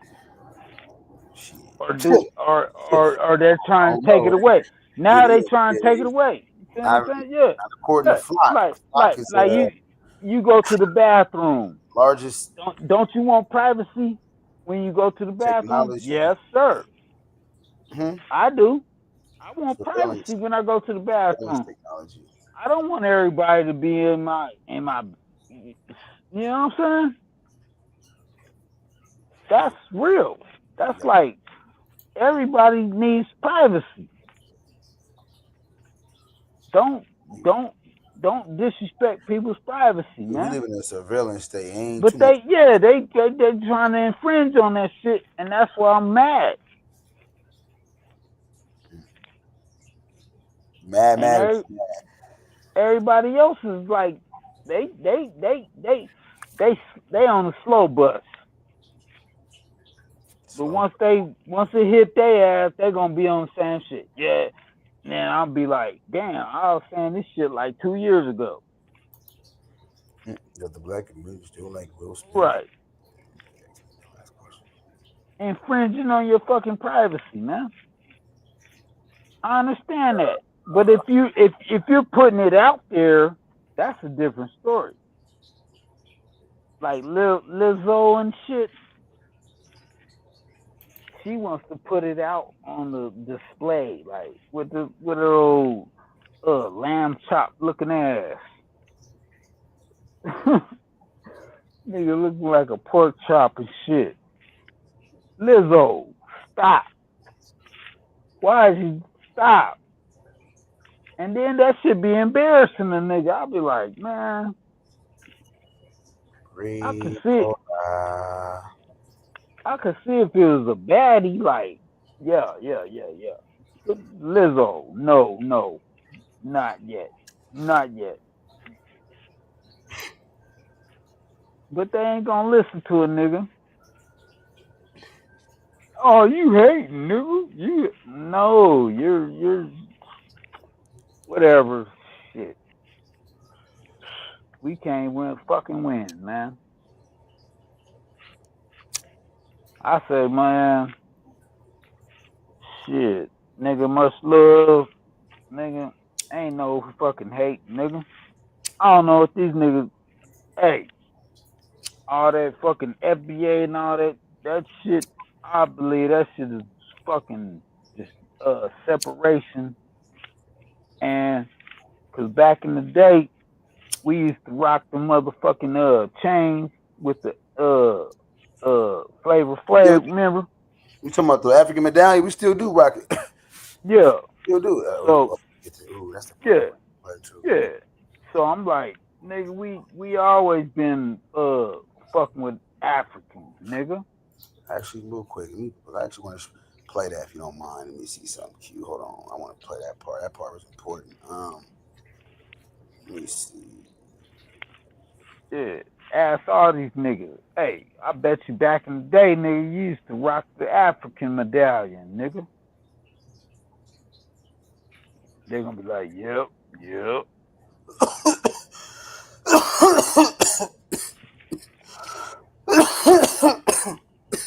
Hell yeah, nigga. Damn. So I'm like, yeah. It's that pack. Shit, I don't know. Them niggas, I said, nigga, hey, we fucks with Africans, nigga. All the fucking real quick, just like huh? he said, come on. He said basically in regards to, you know, and this is not only isolated to black immigrants. Whatever immigrants come over here and they're benefiting off of the infrastructure that our ancestors built, like you said, why don't they entertain the idea of shit? What's the word? Yeah, and not only just entertain the idea, but take the initiative to clamor or to lobby reparations for Black Americans, like he said. Wait. Like he said, real quick. Like, You right. Hold on. Yep, go. I want to repeat what he said. I'm about to repeat what he's saying. Like, this is Black Americans support the anti-apartheid movement in Southern Africa, and most anti-colonial. This is what I mean by me and Dama was talking about how we've historically had this Hercules demeanor with saving everybody. We've been there. And that's cool. I'm good with that. But like basically, when it seemed like it's not reciprocal at the same level that we do it. You feel me? Like I said, that's why I always mention apartheid, Southern Africa. I always mention that, like he said, real quick. Like he said, he emphasized it. Hold on, he said, real quick. He said, hey, that's what I'm saying. See, that's what I'm saying. See, that's how niggas build. Exactly. Cause you said anti-colonial projects throughout the world. That's true. That's like verifiable of us, our advocacy, abroad, and that's cool. That is like people think when you speak on that, it's like you're like trying to smite them. No, we're just like right. Motherfuckers don't know that. Motherfuckers. Some people don't know. I won't say motherfuckers. A lot of people don't know. Let alone what we've done here, what we've done outside of America in resisting anti-colonial projects abroad. We just finding out. Participating in we that. Just finding out. Emphasize that a Let lot. me ask you, your deity, you familiar with Passport Bros? I am. Yep. I'm not a passport bro though, and if I am a passport bro, I'm not saying you are. I'm saying like, I'm just familiar. imagine like their passport bros and coons coming to America, and our passport bros and coons travel the world, and like people see. Imagine how many people think Black Americans are passport bros. Exactly. But we're not even like that's really like a white men or any type thing, right? Of course, you got some black men. But I get what you're saying. As white men, all right? It's like they give us a bad reputation. Dating white girls. They give us a Asian bad men here in America, reputation. they dating all the white girls in the no. Go ahead. No, the white dudes is dating all the Asian girls up here, and then actually the data says Asian men are actually. That's why when I say that I'm like an Asian. What did he say? He said Asian men are the least likely group to date outside the race. So when I say I'm like an Asian man, meaning that I don't date outside of my race. That's what I mean when I say like, I got to get the bar, but it was actually a bar from 38 Special. She said basically like I'm something like an Asian man because I barely date outside my. And I looked it up like, you gotta explain that shit for them because they on the slow Asian men is the least likely subjects to date outside of their ethnic group. That's interesting. So, and that was a bar though how he said it, like, yeah, I'm something like an Asian dude, because I barely date outside my race. I'm like, that's a bar. Nigga. That's what I'm saying. That's a bar. That's what I mean by a heavy bar. Now I gotta find that song. Now I would have been, but yeah, man. Asian men are the least likely subject to date outside the race. That's why I'm on some niggas. Let's build. Fuck all this bullshit. Let's build. Fuck all the bullshit, man. They women is getting taken by white men, but yeah, typically they still, like I said, they at least likely Cause we on some real shit, man. We on some real shit. And we digital, so it's even better. We digitized. We can do this shit in the bed. So it's even better. And we need to get on. Yeah, we fuck all that beefing and bumping heads. Yeah, fuck all that beefing and bumping heads. Let me see something. You know, we can agree to disagree, but let's build on top of that. Fuck all that. You know what I mean? Let's build. We men, we educated. We can build on top of knowledge. Cause knowledge, you know, facts. And build on facts. You know what I'm saying? We ain't gotta fucking fight. You know what I'm saying? If you don't agree, we can come back and dispute the shit. You know what I mean? Like some adults. Fuck all that, you know, because that's what they want. But we better than that, nigga. We better than that. We better than that. We can do this shit. And I just heard some shit about the Africans. They're the leading of the flying car. What?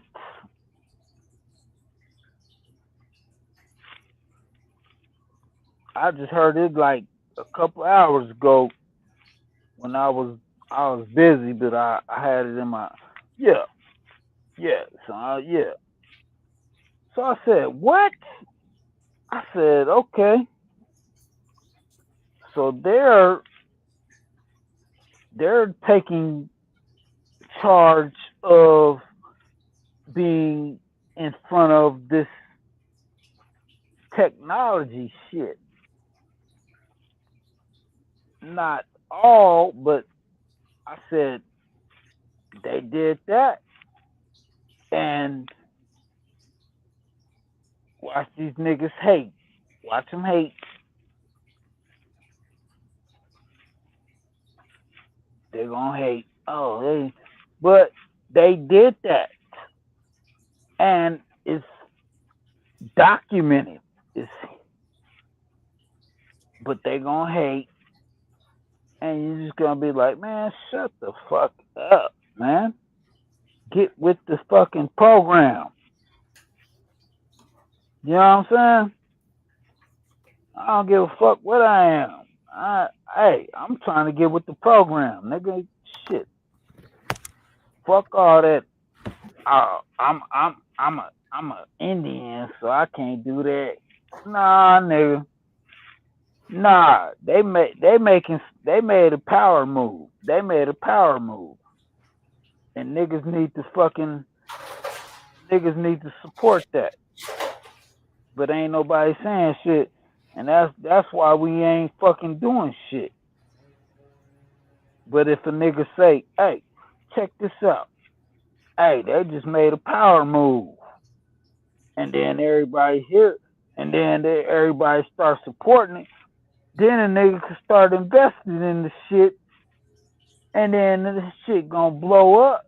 And then them white motherfuckers gonna be hating like a motherfucker. But it's like, oh well, nigga, shit. We gonna do our shit.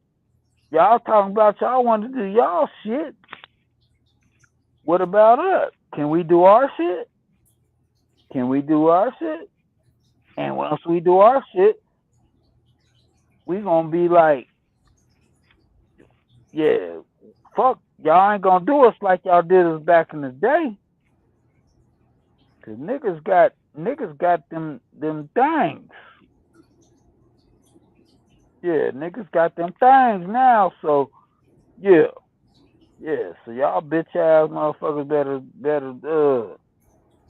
let us do it. Let us do us. Y'all do y'all. Y'all want to do y'all? Go on, do y'all. They want to build their own country and shit. Go ahead. Go ahead. Let us build our shit. Our shit gonna be, y'all gonna be, here they come. Watch. They gonna come spying and shit. What they doing? Oh, the nigger. What they doing? Ooh. Oh, that's nice. Yeah, nope. Nah, y'all go that way. We don't go that way. Shit. Okay.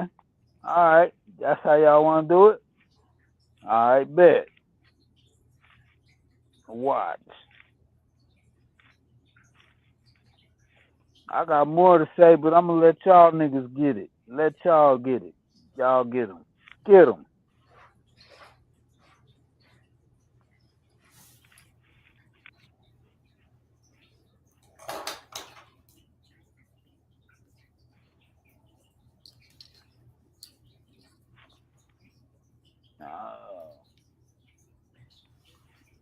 I must have damn. Hit him with the Hadouken. Shit. Hey, my dude. Let me hear you. Let me hear you, man. I want to hear you, man.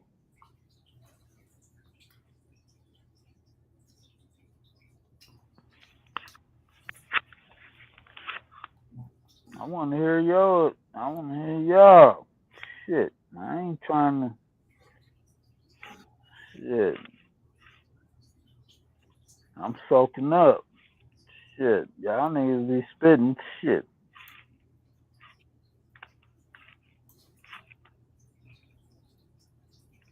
That's what I'm like. Shit, this abo, African shit. That shit need to stop. We need to fucking fuck with each other, man. Fuck all that shit. Oh, you a abo? Nah, man. Just come on, bro. Come on. Trade schools facing a shortage in qualified instructors as student interest in trades career grows. So now they're facing a shortage in qualified instructors. Damn. Yeah. God damn.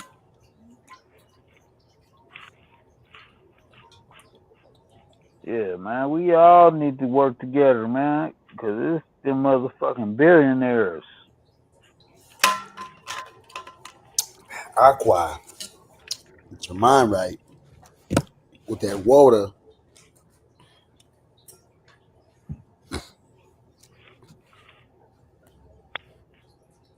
Yeah. Yes. I barely dated out my. I barely dated outside my race like an Asian guy. Right. I'm like, He ain't say I good. mean, I don't. yeah, I know people sensitive and shit, but it's like, you know, you need to learn how to not offend people, Is that right? you know, and learn how to talk to people. And that's what's wrong with the, you know, but I ain't gonna fucking, you know, right now, but you know what I'm saying. Cause it's like, I can go and talk to you. I can go over there and talk to them. I can go over there because I got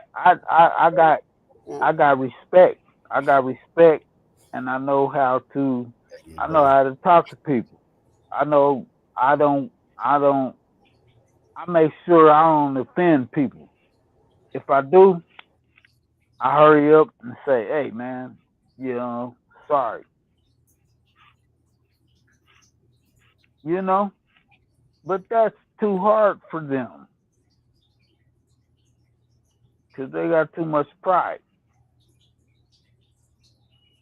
So I just say, okay, I just go on my solo. I'm gonna just go on my solo. I know how to. I can handle my. I can handle my own. I think I'm good enough. You know what I mean? I think I'm good enough.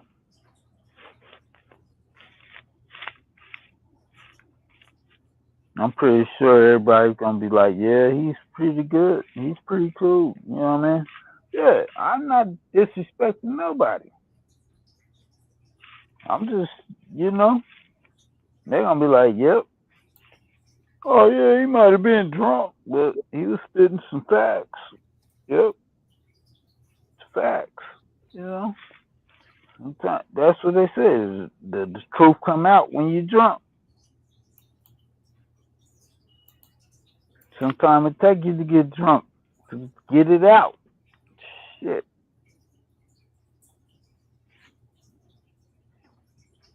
I'll be like, damn, I got that out. Damn. Yep. Yeah. It took a nigga to get drunk. Cause if I wasn't sober, I would have been on some bitch shit. Bitch ass nigga shit. Yeah. I'm talking about myself. So they can't even try to say, oh, that nigga talking. No, I'm talking about myself.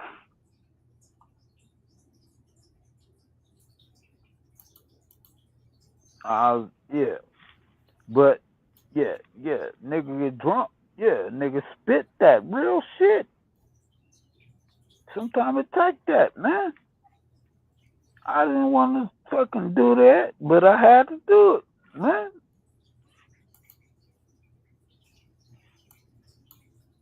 And that's a fucking blessing. That's a blessing.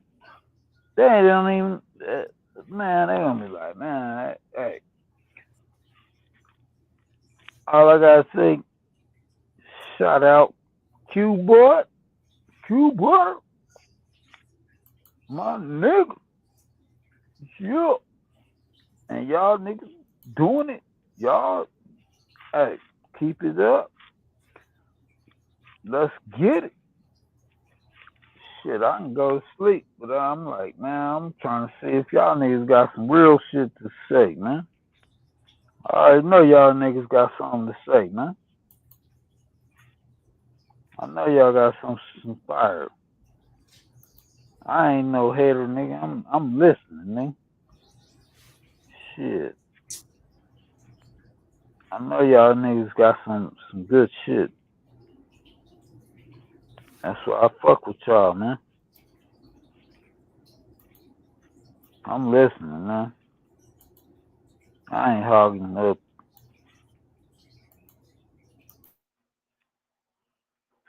Somebody spit something.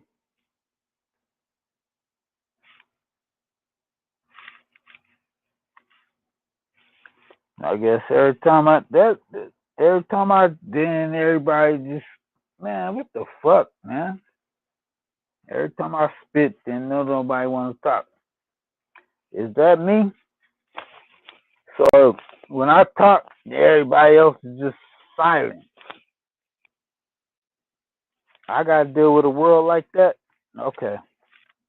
I don't want to deal with a world like that, man.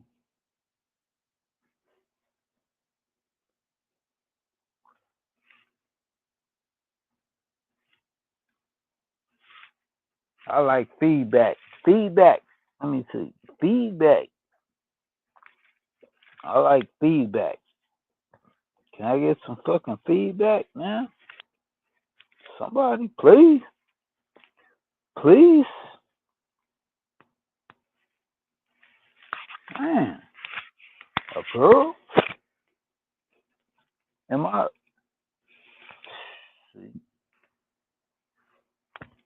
What the fuck is that?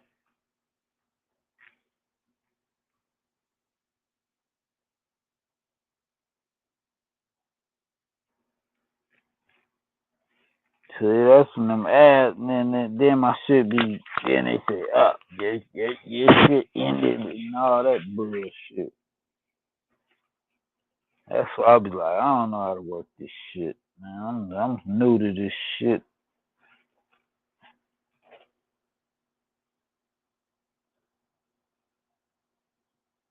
Damn. StreamYard. Oh, dude. Okay, I'll order a subscription. How much? God damn it. Shit. I don't want, I don't know, man. Fuck.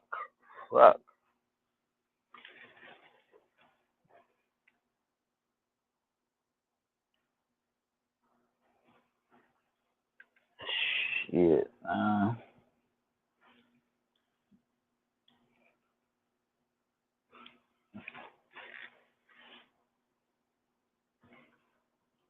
Oh my God. Okay, so they're showing the video. Okay, so should I shut it? If I shut it, is it gonna close my damn? See, man, and then they.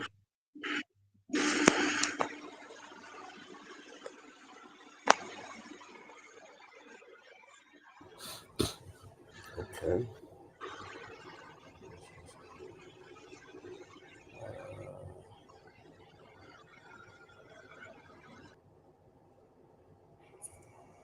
I'm still learning. Shortage on instructors now. They done muted my mic. Is it? Good. What's up, fam? It's goody. Man, they didn't. I don't know, man. This AI shit, man. I'm trying to figure out, they be trying to think, I'm be like, man, I ain't got time for this bullshit. Shit. Hey, you be fucking with that AI, man? I'm still AI? Yeah. What you mean? Like, do I utilize AI? I mean, yeah, in certain aspects. Yeah, just whatever. I mean, like, just anything. I'm not like an avid. I'm not somebody who knows all about it and all that. I mean, I'm just, I'm in the. Right. I mean, they feel like they forcing it. They forcing it. Do you feel that? Nah, I mean, it's. You don't feel that? It's part of. You know, it's part of it's called techno. What is it? Technological advances. You know. Right. But like on your phone, have you noticed AI on your shit? Huh? Have you noticed the AI? Have I noticed AI on my phone? Yes. Yes. Now, did you accept that? What do you mean? Do I accept it? Did you accept that AI to perform the things that it was on your phone doing? Oh, do I? You mean like do I activate that feature? Because you can, or like do I? Because you can discontinue that, or you can what's the word? You can disable that. You can disable the feature on your as far as AI. Like you can, yeah. Right. Is that what you mean? Right. Yeah, I do mean that, but I was realizing that I was like trying to search for something, and then all this other stuff popped up. I said, "What is that?" I said, "Where is this shit?" You know what I mean? Like, hold up. I said, "Wait." I said, I did not. I said, "What the fuck is this?" See what I'm saying? It's like I didn't know what the fuck it was. I need this. Right. And then I started messing. And then I said, okay. See what I'm saying? I said, nah, that's see, they slick. They slick. Take my ass to this farmer's market today. Give me some watermelon, man. I need me some fruit. Right. Watermelon, man. You get them yellow meat. Shit again. You get them yellow meat. You say Watermelons. Them yellow meat. Yeah. You said yellow meat? Yeah, them yellow meat. That's what they call them. Oh man, these country. That's these country ass niggas. I ain't never They heard. call. They yellow. Like the Yeah. watermelon is yellow. I'm hip to that hue of watermelon, but I ain't never, or should I say that variety? But I ain't never heard of it. I ain't never heard of it being referred to as yellow meat. Yeah, that's what they call it, yellow meat. Yeah, man, I got some of them yellow meat. Pause. Like what? Nigga, how much? Nigga be like $20 bucks. Yep. All right. Hell yeah, nigga. Nigga throw a dub on that motherfucker. Nigga, yellow meat. I be like, nigga, if I see some niggas selling some watermelon, nigga, I'm pulling over, nigga. Let me get, hey, yep, come on.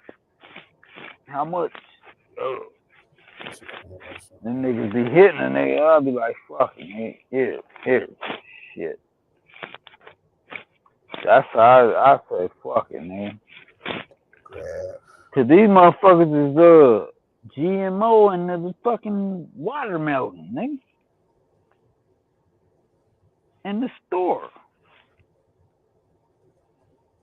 They said they got seedless watermelon. I said, what? Nigga, when the fuck did you have a seedless watermelon? Remember? Did you when you was a kid, did you ever eat a seedless watermelon? I bet you never. What? Nigga used to spit them up. Nigga. Come on, dude. And now we ain't got no seed. What are y'all doing? Bill Gates? We need to get on this. Your helmet, nigga. That's Bill Gates. Yeah, I done did my study and research. Yeah, Bill Gates. You got to go. You fucking you a bug. What they call Baxter. Like the Ninja Turtles. And a little fly. Yeah, Baxter. Yeah, he's Baxter. Nigga, squash his ass. Yeah, he's a fucking worm. Yeah, I said it, YouTube. Yep. He's a worm.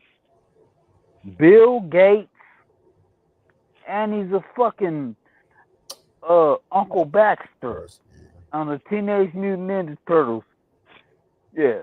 Yeah, he's a fly. He's a fly, and we gonna squash his bitch ass.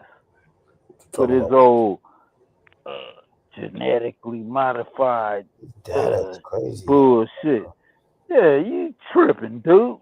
And then you want to go to Africa and give them all them shots with all that fucking bullshit. Bro, we know what the fuck is up.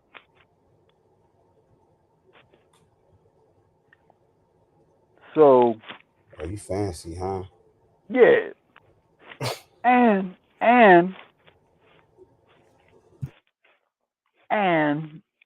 they got all these white people talking about that shit. They going harder than me. Cause I that's what I learned. I learned from their ass.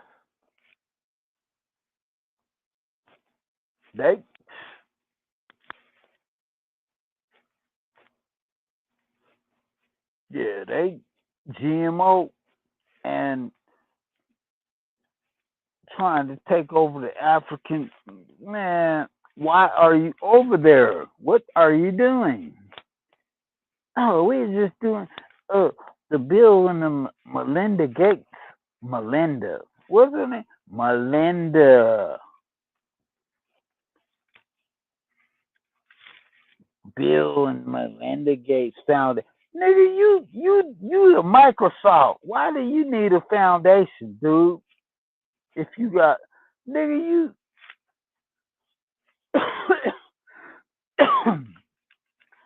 nigga, I'm cooking. I'm cooked. Why the fuck do you need a foundation if you're on top of Microsoft?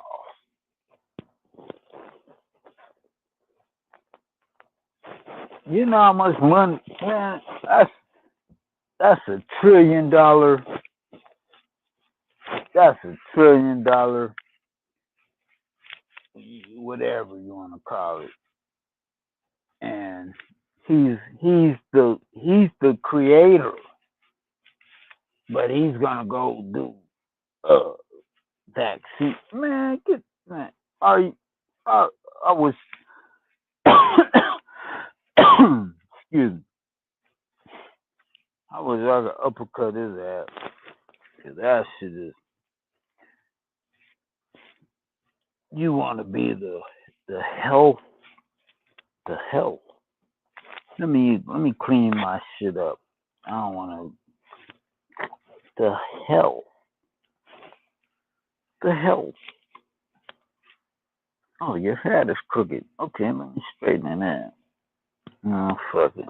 Just throw it off. Shit. Okay.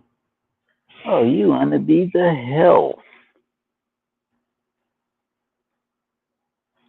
Okay. Yeah, I do. What about you? Oh, no, we don't care. Yeah, I know. That's why I don't fuck with you, dumbass motherfucker. Y'all niggas gonna make this shit a meme. Did and wait. What? Okay.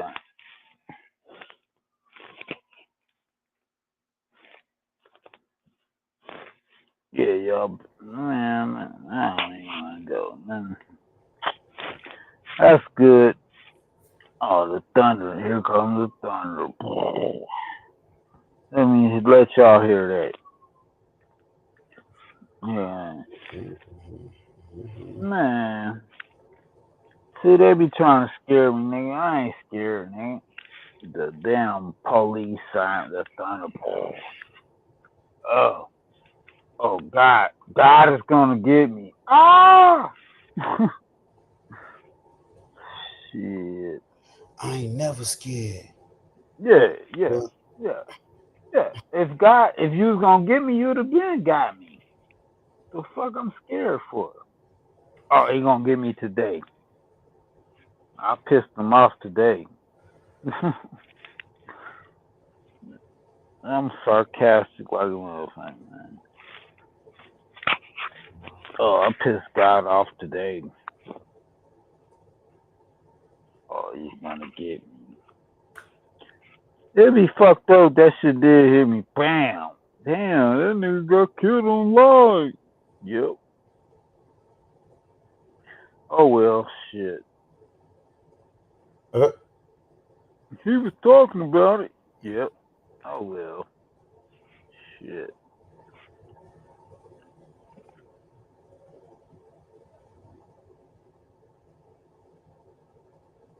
Student demand surges, but trade schools struggle to recruit experienced teachers.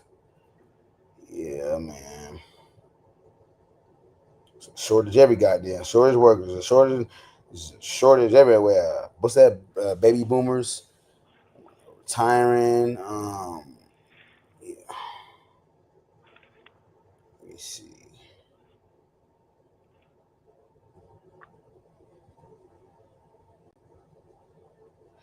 Oh damn. Yeah. Don't throw your booty up. Because they gonna be all up, trying to block. No, we had enough booty. Go take a nap. Shit. Damn. I mean, god damn. Nigga overdose with booty popping. Big. Oh, you sound like a white boy. Hey, so what? Talking about when Yeah, it's getting my point across. Shit. Yeah, fuck. Oh, you sound like a white boy. I should. Shit. Hell yeah. How you say it? Adam? Okay, Adam. Motherfucker. Yeah.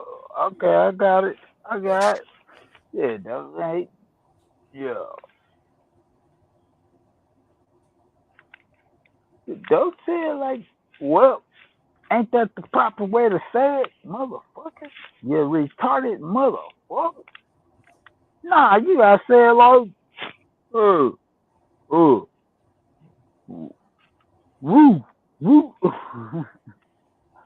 Nigga. Alright, okay. Get your ass the fuck over there. Shit. Get your ass. Yeah. Yeah, I love you to go. Motherfucker. Shit. Get your ass the fuck away from me, nigga. I'm about to say this shit. Yeah. And nigga making them millions. Oh, that was my car. Yeah. Now you want to claim it. No. Okay. Yeah. What? Alright. I'm gonna watch my niggas. Yeah. I know my niggas is. Shit.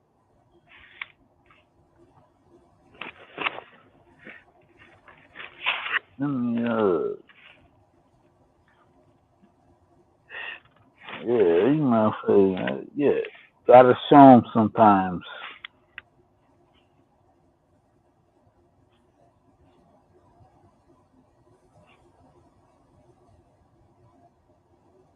How you do that? Don't worry about it. Just do you, motherfucker. You know what I mean? God damn. Niggas be nosing over. Go ahead. Who that?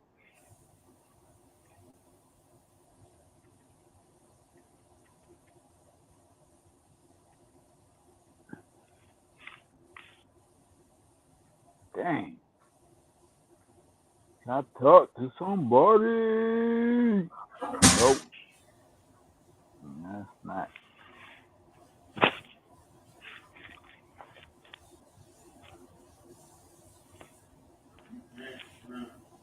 Who is it?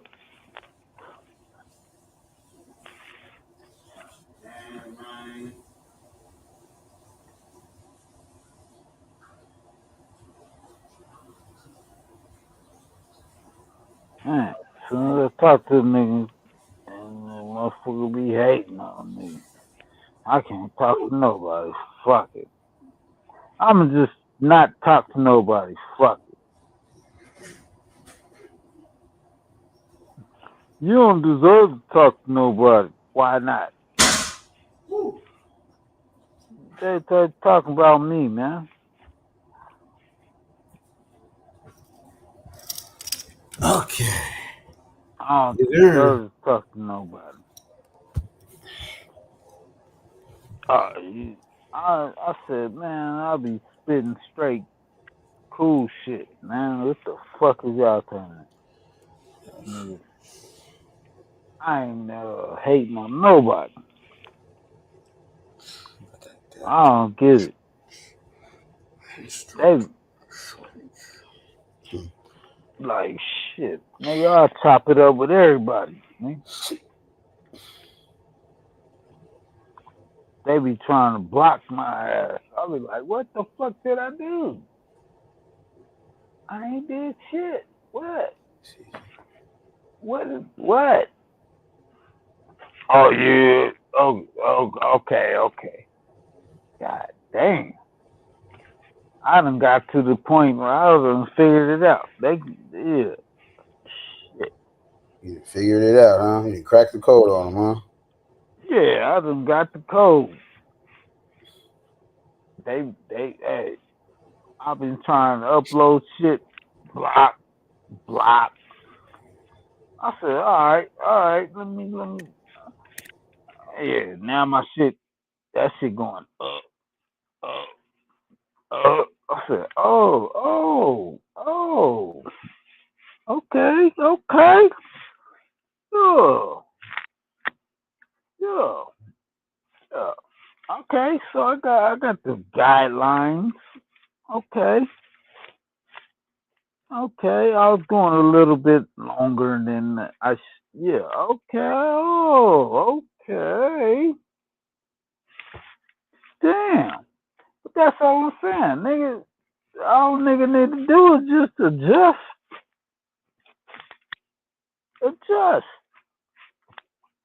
Your shit'll go through. That's it.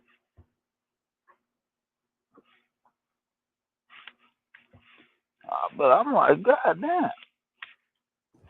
These niggas don't even want to talk to a nigga. Damn. I ain't trying to fucking shit. Danger.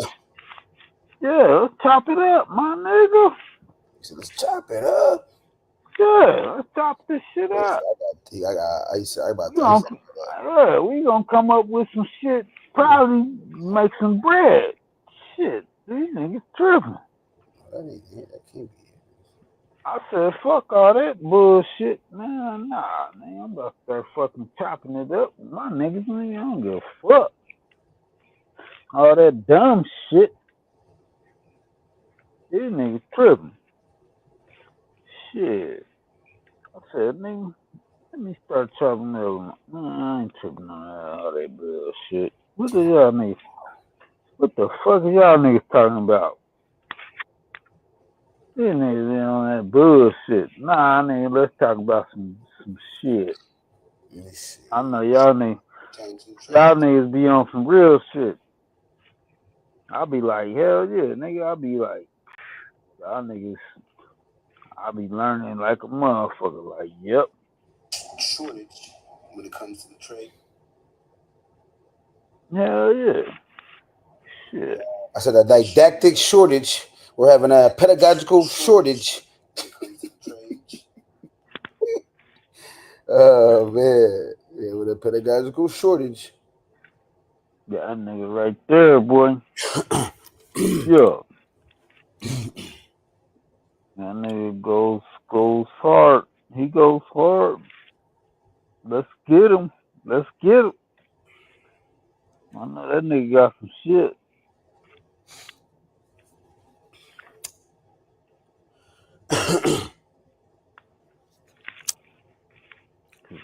Hey, I'm gonna let you go. Shit. I'm talking too damn much.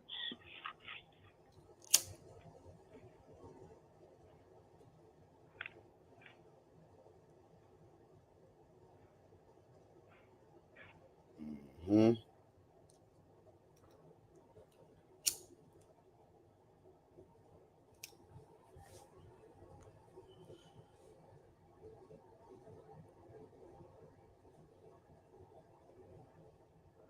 But I'm actually about to see. Let me see. I'm still learning. Let me see. It's gonna hit you. It's gonna hit you, nigga. Watch. It's gonna hit you. Watch. That nigga about to hit us with some shit. Let's get it. That nigga about to hit us with some shit. Okay. Everybody, yeah, let him build up. He building up. That shit, watch. That nigga about to hit us with some heavy mental. Yep. Get him. Let him think. Let him think.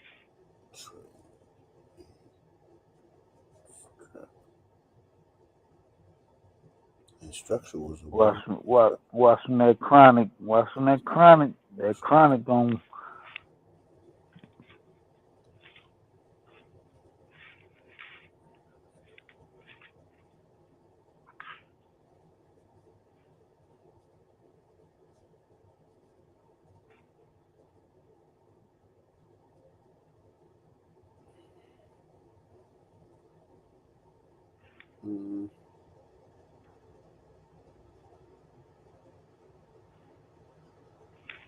Get on the floor.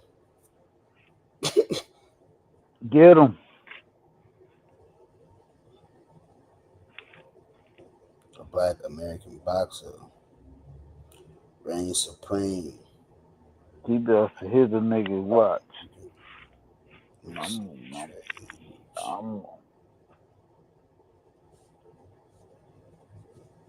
I'm listening.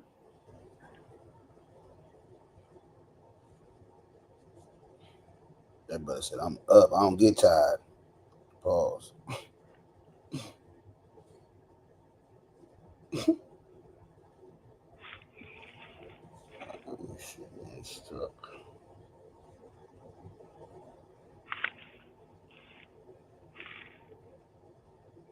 This might be the next one.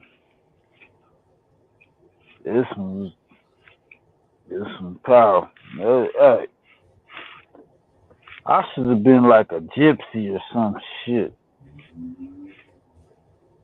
Cause I could, blah, blah, blah. Didact. He gonna hit us. He gonna hit us with the next one. But it's gonna be some fire though. I already know. This is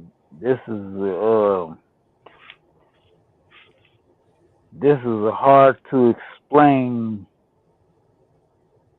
I already know, man. I dream. I know. I see my dreams. It'd be hard to explain, so you gotta. I'll get you on the next one. Ask him if I'm saying the truth. Ask. I hear you.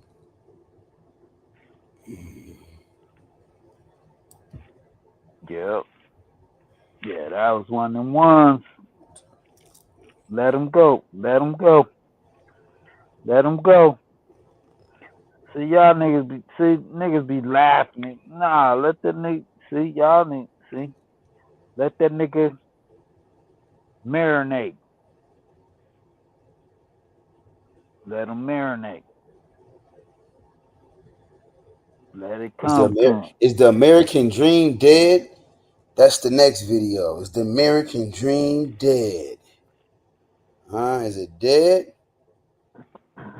The American Dream will now cost $5 million per household. Matter of fact, let me see. Let me get on that. That's actually that's some recent data they came out with as far as 5 million. Whoa, let me see.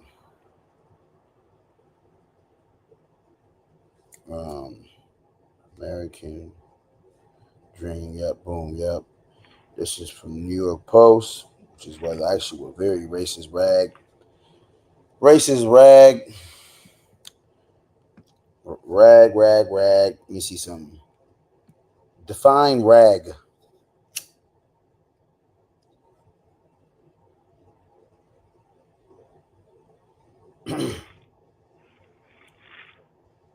Rag meaning no. Let me see. You said rag. No, I need to see all definitions. Let me see. They're tweaking. Let me see. Define rag. Rag. So basically, there's a multitude of different. You know, you can rag on somebody, but you got I know it said what we the heck? filthy, we filthy rags. We filthy rags to God.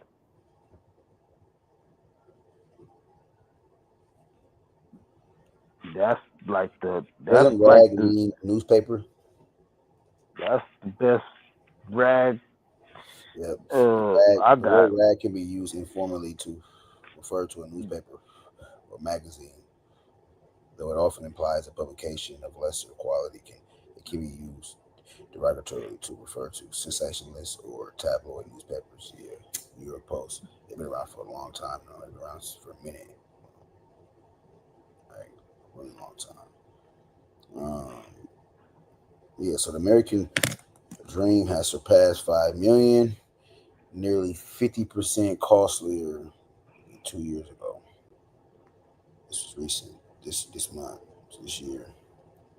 So, and this is the eye-watering $5,043,300. Sum is the estimated total lifetime cost for typical American goals and milestones, including a wedding, healthcare, retirement, raising 2 kids, and paying for their college, new cars every 5 years, and owning a home. Yep. Hey, what about that filthy rags? Yeah, I need this. The scripture. What about it? What do you think about it? Does he think that applies to us or not? Are we filthy rags or not? Nah, Are bro. we? Nah. You I was saying that to refer to the newspaper, not newspaper, but publication known as New York Times, which they have newspapers. So what though? I get that, but I want to apply it to my life? Am I a filthy rag now? Yes, I am. You feel like that's what you feel like. Yeah, Are you? I ain't about to debate it. Are you compared to? Oh, see, that's what I'm saying. So that's what I'm saying. It applies to how you look at your, like me. I feel like, yeah, I'm a filthy rag in the morning, man, because I do shit that I know is fucked up. I know I'm a fucking filthy rag, but I still got a good. I want good.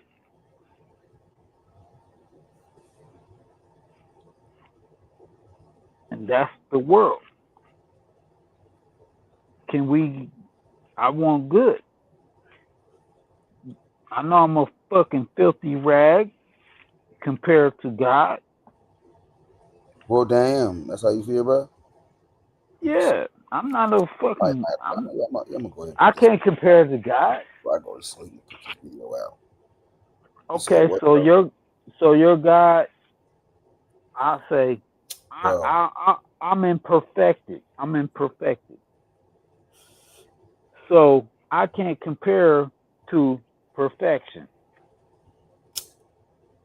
I say otherwise. I say we're all perfectly imperfect. We all perfect? Perfectly imperfect. Is God, would your God, I mean, like, would you think your God is perfect and you're not? God. Or we the same? We the same. Say again?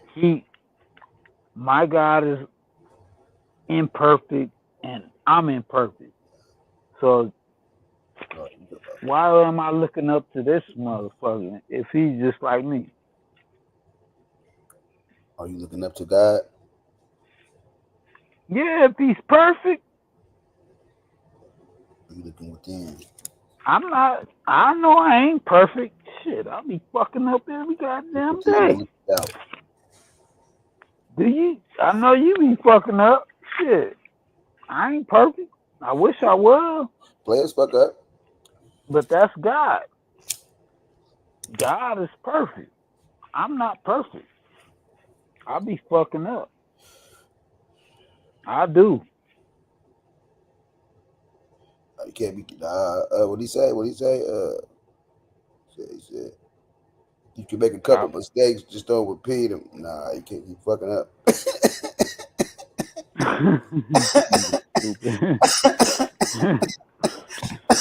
Nigga. Where you go? Just fucking up. Nah. Burning bridges. My grandma called me tonight. She called me tonight, ready to give me a whole bunch of information. Hey, baby. Hey, can't nobody say they don't be fucking up, man. We all fucking up. Nobody's infallible, my brother. Infallible, my brother. Right. Infallibility is applicable to us. all. That's us. But God, he's not. He's not. What the chat looking like? Is it jumping? But they don't want to. Oh my God! It's Friday night. Oh no, it's a 60 clip. We got some people in the shadows watching, huh? Eyes on the screen like this, huh? Stupid ass nigga. Weirdo. We got some federales in the background. Yeah. Let me see.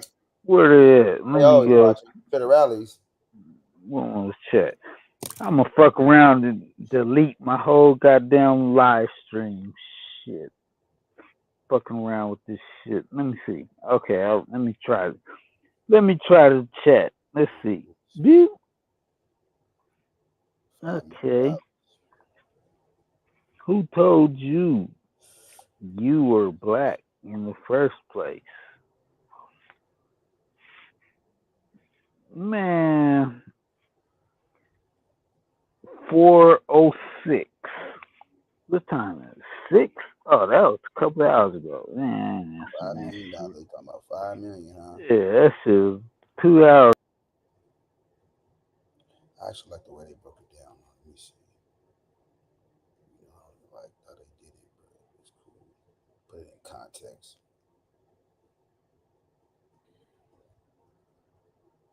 Put it in context, man. I think I'm gonna just do 2. Yeah, I'm gonna just well, y'all just put me right there and just kind of let me see. Highlight this. Yeah, man.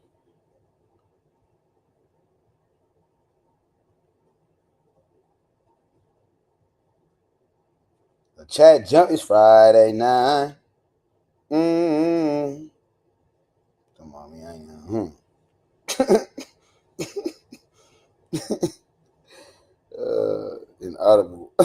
inaudible talk.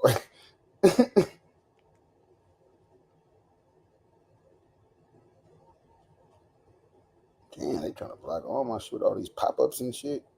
Shit keep popping up on the screen. Let me get my ish, man. Bears game coming up.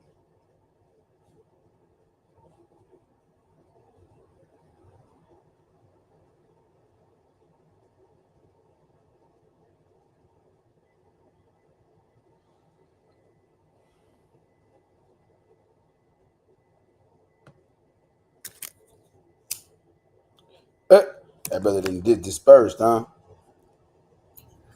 Yo, the adrenaline, man. I gotta take my ass. I've been up wilding.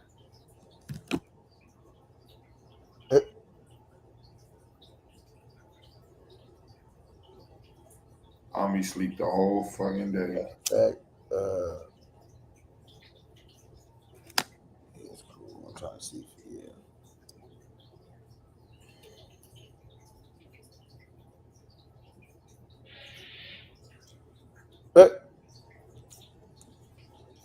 The brother was talking about a whole bunch of nothing. Right? That's why I don't take drunk people serious. I don't even take them talking niggas drunk, bro. I don't even put much out. Fake serious. Fake serious. I'm going for round 2 around this bitch.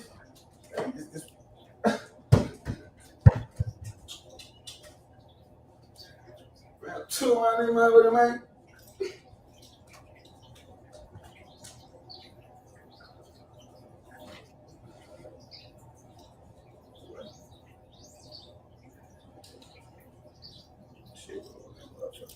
Back. Get my back right, man.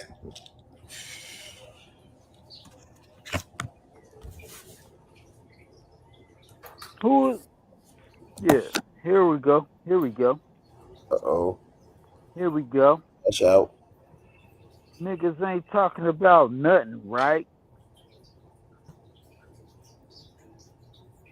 Or are you just talking about them?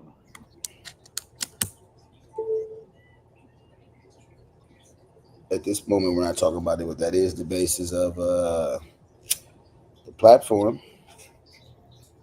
Huh? You referenced them. Okay, my bad. What did you? Man, I'm tripping. I'm tripping, man. I'm tripping. You good?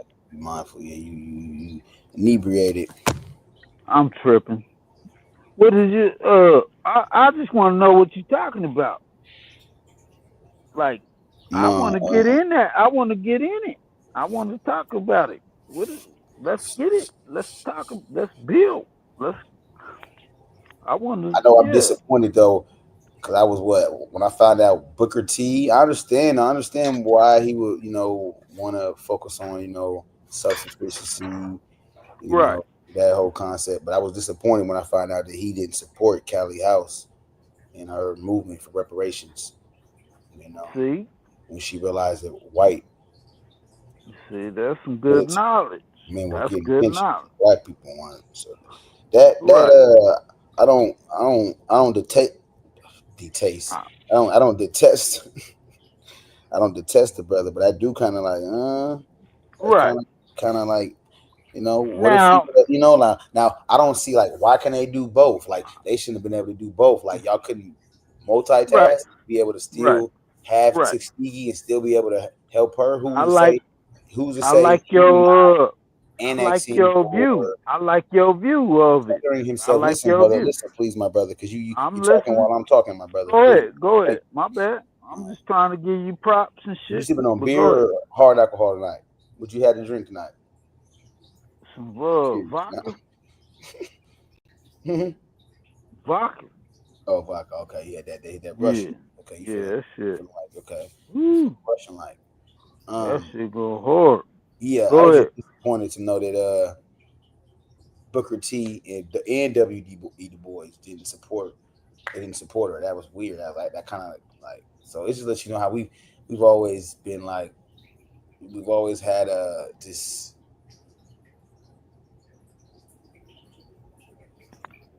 We've always had like factions within or just movements within just like it's even when you think that we all together and people say this time we was all together, and when you get to pulling back the layers and you see like okay damn like but that I still got respect for what the brother built, what he erected, his philosophy coupled with his initiative, proactive initiative of which is really confusing because he wasn't just a proponent of trades, and he was a proponent of land ownership. I mean, he had a wide spectrum of self-sufficient. I know this shit weird. Go ahead. Mechanisms that the Negro problem. But hey, yeah, so yep. Yeah, I saw. I was just a little disappointed, Yeah. Of course, I ain't surprised to know that a black woman is like literally, she's the pioneer of reparations. Like literally, you say that she's the pioneer of right. It's strange. Shit is strange. Not just not just implementing reparations on a or attempting to seek relief via the courts, like her movement, like being able to garner and galvanize over like hundreds of thousands of Black people, like paid members. Actually, I want to say too that her organization, yeah, it was open to everybody, if I'm not mistaken. The ex-slave relief pension association. Yeah. So, but still, shout out to that sister though, man. Her. Hey, you good? You good? I got one thing. Her resolve is But her resolve, her civic resolve. Oh man, her civic resolve, yeah, man. I Meaning know like her, resolve is Hey, like that's determination, crazy work. courage. Crazy work. Yeah, Crazy civic is work. like community, That shit is community in which you crazy reside, work. This shit crazy work, man. God dang, what the fuck is they doing? You talking Yeah. about? Go ahead. No, I just yeah, like I said, that definitely. I know that shit crazy. That shit crazy. Kind of I said shit. Reality. That made my heart flutter a little bit, man, when I found out Booker T was on that, man. Yeah, Booker that's T, crazy. man, Booker T. But then again, I guess I gotta, put myself in his shoes and try to.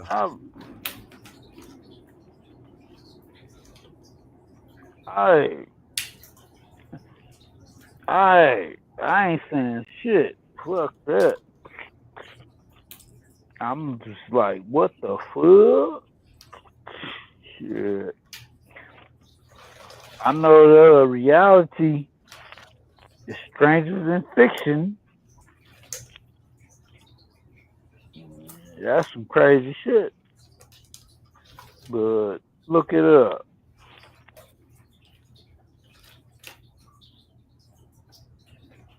You think fiction crazy? I said, look up reality, nigga. Look up history. Oh reality. my God. Yeah, that shit crazy. Best teacher. Purportedly, huh? That's what they say, right?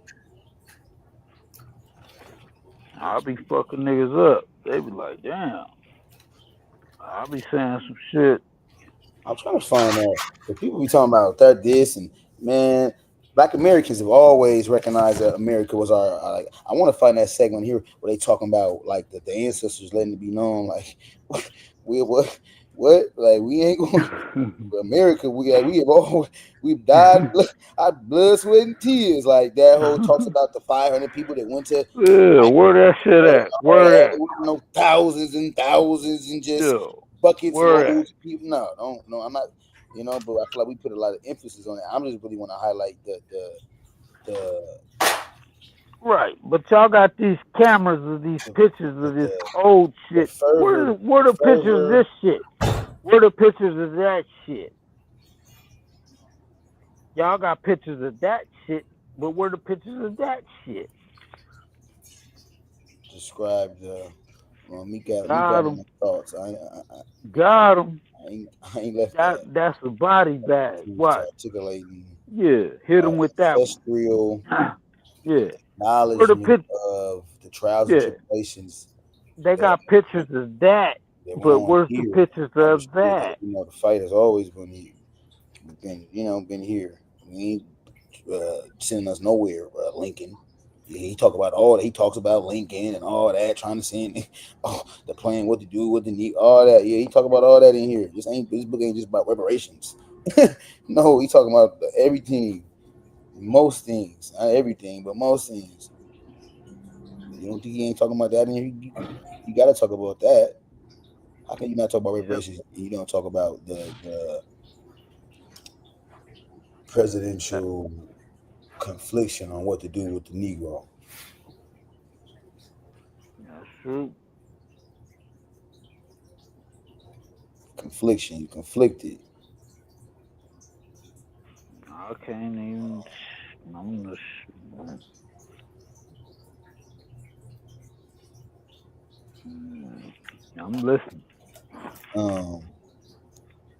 Yeah, man, this is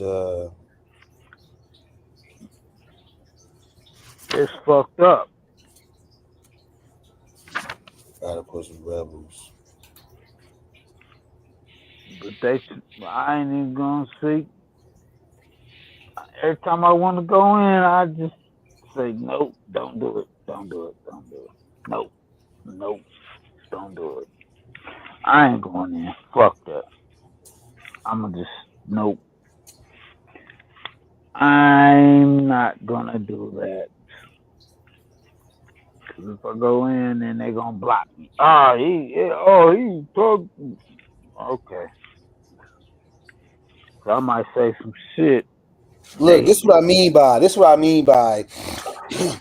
Even though, like I said, the order in and of itself was effectively the promissory note, but basically this right here. So by the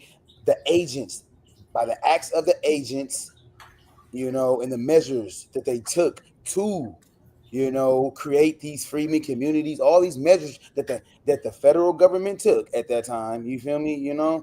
That is highly indicative of that promise or them striving to consummate that promise. And look, Stevens was unequivocal. So Stevens was unequivocal in his belief. Hold on, wait. Hold on. So confiscation of larger estates will provide the basis for a redistribution of land to freemen. Stevens gauged a total of 465 million acres of land across the states forming the Confederacy. He proposed that the bulk of that land, 354 of the 394 million acres owned by elite whites, be sold to the highest bidder to create pensions for veterans, funds to reimburse loyal men North and South for damages incurred during the rebellion. Stevens estimated the freedmen population at 4 million, so 4 million freedmen at that time. Stevens estimated the freedmen population at 4 million, or approximately 1 million families consisting of 4 individuals, and proposed the government allocated each adult male 40 acres for a total of 40 million acres. The remaining 71 million acres consisted of parcels of 200 or few acres and would remain in the hands of their pre-war owners. Stevens was unequivocal in his belief that the whole fabric of Southern society must be changed. For Stevens, land redistribution to freedmen was a critical step in achieving that change and making Reconstruction succeed. After all, they were released from bondage. Meaning freedmen. They were released from bondage with virtually no monetary resources of their own, leading Stevens to issue the following stern warning in December 1865. We have turned or are about to turn those 4 million slaves without a hut to shelter them or a cent in their pockets. You see what I mean? Like this, if we can listen, these are all agents of the government of that time. These are all agents of. These are all records. This is Thaddeus Stevens, like letting it be known. Like we are literally going to quote unquote liberate, emancipate 4 million black freedmen slaves without a hut to shelter them or a cent in their pockets. The infernal laws, pardon me, not internal, infernal. Wait. Make sure I'm seeing that right. Crazy. This shit crazy. Okay, the infernal laws of slavery have prevented them from acquiring an education, understanding the common laws of contract, or of managing the ordinary business of life. This Congress is bond. This Congress is bond to provide for them until they can take care of themselves. If we do not furnish them with homesteads and hedge them with protective laws, if we leave them to the legislation of their late masters, we had better left them in bondage. Ooh.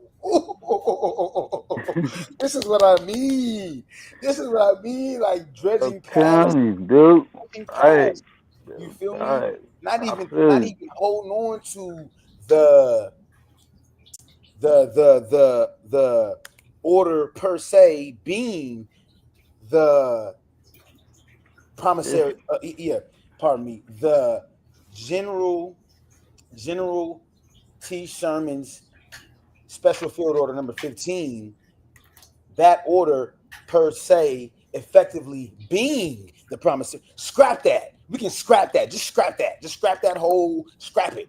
There's other mechanisms that I can point to that literally that solidifies this promise, that solidifies it. There's declarations from, like I said, federal agents, people who have been, the power has been bestowed upon them by the federal agency that they work for. And then, like I said, it's just many mechanisms that we can point to outline that. And this is just powerful, just powerful information, man. And I'm back up. I'm back. This has got me up, man. This is up, man. This has got me up, man. Hold on, brother. Hold on. Bear with me, brother. This Congress is bound to provide for them until they can take care of themselves. If we do not furnish them with homesteads and hedge them around with protective laws, if we leave them to the legislation of their late masters, we had better let them in bondage. Exactly. So land reform was a vital plank of the radicals' vision for Reconstruction. Many also believe that courts martial were appropriate for some rebels, and in Stephen's word, could do justice according to law, while helping to what's this word? Okay, pacify. Okay, so while helping to propitiate. Hold on, what the hell is this word? Let me see something. There go the devil. There go the devil. There go the devil. There go the devil. No, I ran into a word, but he defined it too. He put the definition in parentheses. Let me see. He knew now, but I'm gonna look it up though. I can't find my I'm unable to find that. So what was the word? PROPIT. Okay, PROPIT.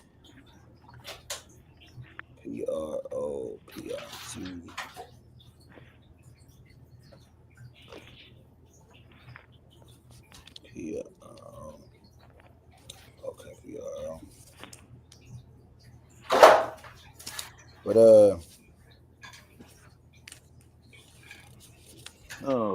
yeah, man, this would be. Let me see my tripping. Yeah. PRO. That's what I'm saying. This is how we build. What'd you say? This is how we build. Okay. Let's build. We add iron sharpen iron, man. I ain't no better than you. You got some shit. That shit sparked me up. I might spark you. You might spark me. You know what I'm saying? All that other shit. Hold on, I gotta look this word up, bro. We on some grown man shit. All that immature shit. Yeah, it's fun, but at the end of the day, nigga. Okay, PROPIT. Okay, let's build. Okay, propitiate. Okay, to gain or regain a favor. Am I saying that? Yeah. Propitiate. Okay, yeah. Propitiate to gain or regain the favor of, appease. Okay. Propitiating. Okay, makes sense. You have look at that. I like some of these black Americans, some of these black folks out here is propitiating to the white masses as it pertains to the Charlie Kirk untimely demise. Propitiate, right? Yeah, pacify. Yeah, propitiate. Okay. PROPIT. PROPITIATE. Okay. Yeah. And so it's actually, let me see that, because I need to highlight that, because that's actually a good point. It's actually a great point. Like as far as even the Freeman Bureau was not. They wasn't just they resisted. They resisted Andrew Johnson. He had this. Who he sent commission? I gotta look him up. But he sent some commissioner down there to go. To go push the line. Basically, I can look it up. But basically, they was not obliging to his demand. They pushed back on it. So it's what I mean by like look, the many efforts that not just efforts, the many now that we got to drop you on feel me? Like that's what I mean by like that alone is what we gonna do? It's a reneging. Nah, bro, we don't go there. This is what we doing right now. Is by I feel you. But propounding the I'm like, man, let's go on do something, man. Fuck this shit. I'm tired of fucking talking about this shit, man. I'm ready to do some shit. It gets put up under the norm. But somebody gonna get put up under, nigga. Shit, fuck that. You misconstruing the dialogue. Either me or them. Fuck it. Well, yep. Well, I guess I gotta go under then. Shit. But I'm going hard, nigga, until that happens, nigga. I gotta find that part in there. It's talking about that's a fact. Black Americans are just fuck this bullshit. Yeah, I done found out some shit. I can't. We doing some shit. Yeah, that's been we've been that's been I feel you, man. I feel you. But they don't feel me too, nigga. Oh, is that a threat? Nah, it ain't a threat, nigga. I'ma sing. That's some spiritual shit. Reparatory justice has been at that's the forefront. Spiritual. Yeah. I'ma hit you with a spiritual since. Yeah. Hey. The spiritual blows ain't no joke. They got the whole internet fucked up.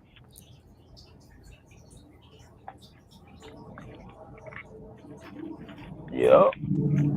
So I get my eyes get heavy, then I read something, I be up. I know you feel me. I know you feel me. Drilling in them. I know you feel me.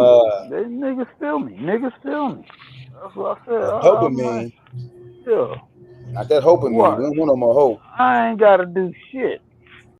I hit a nigga spiritual. Cause I learned how to do this shit. I hit a nigga talking about voodoo. What? Alright, I'm gonna show you some shit. Think you talking about voodoo? I wanna see no shit. Nigga, I'm gonna show you some judo, nigga. You wanna see some voodoo? Nigga, I'm gonna show you some judo. Yeah. From God. Yeah. Oh, man, I can't be no wino or yeah. Man, that shit. I'm telling you. I ain't even. I'ma just be like, hey, I'ma just put it out there. I'ma put it out there. I ain't gonna say shit. I'ma just put it out there. I'ma let FA, what they say? FO. FAFO. Yeah. I'm gonna let them FA and FL. Yep. Yep. That's Reverend Garrison Frazier. So, this brother was deep. 67 years of age and a minister for 35 years to be their spokesperson. That's who he elected to be the spearheader. He had managed to purchase his and his wife's freedom 8 years earlier with 1,000 in silver and gold. When asked to define the institution of slavery and state his understanding of the Emancipation Proclamation that President Lincoln had issued January 1st, 1863, Reverend Frazier replied, "Slavery is receiving by irresistible power, the work of another man, and not by his consent. Okay, brother. The freedman, as I understand it, promised by the proclamation, is taking us from under the yoke of bondage and placing us where we could reap the fruit of our own labor. Take it. This is a quote. Hold on. Wait. This is what I mean by dredging deeper. Like internet shit is cool. It's good. It's good to get. I got the what's that? I got right here. This stuff like this. This is the Reconstruction of Mississippi. This is 400 some pages. I've been sifting through this specifically in the Freedmen's Bureau section. You know, like things like that. Like certain things online is good when it takes you to that. Yeah. But I'm talking about like just dredging deeper. It's like telling on you ain't really telling gonna be on able them. to type this in Google. Oh, what is Fraser? What is Reverend Fraser's They telling on themselves. quote about? You ain't gonna find that, man. You Go gotta ahead. read. You have to dig through credible, legitimate books. Not every book is equal, of course. I know that. Let's not go there. Let's not go. Books, no. Let's not go there. But they ain't gonna discredit the power of reading, and books and like information. They self snitching. Amazon be pricing books hella high and shit. They talk about us self like, snitching. No, shit. they self snitching. So basically, hold on, wait. Go ahead. So when they asked him, so he said boom. So when asked, so Reverend Fraser replied, so slave. Okay, so boom. So it says okay. So when asked to define institution of slavery and state his understanding of the Emancipation Proclamation that President Lincoln had issued January 1st, 1863, Reverend Fraser replied, "Slavery is receiving by irresistible power the work of another man and not by his consent. The freedom, as I understand it, promised by the proclamation is taking us from under the yoke of bondage and placing us where we could reap the fruit of our own labor, take care of ourselves, and assist the government in maintaining our freedom." Okay, so when asked how the freedmen propose to provide livelihood for themselves, Reverend Fraser responded, "The way we can best take care of ourselves is to have land and turn it and till it by our own labor. That is by the labor of the women and children and old men." I know that's right. And we If can that ain't self snitching, then I don't know what the fuck that shit is. have something to spare. Is that self To snitching? assist the government. Yes, sir. Yes, sir. The young men should enlist in the service of the government and serve in such manner as they may be wanted. We want to be placed on land until we are able to buy it and make it our own. They tell on Asked themselves. if he preferred to live among whites, solely among blacks, or stupid solely among blacks. Reverend Fraser indicated that while he could not speak for the other ministers, he preferred to live among blacks, for there is a prejudice. Let them tell it. For there is a prejudice against us in the South that will take years to get over. When questioned separately, all but one of the ministers, freeborn Baltimore, Maryland native James Lynch, 26 years of age, indicated that they would prefer to live among only other blacks. I know that's right. So wait. So there you go. All yes, but sir. one of Go the ahead. freeborn Baltimore, Maryland native James Lynch, 26 years of age, indicated that they would prefer to live among only other blacks. Yes. Interesting. Yes. Reverend Fraser then gave an astute and nuanced assessment of the rationale of Union and Confederate proponents and has stated for the Civil War and their action. The war was commenced by the rebels before President Lincoln came into office. The object of the war was not at first to give the slaves their freedom, but the sole object of the war was at first to bring the The war was commenced by the rebels before President Lincoln came into office. The object of the war was not at first to give the slaves their freedom, but the sole object of the war was at first to bring the rebellious states back into the Union and their loyalty to the laws of the United States. Afterward, knowing the value set on the slaves by the rebels, the president thought his proclamation would stimulate them to lay down their arms, reduce them to obedience, and help to bring back the rebel states. And their not doing so has now made the freedom of the slaves, a part of the war. Yep. Come on now. So boom, and just Yep. basically In the history. Yeah. In the And then, history. like I said, and then boom, and then it goes into the day after his meeting with the ministers, January 6th, 1865, Sherman issued the directives providing for the immediate settlement of some 18,000 former slave families on confiscated land that had been abandoned by slaveholders. What is that? What is that? What is that? Was to have been 40 acres. Sherman's special Hello. field number allowed a continuous 30-mile wide band of confiscated land for the exclusive use of free slave. It stretched across the south. Yeah, like I said, man, it's just like I said, like the meeting came. Yep. You know, he articulated, the brother Reverend Frazier, Reverend Garrison Frazier articulated it. You know, not mush mouth. He didn't have no mush mouth. He wasn't your soul messer. You know, you had comment here. You got to your soul. What? But articulate. You know, and what he wanted. You know, and how he wanted to live. All that, and not really wasn't asking for a handout. Was saying let us work the land and we can buy the land. Right. So he was asking for a handout. When you look at the you see it. You see it. Stuff, you know, so you got you see that. Your brother wasn't asking for no handout. You know, he's asking for a temporary concession that could lead to permanent proprietary possession. My air conditioner hating on me. Why are you hating on me? Permanent proprietary possession. I don't know where these words just be. You feel me? Yeah, you got it.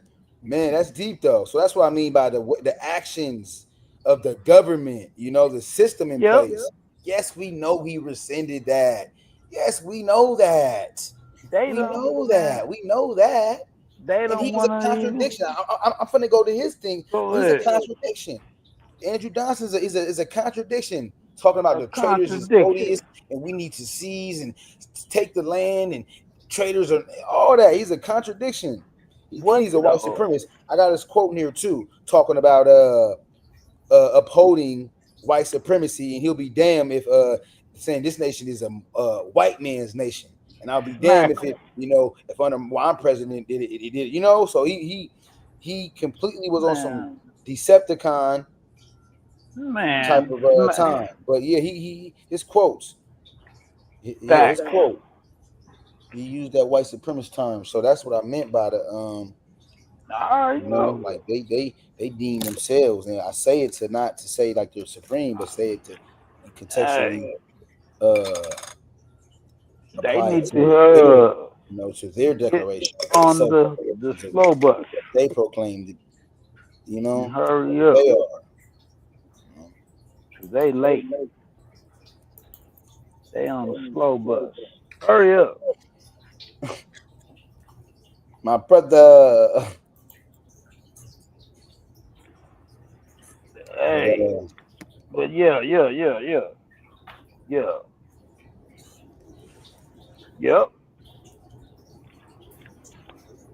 Hey. Yeah, body blow.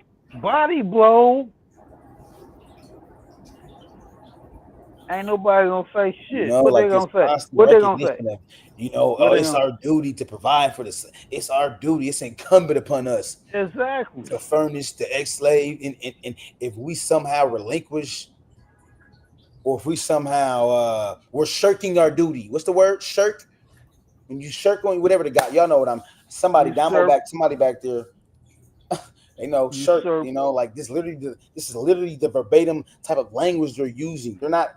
You know, like declaring that we owe this to them. Type of. The fork you know, tongue. like fork tongue people. Yeah. So it's they're speaking truth. Which is an act of what is that? That's all official capacity type of behavior. That's what all that shit in court. All that bullshit in court. I'm thinking when you go to court in a reality type of mind. I need a habeas corpus and all. What the fuck is that? You know, congressional, the Congress. Man, what? Congress enacted or took the so-called initiative to what's the word to you know it. The devil is the author of confusion. Ameliorate, period. Meaning to heal. The devil is the author of confusion. That might be a little, but just attempting to ameliorate the that's what he do.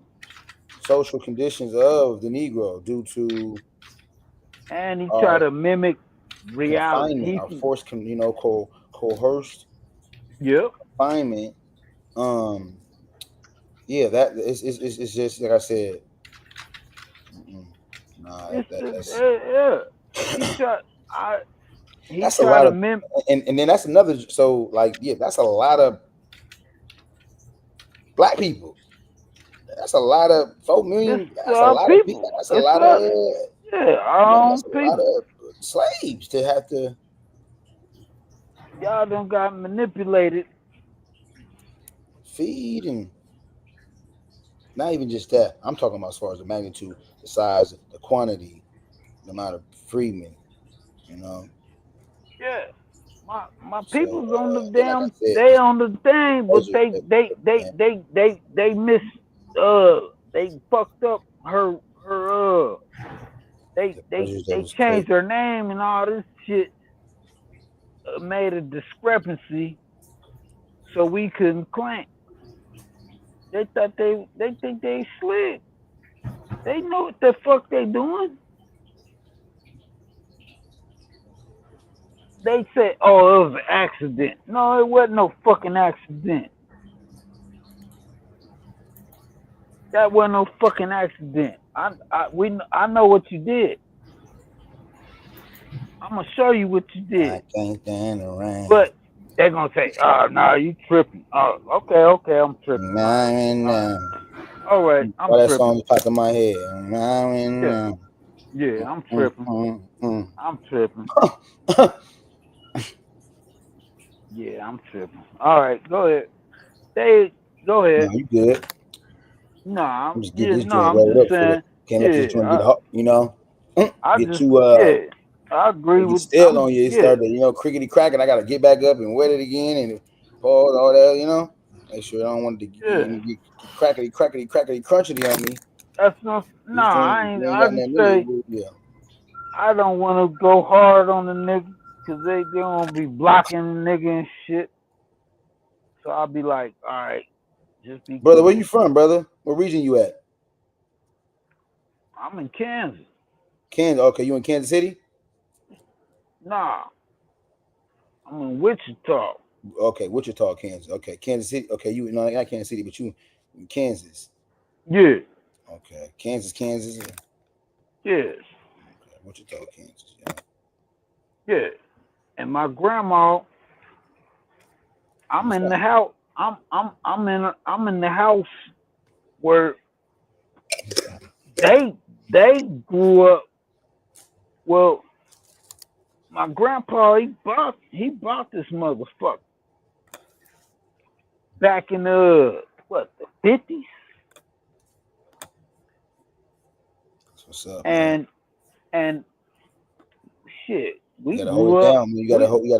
You gotta keep the estate in the family. Hell yeah, I'm holding it down. I'm holding it down. Shit, nigga. My mom, we used to stay across the street. Then we moved to Denver and shit.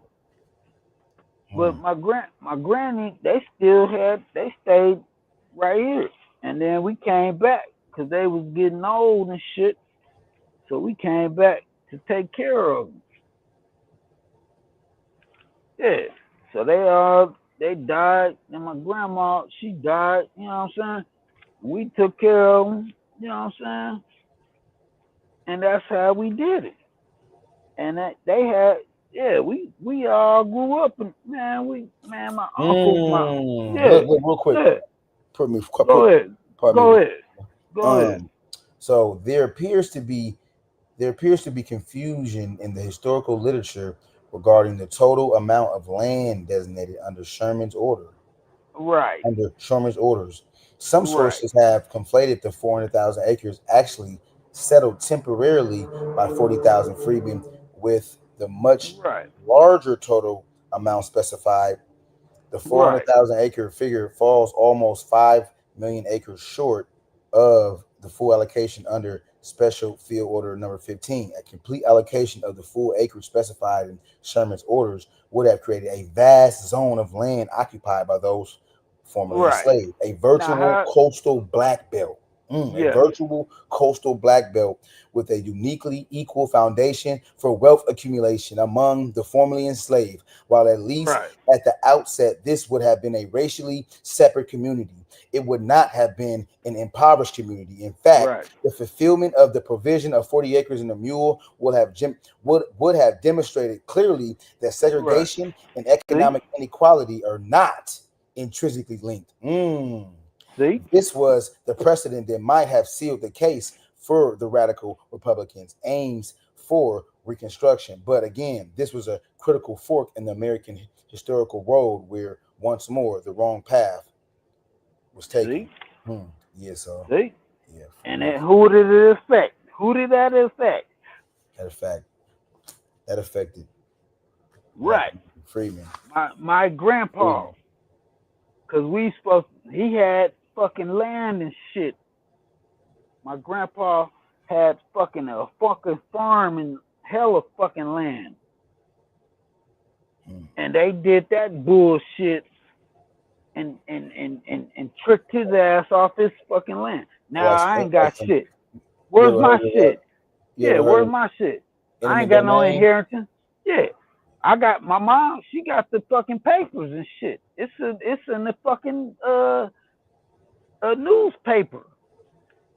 And she said this shit looked like a fake stamp. They stamped it like it was like official. And she was like, nah, I said, Mom, that ain't no real stamp. These man, see? My mom used to go, she said when I was a kid, I used to go and they had all kind of grapes and fruits and the farm, you know what I'm saying? I was like, for real? They used to have like an outhouse, like, you know, you got to go out in the bathroom. Yeah, they had an outhouse. That's the kind of land my grandpa had. They had to go out in the outhouse. Real quick, hold on, man. To many, it appeared that the Union was at risk of losing the war during the peace. Whatever they was doing. Listen, brother, just listen, brother. Yeah, please, go brother. ahead. I'm listening. Thank you. Go ahead. Please. Yeah. When Black Union Private Calvin Holly was assigned to the Freedmen's Bureau of Mississippi branch in December 1865, Mississippi, he wrote to Bureau Commissioner General Oliver Howard that blacks there were in a great many ways being outraged upon beyond humanity. He had observed women and children whose homes were torn down from over their heads. The bodies of 2 black women with their throats slit found along the road to Jackson, the capital, and the church that had been burned to the ground. The rebels are going about in many places through the state and robbing the colored people of arms, money, and all they have, and in many places killing. Citation, you got that. Private Holly advised General Howard of the need to act forcibly to restore order. The safety of this country depends. He said the safety of this country depends upon giving the colored man all the rights of the white man, and especially the Rebs, and let him know that there is power enough in the arm of the government to give justice to all her loyal citizens. Holly and others believed that passing laws that would restore order and give protection to the colored man and meet our justice to who was the colored man? Tatter in arms would be the obvious and most effective course of action. The rights of the freedmen going forward were absent from Andrew Johnson's plan, and the former rebels were returning to power in record numbers with impunity. Lincoln's radical agenda for economic justice was cast aside. Ceded states were required to meet only 4 conditions: call a statewide convention, abolish slavery, nullify all secession ordinances, and repudiate, that is, make it illegal to pay Confederate war debt with state funds. South Carolina's choice for a provisional governor was Benjamin F. Perry, a lawyer from Greenville, a Union conservative who had killed a nullificationist in a duel and subsequently served as a district court judge under the Confederacy. Yeah, that was interesting though. That's all. Just another, One more thing. The brother General Howard. One more thing. This gonna fuck. This gonna fuck everybody up. Okay. Why is my granny? Private Calvin Holly. Why is her last name Carolina?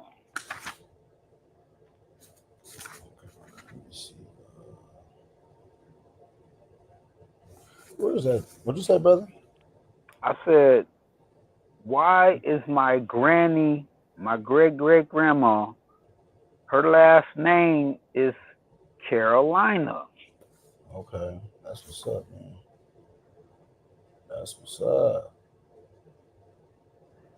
And like I said, real quick, he's talking about everything, but it's all federal. The federal interstate highway. Right. The federal interstate highway. Yeah. Real quick, brother. Real quick. Give me a second, brother, because you've been talking for hella. Please, brother, just bear with me. Okay. In and out. Thank you. I appreciate you. The federal interstate highway program was deployed to situate new freeways through the heart of Black communities, disrupting established neighborhoods, displacing residents, and destroying Black-owned businesses districts. Raymond Mall's 2002 report for the Poverty and Race Research Action Council identifies city after city in the North and South, East and West. So he ain't just only, where Black communities were shattered by the location and construction of federal highways in their midst. As Mo observed, the highway builders rarely mentioned African Americans specifically in their discussions about clearing out blight and slums. In fact, when these ideas first began to receive currency in the late 1930s, the nation's largest cities had not yet received the full force of the massive wartime and post-war migration of Southern Blacks. But that changed dramatically in the 1940s and after. By that time, when the highwaymen talked about clearing out Central City blight, everyone knew what they meant. The goal was to clear most, even if it was rarely stated directly. Actions and policies made intentions transparent, and the visible consequences of the highways the highwaymen built are the best evidence of their desired objective. As one former federal highway official conceded in a 1972 interview, the urban interstates gave city officials a good opportunity to get rid of the local nigger town. In case of Miami, Florida, state highway planners and local officials deliberately routed Interstate 95 directly through the inner city Black community of Overtown, an alternative route utilizing an abandoned railroad corridor was rejected as the highway planners noted to provide ample room for the future expansion of the central business district in a westernly district, a goal of the local business elite since the 1930s, even before the expressway was built. And in the absence of any relocation planning, some in Miami's white and Black press asked, "What about the Negroes uprooted by expressway?" What the fuck? So what the absence of planning? Some in Miami's white and Black. I'm tripping though. Miami's white and Black press asked, keep "What about the keep Negroes uprooted by expressway?" The question remained unanswered. And when the downtown leg of the expressway was completed in the mid-1960s, it tore through the center of Overtown, wiping out massive amounts of housing as well as Overtown's main business district, the commercial and cultural heart of Black Miami. I wonder. That's interesting because I know Miami is hella has a lot of you know, like it's a lot of it's a lot of Caribbean and Haitian, like honestly, I feel like Haitian gets talked about a lot. Like Haitian, and not to to disparage, but the Haitian population gets overshadowed in by them, the Black by American. them. I'm going to deduce that this has to be the Black at that juncture in time. Shit, we It had fuck, to be, we fucks I with wonder Haitians. if Overtown We fucks was with Haitians. with I a don't know heavy why. Black American The presence. white. It's just it's Oh, interesting, and yeah, this right here, people played a big role in uprooting that Black American presence in Miami. It's very interesting, though, as far as that. So my bad. So look, so white people. Right. So Overtown main business. So the commercial and cultural heart of Black Miami. One massive expressway interchange took up 20 square blocks of densely settled land and destroyed the housing of about 10,000 people by the end of 1960. Wow. Overtown had become an urban wasteland dominated by the physical presence of the expressway. Little remained of the neighborhood to recall its days as a thriving center of Black community life when it was known as the Harlem of the South. Crazy how a lot of New York, it's a lot of like New York references, but I ain't supposed to be mad though. Why you mad? I'm not mad. I'm cool. Too. I'm cool. Of the little remains of the neighborhood to recall its days as a thriving center of the Black community when it was known as the Harlem of the South. Yeah, so yeah, man. Yeah, I'm cool. Anthony Fox, the Secretary of Transportation during the second term of the Obama administration, grew up in Charlotte, North Carolina, where he also served as mayor. There, the Black community known as Brooklyn was eviscerated by the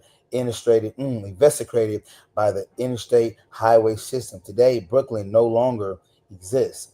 Fox estimates that throughout the United States, during the first 20 years of installation of the interstate highway system, 475,000 families and more than 1 million citizens were displaced. These overwhelmingly listen, because people love to say, "Well, nigga, them wasn't just all Black folks." Man, wait. So wait. Hold on. Wait. Fox estimates that throughout the United States, during the first 20 years of installation of the interstate highway system, 475,000 families and more than 1 million citizens were displaced. These overwhelmingly were residents of Black communities. So that whole most and more. So I'm going to infer that these were overwhelmingly, and it was a flood, seas of Black people, So in some cities, municipal authorities bore the responsibility. I mean, look at Portland. What's that called? Van Portland. When majority Black people out here in Portland, Oregon, when they flooded the town, Black people came out here to work and all that. Yeah, it was white people and all that, but it was majority Black people that were subjected to that treatment and displaced as a result of that. Out here yonder, out here over yonder. Out here over yonder. Yeah. Yo, you just been so that's what I'm saying, bro. Yeah, my bad. That's what I've been. So yeah, I ain't even Some cities, municipal authorities bore responsibilities for introducing new roadways that perform the same function. Getting rid of the local nigger town. That's deep. What we gonna do? What do you say? That's a yeah. A former federal highway official conceded in 1972 interview the urban interstates gave city officials a good opportunity to get rid of the local nigger town.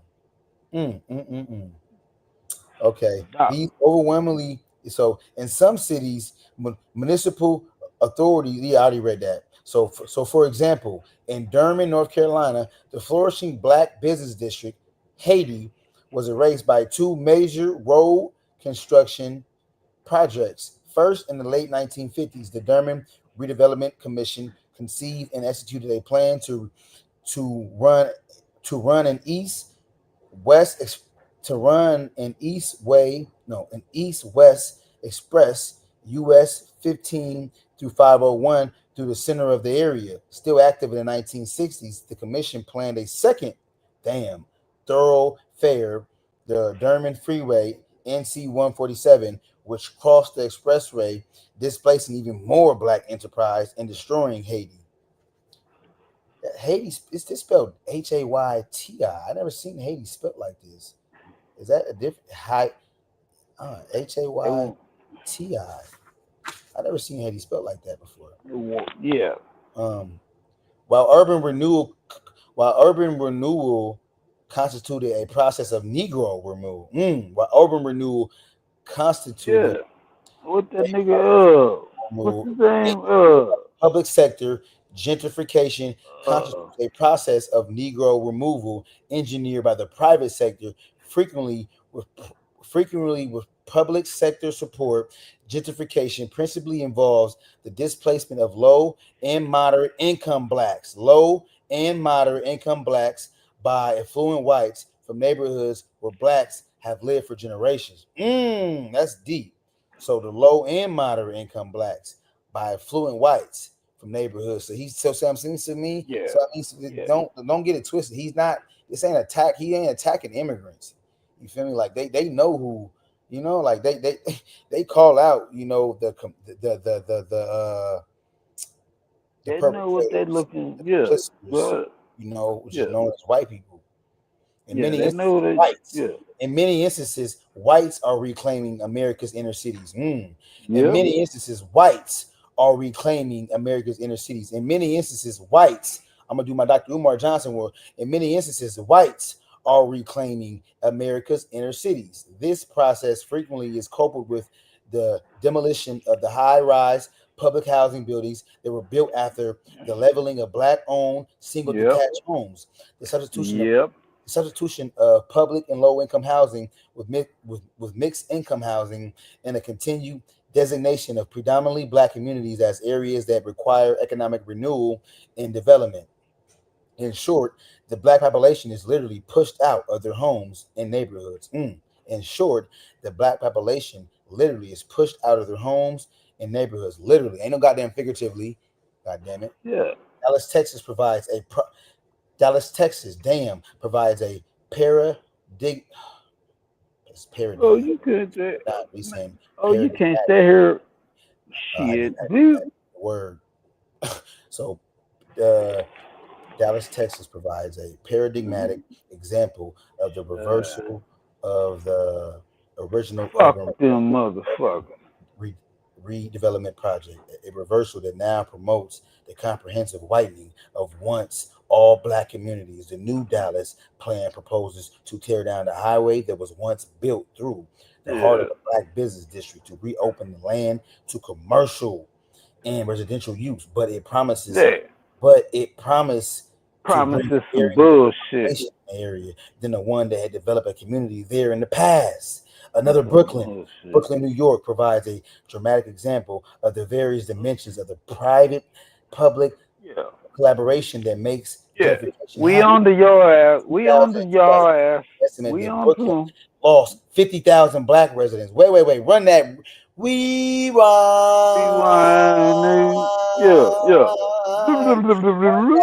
Run that back. Hold up,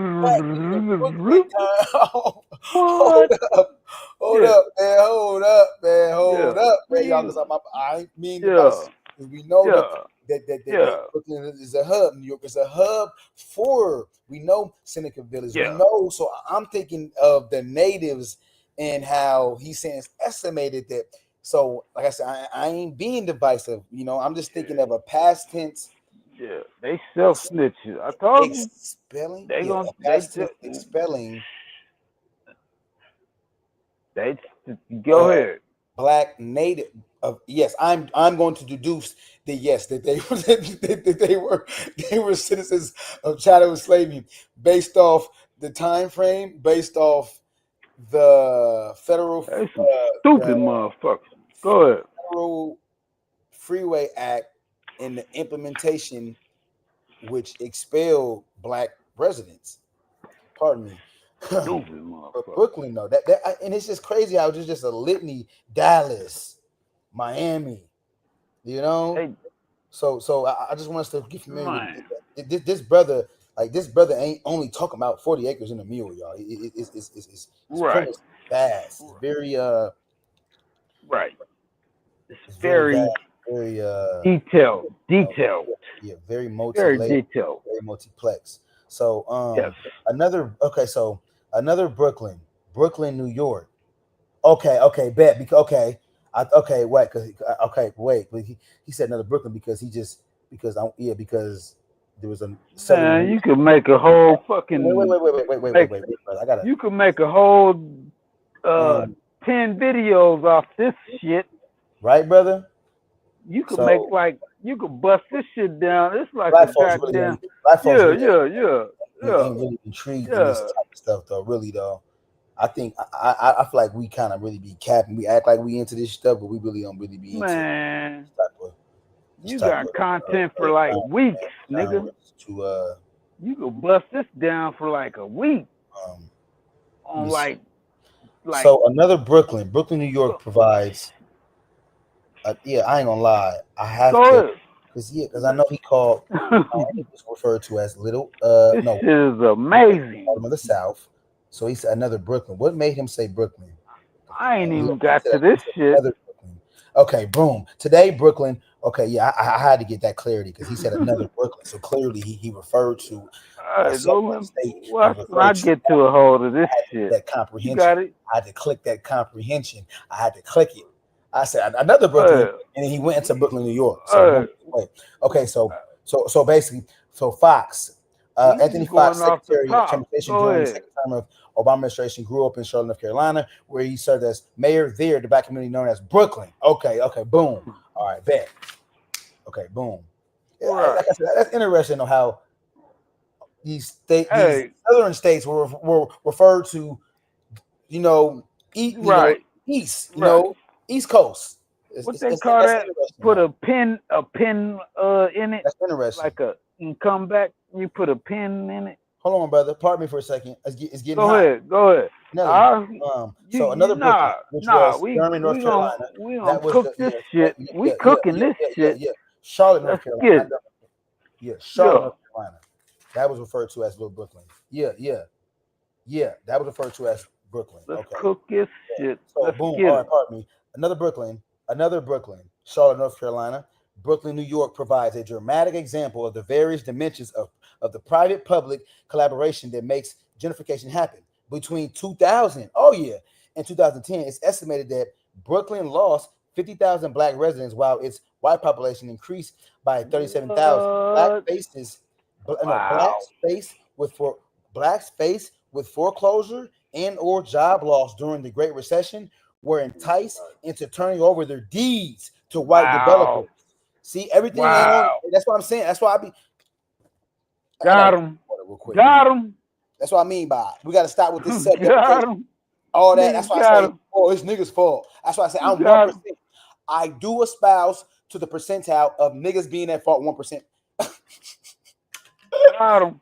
Got him. Body bag. Other than that, nigga, it's 99.9% their fault. And we know who they is. Body bag. 2010, it's estimated that Brooklyn lost 50,000 black residents while its white population increased by 37,000. Blacks faced with foreclosure and or job loss during the Great Recession were enticed into turning over their deeds to white developers and surrendering their rent-controlled apartments for comparatively small sums of money. What? Okay, wait. What? Body bag.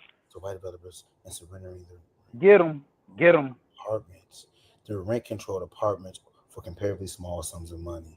The dilution of rent regulation in New York also has contributed to the push-out effect.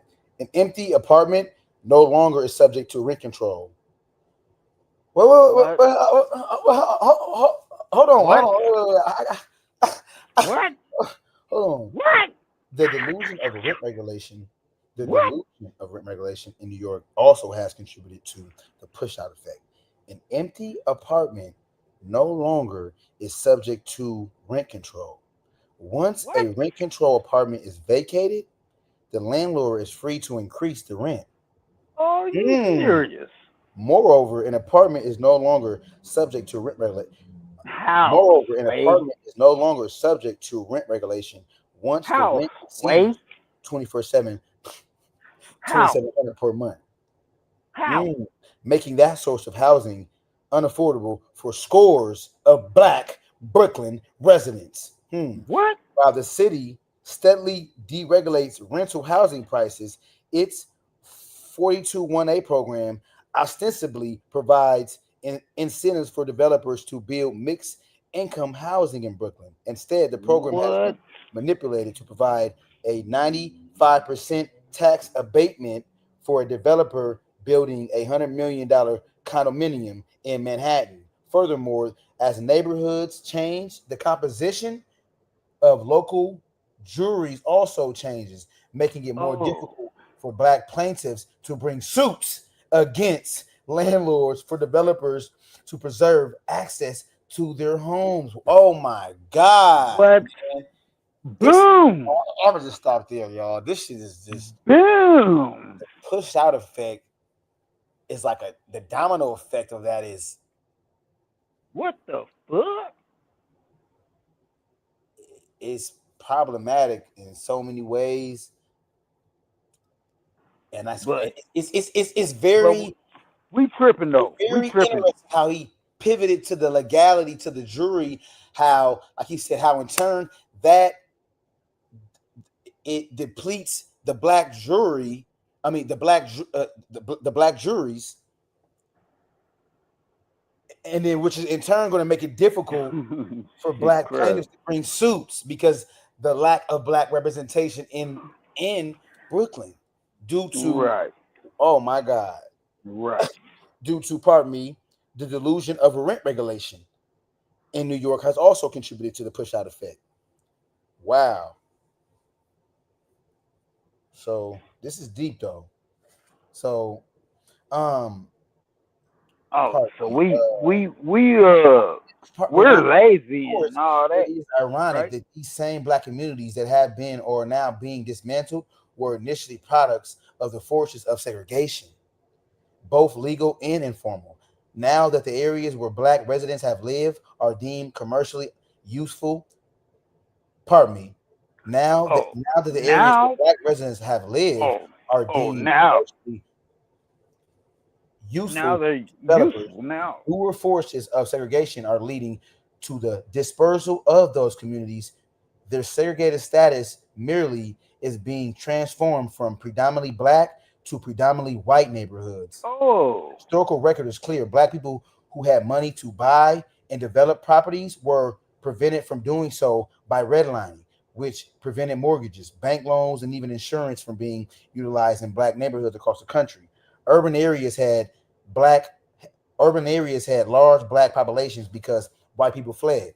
White people left to get away from Black people, and capital paved the road to the suburbs. The tide is now turning because there is once again money to be made in the cities. In 2018, a study conducted in Harris County in Houston, Texas, found that the values of homes in Black neighborhoods continue to.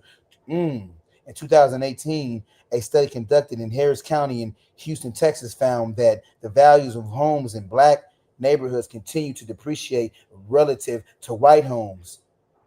Regardless of the safety and amenity characteristics of the Black neighborhoods or the characteristics of the residential structures. Nationally, a Brookings study found that the average home in a predominantly Black neighborhood is undervalued by $48,000, corresponding to 100. Listen, oh my God! See, that's what I mean by constantly reading, bro. There is so much Black intel. I'm just gonna stop there. There is so much information, but receipts. There's too many receipts in a enthusiastic and not in a like a presenting it in like a look, y'all. We can never forget, like I said, I'm yeah, man. All that self-deprecation, nigga. The Negro, the Negro problem is the Negro's problem. No, God damn it. Yeah. So that's deep. Listen, though, I didn't finish that. Wait, real quick, brother. A Brookings study found that the average home in a predominantly black neighborhood is undervalued by 50,000. 48,000, we're gonna say 50,000. We're rounding it, goddamn it. This is all about us getting our, and that's a black home, that the average black home in a predominantly black neighborhood. So this is a Brookings study found that the average home in a predominantly black neighborhood is undervalued by 48,000. We're gonna say 50,000, corresponding to 156 billion total loss in equity. Right. So this is what I mean by this brother ain't they could have did something about it. They could have did something about it. They knew. Many levels. They knew, but they said, nah, we ain't doing shit. Fuck them niggas. The brother's hitting home, y'all. Yeah, proof. The brother is hitting home, y'all. So he's saying that the average black home, it makes sense. I remember seeing that recently when they did the home appraisal of the black family, and they had to get the white friends, and it went up exponentially. It went up damn near $1 million. I want to say it went up exponentially, but they had the fucking control over that shit.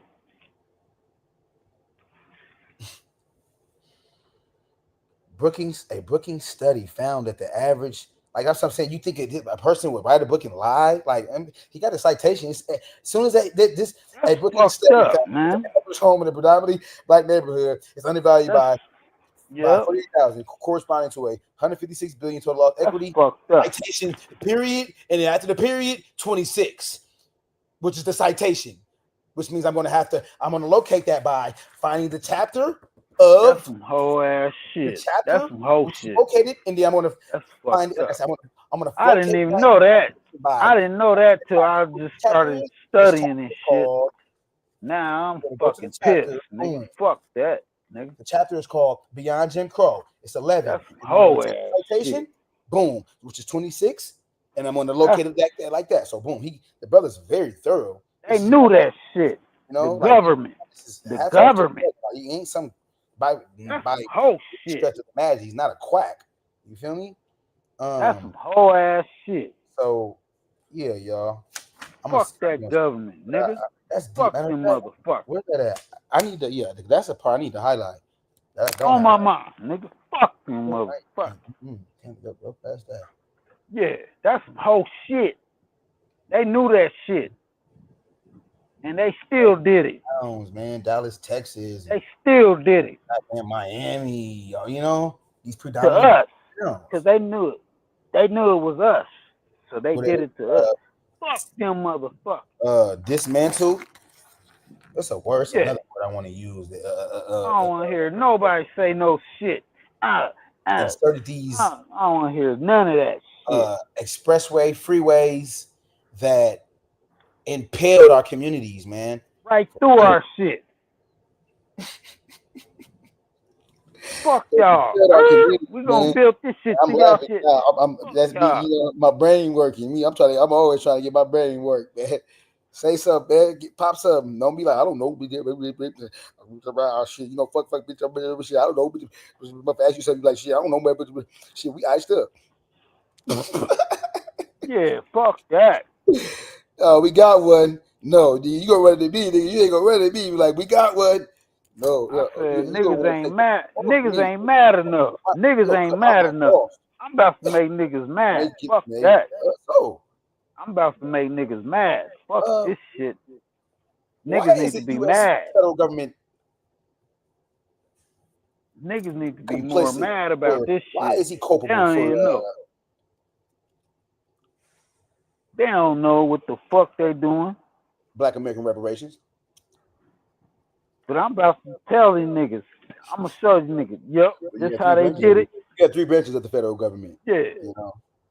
Legislation. Talk executive. All that bullshit.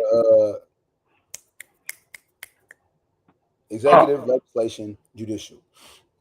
Oh man, And okay, judicial racist. Supreme All Court, right, they enacted let me show laws, you some created shit. laws to disenfranchise us. You know, Laws and all that shit. The government. They had the government the government. helping them. Ain't that a bitch?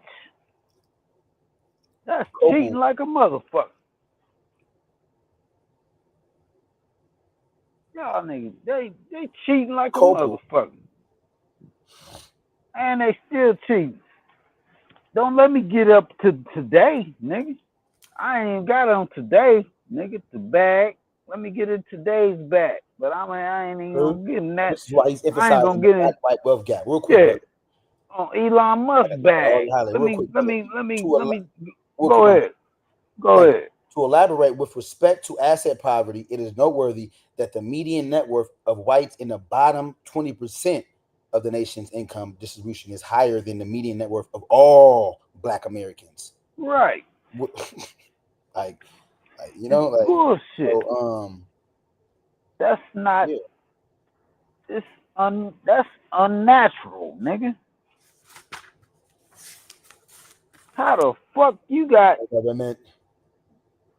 more wealth than all of us, and you just one dude? So look, in this chapter, we present something that is often missing from reparations talk, a detailed program of reparations for Black Americans. We begin by calling upon the U.S. Congress to assert leadership and authorize payments to be made by the U.S. government. Many atrocities, indignities, and micro and macro aggressions have occurred in the well of American racism. In numerous instances, particular individuals or institutions can be identified as perpetrators. Examples include Georgetown University participation in the sale of 272 head of human property to sugar plantations in Louisiana to aid the institution's financial survival in 1838. But actions like that taken by Georgetown leadership at that time occurred in the context of state-sanctioned white supremacy. While it makes complete sense to seek recompense from clearly identified perpetrators when the entire political order is complicit, it is not sufficient to reveal individual perpetrators. Leslie, remember when? Okay, go ahead. Remember when Cut had that? Remember when Cut had that thing where he had that nigga head on the helmet? Remember we had that nigga head on the helmet. That word, I gotta look that word up. Remember that shit? You remember that shit where that nigga Cut had that he had the helmet in his head. He was grabbing his head. No, brother. I ain't gonna lie, brother. I'm stuck on this, bro. I'm in the zone. Go ahead. I'm in the zone like I was on, bro. Go ahead. I hear you out, brother, but I ain't gonna lie. I'm not trying to take in what you're saying with all due respect. You right. I'm reading right now. No. Okay, let's go ahead. Let's say fair. Let's say fair. This weird ass word. A policy or attitude of letting things that take their own course without interfering. Okay, economics by governments interfering in the workings of the free market. Okay, let's say fair. Okay, so let's say fair. A policy or attitude of letting things take their own course without interfering. A let's say fair attitude to life. Okay, let's say fair. Okay, so basically, look, so it is not sufficient to bill individual perpetrators. Yeah, let's say fair or piecemeal reparations may assuage individual guilt, but cannot meet the collective national obligation. Let's say fair. The collective piecemeal reparations. Let's say fair. Okay. A policy or attitude that letting things take. Okay. Without. Okay. Let's say fair or piecemeal organizations may assuage individual guilt, but cannot meet the collective national obligation. The invoice for reparations must go to the nation's government. The U.S. government, as a federal authority, bears responsibility for sanctioning, maintaining, and enabling slavery, legal segregation, and continued racial inequality. Specifically, the invoice should go directly to the U.S. Congress. the legislative branch of the national government. The jurisdiction over the matter of black reparations should be removed from the judicial system for three fundamental reasons. Lawsuits brought against corporations, colleges, and universities for their participation in slavery are unlikely to succeed because slavery was legal at the time that they engaged in the practice. See what I'm saying? I'm saying, y'all, his premise is not to sue federally. His premise is an act as a matter of U.S. Congress. We need to strip it from the judicial realm and insert it into the congressional. That's crazy work. Crazy work. So pardon me, boom. That's crazy motherfucking work. Okay, so boom. Okay. Their activities were undoubtedly immoral, but they were not illegal at the time. We know. In order to sue the U.S. government for reparations for the continuation of racial violence and discrimination in the post-civil rights legislation era, one would have to establish that the U.S. government agencies knowingly and intentionally did not enforce the new laws. This would require an effort of Xena proportion. You know, Xena, the show Xena. You know the show with the white lady, Xena. Xena S proportions. He said this will require an effort of I love how that brother of Xena-esque proportions. That's impossible, brother. That would require a Xena-esque proportions that require efforts of Xena-esque proportions. Xena, Hercules, all that. The courts do not have the capacity to implement or enforce any legal mandate they might hand down for black reparations. As the Supreme Court school desegregation decision demonstrate, legal mandates without broad popular support will be blocked and deflected. If popular support is a prerequisite for success in obtaining black reparations, then it is best to develop that support and push Congress to vote for a substantive program of black reparations. Given its traditional connection to these issues, the legislative branch can lay the groundwork for the design of a reparations program, first by establishing a commission that can investigate the history of racial injustice in the United States. This can be a commission similar to the one Congress created to investigate the circumstances of the mass incarceration of Japanese. Exactly. He said this could be. I love how he inserted put that in there too. This would be a commission similar to the one Congress created to investigate the circumstances of the mass incarceration of Japanese Americans during World War II. The Commission on Wartime Relocation of Internment of Civilians. The report produced by a commission that does a thorough analysis and constructs an official statement of the record of American racial injustice can be a valuable instrument in widening public support for the reparations project. Congressional approval of H.R. 40, originally developed by former Representative John Connors and now managed by Representative Sheila Jackson Lee, to establish a congressional commission to investigate slavery and its multi-generational effects and assesses the feasibility of recompense, could be an important step on the road to reparations. The current legislation calls for it to be known as a commission to study and develop proposals for reparations for African Americans. Again, whether such a commission is established via congressional action or presidential fiat, it is imperative that the appointees make an authentic commitment to developing a comprehensive program of reparations, and that the commission have an 18-month deadline to issue its report.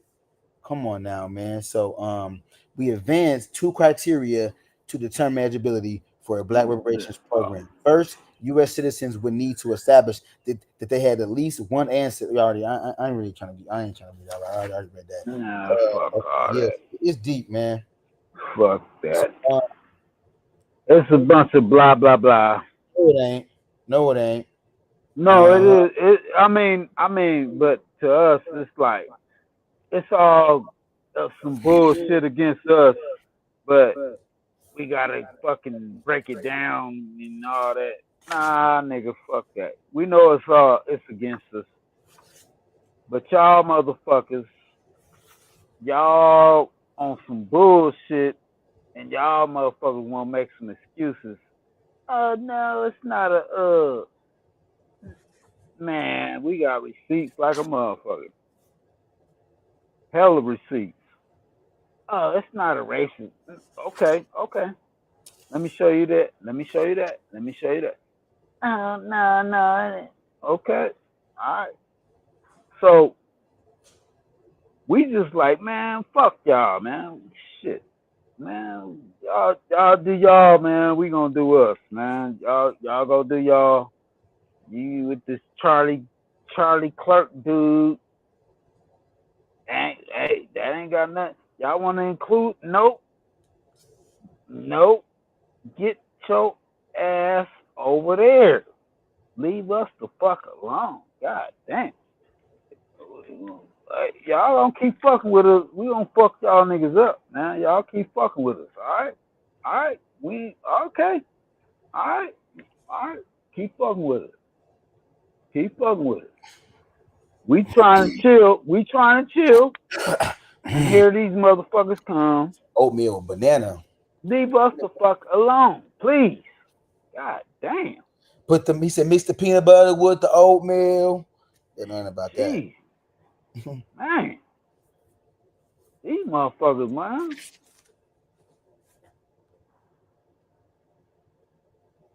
Shit. Then when niggas start fucking y'all niggas up, then they're black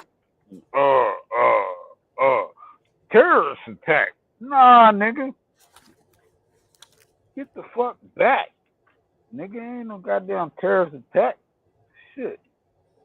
Y'all motherfuckers keep coming over in our shit. The hell? Black Floridians were deliberately exposed to swarms of mosquitoes carrying yellow fever and other diseases in experiments conducted by the Army and the CIA in the early 1950s. That's what I'm saying. Niggas, man, I'm done, bro. Matter of fact, let me highlight that, man. I mean, I'm done, bro. Niggas, no, bro. Niggas better wake up, man. I'm crashing out. Early morning crash out. Leave us the fuck alone. Early morning crash out, man. The hell? In 1945, what's his name? Cade, an African American trucker being treated for injuries received in an accident in Tennessee was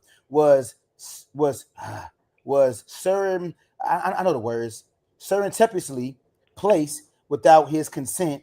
I gotta get them defined surreptitiously. No, I ain't say that. I said no. Define. Nah, you said it good. You good. No. Go ahead. Let me see something.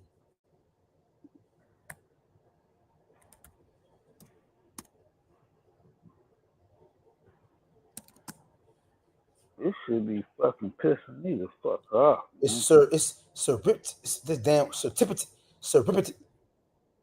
Okay, surreptitiously. Okay, surreptitiously.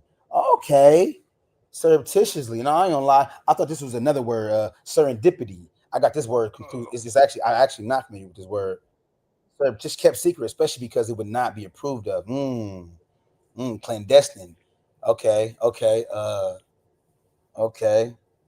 Obscured, shrouded from view. Okay, surreptitious. Okay, so so this brother Eb Cad, an African American trucker being treated for injuries received in an accident in Tennessee, was surreptitiously placed. Secretively placed. That's what I mean. Like, you can't skip that, nigga. You skip that word and you don't know that word, nigga. Nigga, that's error. Yeah. Error. You can't. I'm telling you, that's why I can't skip words, bro. Like, I just can't skip a word. But if I don't know that word, bro, I got error. All right. Error. Yeah. Error. What's up? I can't skip words, man. Nah, iron sharpens iron, man. Yes, indeed. And man sharpens man too. You feel me? Yeah. Let's go slow and take it one syllable at a time. Serendipitously. What's up, fam? Yup, you're right, sir. Serendipitously. Yup. Serendipitously. Yeah, man. Secretly. Yeah, this brother was I said this brother, I didn't even read it though. So so this brother Ed Cad, an African American trucker being treated for injuries received in an accident in Tennessee, was surreptitiously placed without his consent in a radiation experiment sponsored by the U.S. Atomic Energy Commission. Period. Black Floridians were deliberately exposed to swarms of mosquitoes carrying yellow fever and other diseases in experiments conducted by the Army and the CIA in the early 1950s. Throughout the 1950s and 60s, black inmates at Philadelphia's Holmesburg prison were used as research subjects by University of Pennsylvania dermatologists testing pharmaceuticals and personal hygiene products. Some of these subjects report pain and disfiguration even now. During the 1960s and 70s, black boys were subjected to sometimes paralyzing neosurgery by a University of Mississippi researcher who believed brain pathology to be the root of the children's supposed hyperactive behavior. Wow. In the 1990s, African American youths in New York were injected with fenfluramine, half of the deadly discontinued weight loss. Oh my! Hold on, wait. So I gotta look this up, man. This is crazy. I take it. I gotta look this up. This is crazy to me. So 1990s African American youth in the and then in 1990s African American youths in New York were injected with fenfluramine.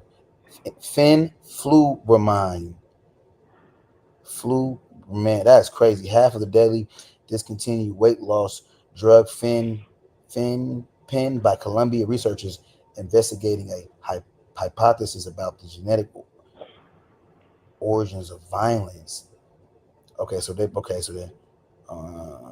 Wow, black lives were put at risk and destroyed by medical experimentation. Then that again involved no hint of informed consent. Perhaps the most glaring example was the existence of the medical field of the HeLa cells, Henrietta Lacks cells, of the late Henrietta Lacks without families or her own knowledge and agreement. Lacks unusual cells that could be kept alive and had the capacity to grow in number proved to be a remarkable boon for biomedical researchers, but neither Lacks nor her relatives had ever given permission for their use in this fashion. Come on now, man. Black families' reproduction has also been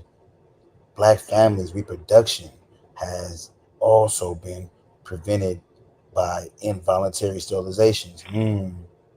Black family reproduction. Come on now. Rest in peace, Fannie Lou Hamer. Fannie Lou Hamer was,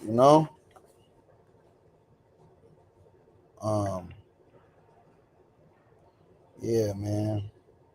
Both officially under state eugenics programs and unofficially by coercive physicians who insisted on tying the tubes of black women after they had given birth. Some physicians seized upon the opportunity to perform hysterectomies on black patients when the women were admitted to the hospital for other. Man, I wish I was. I was fuck their ass up. Non-appreciable reasons. Fuck them motherfuckers. That's fucked up, man. That's fucked up, man. I don't give a fuck. That shit is on record, man. And these niggas talking about, man, shut the fuck up, man. That shit's fucked up, man. They recorded that shit. Ain't like a nigga making this shit up. You know what I mean? Prevented by involuntary sterilization. That's fucked up, man. That shit is in history, nigga. Come on, man. Just that. makes you verbal eloquence. Your eloquent skills seamless. Fuck, man. Shit got me pissed.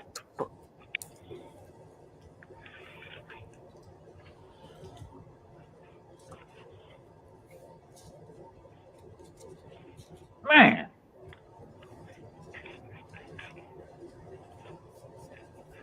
These niggas is funny ass niggas. Nigga. Yep. Surreptitiously. Surreptitiously.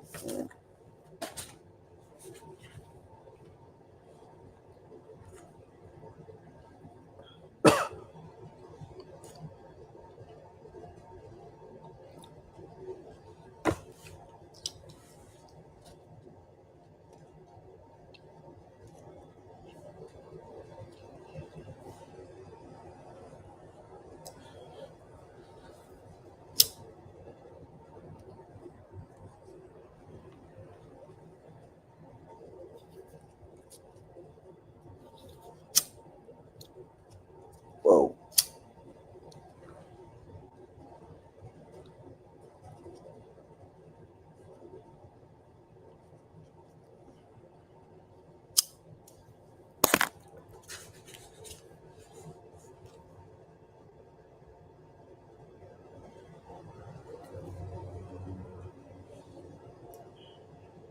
Just fast forward, like he talk about, he's basically talking about,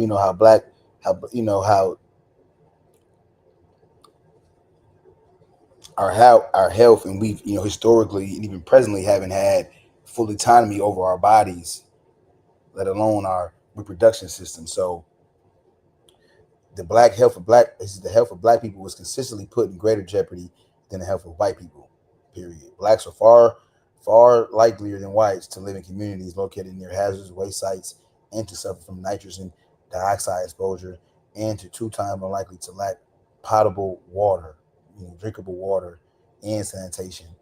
A recent dramatic example of black vulnerability to environmental hazards is the poisonous tap water crisis in Flint, Michigan, where sour-smelling, discolored water came out of Flint residents' pipes in the spring of 2014. Their complaints went ignored for nearly 2 years. In some cases, environmental damage done by heavily polluting corporations destroys black lives and drives residents out of long-standing black towns. One of the most glaring examples is a series of cancer-related deaths and community destructions wrought by the location of Axiall, AXIALLIS, location of Axiall and Souls chemical plants in Mossville, Louisiana. A process began in the 1990s. Mossville, black town, established more than 250 years ago by persons formerly enslaved, now no longer exists. That's deep. Hold on, let me see something. One of the most glaring examples is a series of cancer-related deaths and community destruction wrought by the location of chemical plants and cracker. A process began in the 1990s. Mossville, a black town, established more than 200 years. Ain't no black people here now.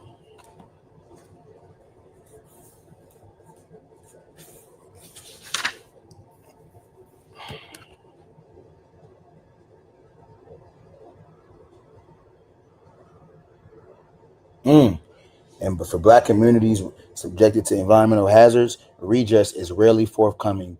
The complaints of black and poor communities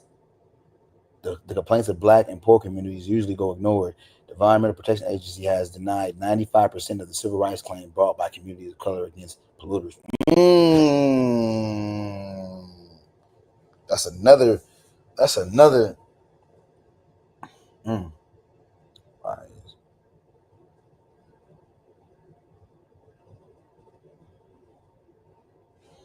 Damn.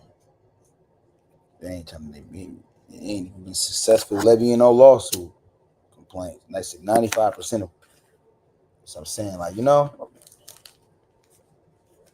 You got people to do write books and they make all type of claims. You're right. Motherfuckers do. Motherfuckers write books and write all type of claims in it. You're right. They proclaim this and this and that.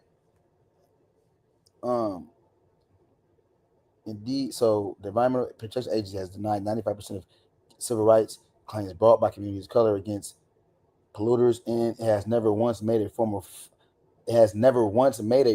finding of a civil rights violation citation. Because you know what I'm saying, like you making that type of declaration, you proclaiming this is the EPA.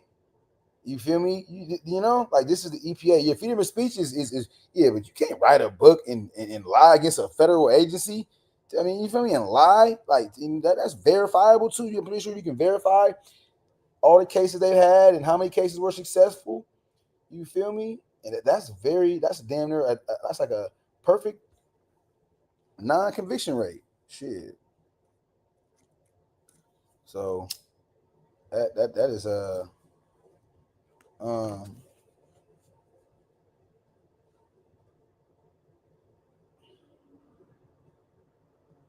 indeed, the evidence presented in part 5 of this book has demonstrated that Black lives have not mattered in the United States since the end of slavery.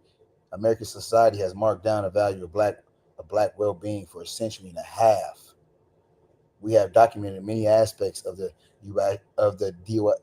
devaluation of Black lives in this chapter. Setting aside the evil of slavery itself, the catalog of injustices listed here is sufficient to make the case for reparations. You see what I'm saying? Like, you see what I'm saying? Like, he said what he said.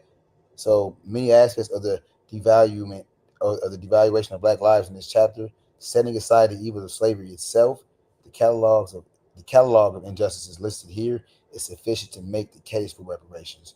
When the United Nations Working Group of Experts on People of African Descent issued its dramatic report calling for reparations for Black Americans in 2016, the group emphasized current injustices as well as enslavement and its long-term effects. As the Washington Post reported, in particular, the legacy of colonial history, enslavement, racial subordination and segregation, racial terrorism, and racial inequality in the United States remains a serious challenge, as there has been no real commitment to reparations and to truth and reconciliation for people of African descent.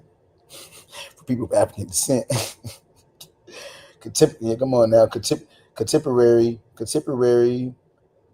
police killings and the trauma that they create are reminiscent of the past racial terror of lynching. Citing the previous year's spat of police officer killings, unarmed African American men, the panel warned against impunity for state violence, which has created, in the panelists' words, a human rights crisis that must be addressed as a matter of urgency. Yeah, man. Yep.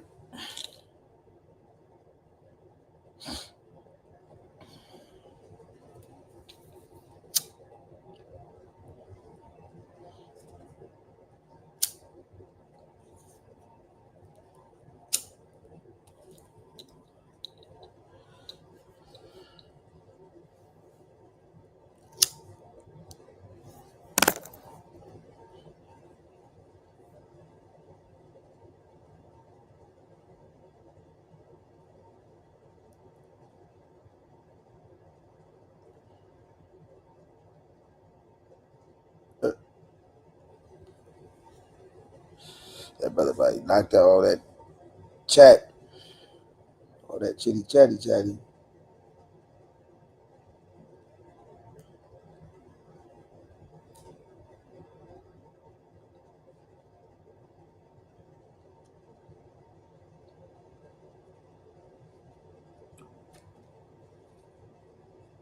The plan is to enact. Well, first we got to educate. He talks about that in the book. Educate, like the Japanese, they had to educate. The Japanese had to educate their own lineage. You feel me? They had to educate. You know, they had to edify their people on what happened. You know, on a grassroots level. You know, but I'm definitely with the. I don't see why that's not pragmatic. You know, Congress. You know, placing the obligation on Congress. You know, and doing away with the with the judicial aspect of it, because it's a road that's imbued meaning filled with immunity. So U.S. Congress, and then like he said too, also, as far as civically, galvanizing support, coalitions, all that. Like it's many things we can do. Like I said, he even speaks about the paucity of reparations literature in adult education. So it's a lot. It's really that's in this book, and the need to to highlight and expose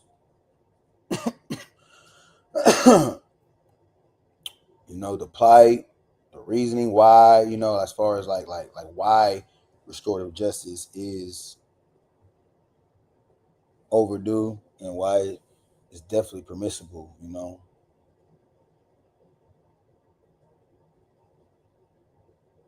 based off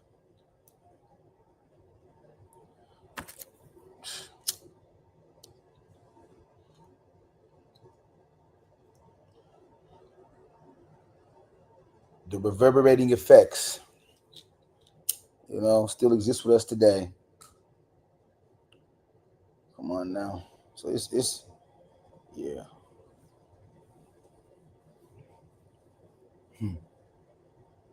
Well, the 20th today. Matter of fact, let me see what time this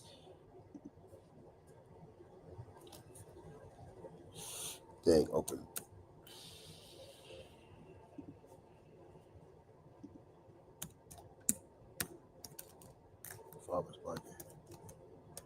Education is first, though. That's first and foremost.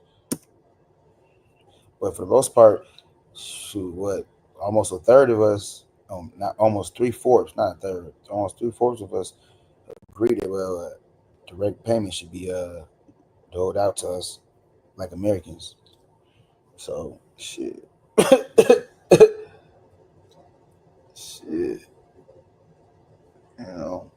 Establish a critical mass. Let's see.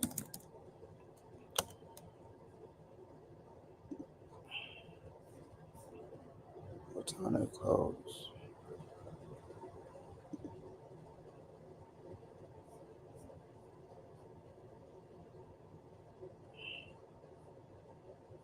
Are they closed? Let's see.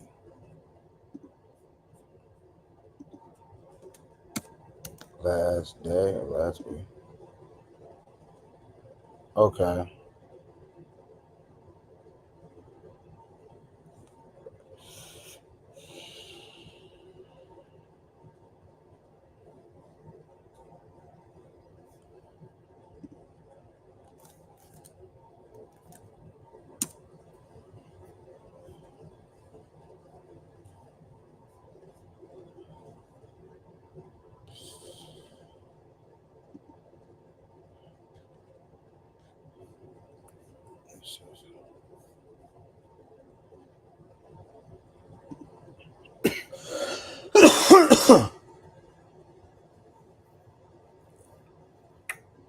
September 2. September. What's the last date of?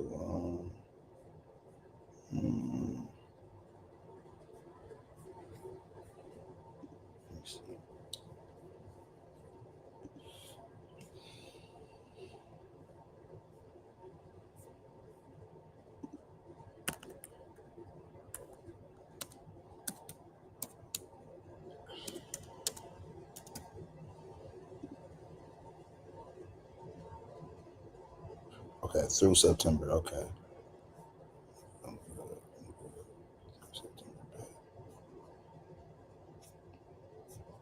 Cool.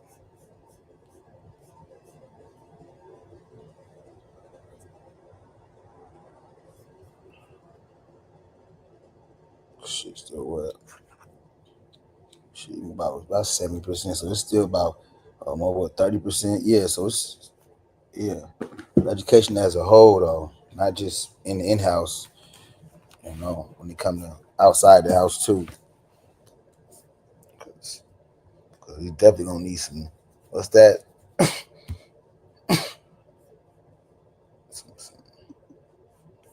some support.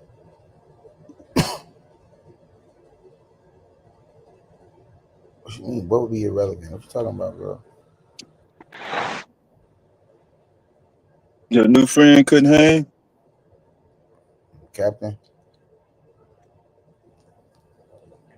He all the way out? I think he might be out. Off the bird. Off that bird. Glad to find somebody to rock with, man. That's cool, man. Rock it out all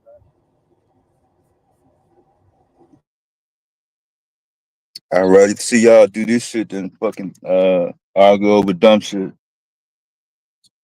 Agree with it, different perspectives or not. Everybody ain't gonna always agree on every fucking thing. God damn.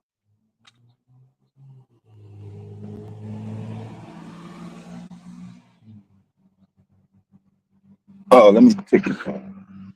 Battery might went out and everything. We'll be back there.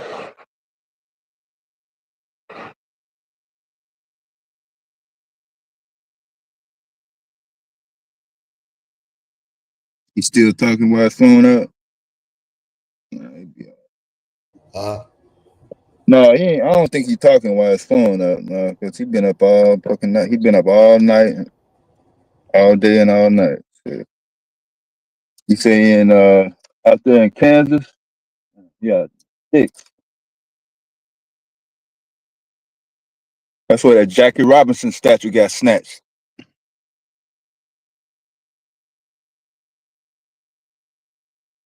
They took that down. Yep.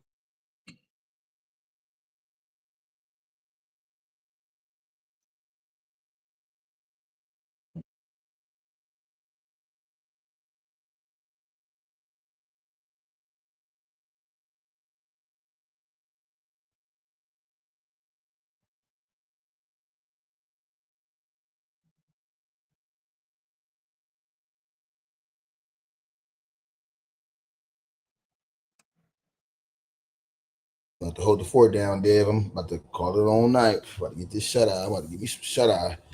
Okay. Yeah, that's what's up. That's what's up, man. Before you go, whatever happened with that white boy that shot that black man, that old black man, military veteran in the wheelchair on 55 with a gun. And by the Yeah. water, Seattle, right? Yeah. Yeah. They got him locked up on no bail. Yep, no bail. And What they charging him with? they charged him with I'm First gonna go back degree? and look, but I want to say they didn't charge him with second-degree murder. I'll tell you Yeah. that. Probably charged him with like assault with a deadly weapon. I'm Oh, going okay. to look for sure, but I want to say they did not charge him with no attempted murder. Yeah. The black dude ended up dying though? No, the brother. No. The brother didn't die. He lived. He survived. So thank God. The brother was. Yep. We don't say he was war. Was he? Yeah, he was in the military. Yeah, I don't know which war though, but yeah. So the Navy. Yeah, I think he was in the Navy too, if I'm mistaken. But I'm gonna go back and look because now I'm curious. I'm gonna go look and see. Look right now. See what's. So the dude in the wheelchair, he had a gun too? Oh, he said he had a gun. Did he have a gun? Did he have a gun? Or did he have a knife? I think. Oh, okay. No, I'm gonna check. I think that brother did have a gun. Let me see. Hold on. Let me see something, man. I'm curious, man. Let me see. Yeah, I'm surprised that didn't make no bigger news.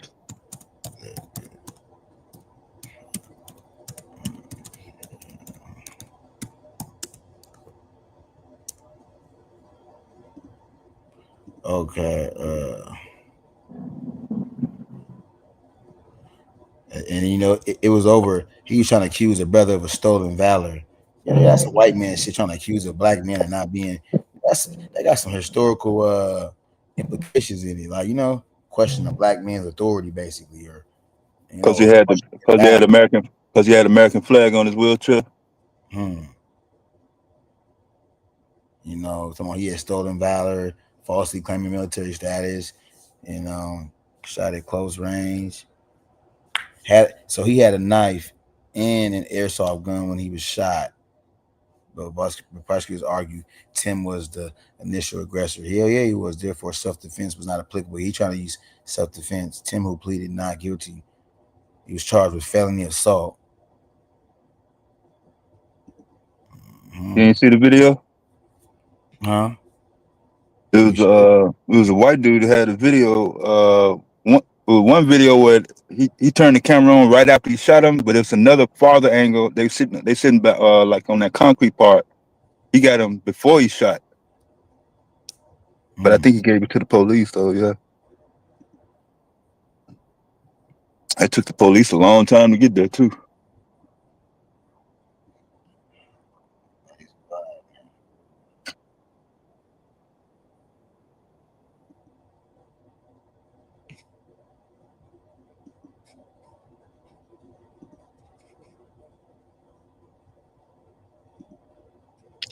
Yeah, a white man shot a older, elderly black man, disabled, in a wheelchair.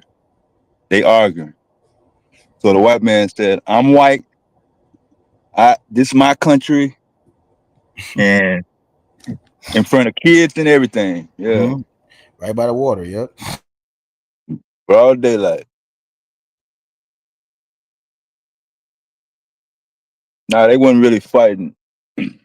The motherfucking white dude was just fucking on some. I don't know what the fuck he was doing.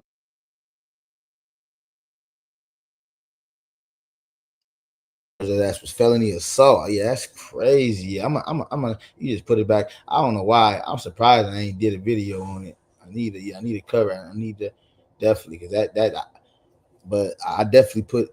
I went in the chat though. The video. I commented on the video in the news channel. They highlighted my comment. I basically was like, what I say?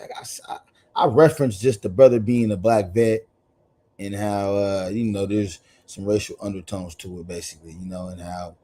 Yeah, man. Yeah. So that's all.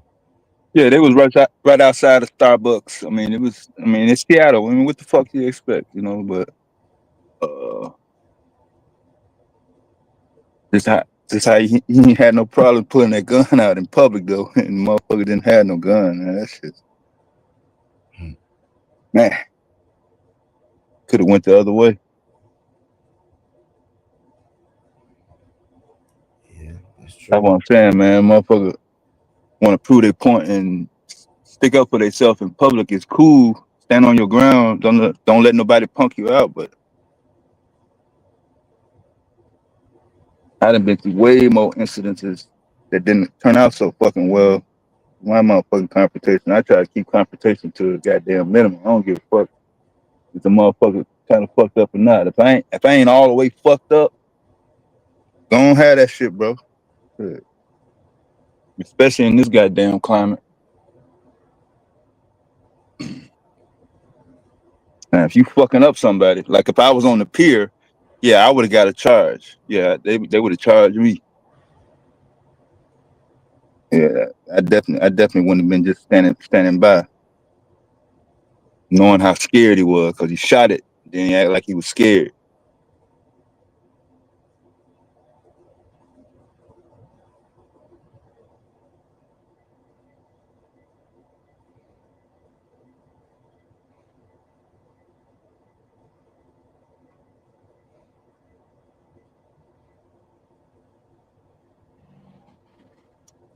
Yeah, for the most part, yeah, go and have that shit.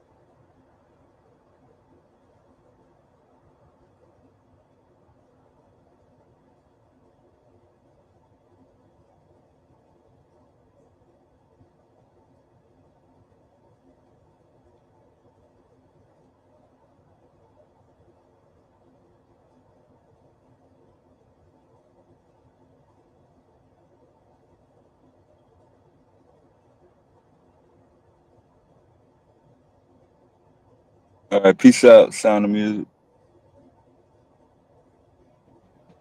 What up, Afro? Seen you earlier, man.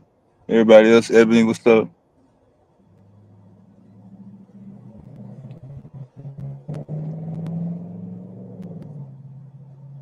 Late night crew, winding down. Another Saturday morning.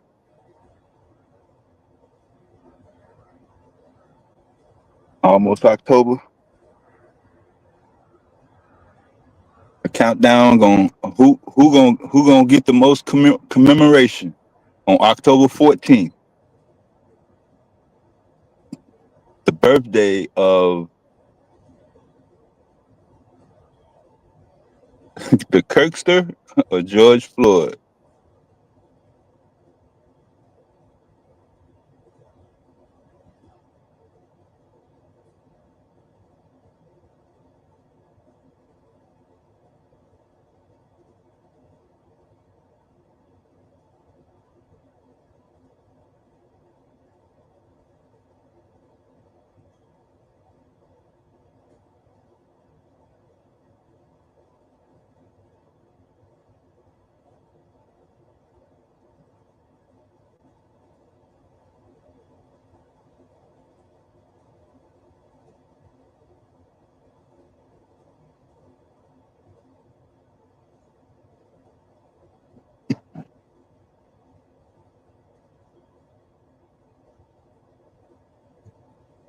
Much as Mug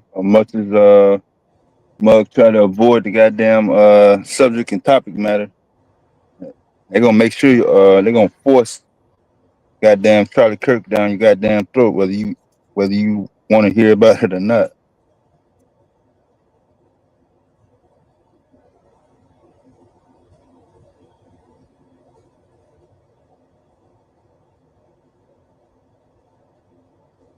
I mean, you got Candace Owens and Tatum and all the other motherfucking Republican supporters keeping his name alive in the black community. That shit ain't gonna never die down.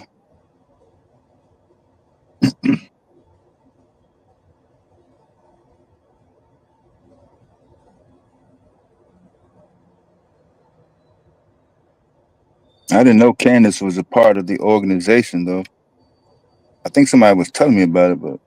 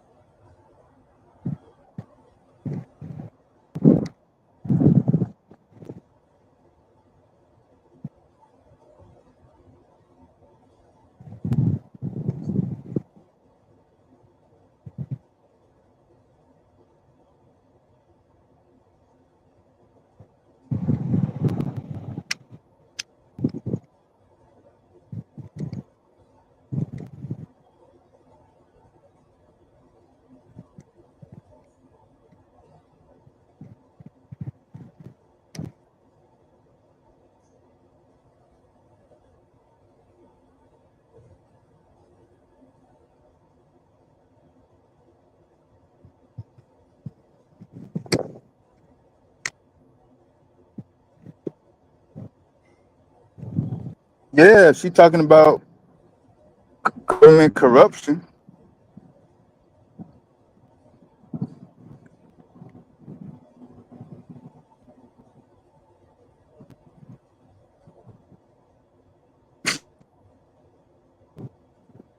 Man, unless you just now learning about the government, you in grade school, you in civics or social studies class. I don't think it's never been no time when the average person, or I take that back.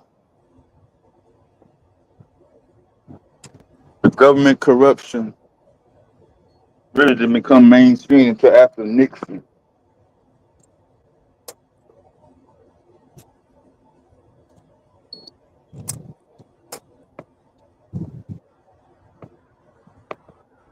Because before Watergate, most people trusted the government won't lie or always did the right thing no matter what.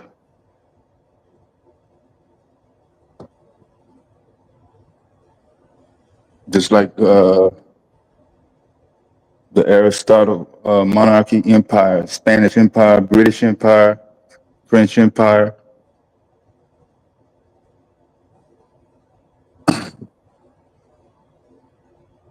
You can't leave out the religious aspect of it, because that's where all this shit really come from.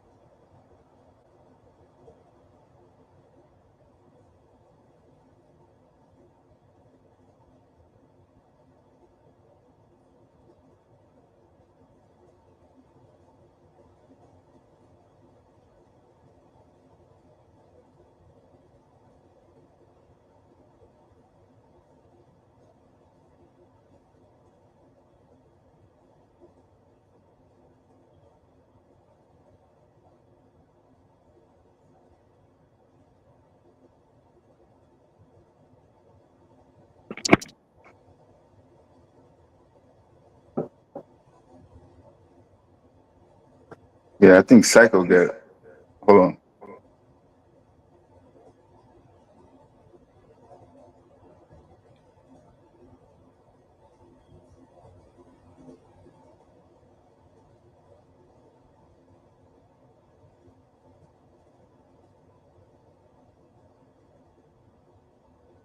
Yeah, I think Psycho got a little bit deeper library on her.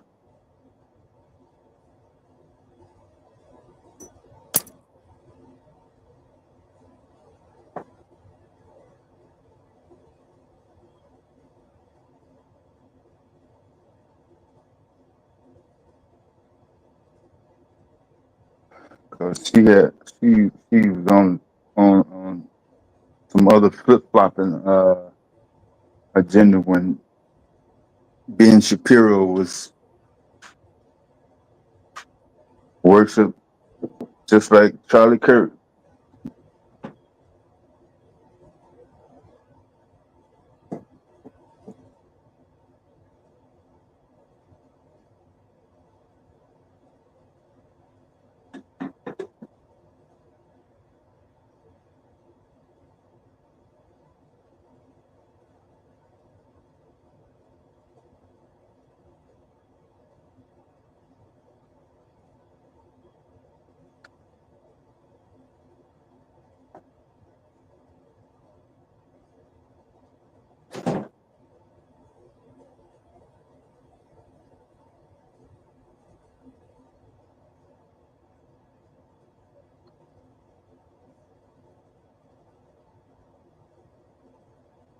Yeah, you calling them wicked, but the main premise of them separating from King James was primarily due to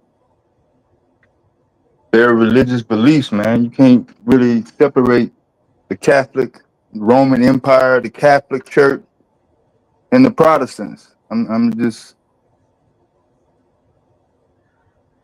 and white people always had primarily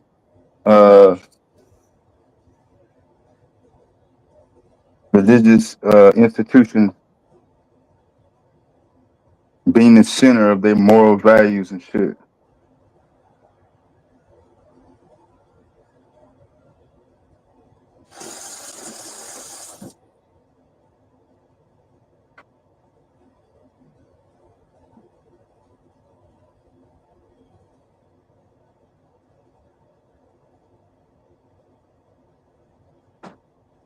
You are a citizen of the United States and you're not a Christian, and you say it out in public,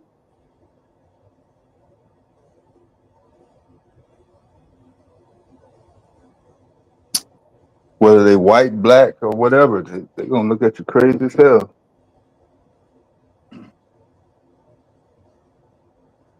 They say it's freedom of religion and there is no Bible. But if it was freedom of religion, you would have everything centered around taking an oath and swearing on the Bible.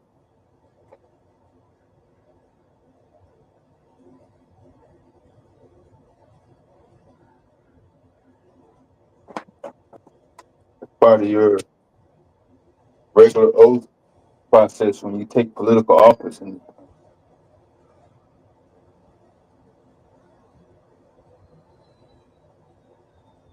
whenever you go to court, you do solemnly swear.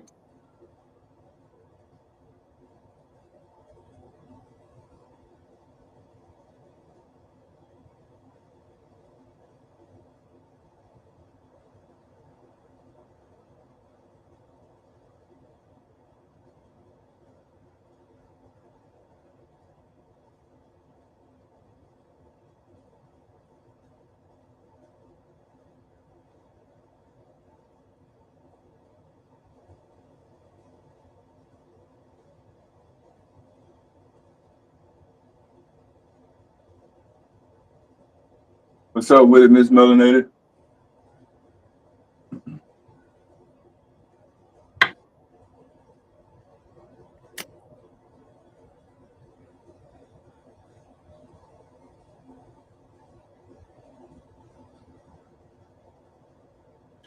No, you don't have to, but just letting you know what their priorities are.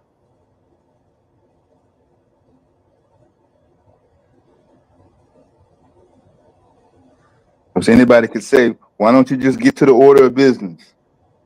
This meeting or this court or this, whatever it will now start.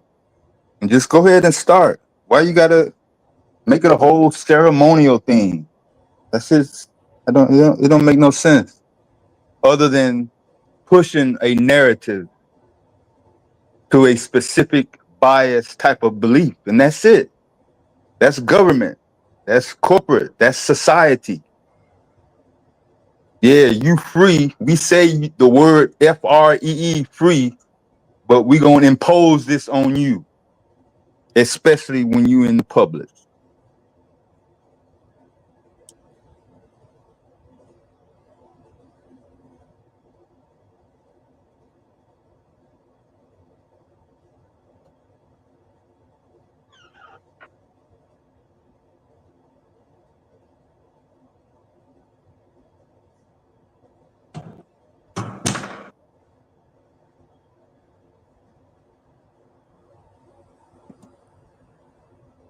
Yeah, all they gotta do is just ask them, are you gonna tell the truth? And then just say, yeah, boom.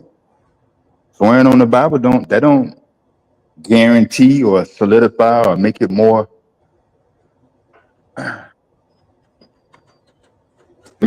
valid.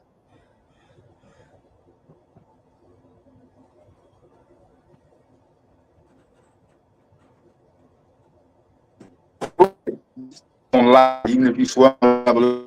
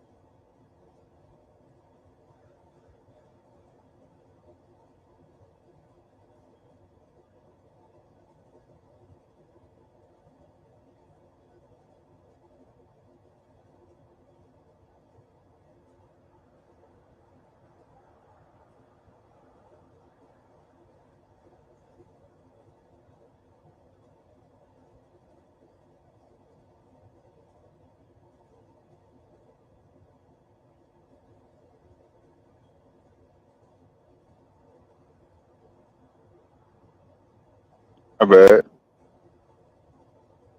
Yeah, they gonna say what they gonna say anyway.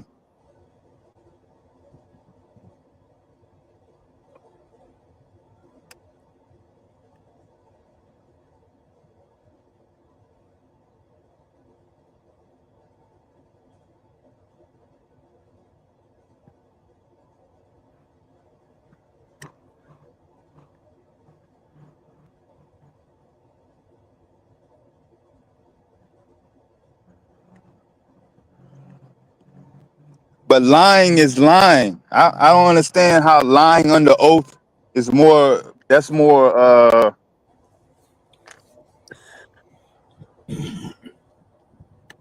Can't even come up with a word for it because it's not true. But that's supposed to be more terrible, more erroneous if you lie under oath versus just fucking saying the same goddamn lie. So you're not as guilty if you don't lie under oath. Put your hand on some goddamn religious goddamn book. That's supposed to make it. That's supposed to make it okay.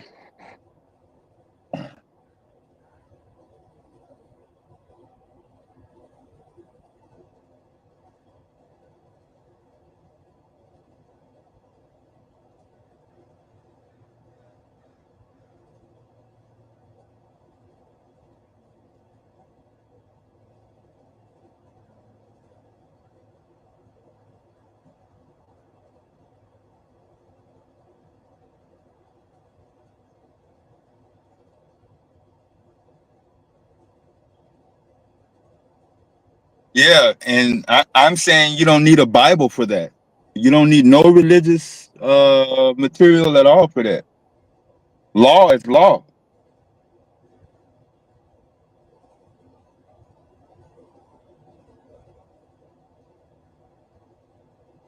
I understand that's the way they did it.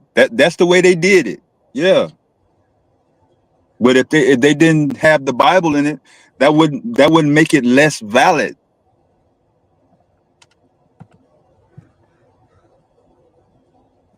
But now they didn't convince everybody that, hey, since we put the Bible into it, since we added this little extra step in it, it's more, makes it more valid.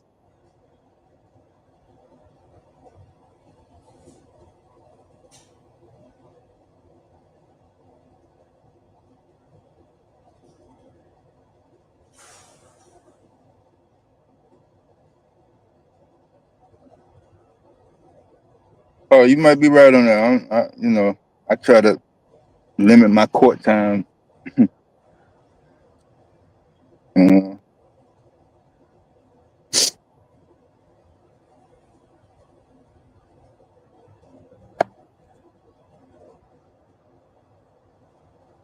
Unfortunately, my first experiences with court and law and all that shit was with corrupt cops. Shit.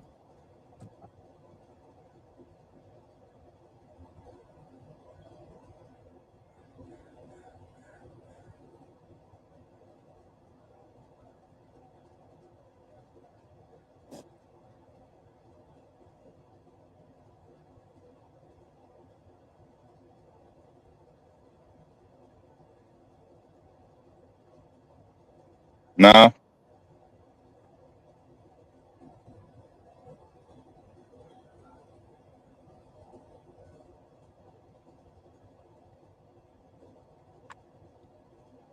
but that's good if they don't. I'll take y'all word for it on that.